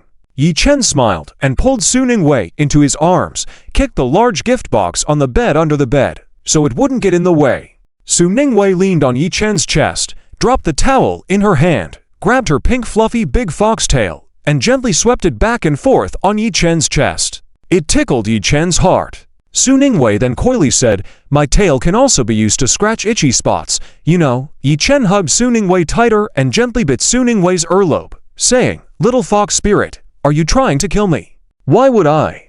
I like my master the most, so please order me around, my master." Su Ningwei playfully squealed and rubbed against Yi Chen's chest, looking like a lively little fox. Seeing Su Ningwei in this state, even the gods would be tempted. Yi Chen lowered his head and kissed Su Ningwei on the lips. They were sweet and soft. Su Ningwei closed her eyes, hugged Yi Chen tightly, tiptoed, and eagerly responded. Yi Chen, who originally wanted to enjoy a relaxing evening, ended up being the one in control and led a night of intense entanglement. The next day, Yi Chen and Su Ningwei both woke up naturally. Su Ningwei woke up with sore legs, a hoarse throat, feeling like she had caused trouble. They had been so lively and exuberant the night before. "Ah Chen, I'm sorry, you have a concert tonight. I shouldn't have tempted you like that last night. Do you feel uncomfortable anywhere? Will it affect tonight's concert?" Su Ningwei suddenly sat up, looking regretful and worried. Su Ningwei's furry fox ears on her head trembled cutely with her movements. Yi Chen smiled and touched Su Ningwei's fox ears, saying in a gentle voice, "It's okay, there's no need to apologize for this. I was happy last night, and now I feel good, physically and mentally comfortable. Exercise more in the days leading up to the concert, stay excited, it's beneficial for the concert." Who says activities in bed aren't exercises? Su Ningwei heard that Yi Chen was fine, and breathed a sigh of relief. Then, Su Ningwei became a little distressed and said, "I'm fine, but my legs are still sore, my knees are still aching, and my throat is a bit hoarse. I'm afraid it will affect the concert tonight. This is your first concert, although I only sang 3 songs with you. I want to sing them perfectly. Don't worry, with me here, you forget I have some medicinal patches? I'll give you some to apply later, and then drink my special Chinese herbal tea for throat care. I guarantee you'll fully recover by the evening, all guns blazing."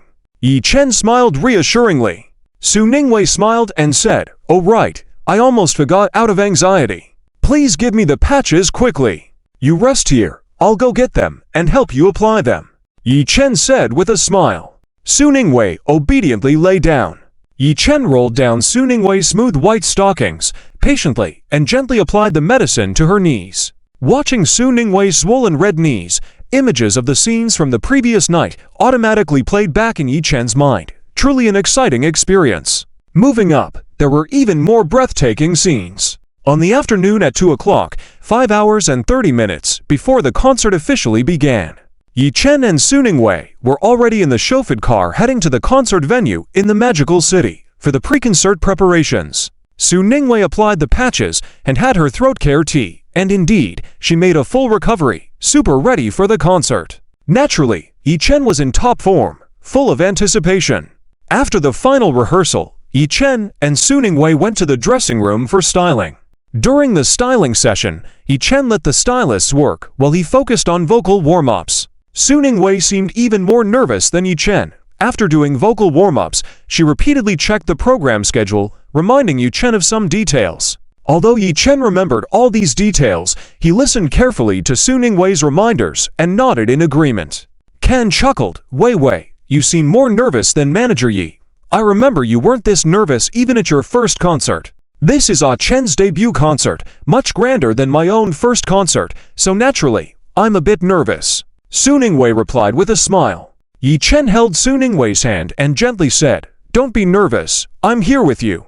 Shouldn't I be saying this to you? Aren't you nervous? Su Ningwei tightened her grip on Yi Chen's hand. Yi Chen raised his eyebrows. I'm not nervous with you by my side. We've been on the Spring Festival Gala stage before, but I am really looking forward to my first concert. Yeah, me too. I'm super excited for your first concert. Good luck. But a concert stage is a bit different from the Spring Festival Gala stage. The fervor of the fans really can be moving. Su Ningwei nodded in agreement. Yi Chen said, Yeah, let's work hard together. Yi General, come on. Believe in Yo General's strength and wish Yi General's first concert a complete success. Kan and other staff members all cheered and blessed Yi Chen. Everything was ready. At exactly 7:30 in the evening, Yi Chen's first concert officially began. After a dazzling 3D animation opening with high-tech effects, a giant sphere opened up. For the opening song of the concert, Yi Chen chose Wang Liming's Unparalleled in the Name of the Father, aiming to recreate the incredible opening of Jaishu, allowing even the blue stars to feel the impact. Music played, and the lights dimmed throughout the venue. Ave Maria received in the name of my family.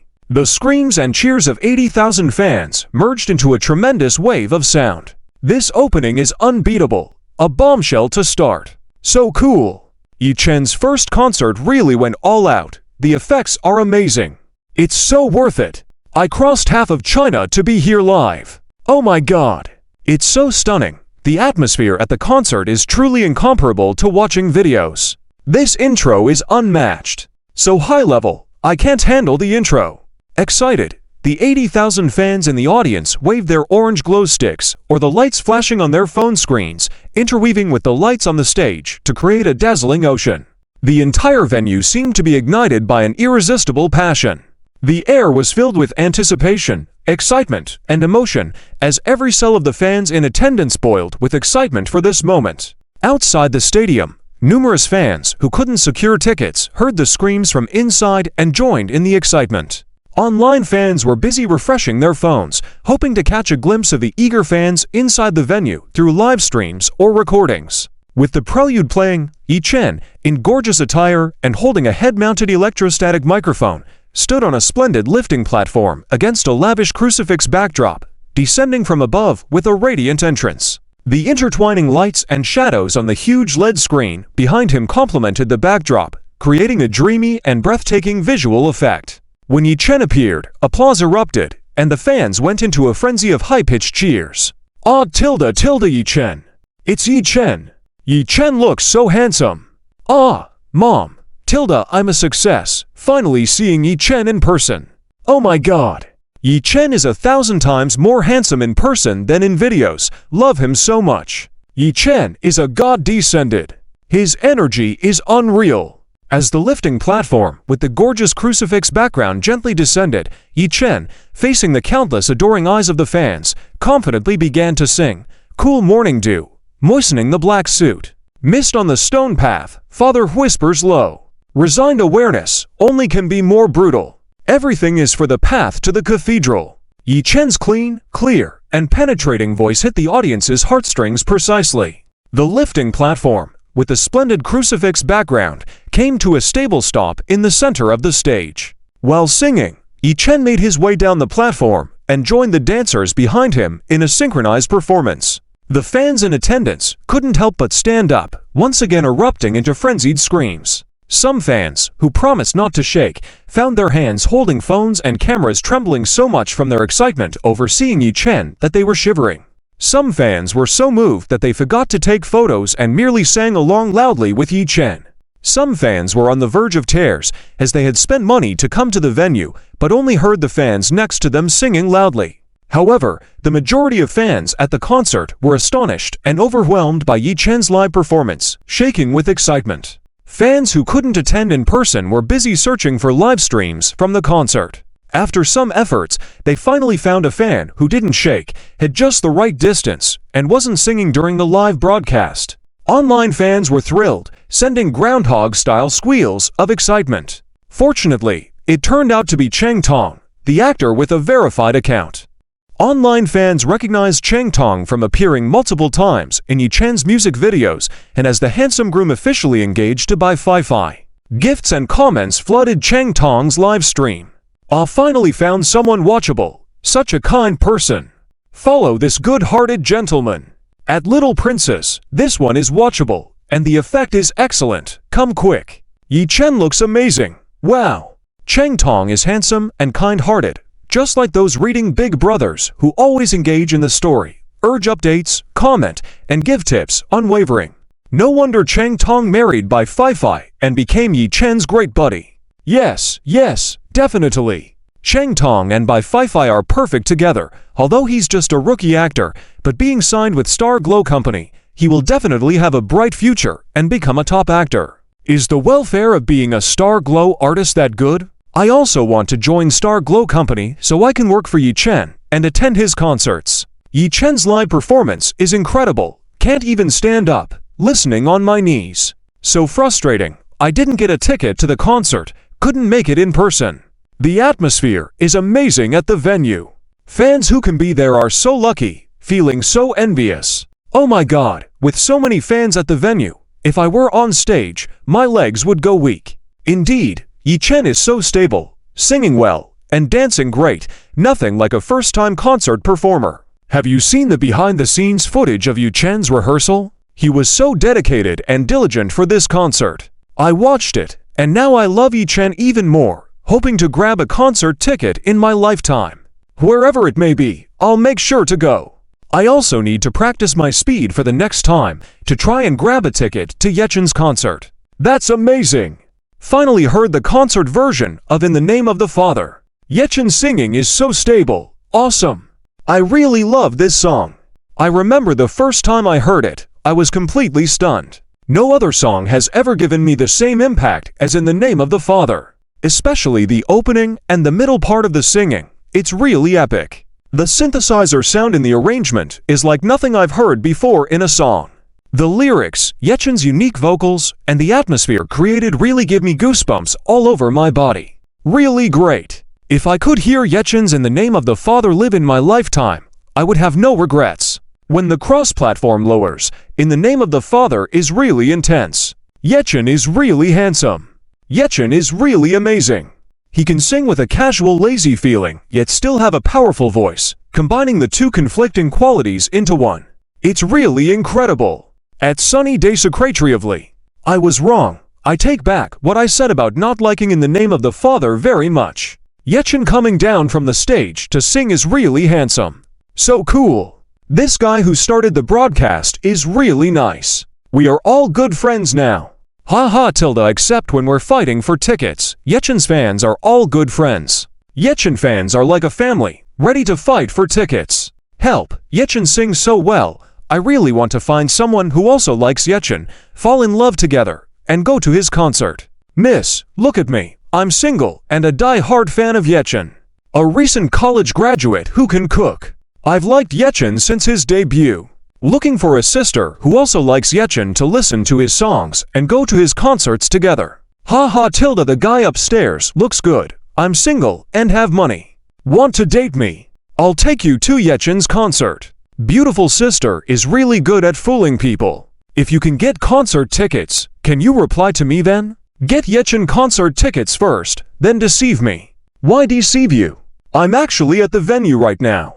I have 2 phones, managed to get in, and replied. Clear close-up photo of Yechen, live at the venue. Ah tilde sister, my mistake. I've added you, damn. Being handsome really has its advantages. Sister, look at me. I have an 8-pack ABS and I am a sports science student. Having money means you can do whatever you want. Who isn't at the venue yet? I even work as security, but I'm still here to watch Yechen's concert live. I even get paid. But Yechen in person is really handsome. Invincible. I'd protect him even without pay. tilde envious, how can I become a security guard at the venue? Can a recent college graduate do it? Urgent. Waiting online. Can a current university student also work as a security guard at the venue? Having money is nice. This angle is amazing. I'm sitting at the back feeling like I'm watching an ultrasound. Photo of the venue. I was initially sad that I couldn't attend the event, but after seeing your comments, I burst into tears from laughter. Be content. I can only listen to the fetal heartbeat from outside. Alright, I'll strive hard to attend the next event. Why not just watch the video? It's free. You're probably kilometers away from Yechen in that position, right? Having money is nice. At least you can see the ultrasound. I can't even do that, so don't compare. Everyone, don't blindly pursue the front row at the concert, especially near the speakers. It's really loud. The bass is making my head spin, feeling dizzy and nauseous, not because Yechen's singing is bad, but the sound system is overwhelming. Can't handle the pressure. I can handle it if you send us to compete. We young ones can handle it. Although I'm not young, I can handle it. Let's exchange positions, don't force yourself. Accept the price difference. You're fine. And so am I. I was the one who posted the ultrasound picture earlier. I'm willing to pay double to exchange positions with you. No exchange. Even if I get dizzy, being so close to Yechen is worth it. Really worth it. Haha tilde I almost believed you earlier. You must be afraid of everyone competing for the front row in the next concert, right? Heh. Found out. Ah tilde Yechen saw me, so excited. Sending everyone a photo. Clear close-up photo of Yechen. Well, forgiven for the sake of Yechen's handsome close-up photo. Yechen is really super handsome, no matter the angle. Any casual shot, he looks amazing. Even more envious now, really want to attend Yechen's concert. When is the next one happening? Haha tilde Yechen's first concert has just started. Let's enjoy this one first. Taking advantage of the chanting time in the name of the Father, Cheng Tong smiled at the camera, greeted, and said, "Hello. Good evening to all Yechen fans. I am Cheng Tong, an artist under Starara Entertainment. No need to send gifts, just show some support. I am Yechen's #1 fan, and today's live broadcast is authorized by Yechen. Feel free to watch." Knowing many fans can't be present tonight, Yechen sent me to livestream from the VIP concert suite, providing a fan's perspective for everyone to enjoy the first concert. As Cheng Tong finished his words, the number of fans surged. The comments on the screen once again became lively. Isn't it true that you saved Yechen's life before? This is the VIP concert suite, right? Yechen arranged such a good spot for you, and even allowed you to live stream. It's so enviable. Yechen really spoils his fans. He even specifically had Cheng Tong arrange a live stream. I've been following you for a long time. Seeing you appear in so many MVS with Yechen, I knew your relationship with him was special. The person on the first floor is so uninformed. Yechen and Cheng Tong have been classmates and desk mates since high school. They are good buddies with a great relationship. I'm even more envious. At Shuangwen Male Lead Xiaoming, we've been desk mates since elementary school. When will you debut and take me along? Look at Cheng Tong's buddy. Can you work hard like that? Darn. I wanted to tag you to encourage you to work hard. Haha tilde oh my, so envious. Atlee Ryan, my best girlfriend, you're good looking. have a good figure, and can sing well. Why don't you try out for Starlight Entertainment? My request isn't high. I just hope you can use your employee status to get me a ticket to Yi Chen's concert. I'm working on it.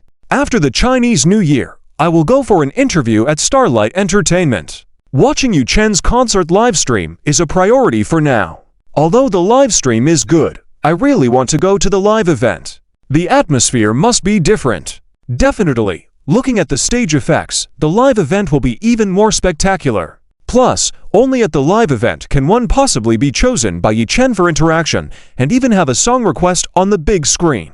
Stop talking. I'm crying with envy. Starting tomorrow, I will work hard to strive to attend one of Yi Chen's concerts. No worries. Stay in Yi Chen's livestream, and once you win a prize, you won't have to work so hard. You're right, Yi Chen really spoils his fans. I love him even more. When Chang Tong and Bai Feifei saw the rapidly increasing number of fans and barrage messages, they felt warm in their hearts, especially grateful to Yi Chen.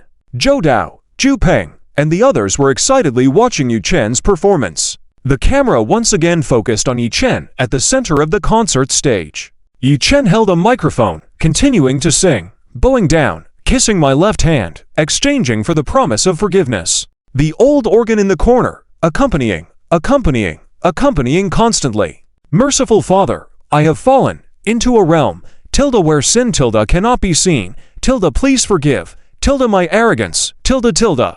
Corridor leading to the hall, indescribable sorrow, no noise, only quiet surroundings, I tilde slowly fall asleep, the sky, just breaking dawn.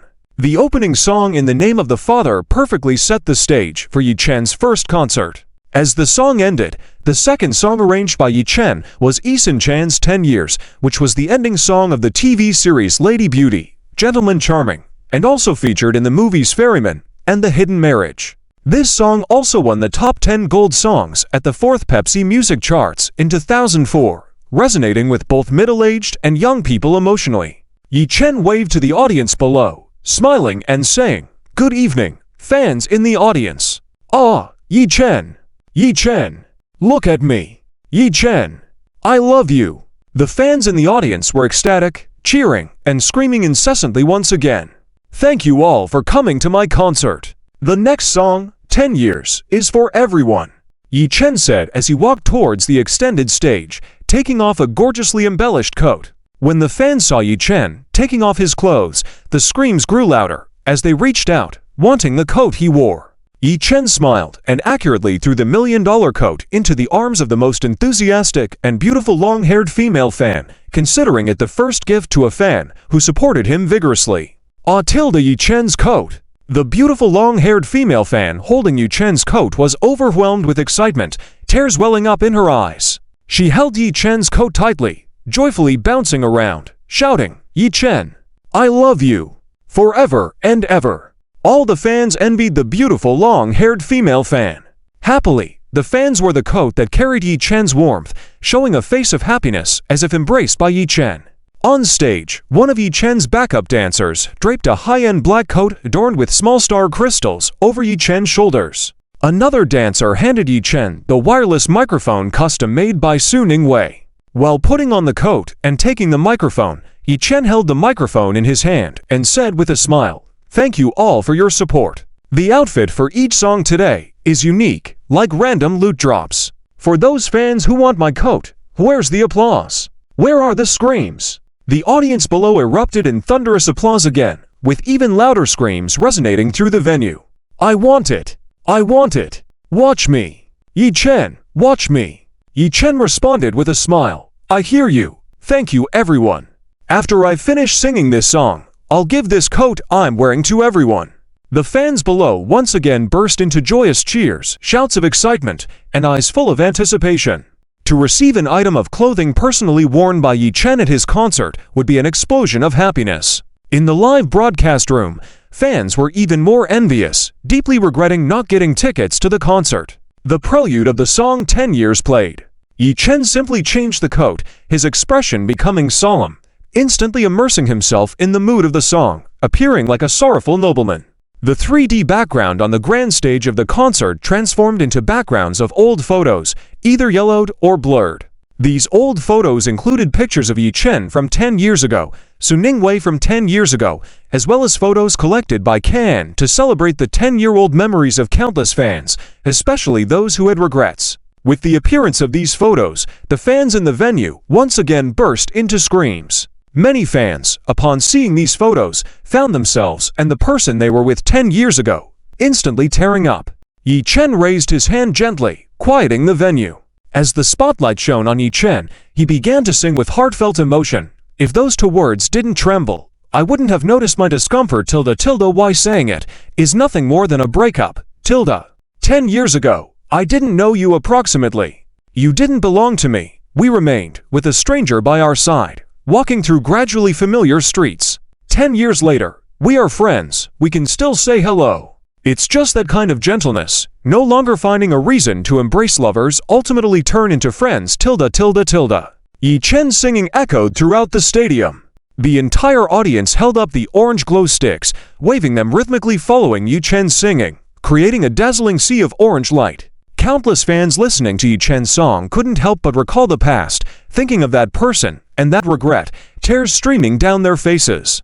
The fans in the live stream room were also touched by Yi Chen's singing voice, and they left comments one after another. Yi Chen sings so well, so stable. It's like a walking CD. So what are those two words exactly? 80% of it is goodbye. Those two words should be loved ones. I think it's hello to you a few years later. At first, it sounds like goodbye, but then it feels like hello to you.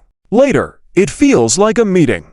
I think it's regrets. If those two words weren't said, regrets are left unsaid. Different states of mind, different age ranges, those two words probably mean different things to each person. Maybe those two words represent youth. My goodness, that's it. So insightful.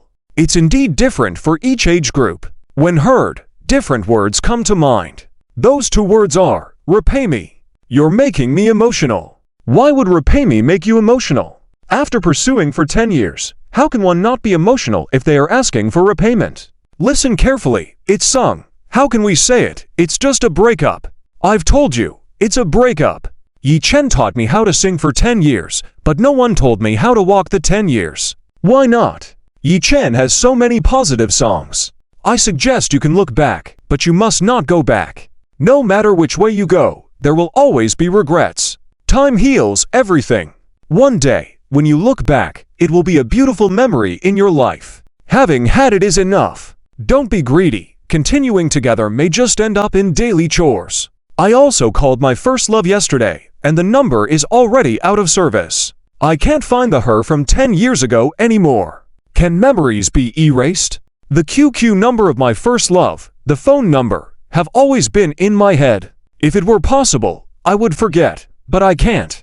A youth without regrets is not really youth. Whose youth is without regrets? It's hard to remember after a long time. Remembering means the time hasn't been long enough. My childhood sweetheart remains in that deep winter 10 years ago. For 10 years, I kept dreaming of him in the middle of the night. From not believing he left in the beginning, to searching for him everywhere, to later him always facing away from me and not speaking, then him facing me. But I can't see his face clearly, to him living happily at last. It took me 10 years to reconcile with myself and move on.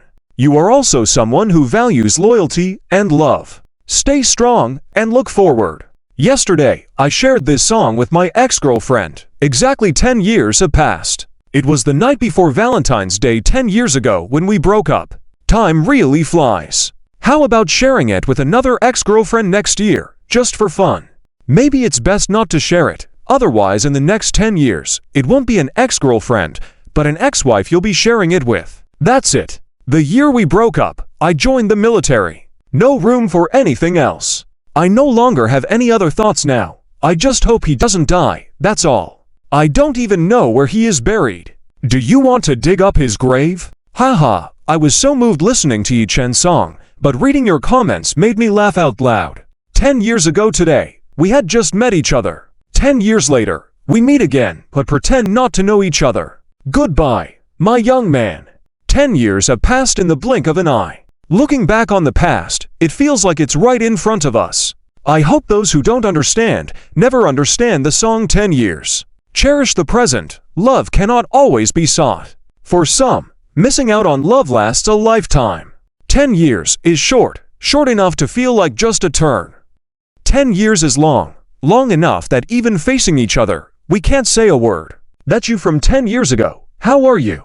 Listening to this song, I suddenly miss her. 10 years later, I won't be 18 anymore. In the next 10 years, when I'm 28, I dare not think of getting rich, just that my family is safe and healthy. I hope to have more calmness towards time, more tolerance towards things, a small accomplishment in my career, and to have my loved one by my side. Yi Chen was singing on stage, slowly walking along the brightly lit extension stage lined with orange light strips. The fans near the extension stage, seeing Yi Chen approaching, were filled with excitement. They reached out their arms towards Yi Chen on stage, eager to make close contact with him, even if it was just gently touching his fingertips. During the instrumental break, Yi Chen bent down, reaching out his hand along the extension stage to touch the outstretched hands of the fans, responding to their enthusiasm and love. Seeing one fan making a fist gesture, Yi Chen also made a fist and lightly bumped fists with that person. The screams of the fans trembling with excitement filled the air. Yi Chen reached the end of the extension stage. Here, there were the most audience members, with hands reaching out densely packed below the stage, and screams continued. Yi Chen sang while half-kneeling and interacted with the fans below, shaking hands with each one. The screams from the audience below were incessant. The fans in the live stream room were also going crazy, with the barrage of comments overflowing. Yi Chen really treats his fans well, kneeling down and shaking hands with the fans. Oh my gosh! So envious! What's the difference between this and sitting on Yi Chen's lap to listen? After shaking hands with Yi Chen, this person probably won't wash their hands for a month, right? No, not until the next concert of Yi Chen. They won't wash their hands anymore. If it were me, I would never wash my hands again in my life. Ha, wouldn't that be unsanitary? No worries, after a month, the hand-washing water can be stored in a sealed glass bottle. It works out perfectly. I'm equally envious of every person touching Yi Chen's hand at the concert. So envious, but I'm even more envious of that girl who got Yi Chen's jacket just now. Exactly. Oh my gosh, that girl is so lucky. She probably used up all the luck in her life. I'm so envious I could cry. I'm envious too. The decorative stones on Yi Chen's jacket are all real gemstones. They must be valuable. Whether real or not, as long as it's worn by Yi Chen, even if it's plastic beads on there, I would cherish it. Me too. I really cherish Yi Chen. He's so charming. His singing is so beautiful. On stage, Yi Chen continued singing to the end of the song, staying half-kneeling on the extension stage over a meter high, extending his left hand without a microphone to interact with the fans below by shaking hands. At this moment, a strong male fan wearing a visor hat, whose face couldn't be clearly seen, forcibly pushed his way from the back rows through the other fans to the front row, reaching out his big strong hand towards Yi Chen. The cute lowly fan, who was just about to shake hands with Yi Chen, was pushed aside by this strong man, not being able to reach Yi Chen's hand. Even the cute hair clip on her head was knocked off. That's too much. How can someone be so rude? How can someone treat such a cute lowly fan like this? Yi Chen saw this strong male fan behave so uncivilized and ignored him, reaching out his hand towards the young female fan again. However, when Yi Chen's hand reached out to the young female fan, the strong male fan tightly grabbed Yi Chen's wrist. At the moment the strong male fan gripped Yi Chen's wrist, he suddenly exerted force, a triumphant smile appearing at the corner of his mouth. His hand, like a tiger's claw, tightly held Yi Chen's wrist and forcefully pulled downwards, trying to make Yi Chen fall off the stage. Yi Chen felt a strong grip on his left wrist, a powerful force pulling him downwards. This was not a normal fan's behavior. The stage was over a meter high from the ground, and if Yi Chen was unexpectedly pulled down, it could affect the performance and even cause injury. Fortunately, Yi Chen had a strong physical fitness, a stable lower body, quick reflexes, and his arm had been strengthened by the system. He immediately exerted force to retract his left wrist, staying steadfast. The man was unable to move Yi Chen, but he did not let go. Yi Chen looked down unhappily. It turned out to be the uncivilized strong man wearing a duckbill hat. Who was this malicious person trying to harm him during the first concert? Seeing that the strong man could not move him with one hand and was reaching out with the other hand, Yi Chen decisively took action and struck the strong man's head with the microphone. "How dare he try to harm me!" With a dull thud, the strong man didn't even have a chance to grunt before losing consciousness, his body going limp and releasing his grip on Yi Chen's hand, fainting. However, there were so many fans around that the man fainted but didn't fall to the ground. Fans in the distance couldn't see clearly, and the fans around Yi Chen were taken aback when the strong man tried to pull Yi Chen off the stage, screaming. But this was a moment where the whole crowd was cheering and screaming, so nobody noticed what had happened here. The security personnel, however, sensed something amiss and immediately rushed over. When the fans around Yi Chen regained their composure, they were all very angry. How could this man try to harm Yi Chen, fearing that Yi Chen could actually be pulled off the stage and injured? Some fans spontaneously formed a human wall to try to catch Yi Chen if he fell. Others immediately reached out to help Yi Chen break free from the strong man's grip. The young female fan, who was already angry at the strong man, never expected him to try to harm Yi Chen. Without hesitation, she attempted to bite the strong man's hand as soon as her mouth opened. However, before the young female fan could bite, Yi Chen decisively took action and swiftly dealt with the strong man. "Handsome! So handsome!" But seeing Yi Chen's wrist red from being grabbed, the young female fan felt distress. The other fans around Yi Chen also saw it and felt the same. To prevent Yi Chen's concert from being affected, other fans disregarded the wicked man's well-being and shouted to help cover up the situation. Yi Chen then swiftly and accurately ended the situation by using the microphone to strike the strong man's head. "How dare he harm me!" With a dull thud, the strong man didn't even have a chance to grunt before losing consciousness, his body going limp and releasing his grip on Yi Chen's hand, fainting. But there were so many fans around that the man fainted but didn't fall to the ground. Fans in the distance couldn't see clearly, and the fans around Yi Chen were taken aback when the strong man tried to pull Yi Chen off the stage, screaming. But this was a moment where the whole crowd was cheering and screaming, so nobody noticed what had happened here. The security personnel, however, sensed something amiss and immediately rushed over. When the fans around Yi Chen regained their composure, they were all very angry. How could this man try to harm Yi Chen, fearing that Yi Chen could actually be pulled off the stage and injured? Some fans spontaneously formed a human wall to try to catch Yi Chen if he fell. Others immediately reached out to help Yi Chen break free from the strong man's grip. The young female fan, who was already angry at the strong man, never expected him to try to harm Yi Chen. Without hesitation, she attempted to bite the strong man's hand as soon as her mouth opened. However, before the young female fan could bite, Yi Chen decisively took action and swiftly dealt with the strong man. "Handsome! So handsome!" But seeing Yi Chen's wrist red from being grabbed, the young female fan felt distress. The other fans around Yi Chen also saw it and felt the same. To prevent Yi Chen's concert from being affected, other fans disregarded the wicked man's well-being and shouted to help cover up the situation. Yi Chen swiftly and accurately ended the situation by using the microphone to strike the strong man's head. "How dare he try to harm me!" With a dull thud, the strong man didn't even have a chance to grunt before losing consciousness, his body going limp and releasing his grip on Yi Chen's hand, fainting. But there were so many fans around that the man fainted but didn't fall to the ground. Fans in the distance couldn't see clearly, and the fans around Yi Chen were taken aback when the strong man tried to pull Yi Chen off the stage, screaming. But this was a moment where the whole crowd was cheering and screaming, so nobody noticed what had happened here. The security personnel, however, sensed something amiss and immediately rushed over. When the fans around Yi Chen regained their composure, they were all very angry. How could this man try to harm Yi Chen, fearing that Yi Chen could actually be pulled off the stage and injured? Some fans spontaneously formed a human wall to try to catch Yi Chen if he fell. Others immediately reached out to help Yi Chen break free from the strong man's grip. The young female fan, who was already angry at the strong man, never expected him to try to harm Yi Chen. Without hesitation, she attempted to bite the strong man's hand as soon as her mouth opened. However, before the young female fan could bite, Yi Chen decisively took action and swiftly dealt with the strong man. "Handsome! So handsome!" But seeing Yi Chen's wrist red from being grabbed, the young female fan felt distress. The other fans around Yi Chen also saw it and felt the same. To prevent Yi Chen's concert from being affected, other fans disregarded the wicked man's well-being and shouted to help cover up the situation.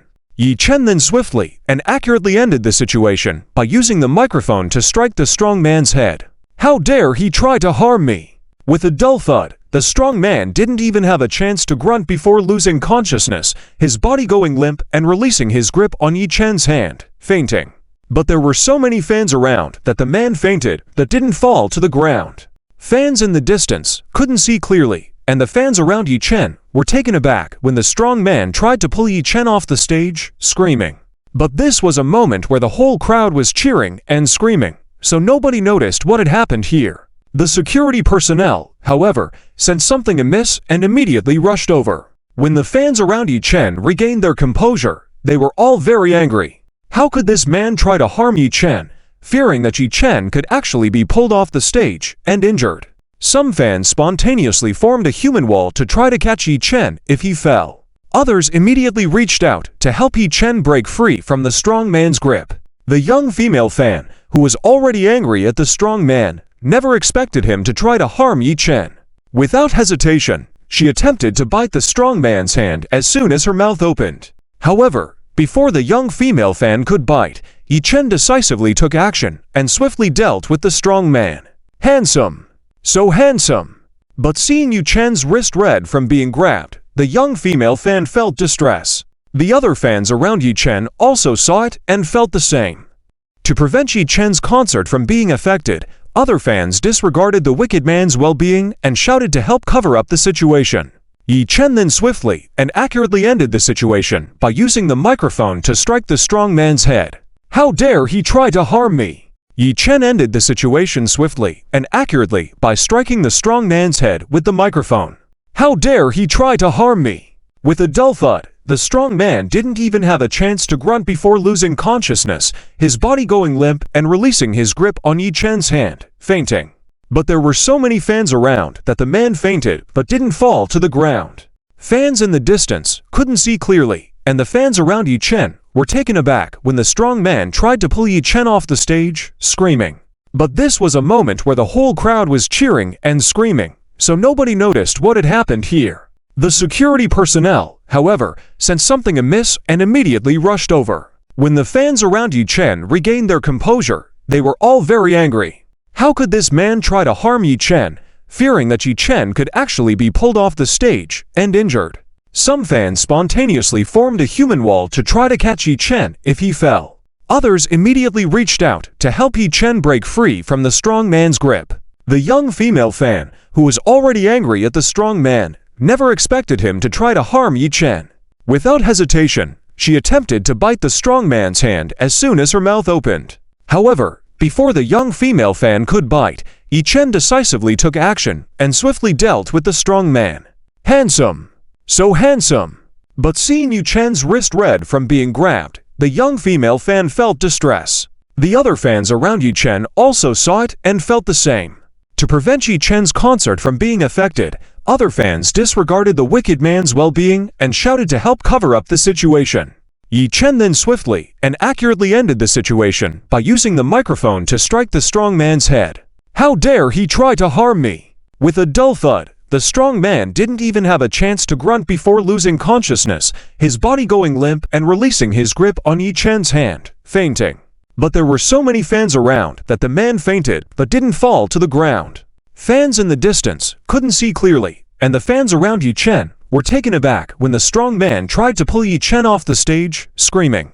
But this was a moment where the whole crowd was cheering and screaming, so nobody noticed what had happened here. The security personnel, however, sensed something amiss and immediately rushed over. When the fans around Yi Chen regained their composure, they were all very angry. How could this man try to harm Yi Chen, fearing that Yi Chen could actually be pulled off the stage and injured? Some fans spontaneously formed a human wall to try to catch Yi Chen if he fell. Others immediately reached out to help Yi Chen break free from the strong man's grip. The young female fan, who was already angry at the strong man, never expected him to try to harm Yi Chen. Without hesitation, she attempted to bite the strong man's hand as soon as her mouth opened. However, before the young female fan could bite, Yi Chen decisively took action and swiftly dealt with the strong man. "Handsome! So handsome. But seeing Yi Chen's wrist red from being grabbed, the young female fan felt distress. The other fans around Yi Chen also saw it and felt the same. To prevent Yi Chen's concert from being affected, other fans disregarded the wicked man's well-being and shouted to help cover up the situation. Yi Chen swiftly and accurately ended the situation by using the microphone to strike the strong man's head. How dare he try to harm me? With a dull thud, the strong man didn't even have a chance to grunt before losing consciousness, his body going limp and releasing his grip on Yi Chen's hand, fainting. But there were so many fans around that the man fainted but didn't fall to the ground. Fans in the distance couldn't see clearly, and the fans around Yi Chen were taken aback when the strong man tried to pull Yi Chen off the stage, screaming. But this was a moment where the whole crowd was cheering and screaming, so nobody noticed what had happened here. The security personnel, however, sensed something amiss and immediately rushed over. When the fans around Yi Chen regained their composure, they were all very angry. How could this man try to harm Yi Chen, fearing that Yi Chen could actually be pulled off the stage and injured?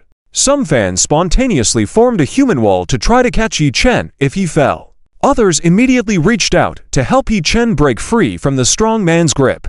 The young female fan, who was already angry at the strong man, never expected him to try to harm Yi Chen. Without hesitation, she attempted to bite the strong man's hand as soon as her mouth opened. However, before the young female fan could bite, Yi Chen decisively took action and swiftly dealt with the strong man. Handsome. So handsome. But seeing Yi Chen's wrist red from being grabbed, the young female fan felt distress. The other fans around Yi Chen also saw it and felt the same. To prevent Yi Chen's concert from being affected, other fans disregarded the wicked man's well-being and shouted to help cover up the situation. Yi Chen then swiftly and accurately ended the situation by using the microphone to strike the strong man's head. How dare he try to harm me? With a dull thud, the strong man didn't even have a chance to grunt before losing consciousness, his body going limp and releasing his grip on Yi Chen's hand, fainting. But there were so many fans around that the man fainted but didn't fall to the ground. Fans in the distance couldn't see clearly, and the fans around Yi Chen were taken aback when the strong man tried to pull Yi Chen off the stage, screaming.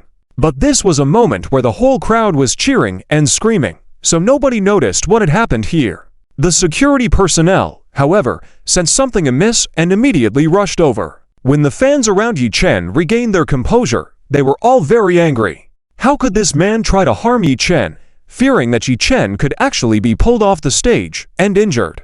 Some fans spontaneously formed a human wall to try to catch Yi Chen if he fell. Others immediately reached out to help Yi Chen break free from the strong man's grip. The young female fan, who was already angry at the strong man, never expected him to try to harm Yi Chen. Without hesitation, she attempted to bite the strong man's hand as soon as her mouth opened. However, before the young female fan could bite, Yi Chen decisively took action and swiftly dealt with the strong man. Handsome. So handsome. But seeing Yi Chen's wrist red from being grabbed, the young female fan felt distress. The other fans around Yi Chen also saw it and felt the same. To prevent Yi Chen's concert from being affected, other fans disregarded the wicked man's well-being and shouted to help cover up the situation. Yi Chen then swiftly and accurately ended the situation by using the microphone to strike the strong man's head. How dare he try to harm me? With a dull thud, the strong man didn't even have a chance to grunt before losing consciousness, his body going limp and releasing his grip on Yi Chen's hand, fainting. However, around Yi Chen, the crowd was to dance, and the strong man fainted did not fall to the ground. Fans in the distance couldn't see clearly, and the fans around Yi Chen were shocked when the strong man tried to pull Yi Chen off the stage, screaming. But at that moment, everyone was cheering, and no one noticed what had happened. The security personnel, however, noticed the incident and hurried over. When the fans around Yi Chen recovered, they were very angry at the man for trying to harm Yi Chen and feared that Yi Chen would be injured. Some fans quickly formed a human wall to catch Yi Chen if he fell. Others immediately reached out to free Yi Chen from the strong man's grip. The young female fan, who was already upset with the man, never expected him to try to harm Yi Chen and impulsively attempted to bite the strong man's hand. However, before she could do so, Yi Chen decisively dealt with the man. The other fans around were also distressed at seeing Yi Chen's wrist red from being grabbed. To ensure Yi Chen's concert proceeded smoothly, The other fan shouted to help resolve the situation. After thanking the fans around him, Yi Chen attentively examined the microphone in his hand, which was undamaged. Suningwei's custom-made microphone truly lives up to its reputation. Its quality is excellent. Whether for singing or for battling, it's very useful. Yi Chen reopened the microphone, stood up, took a few steps back. For the next song, Counterattack, everyone don't be shy, no matter where you're sitting. Stand up and move around with me. This jacket, I'm giving it to all of you as a memento, Yi Chen said with a smile, taking off the high-end black jacket adorned with natural crystals worth tens of thousands of dollars. For this song Counterattack, Yi Chen used the concert version by Zhang Ya. All the fans in the audience stood up, erupting in the screams they had been waiting for. Yi Chen smiled as he accurately threw the jacket he took off into the arms of the cute little Lolita fan who bit people earlier. The adorable Lolita fan hugged Yi Chen's jacket, her originally round eyes widening even more. The next moment, she joyfully exclaimed, "Ah tilde tilde tilde, it's brother Yi Chen's jacket. I have brother Yi Chen's jacket." After screaming, the cute little Lolita fan hugged Yi Chen's jacket, brought her small face close to it, sniffed it hard, murmuring happily, "It's really brother Yi Chen's jacket, smells so good tilde tilde tilde." The surrounding fans all looked enviously at the cute little Lolita fan. Suddenly, a cool combat vehicle modified from an electric tram stopped behind Yi Chen. Yi Chen got into the cool combat vehicle. The prelude of the third song Counterattack began to play. Yi Chen had changed into a bright silver combat suit, stood on the lifting platform, slowly rising to the top of the vehicle. Smoke rose on the stage, and the dance floor lights became dazzling. The 3D background changed to a super cool and fiery interstellar warfare scene. The cool combat vehicle smoothly moved on the stage. Yi Chen held the microphone, stood on the cool vehicle's roof, and started singing, "On this stormy battlefield, the stormy youth appears, amid the roaring of fierce fires, stirring the entire world tilde." As Yi Chen sang, the vehicle returned to the main stage. Amid the audience's cheers, Yi Chen effortlessly jumped off the roof, landed firmly on the stage, and started dancing energetically with the dancers beside him. The stage lights changed along with every movement of Yi Chen. The spotlight precisely captured every handsome leap, spin, projecting his figure elongated or shrunken onto the large screen, letting the audience feel the awe and passion. Yi Chen's dance was full of strength and beauty, every move precise and perfectly fused with the music as if he were the soul of this song. The dancers beside him were equally outstanding, their coordination with Yi Chen seamless. Whether changing formations or connecting movements, everything flowed smoothly and naturally. The stage effects were explosive. The music was intense and infectious, the drum beats powerful like heartbeats, inspiring every nerve. In the audience, screams and cheers were continuous, applause like a tidal wave. Yi Chen sang and danced without any signs of fatigue. Ian Counterattack tilde counterattack is here. Ace is wild tilde. The audience spontaneously sang along, waving glow sticks in their hands. As the song gradually reached its climax, Yi Chen's dance became wilder and more unrestrained. He appeared as a king on the stage, leading the fans' emotions to boil over. At this moment, everyone's worries and weariness were thrown away, leaving only pure joy and release. As the song climaxed, the entire audience got hyped. Yi Chen ran along the extended screen stage while singing. More than 80,000 fans bounced, singing loudly. Especially the female fans went crazy, their excited voices overpowering the male fans. On the big screen, the camera swept over the female fans who sang their hearts out, showing their tonsils. They truly loved Yi Chen, support was evident. The fans at the venue lit up, swaying and singing loudly along with Yi Chen, the atmosphere exploding. Viewers at home watching the live broadcast were ignited by the atmosphere, envious and moved to tears. Some fans sang and danced along, others couldn't help but send barrage messages frantically. This isn't a concert, it's a dance party on fire. The mass sing-along is amazing, such an atmosphere, so touching. Everyone standing up to dance, so much fun. Wow! The combat vehicle drove onto the stage, so cool. Yi Chen jumping off the vehicle was so cool. The lights, can't the phones in the arena's cameras withstand this heat? Heard Yi Chen made sure there were fewer lasers, so don't worry. If specific songs have lasers, they'll remind on the big screens before they start. Yi Chen is really considerate and adores his fans. This is true consideration, even more love for Yi Chen. Supporting the domestic entertainment industry. Follow Yi Chen. This concert of Yi Chen's has top-tier setup, no roof stage, huge movable seamless curved full-screen stage, unobstructed sound distribution, 3 billion sound equipment, 60 meters full-stage screen extension, 23-dimensional numerical control full-stage lift platforms. It's truly a top-notch domestic concert. What an atmosphere! Love this feeling and atmosphere so much. Have to attend Yi Chen's concert live. Oh, so thrilling! The fans at Yi Chen's concert are treated so well. That extended stage, I'm truly impressed. Yi Chen starting with 3 songs, showing his strength. Fans are having such a blast. Can't imagine how hyped the live scene is. Can't handle this. Really can't wait for Yi Chen's next concert. Gotta go. This is amazing. On stage, Yi Chen reached the climax, hitting a super fiery high note. As the last note fell, Yi Chen froze with a perfect pose on stage. The audience once again erupted in thunderous applause and cheers. At that moment, Yi Chen became the dazzling star in everyone's heart, lighting up the night with music and dance. Yi Chen smiled and waved to the fans below as he took off his clothes. Thank you all for singing along with me. This robe is for all of you.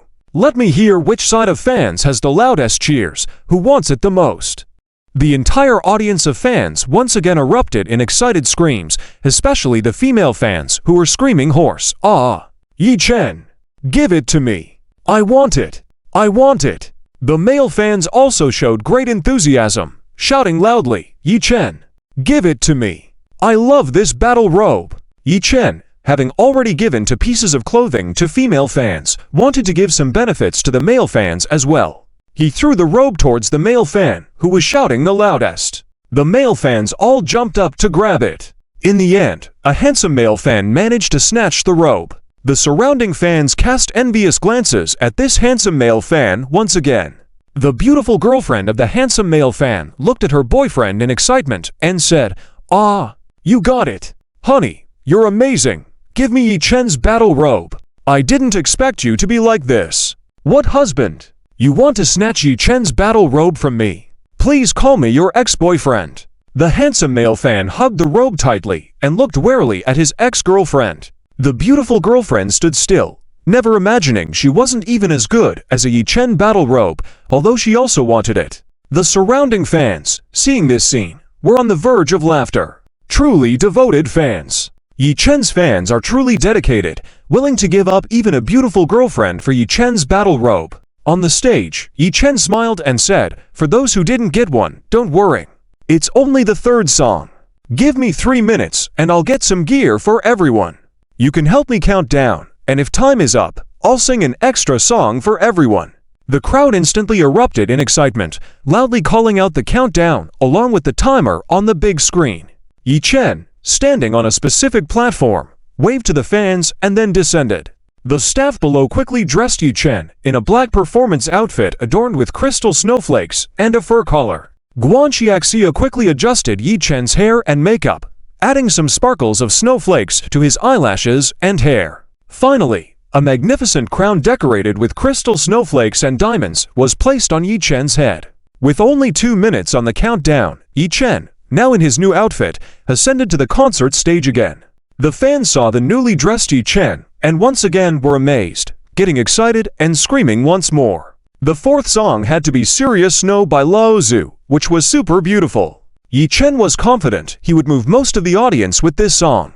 As the prelude of Serious Snow played, dry ice mist filled the stage. Yi Chen seemed to be walking from the clouds, each step striking at the heartstrings of the audience. The delicate and realistic snowflake effects on the stage, seamlessly integrated with the snowy sky in the 3D background, created a dreamy ice and snow world. The 3D background of the concert stage transformed into a snowfall and snow-covered scene.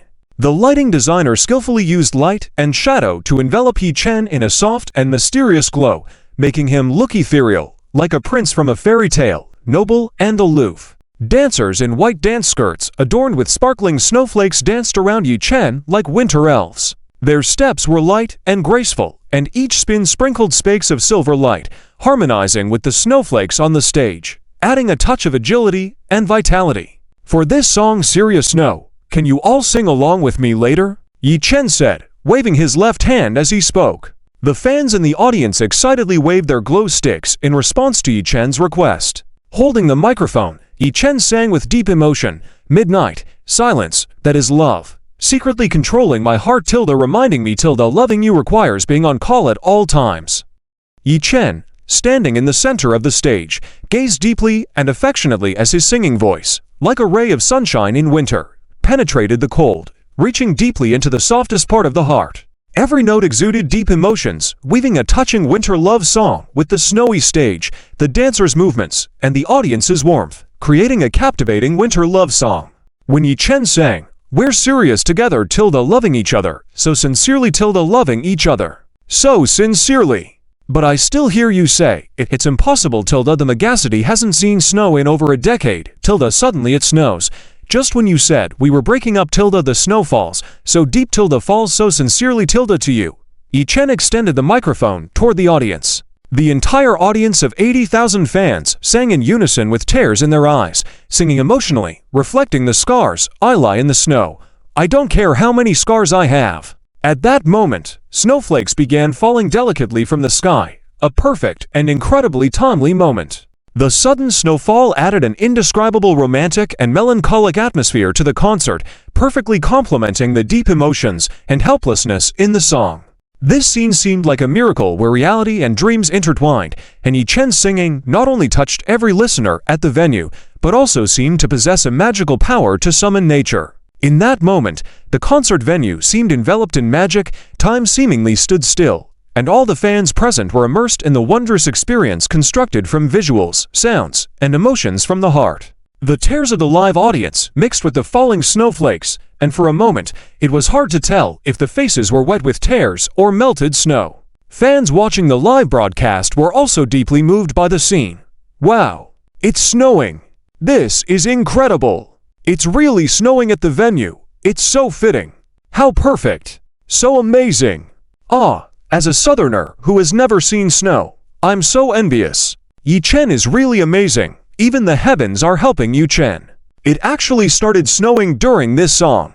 Yi Chen sings so beautifully, even moving the heavens to make it snow. I was also moved to tears by Yi Chen's singing. Oh, me too. My tears were uncontrollable. No wonder the fans at the venue were crying so much. Yi Chen's singing also made me cry. Ah, help. Yi Chen sings so tenderly. Yi Chen sings so passionately and beautifully. People who love Yi Chen's songs must also be very passionate. I need to find a Chen fan to be my boyfriend. I also want to find a Chen fan boyfriend. Agree. Chen fan here. What do you think of me? A dedicated Chen fan. Are you interested? When will I find my Chen fan girlfriend? Ladies, please stop fishing. These guys have all been caught hook, line, and sinker. I am a die-hard fan of Chen Mi. Being my boyfriend is okay, but you can't snatch my Chen albums, even more so my Chen battle robe. Haha. The one upstairs is a true love fan of Chen. The fan who just snagged the battle robe is really exemplary, worthy of everyone's emulation. Can I ask who has the contact information for that girl? Oh my goodness, this scene is incredible. I'm really envious and moved to tears. For those who attended the concert this time, can you please refrain from snatching next time? Kneeling, let those who haven't been able to go snatch a chance. I wanted to say the same thing. It's so hard to get tickets. When it just opened for ticketing, I hesitated for a moment, and the tickets were gone in just over 10 minutes. You still had time to hesitate. I clicked in, but it kept freezing and couldn't process payment. By the time it worked, there were no more tickets, even the ones in the upper seats were gone. That won't do. I've only seen it once, and the live atmosphere is really amazing. After seeing it once, you want to see it again. I want to watch every show. Yeah, the more I see Chen, the more I like him. What should I do? Exactly. Attending a Chen concert feels like realizing a dream, but going there just reveals that it's only the beginning. Addicted. It feels so easy watching Chen's concerts. He sings so effortlessly. He just sang 4 songs in a row, some of which require dancing without even panting. I recommend Chen to the whole world. Chen is truly amazing. He's the best. On the stage, Chen's body and hair were covered in shimmering snowflakes as he finished singing, loving so deeply, more sincere than anyone else, but in the end, only I am left alone. Please don't wipe away my tears with the overwhelming snow. After all, she is the woman I love. After all, I used to be the man she loved." As the last note gradually dissipated in the air, Chen looked particularly lonely under the spotlight, a sense of complete brokenness filling the air, making everyone feel heartbroken. Snowflakes continued to gently fall from the sky, adding a touch of melancholy and reluctance to the song. Looking at the fans below, all of them were moved to tears. Chen was quite satisfied. The snowfall was a perfect touch. The entire audience fell into a silent moment, deeply moved by Chen's singing, unable to come to terms with leaving the moment. After recovering, the crowd erupted into a more fervent and enduring applause and cheers, the highest praise for Chen's exceptional performance. Chen smiled and bowed to express his gratitude to the audience. "Thank you all, and thank you to the heavens for the timely snowfall. Please remember to stay warm and wear your hats." The audience once again cheered and applauded Chen's thoughtfulness. Chen took off his jacket again and said, "This jacket goes to the fan below. Dress the lightest. Remember to dress a bit warmer next time when you come." With that, Chen tossed the jacket to the fan dressed the lightest in the crowd. Fans watching the scene online were envious. They wished they had dressed lighter too, so they could receive Chen's attention and his jacket. The fan who received the jacket was moved to tears, feeling ecstatic to have become a fan of Chen, an act she would never regret in her life. The online fans were equally touched by Chen's gesture, deepening their love for him. On stage, Chen announced, "Next is the song request segment. Let me see which fan wants to make a request." The entire audience erupted, showing off their prepared props and raising their meticulously designed song request signs, hoping to catch Chen's eye and become the lucky fan selected by him. The variety of song request signs from the fans were exquisite, eye-catching with cool designs, beautiful texts, clever wording, and were simply impressive. Chen had a hard time choosing among them. Fans began to shout, "Chen, pick me! Chen, pick me! Chen, pick me! My girlfriend and I are both your fans! Chen, pick me! My whole family are your fans! Chen, pick me! My entire extended family are your fans!" As the shouting escalated, Chen couldn't help but smile.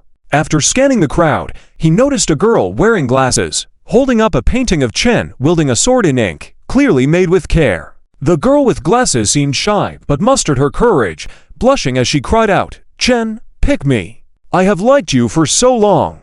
Please!" Next to the girl with glasses, a boy in glasses had been consoling her, wiping her tears with tissues and showing exceptional gentleness and patience. From the moment Chen appeared on stage, the girl with glasses had been in tears, showing her deep admiration for Chen. Chen naturally noticed this special fan and asked into the microphone, the girl in the 6th row, with high ponytail, wearing a pink down jacket. The spotlight shone on the girl with glasses. The cameraman quickly adjusted the screens to focus on her. Nearby staff hurried over with a microphone for the girl with glasses. Taking the microphone, she was so emotional that she could barely speak. Chen, seeing her reaction, warmly greeted her. "Hello, Chen, I really like you so much. I am so happy. This is an ink painting I made for you. I want to give it to you." The girl took a deep breath before choking out her words. To ease her emotions, Chen said, "Thank you for your affection, and thank you for your ink painting. It's wonderful, and I really like it. Who's this person with you?" "Chen, my wife really likes you, loves your songs. She has been crying since she first saw you," the boy in glasses unintentionally said, causing the audience to burst into laughter. Realizing his slip, the boy chuckled awkwardly, and the girl with glasses couldn't help but laugh. "Chen, my wife really likes you. She loves your singing. Since she saw you, she has been so moved," the boy in glasses clarified. Yi Chen's eyes were full of gratitude as he said, "Thank you, truly thank you for liking me so much. Yi Chen, I really like you. I've liked you since you sang the first song Friend," said the girl wearing glasses, who was finally no longer crying after being teased by the boy. Yi Chen replied, "Do you want me to sing Friend? It's in the song list." "I know.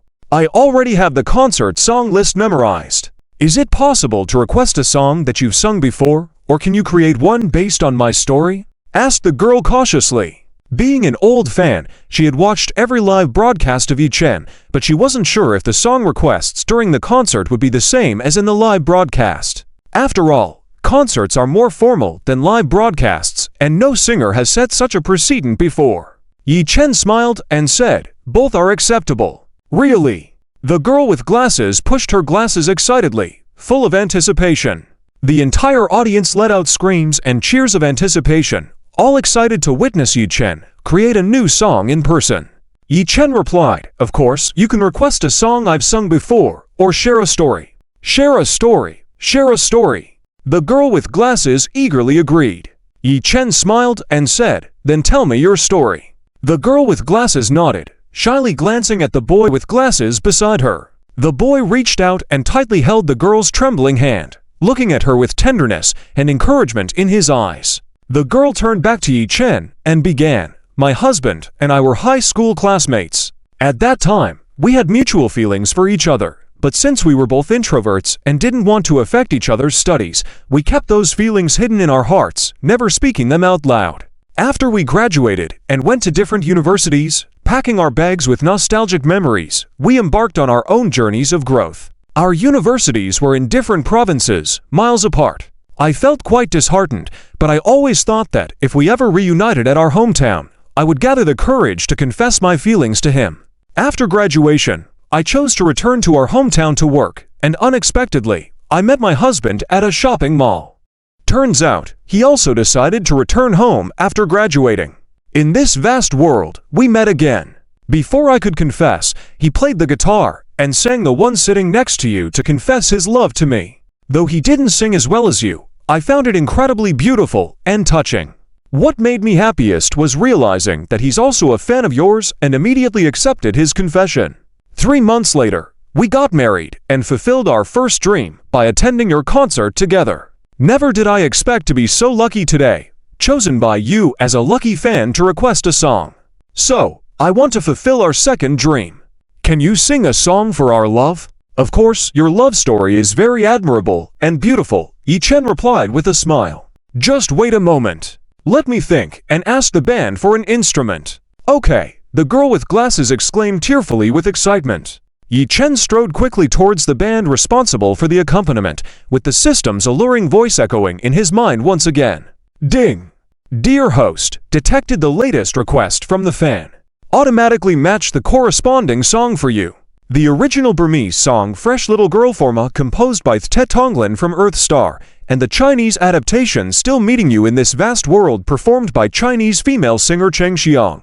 Along with various cover versions of the lyrics, scores, accompaniments have been unlocked. This Chinese version of Still Meeting You in This Vast World seems to meet the fans' request perfectly. Cheng Xiang's rendition of this song won the Top 10 Hot Songs Award at the second Tencent Music Entertainment Awards, becoming popular on the entire internet. Her sincere expression of emotions combined with her ethereal and healing voice touched the soft spots in many hearts. Yi Chen sat at the piano, and an assistant approached to fix his microphone. This song Still Meeting You in This Vast World is dedicated to the fan who requested it, and to all of you. I hope everyone can meet the right one soon, Yi Chen said with a smile. As Yi Chen's gentle yet firm voice filled the venue, the spotlight slowly focused on him and the sparkling piano, enveloping the entire stage in a dreamy veil. Thunderous applause and excited cheers erupted from the audience. Yi Chen's fingertips danced on the keyboard like elves in the moonlight, each note flowing with precision and emotion, converging into a captivating melody. Packed with nostalgic memories in our bags, we are about to embark on the journey of growth. At this crossroad, Tilda, in times of despair, believe in yourself like I do. In this vast world, to still meet you, Tilda, how many times of frenzy, how much innocence. We have dreamed together. Someday, we will return to our hometown. As Yi Chen's voice resonated, the audience either closed their eyes to listen or softly hummed along, immersed in the delightful melody. The girl with glasses leaned against the boy with glasses, listening to Yi Chen's voice, once again moved to tears of joy. The boy with glasses comforted the girl while shedding tears of his own. Some in the audience tightly held their partner's hands, while others discreetly wiped away tears, as if, in that moment, each person's heart recalled the beautiful moments of meeting someone special. Yi Chen's heartfelt and sincere rendition narrated stories of fate, and encounters through his music, infusing each note with strength and encouraging everyone to believe in love. In this vast world, filled with Yi Chen's talent, the fans were in awe of his performance during the concert. The barrage of messages in the live chat continued unabated. Yi Chen is indeed Yi Chen, radiating confidence. He actually started a live request mode during the concert and sings so well. Yi Chen is truly a powerhouse, seasoned and experienced. Tonight is a real eye-opener, and the blue star belongs to Yi Chen alone. Having the courage to allow fans to request live creations during the concert, Yi Chen, this powerhouse of a singer, truly lives up to the hype. At Song Lover, this song is sung so well. There are many attractive and beautiful flowers in the world, but I prefer to plant a tree with fruits with you. Upon hearing this song, it reminds me of the scene when I first met her, her smiling eyes. I hope she still smiles like that now. The world is so big, yet I met you, right? Love. She looks good, sings so well, so talented. The heavens have really been kind to Yi Chen. It's enviable, isn't it? My wife is still Suning Wei, a beauty, sings well, comes from a wealthy family, and has given birth to 3 cute and smart kids. She's truly a winner in life. This song brings back so many memories for me. Makes me think of Wen, Jingjing, Lingling, Hui, Lilei, Yi, Wei Wei, Qingqing, Lanlin, Minmin, Zhao Jiao, Tingting, Cici, Chun Chun, Jia Jia, Kiki, Nana, Ying Ying, Yao Yao, Lily, Jixi, Dandan, Fai Fai, Shin Shin. Are you all doing well? The guy upstairs saw you again. Are you still a long-time fan? Didn't you go to see the live concert this time? No, couldn't get tickets at all? With so many ex-girlfriends, not a single one got you tickets. Some have, but they went with their current boyfriends. When would it be my turn as an ex-boyfriend? The world is so big. Meeting you is such a lucky thing. Sunny, the world is so big, and I still met you, among millions of people, in the vast wilderness of countless years, not too soon, nor too late, just in time. Every time you meet the right person, it feels like a long-awaited reunion, spinning and waiting to appreciate the world with that person. Some say all the beautiful encounters in the world are reunions from past lives, if not in this life, then in a previous one. This song makes me understand, to people in love, as long as there is love in their hearts, no matter how far apart they are, they will eventually meet. Indeed, as long as there is love, they will naturally meet again. Singing so well, in this vast world, for us small beings, let's cherish the encounters we have. When you listen to this song and think of someone, that means you like them, right? Someone who I've known for a very long time, so long that I've even forgotten what they look like. When I heard this song, it made me think of a scoundrel woman. In the live streaming room, most voices are in support of Yi Chen, but there are also voices questioning Yi Chen. Is this song request staged? Who dares to let fans request songs at a concert? Aren't they afraid of ruining the concert? I heard that many singers can even have fans propose at their concerts. As long as the money is right, it can be arranged, even group photos. Those of you mindlessly criticizing must be living under a rock without internet or TV, right? How dare you doubt Yi Chen's abilities? Exactly, Yi Chen has been certified by Yaoma as a singer-songwriter, with a large number of popular songs that he wrote both lyrics and composed, with expensive copyrights. He's not just any singer. Would he cheat out on a little money? Exactly, Yi Chen can make money even while sleeping, just with the royalties from his previous songs, and it will only increase in the future. Is there a need for this setup? Yi Chen just wants to please his fans and has the ability to do so. Yi Chen really knows how to please his fans, so envious of the fans at the concert who wouldn't want song requests like this, Although, I still want to hear Yi Chen sing Moonlight at the concert. Haha, me too. Can Yi Chen's live version of Moonlight reach the album's standard? Now that you mention it, I also want to hear that. Aren't you making it hard for Yi Chen? Haha. I really suspect you guys are anti-fans. How could we be anti-fans? I'm just curious, even if Yi Chen sings off-key at the concert, I'll still support him all the way. Hey, shady one, show your little chicken leg. How could Yi Chen sing off-key? On the stage, Yi Chen has reached the end of the performance. In this big world, I met you. How many times craziness, how many innocents, we dreamt together. One day we will reunite in our old home. In this big world, I met you. We went through many seasons together. Across the world tilde, don't forget the bond between us tilde, with the final note falling. The audience erupted in thunderous applause and cheers once again. Yi Chen. Amazing. This song is so good. Yi Chen. So talented. You are my eternal god. Yi Chen. Yi Chen. Yi Chen stood up, smiled at the fans below. Thank you all for liking this song in this big world. I met you. Are you satisfied? This fan? Satisfied. Very satisfied. Yi Chen, you sang so well. We finally fulfilled our second dream. Thank you. Really thank you. A girl wearing glasses expressed her gratitude as she wiped away tears, her voice filled with emotion. Yi Chen smiled. As long as you're satisfied, I need some time to change my look. Let's have the special guest, Then Heshu, bring a new song I wrote called Rose's Funeral. Let's give him a warm welcome. The next song was the folk-style song Blue and White Porcelain by Jay Shu. This song was performed during the 2008 Chinese New Year, and that same year won the Best Song of the Year at the 19th Golden Melody Awards in Taiwan. With such a melodious and impactful song, Yi Chen naturally had to put in more effort into his appearance. The fans at the scene once again erupted in enthusiastic applause and cheers, their eyes filled with anticipation. Today's concert ticket price was really worth it. Yi Chen was so good to the new talents at his company, not only writing songs for them, but also allowing them to perform at his concert. What a trust. The fans at the venue were extremely envious of Then Heshu. Many fans who aspired to sing looked up to Starshine Company, eagerly hoping to become artists under its label.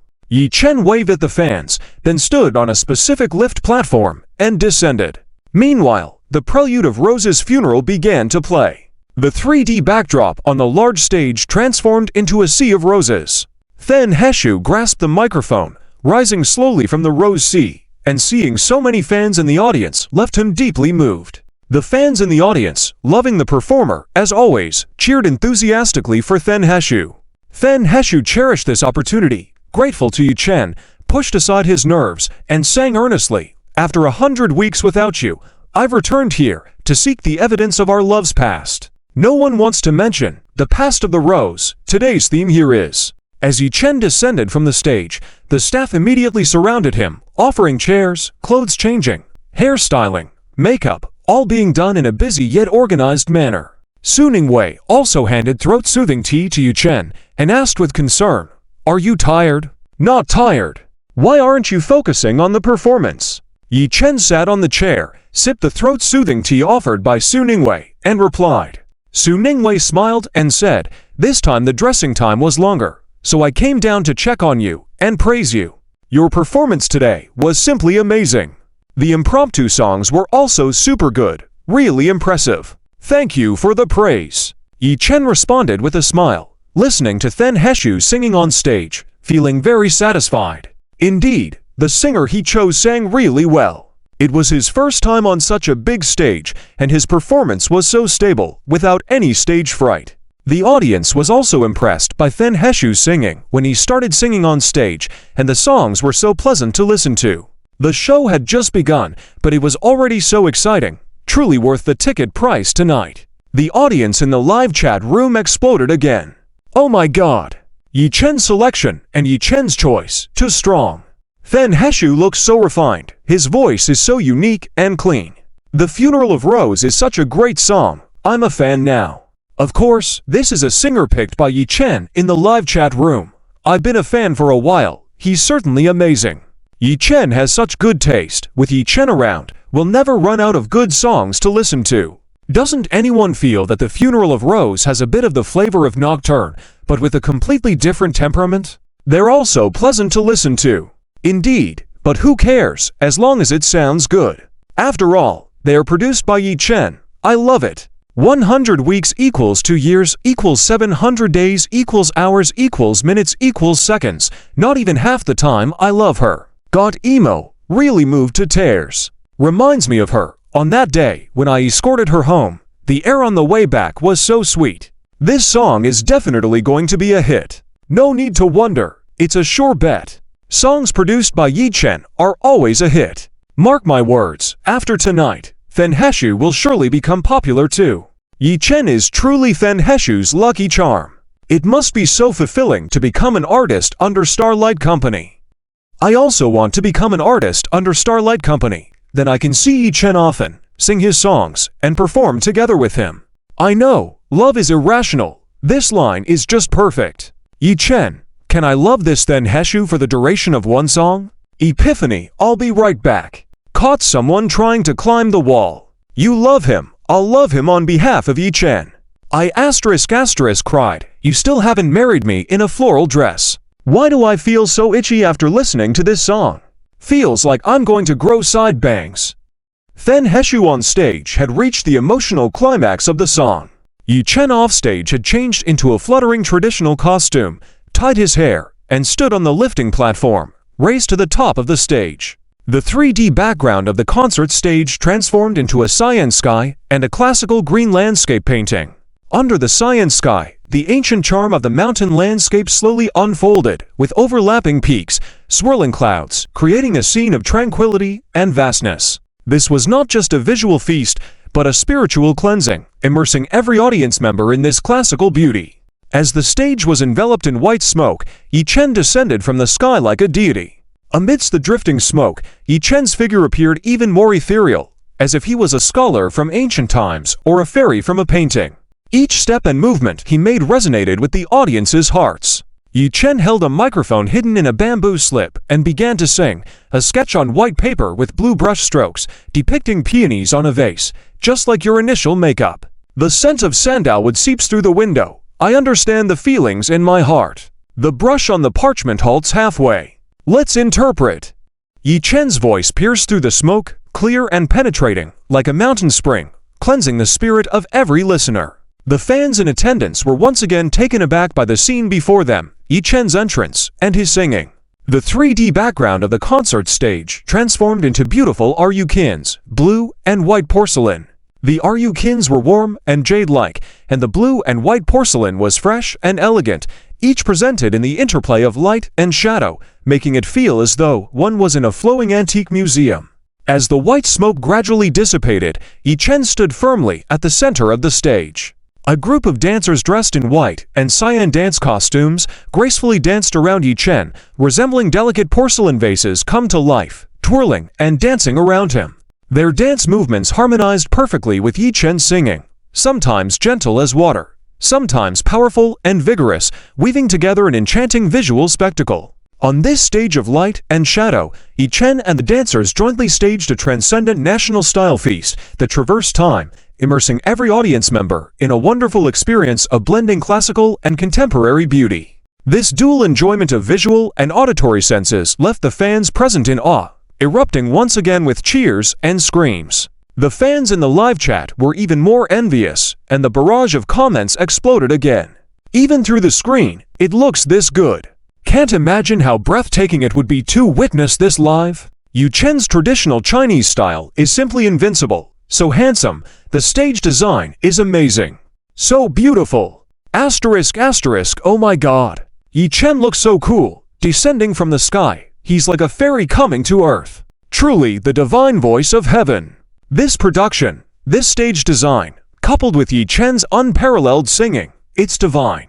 It's definitely reaching the pinnacle of traditional aesthetics. He's a god in my heart. I can sense the feeling of young master waiting for his beloved lady. So moving, a beautiful picture that I've fallen in love with. Cyan is the ceiling of blue and white porcelain. It requires the perfect balance of temperature and humidity. But I'm willing to wait. I'm more willing to wait for you.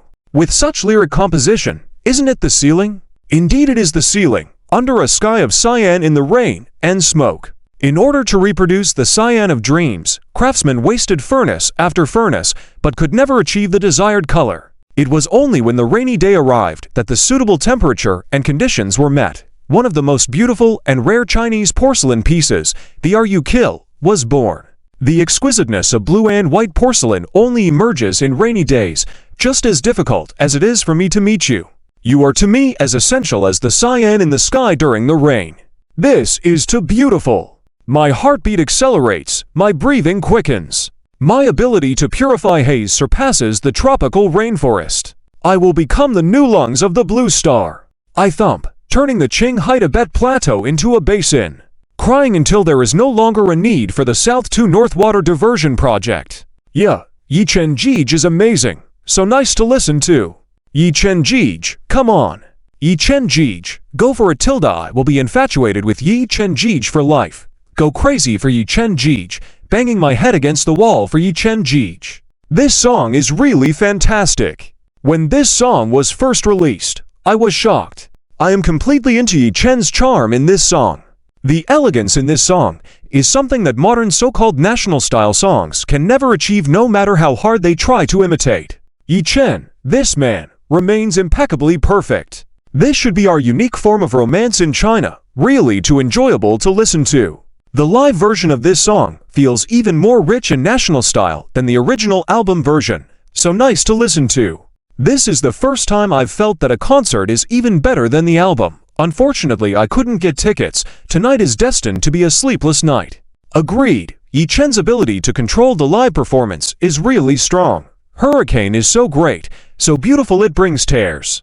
On stage, Yi Chen sang the part during Zhou Dong's concert where there was a divine vocal transition. The cooking smoke rises gently, spanning thousands of miles across the river. The elegant Han Dynasty script is imitated in the bottle, and I tilde for the encounter with you tilde tilde get ready to meet you. Fans were once again amazed by Yi Chen's divine vocal transition, causing yet another burst of enthusiastic applause and screams at the venue.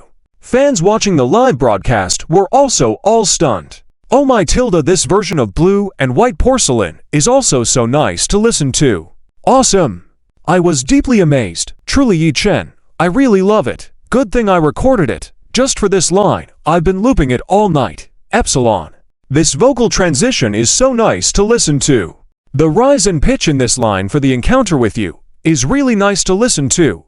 Wow. I really love this line. Damn, so nice to listen to. How can I live without Yi Chen's songs? Once I graduate from university and earn my first paycheck, I must go see Yi Chen's concert. The applause from the audience below intensified. Everyone was captivated by Yi Chen's singing. Suddenly, in a sea of orange lights in the audience, there was a strong and distinct green beam of light shooting straight towards Yi Chen's eyes from a faraway position in the stands. It was a laser beam. Yi Chen quickly turned his body to the side, avoiding the laser from hitting his eyes. Little did he know that the green laser kept chasing after him, directed right at his eyes. Yi Chen felt the corner of his eyes burning and stinging from the laser beam. This was no ordinary laser pointer. How despicable! It seemed that a twisted anti-fan had infiltrated the area. Yi Chen squinted his eyes, trying to identify the direction of the person responsible for the laser. However, with the crowded venue and the risk of getting hit by the laser, Yi Chen couldn't clearly see the appearance of the anti-fan. At that moment, Yi Chen's mind was once again filled with the seductive and alluring voice of the system. Ding! Damn it! Detected someone deliberately provoking the revered host, intending to blind you with a laser and disrupt your debut concert. How despicable! Ding! Dear host, the permanent laser protection has been activated for you, so you will never have to worry about being blinded by anti-fans in the future. Ding! Dear host, the permanent full-body laser protection has been activated for you, so you will never have to worry about being blinded by anti-fans in the future. Ding! A special pill has been dispatched, which can blind the opponent's dog eyes. Ding! This anti-fan is located in Section 244, Route 38, Number 14. Host, please swiftly feed this poisonous pill to the anti-fan. An eye for an eye. Blind their dog eyes. Let this despicable anti-fan taste the pain of being blinded by laser beams. Rest assured, this pill will take effect in 3 days, beyond the reach of traditional medicine. This scumbag can't blame us. Yi Chen felt a cool sensation around his eyes. The burning sensation he felt moments ago vanished instantly. It seemed that the system's laser defense had kicked in. Yi Chen stopped evading the laser and continued to sing, directly looking at the green laser. At this point, the laser didn't feel glaring to Yi Chen at all, and he could clearly see the appearance of the anti-fan. The person was dressed in all black with a black hat, wearing a face mask, trying to remain incognito like a criminal. Turned out, it was village tyrant Wang Jian. Even though Wang Jian disguised himself, Yi Chen easily recognized him by his distinctive features. Yi Chen wondered how Wang Jian managed to sneak into the concert with a professional-grade laser pointer. Certainly, someone must have guided him behind the scenes. Wang Jian was a fool, and the person behind him was even worse. However, who was this person behind Wang Jian? Ning Xiaoyaya. It was highly probable, as Ning Xiaoyaya was capable of such deeds. Yi Chen gazed deeply at Wang Jian, then controlled his mind to remotely feed the pill intended to blind his opponent directly into Wang Jian's stomach. However, that wasn't enough. It was essential to discover who was orchestrating Wang Jian's actions. Wang Jian, in the audience, saw that he had the opportunity to hit Yi Chen's eyes with the laser. A triumphant smile appeared on his face, expecting to see Yi Chen in pain and covering his eyes. To his surprise, Yi Chen showed no sign of discomfort. Even though the laser was directed towards Yi Chen's eyes, he looked unaffected. Was the laser pointer faulty? Wang Jian couldn't believe his eyes, attributing it to an issue with the laser pointer. As a result, he aimed the laser pointer hidden in his sleeve at his own eyes. The moment the green laser hit his eyes, Wang Jian felt a sharp pain and exclaimed, "Ah, it hurts! My eyes!" Seeing Wang Jian's reckless behavior, Yi Chen was more certain that someone was behind him. It appeared there was a miscalculation in the system. Had Yi Chen known Wang Jian would act so foolishly as to hurt himself, Yi Chen wouldn't have wasted the pill intended to blind his opponent. On the stage, Yi Chen, at this moment, also sang the last line of the song with a smile. The moonlight is salvaged, blurring the ending, like the legendary blue and white porcelain. Self-consciously beautiful, your eyes are smiling tilde tilde. Want to say thank you tilde tilde tilde thank you everyone. After the cheers and screams subsided, the fans immersed in Yi Chen's singing beside Wang Jian heard Wang Jian's screams and finally noticed the wailing Wang Jian. Seeing Wang Jian holding a laser pointer in his hand, covering his eyes in pain and wailing, Yi Chen's loyal fans instantly understood what was happening. They had seen videos of other singers being hurt in the eyes by laser pointers from antis during concerts. They couldn't believe they were witnessing such an incident today. No wonder they had seen green spots on Yi Chen's face earlier, and the corners of Yi Chen's eyes were red. But today, justice prevailed. This anti should have hurt their own eyes, exposing themselves. Just desserts, blinded would be best. Yi Chen's loyal fans, upon witnessing this scene, instantly got angry, regardless of whether Wang Jian was still wailing. Anyone who dared to harm Yi Chen deserved death. A group of loyal fans surrounded him and unmercifully beat Wang Jian, wishing to gouge his eyes out and press the laser pointer into them. While beating him, they cursed, "You scumbag, dare to harm Yi Chen. You've affected this concert, and I'll make you pay with your life. I noticed that Yi Chen's eyes were red at the corners, so it was you, this beast, who did it. Dare to hurt my Yi Chen, I'll beat you to death. If you don't like him, you don't have to come. Many people couldn't even get tickets. You snatched a ticket and came in, only to harm Yi Chen. You're truly despicable. Let me see what kind of pig you are. You must be exposed on the internet. Let netizens crush your spine. It's really going too far. I hate people who use laser pointers. It's really despicable. Absolutely no class. I'll kick you to death. Let you experience the power of having your legs broken." Wang Jian's eyes were already in pain, couldn't see clearly, and now he was beaten all over, his face scratched, unable to see who was hitting him, could only curl up and cry out in pain. Yi Chen, seeing Wang Jian being beaten by fans, felt relieved. His fans were tough. The beating was well done. The security guards responsible for that row, upon seeing the commotion, rushed over to check, finding out that someone had maliciously aimed a laser pointer at Yi Chen's eyes. They were furious too. Their company had made all the necessary arrangements, only to secure the security job for Yi Chen tonight. This anti was trying to ruin their bonuses. Clearly, each person entering the venue had been thoroughly checked, so they had no idea how this anti managed to bring in this laser pointer. It was too infuriating. This kind of anti was the worst, targeting someone as excellent as Yi Chen and resorting to such despicable means. The security guards from that row took advantage of the chaos and also ruthlessly kicked Wang Jian several times. If they weren't afraid of Wang Jian actually being beaten to death on the spot, affecting Yi Chen's concert, those responsible for security really didn't want to intervene. As a song came to an end, seeing Wang Jian being taken away by security, the fans in the stands all obediently sat down. Yi Chen on stage purposely bowed and thanked the fans in the stands. In order not to disrupt the viewing experience, Yi Chen didn't say much, just sincerely thanked the fans for their love, planning to have the staff later send gifts to these supportive fans. However, the fans in the stands instantly understood Yi Chen's intentions and erupted into excited cheers. Yi Chen stood up, smiled at the fans below, and said, "This version of blue and white porcelain for the concert, I made a slight modification for the stage effect, hoping everyone will enjoy it." The audience below erupted in applause and praise. "Love it! Superbly beautiful! Yi Chen, you're amazing!"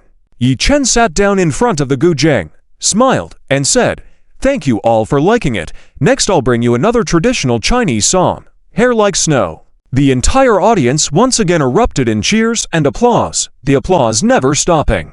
Yi Chen fixed the microphone on the stand, put on finger guards, plucked the strings, and played a beautiful melody on the guzheng.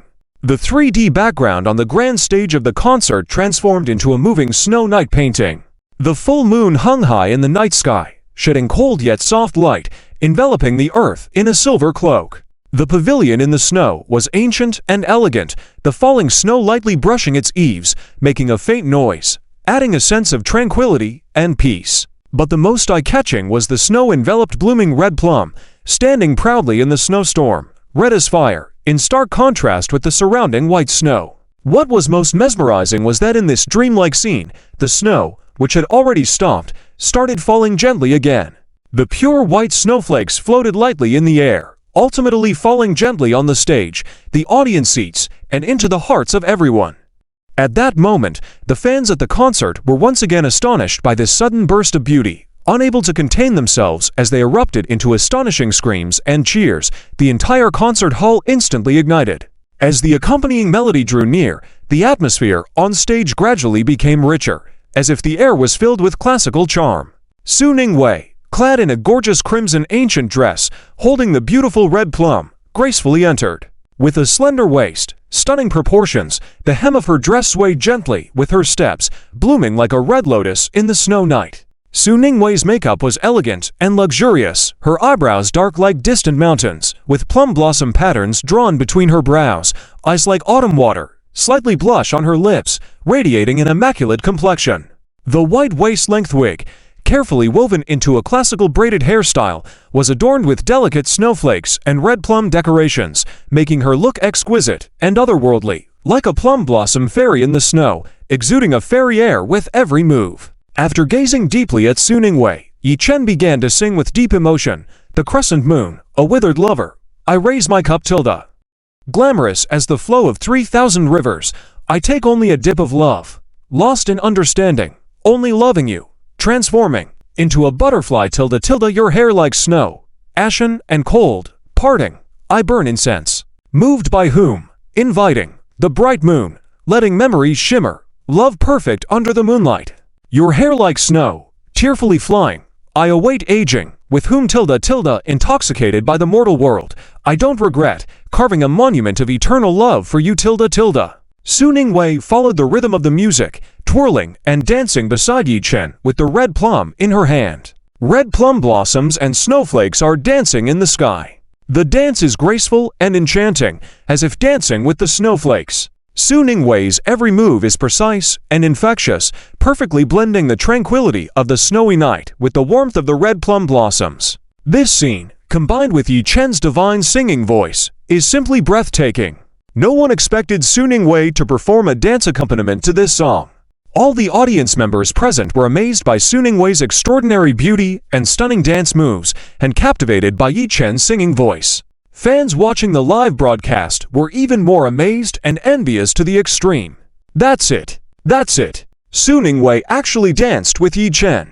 Among all Blue Star artists, only Yi Chen can have such an opportunity. This scene is so incredibly beautiful. Sweetness overload tilde. Su Ningwei's outfit is really stunning, goes so well with Yi Chen. Ah tilde tilde, they make a perfect couple. Oh my goodness. This surprise is incredible. If I had known about this arrangement earlier, I wouldn't care about the bonus, I would just grab a ticket and go back to see it live in person. It's snowing again, such a beautiful live scene, being able to listen to Yi Chen's beautiful songs and see Su Ningwei's dance moves, I'm really envious, truly. The snowflakes today are so well behaved, falling exactly at the right time. The fans who could attend the live event today are so lucky, I'm truly envious by name. Yi Chen and Su Ningwei are indeed a couple favored by the heavens. The heavens have always been looking after them, even making it snow so beautifully during the concert. As bustling as the 3,000 currents of the East, I only need to understand one drop of love. I really love this phrase, love it. Why does Yi Chen sing so high and effortlessly? It's so penetrating and powerful, truly amazing. Because that's Yi Chen. Close your eyes, tilt your head, and the high notes just come naturally, right? Yi Chen is truly amazing. I've sung this song at home. Although my singing doesn't sound great, I can hit the notes, but my throat hurts after singing. Just based on this song, I can love Yi Chen for a lifetime and be his fan forever. On the stage, Yi Chen had reached the end of the song. Your hair falls like snow. Tears are flying. I wait for the one who will age with me tilde tilde, the red dust is drunk, tilde in the tipsy years. I use no regrets to engrave forever love for you tilde la la la, la la la, la la la la. The bronze mirror reflects innocently, tying a ponytail. If you're wild tilde this life, I'll accompany you with wine. The song ended with Su Ningwei gracefully spinning as the music faded, like a celestial being descending to earth. Finally, she landed in Yi Chen's already open embrace. Petals and snowflakes fell on Yi Chen and Su Ningwei. Their eyes met in the air, and it felt like the whole world stood still. This moment was so breathtakingly beautiful, enveloping the entire stage in a layer of dreamlike radiance. The applause and cheers from the audience below surged like a tide, almost engulfing the entire stadium. Helping Su Ningwei to rise, Yi Chen intertwined his fingers with hers in one hand, holding the microphone in the other, and smiling, he said, "Thank you for your applause and cheers. Next, Wei Wei and I will go change our outfits. We invite the special guest, the legendary Long Feng, to perform a song that everyone loves, the Lady of Luxury. Please welcome them with applause." The audience erupted again with cheers and applause. Yi Chen and Su Ningwei held hands and waved to the fans before stepping onto a platform that then descended. As the prelude of the Lady of Luxury began to play, Hong Hui and Lu Yi, dressed in the unique traditional attire of the Yi ethnic group, rose up from the platform holding hands. The audience erupted in cheers once more. Hong Hui and Lu Yi greeted the audience, and then Lu Yi began to sing, "Set foot above the river, cliffs face each other, the grass sea and wine in blooms with flowers. Who hung the moon high in the sky, shining the words I want to say, to flow into a river, flow into a sea tilde flow into a river, flow into a sea." The fans below joined in singing loudly. When they reached the line Wumeng Mountain connects to the outer mountain, moonlight pours down on the resonant sands. Can someone tell me, is the sky calling for you? The 80,000 fans below all sang in unison, bursting with excitement. The atmosphere was comparable to a large private KTV room. The fans watching the live broadcast were also thrilled, with the comments flowing non-stop. "Oh my gosh! So emotional! 80,000 people singing in unison. It's hard to even hear Hong Hui and Lu Yi's voices, especially when Hong Hui is singing. It feels like Yi Chen doesn't even need to invite them. The fans can sing this song too."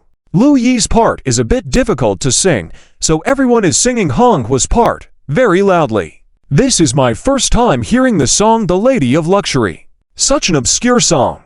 When it reaches the climax. Expletive. Wumeng. Expletive. Mountain. Expletive connects. Expletive to the outer mountain. Wu. Meng. Shan. Lian. Ji. Shan. Y. Shan. Yue. Guang. Sa. Zia. Liao. Xiong. Shui. Tan.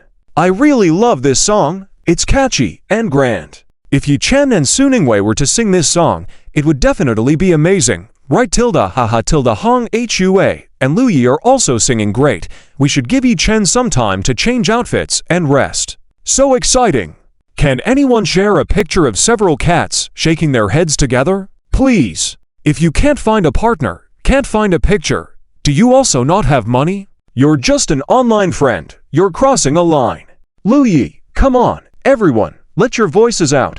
Why are you stumbling over your words?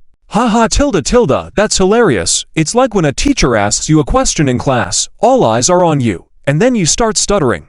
Hong Hui and Lu Yi, wearing the traditional attire of the Yi ethnic group, it's really a thoughtful touch.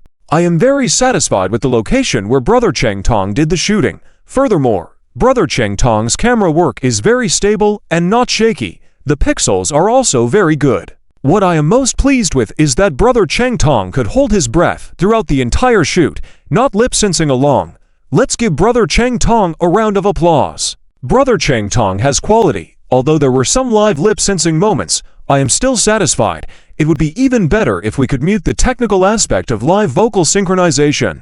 Quite a lot going on. Hey ha ha ha, tilde listening to Lady Shi Xiang, embodying the elegant woman. The cuckoos at Bailey never wither. You two on stage, stop singing. If you to sing, what will the 80,000 guests sing below the stage? Yi Chen is really good to the artists he signed. The songs for the new Dragon and Phoenix Legend album, all written by Yi Chen. Every song is super popular. Yes, Hong Hua and LVE being able to meet Yi Chen, they won't have to worry about food and drink for the rest of their lives. Not only food and drink, they have really crossed social classes. I'm truly envious. On the stage, singing lively. Yu Chen and Suningwei are changing into a set of couple-themed costumes under the stage, already applying makeup separately. Listening to the grand choir from the audience, Yi Chen is not surprised at all. This song is just that charming, and he is very confident in Hong Hua and LVE as well. At this time, two security managers quickly walked over to Yi Chen.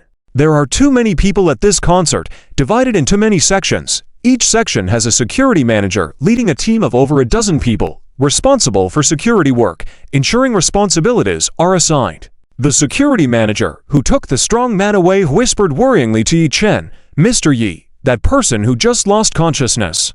It's all right. It's good that he lost consciousness. You don't have to worry about him for now. Wait until the concert is over. I will personally handle it." Yi Chen replied calmly as he let Guanxiak Xia do his makeup. Yi Chen's acupoint strike was clever. Without Yi Chen's intervention, even if the strongman was taken to the hospital for treatment, he wouldn't wake up.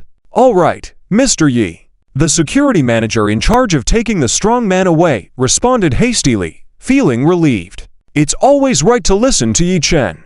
The security manager, who took the strong man away, had great admiration and respect for Yi Chen in his heart. Yi Chen really lived up to his name. With such a big incident happening, he still remained so calm, with good psychological qualities and a good temper, not blaming them despite the major incident. The security manager, who took Wang Jian away, also expressed his apologies in a low voice. "Mr. Yi, the person who aimed the laser pointer at your eyes has been taken to the hospital by the on-site doctor. His eyes are likely blinded. As for the laser pointer, it was specially modified to be very small, probably carried into the venue in his mouth. It's our fault for not checking thoroughly, causing such an incident to happen. I know this person. He was targeting me. It's not your fault. I know you did your best. With so many people at the venue, it's hard to prevent someone with such intentions from entering." Yi Chen responded in a gentle tone. The security manager, who took Wang Jian away, was deeply moved. "Thank you for your understanding and trust, Mr. Yi. Rest assured, we will strengthen patrols in the future to prevent such incidents from happening again." "Do you want to report this person since you know him?" "Yes, report it. Also, arrange for two people to watch this person. After the concert, I will go meet him," Yi Chen replied.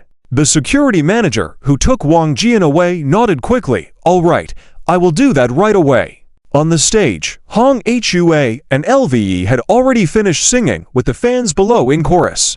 They were bowing and expressing thanks to Yi Chen, wishing him well. "Thank you all for singing along. With the blessings from Yi Chen, we have also experienced the shock of an audience. We hope everyone can continue to support Yi Chen. Wishing Yi Chen more success. Now please welcome Yi Chen and Suningwei to bring you the sweet and melodic hearts harmonizing." The audience below erupted in screams and cheers once again, the applause thundering.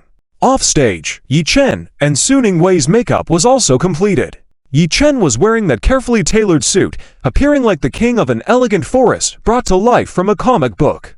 The suit, in dark green tones with delicate silver edges, showcased both Yi Chen's poise and restraint, as well as the noble and majestic aura of a king. The perfectly cut lines outlined Yi Chen's robust figure, emphasizing his extraordinary temperament and demeanor. Su Ningwei wore a gorgeous princess dress. The dress, made of light chiffon, was layered with cascading layers and folds like a pink flower seed blooming in the dawn, both romantic and dreamy. Embroidered on the dress were exquisite floral patterns, each stitch and line revealing the dedication and craftsmanship of artisans. Su Ningwei wore a crown embellished with gemstones on her head, with delicate pearls and roses adorning her hairline, emitting a princess-like innocence and nobility, as if she were a fairy princess stepping out of a fairy tale. Hand in hand, Yi Chen and Su Ningwei walked to the other end of the stage and boarded the magnificent carriage decorated with pink roses. As the melody of hearts harmonizing, full of romance and dreamy hues, filled the air, the mechanically crafted white horse, adorned with silver shine, moved steadily and elegantly, pulling the gorgeously decorated carriage adorned with pink roses towards the center of the stage. The 3D background technology on stage reached its peak at this moment, the visuals instantly changing, a magnificent dreamy castle surrounded by colorful roses appearing vividly. The tidal wave-like flower sea spread out, not only covering every corner of the castle, but also transforming the entire stage into a dreamlike setting. This level of special effects costs millions per second. The audience was once again shocked by the magnificent entrance, cheers, and applause engulfing the venue.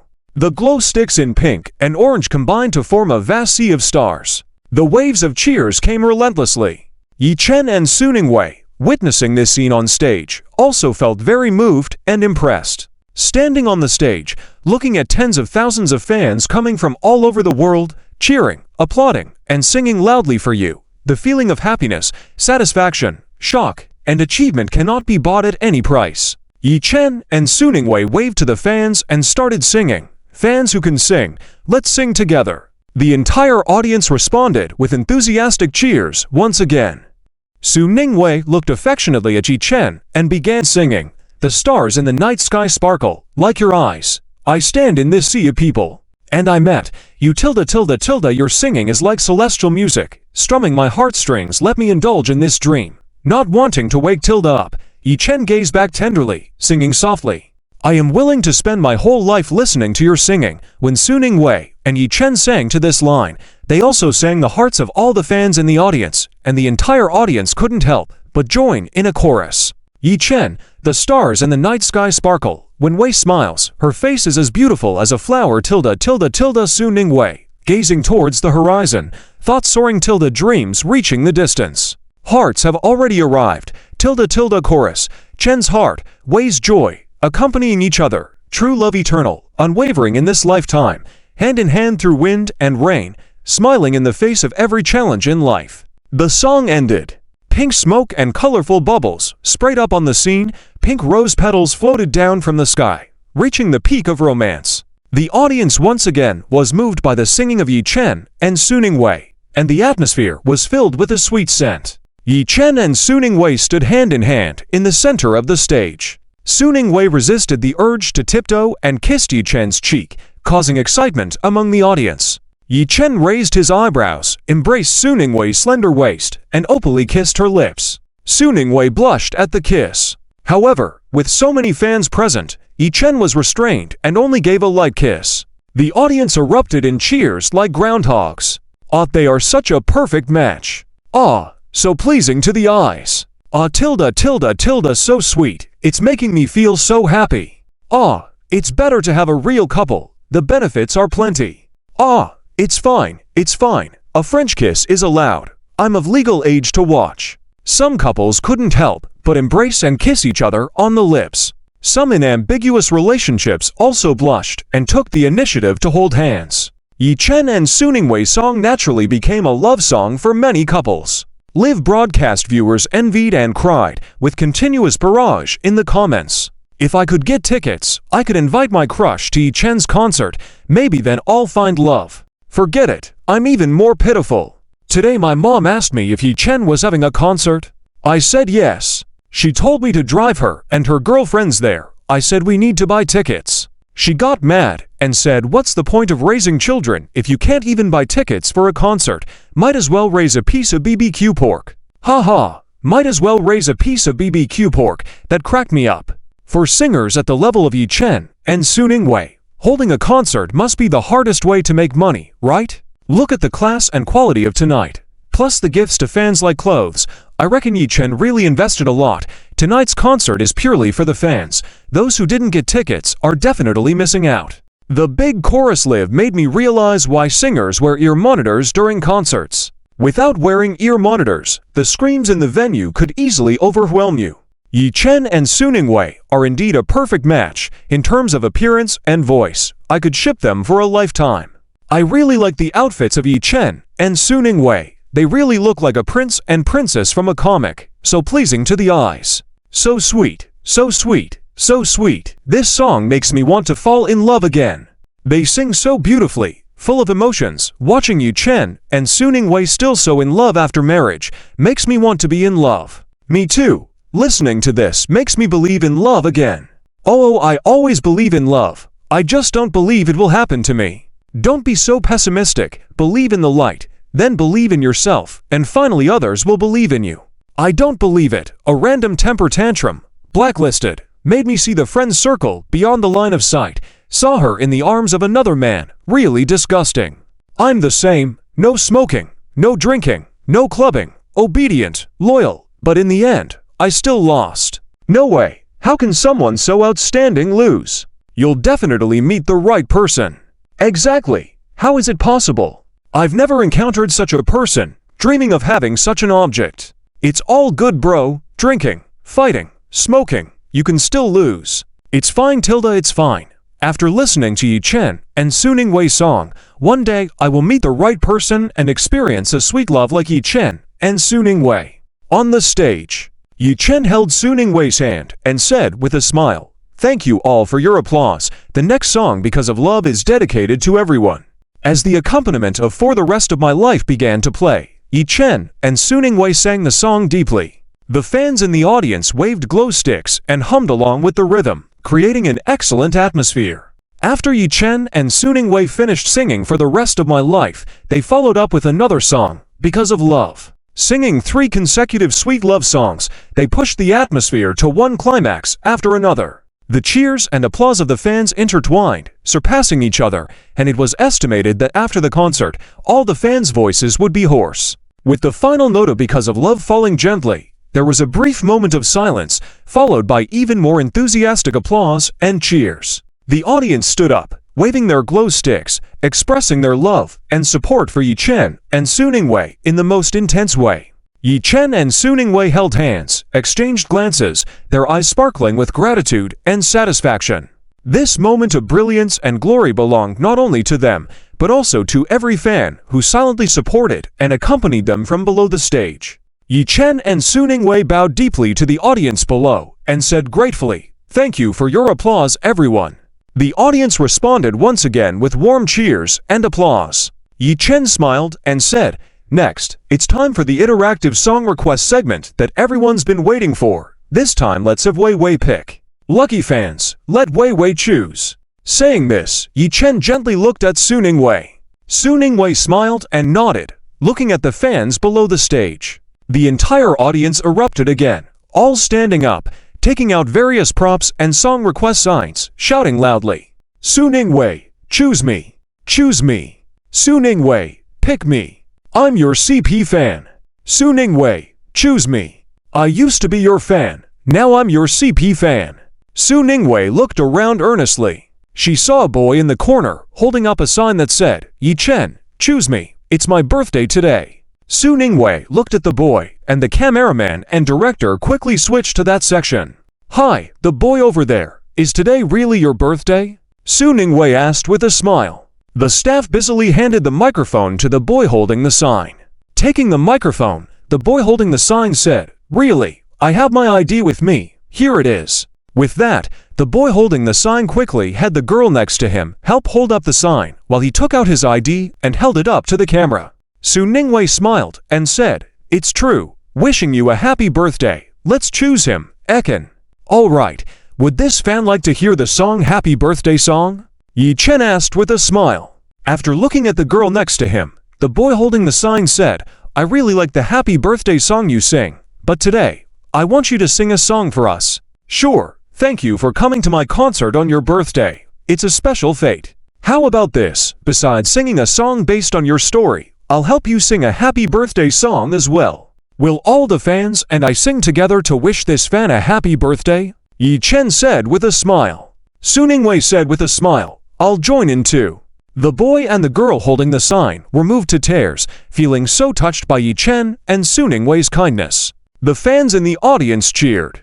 As the joyful prelude of Happy Birthday song began, Yi Chen and Suningwei sang together, "Wishing you a happy birthday tilde, wishing you happiness and health." The fans in the audience waved glow sticks and sang along to the music rhythm, singing the Happy Birthday song. "Wishing you a bright future. Wishing you happiness and health tilde, have a warm family." The blessings echoed throughout the concert. The boy holding the sign was filled with tears, feeling this was the most memorable birthday he had ever had. After singing the Happy Birthday song, Yi Chen asked, "Birthday celebrant, what song would you like me to sing next?" After looking at the girl next to him, the boy holding the sign said, "My girlfriend and I have been in love since university. It's been 5 years now. During this time, we faced many difficulties, such as choosing a city for employment, job choices, family backgrounds, and financial situations, but we supported each other and worked hard for a better future. After 2 years of overcoming these challenges, we will finally get married at the end of this year. Over these years, we have accumulated many happy memories. Our first kiss and first times were very meaningful. The warmest thing was the tea she brewed for me, and the most heartwarming was her saying come back early. Originally, I was alone in this life, but with our dedication and perseverance, we have come together. She often says, my happiness is having you, and I feel the same. I hope she and I can hold hands and be together forever, still a family in the next life." Holding the hand of the girl next to him, the boy holding the sign said, "Definitely," with a smile. He continued, "I hope you can create a song for me to sing to her at our wedding." "Sure, no problem.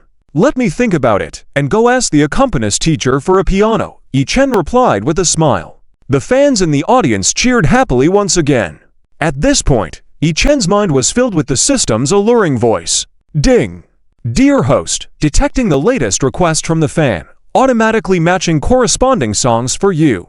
Earth star Lin Junji's performance of writing stories about us, as well as the lyrics, sheet music, accompaniment for various cover versions of writing stories about us, have been unlocked. This song Writing Stories About Us was composed as the theme song for the Palace Culture Palace Wedding Integrated Cultural Project. Lin Junji, based on the lyrics of the song, was nominated for the Asia Music Awards for the Best Lyricist Award. Writing Stories About Us still carries Lin Junji's recognizable style, coupled with a hint of Chinese elements in the arrangement. Lin Junji's distinct voice, accompanied by the detailed and emotional lyrics by the lyricist, crafted a heartfelt confession and a profound emotional exchange, making this song a message of unity. It is very suitable for singing at weddings, meeting this fan's needs, although it might be a bit challenging for ordinary people to sing. However, singing at a wedding is about the sincerity, so adjusting the accompaniment to lower the octave with a bit of practice, this fan should be able to deliver a great performance. Yi Chen walked to the front of the piano, and a staff member immediately secured his microphone. Suningwei left the stage to rest. Yi Chen smiled and said, "I will sing a song Writing Stories About Us for the fan who requested, and for all of you. This song is very suitable for weddings, so I hope you will enjoy it." Once again, applause, cheers, and screams erupted from the audience, amazed by Yi Chen's speedy songwriting. The spotlight focused on Yi Chen. He lightly touched the piano keys with his slender fingers, creating a melodic flow like flowing water, both clear and deep. The beginning of a story often starts with two parallel lines, encounters, intersections, who approaches whom, who enters whose story, giving up the surrounding distractions, deciding from now on who will stand by your side. Along with the melodious piano music, Yi Chen recited Lin Junji's classic lines, which were very suitable for wedding scenes. Following this recitation, Yi Chen began to sing, "The most beautiful secret is that we are creating a chance encounter, building memories with you, warm tea in our hands, the warmth of a word you say, giving you a home, wrapped in my concern, this story, once a person alone. I sincerely write it into us." With the rise and fall of the melody, the audience's emotions were deeply touched by Yi Chen's singing, immersed into the music, creating an indescribable feeling of warmth and happiness throughout the venue. The orange light swayed to the rhythm of the music, creating a stunning visual effect. Yi Chen on stage reached the first climax of the song, "Leaving one day, this city. Wherever I go, you follow," smilingly saying, "You are mine, oh, this life, originally alone. You insisted on creating us, yet softly. holding hands, in silence, moved eyes. Saying I do, walked into my life. The door opens. A family, holding hands. So tenderly, forever, walking side by side. You gaze fondly at me, saying, happiness is you, having me ... The entire audience's jaw dropped at Yi Chen's high notes and perfect transitions, leading to a burst of enthusiastic applause and amazed screams once again. Even the fans watching the live broadcast were stunned, leaving comments one after another. So amazing! Can I listen to it without spending money? I owe Yi Chen a concert ticket. It sounds great, but it must be really difficult to sing. For someone like me who hasn't had professional training, hitting that D5 is achievable. A mixed voice is barely possible, but those extremely high notes, they might just kill me. I'll add this song as background music for my future wedding. The opening monologue before the song was so beautiful, perfect for a wedding. Yi Chen is truly incredible, singing this incredibly difficult song while sitting at a concert and composing it on the spot with guitar accompaniment. I'm truly impressed. Guys who sing well are definitely attractive. I'm in love with Yi Chen. Haha, girls who can sing are equally attractive, right? This song is just as amazing as Moonlight. Yi Chen is setting such a high standard for us. Can we really master this difficult song for a wedding performance? Feeling sorry for those who requested this song, but it's really hard to sing, but it sounds so good. Yi Chen, what's so hard about it? I'm just sitting here singing effortlessly, aren't I? Haha, it's okay. When it comes to singing at a wedding, it's the thought that counts. As long as the song sounds good, even if you go off key, people won't laugh at you. They'll just bless you. If you can't sing it, playing it at the wedding would work too. Would it be relatively easier for a girl to sing this song? Girls say it's not easy either. Lots of transitions, probably off key while singing. At least when singing other artists' songs, they can stay on pitch. Just a timid question. Is it too late to study music in college? It's never too late. As long as you have a dream, it's never too late to start anytime.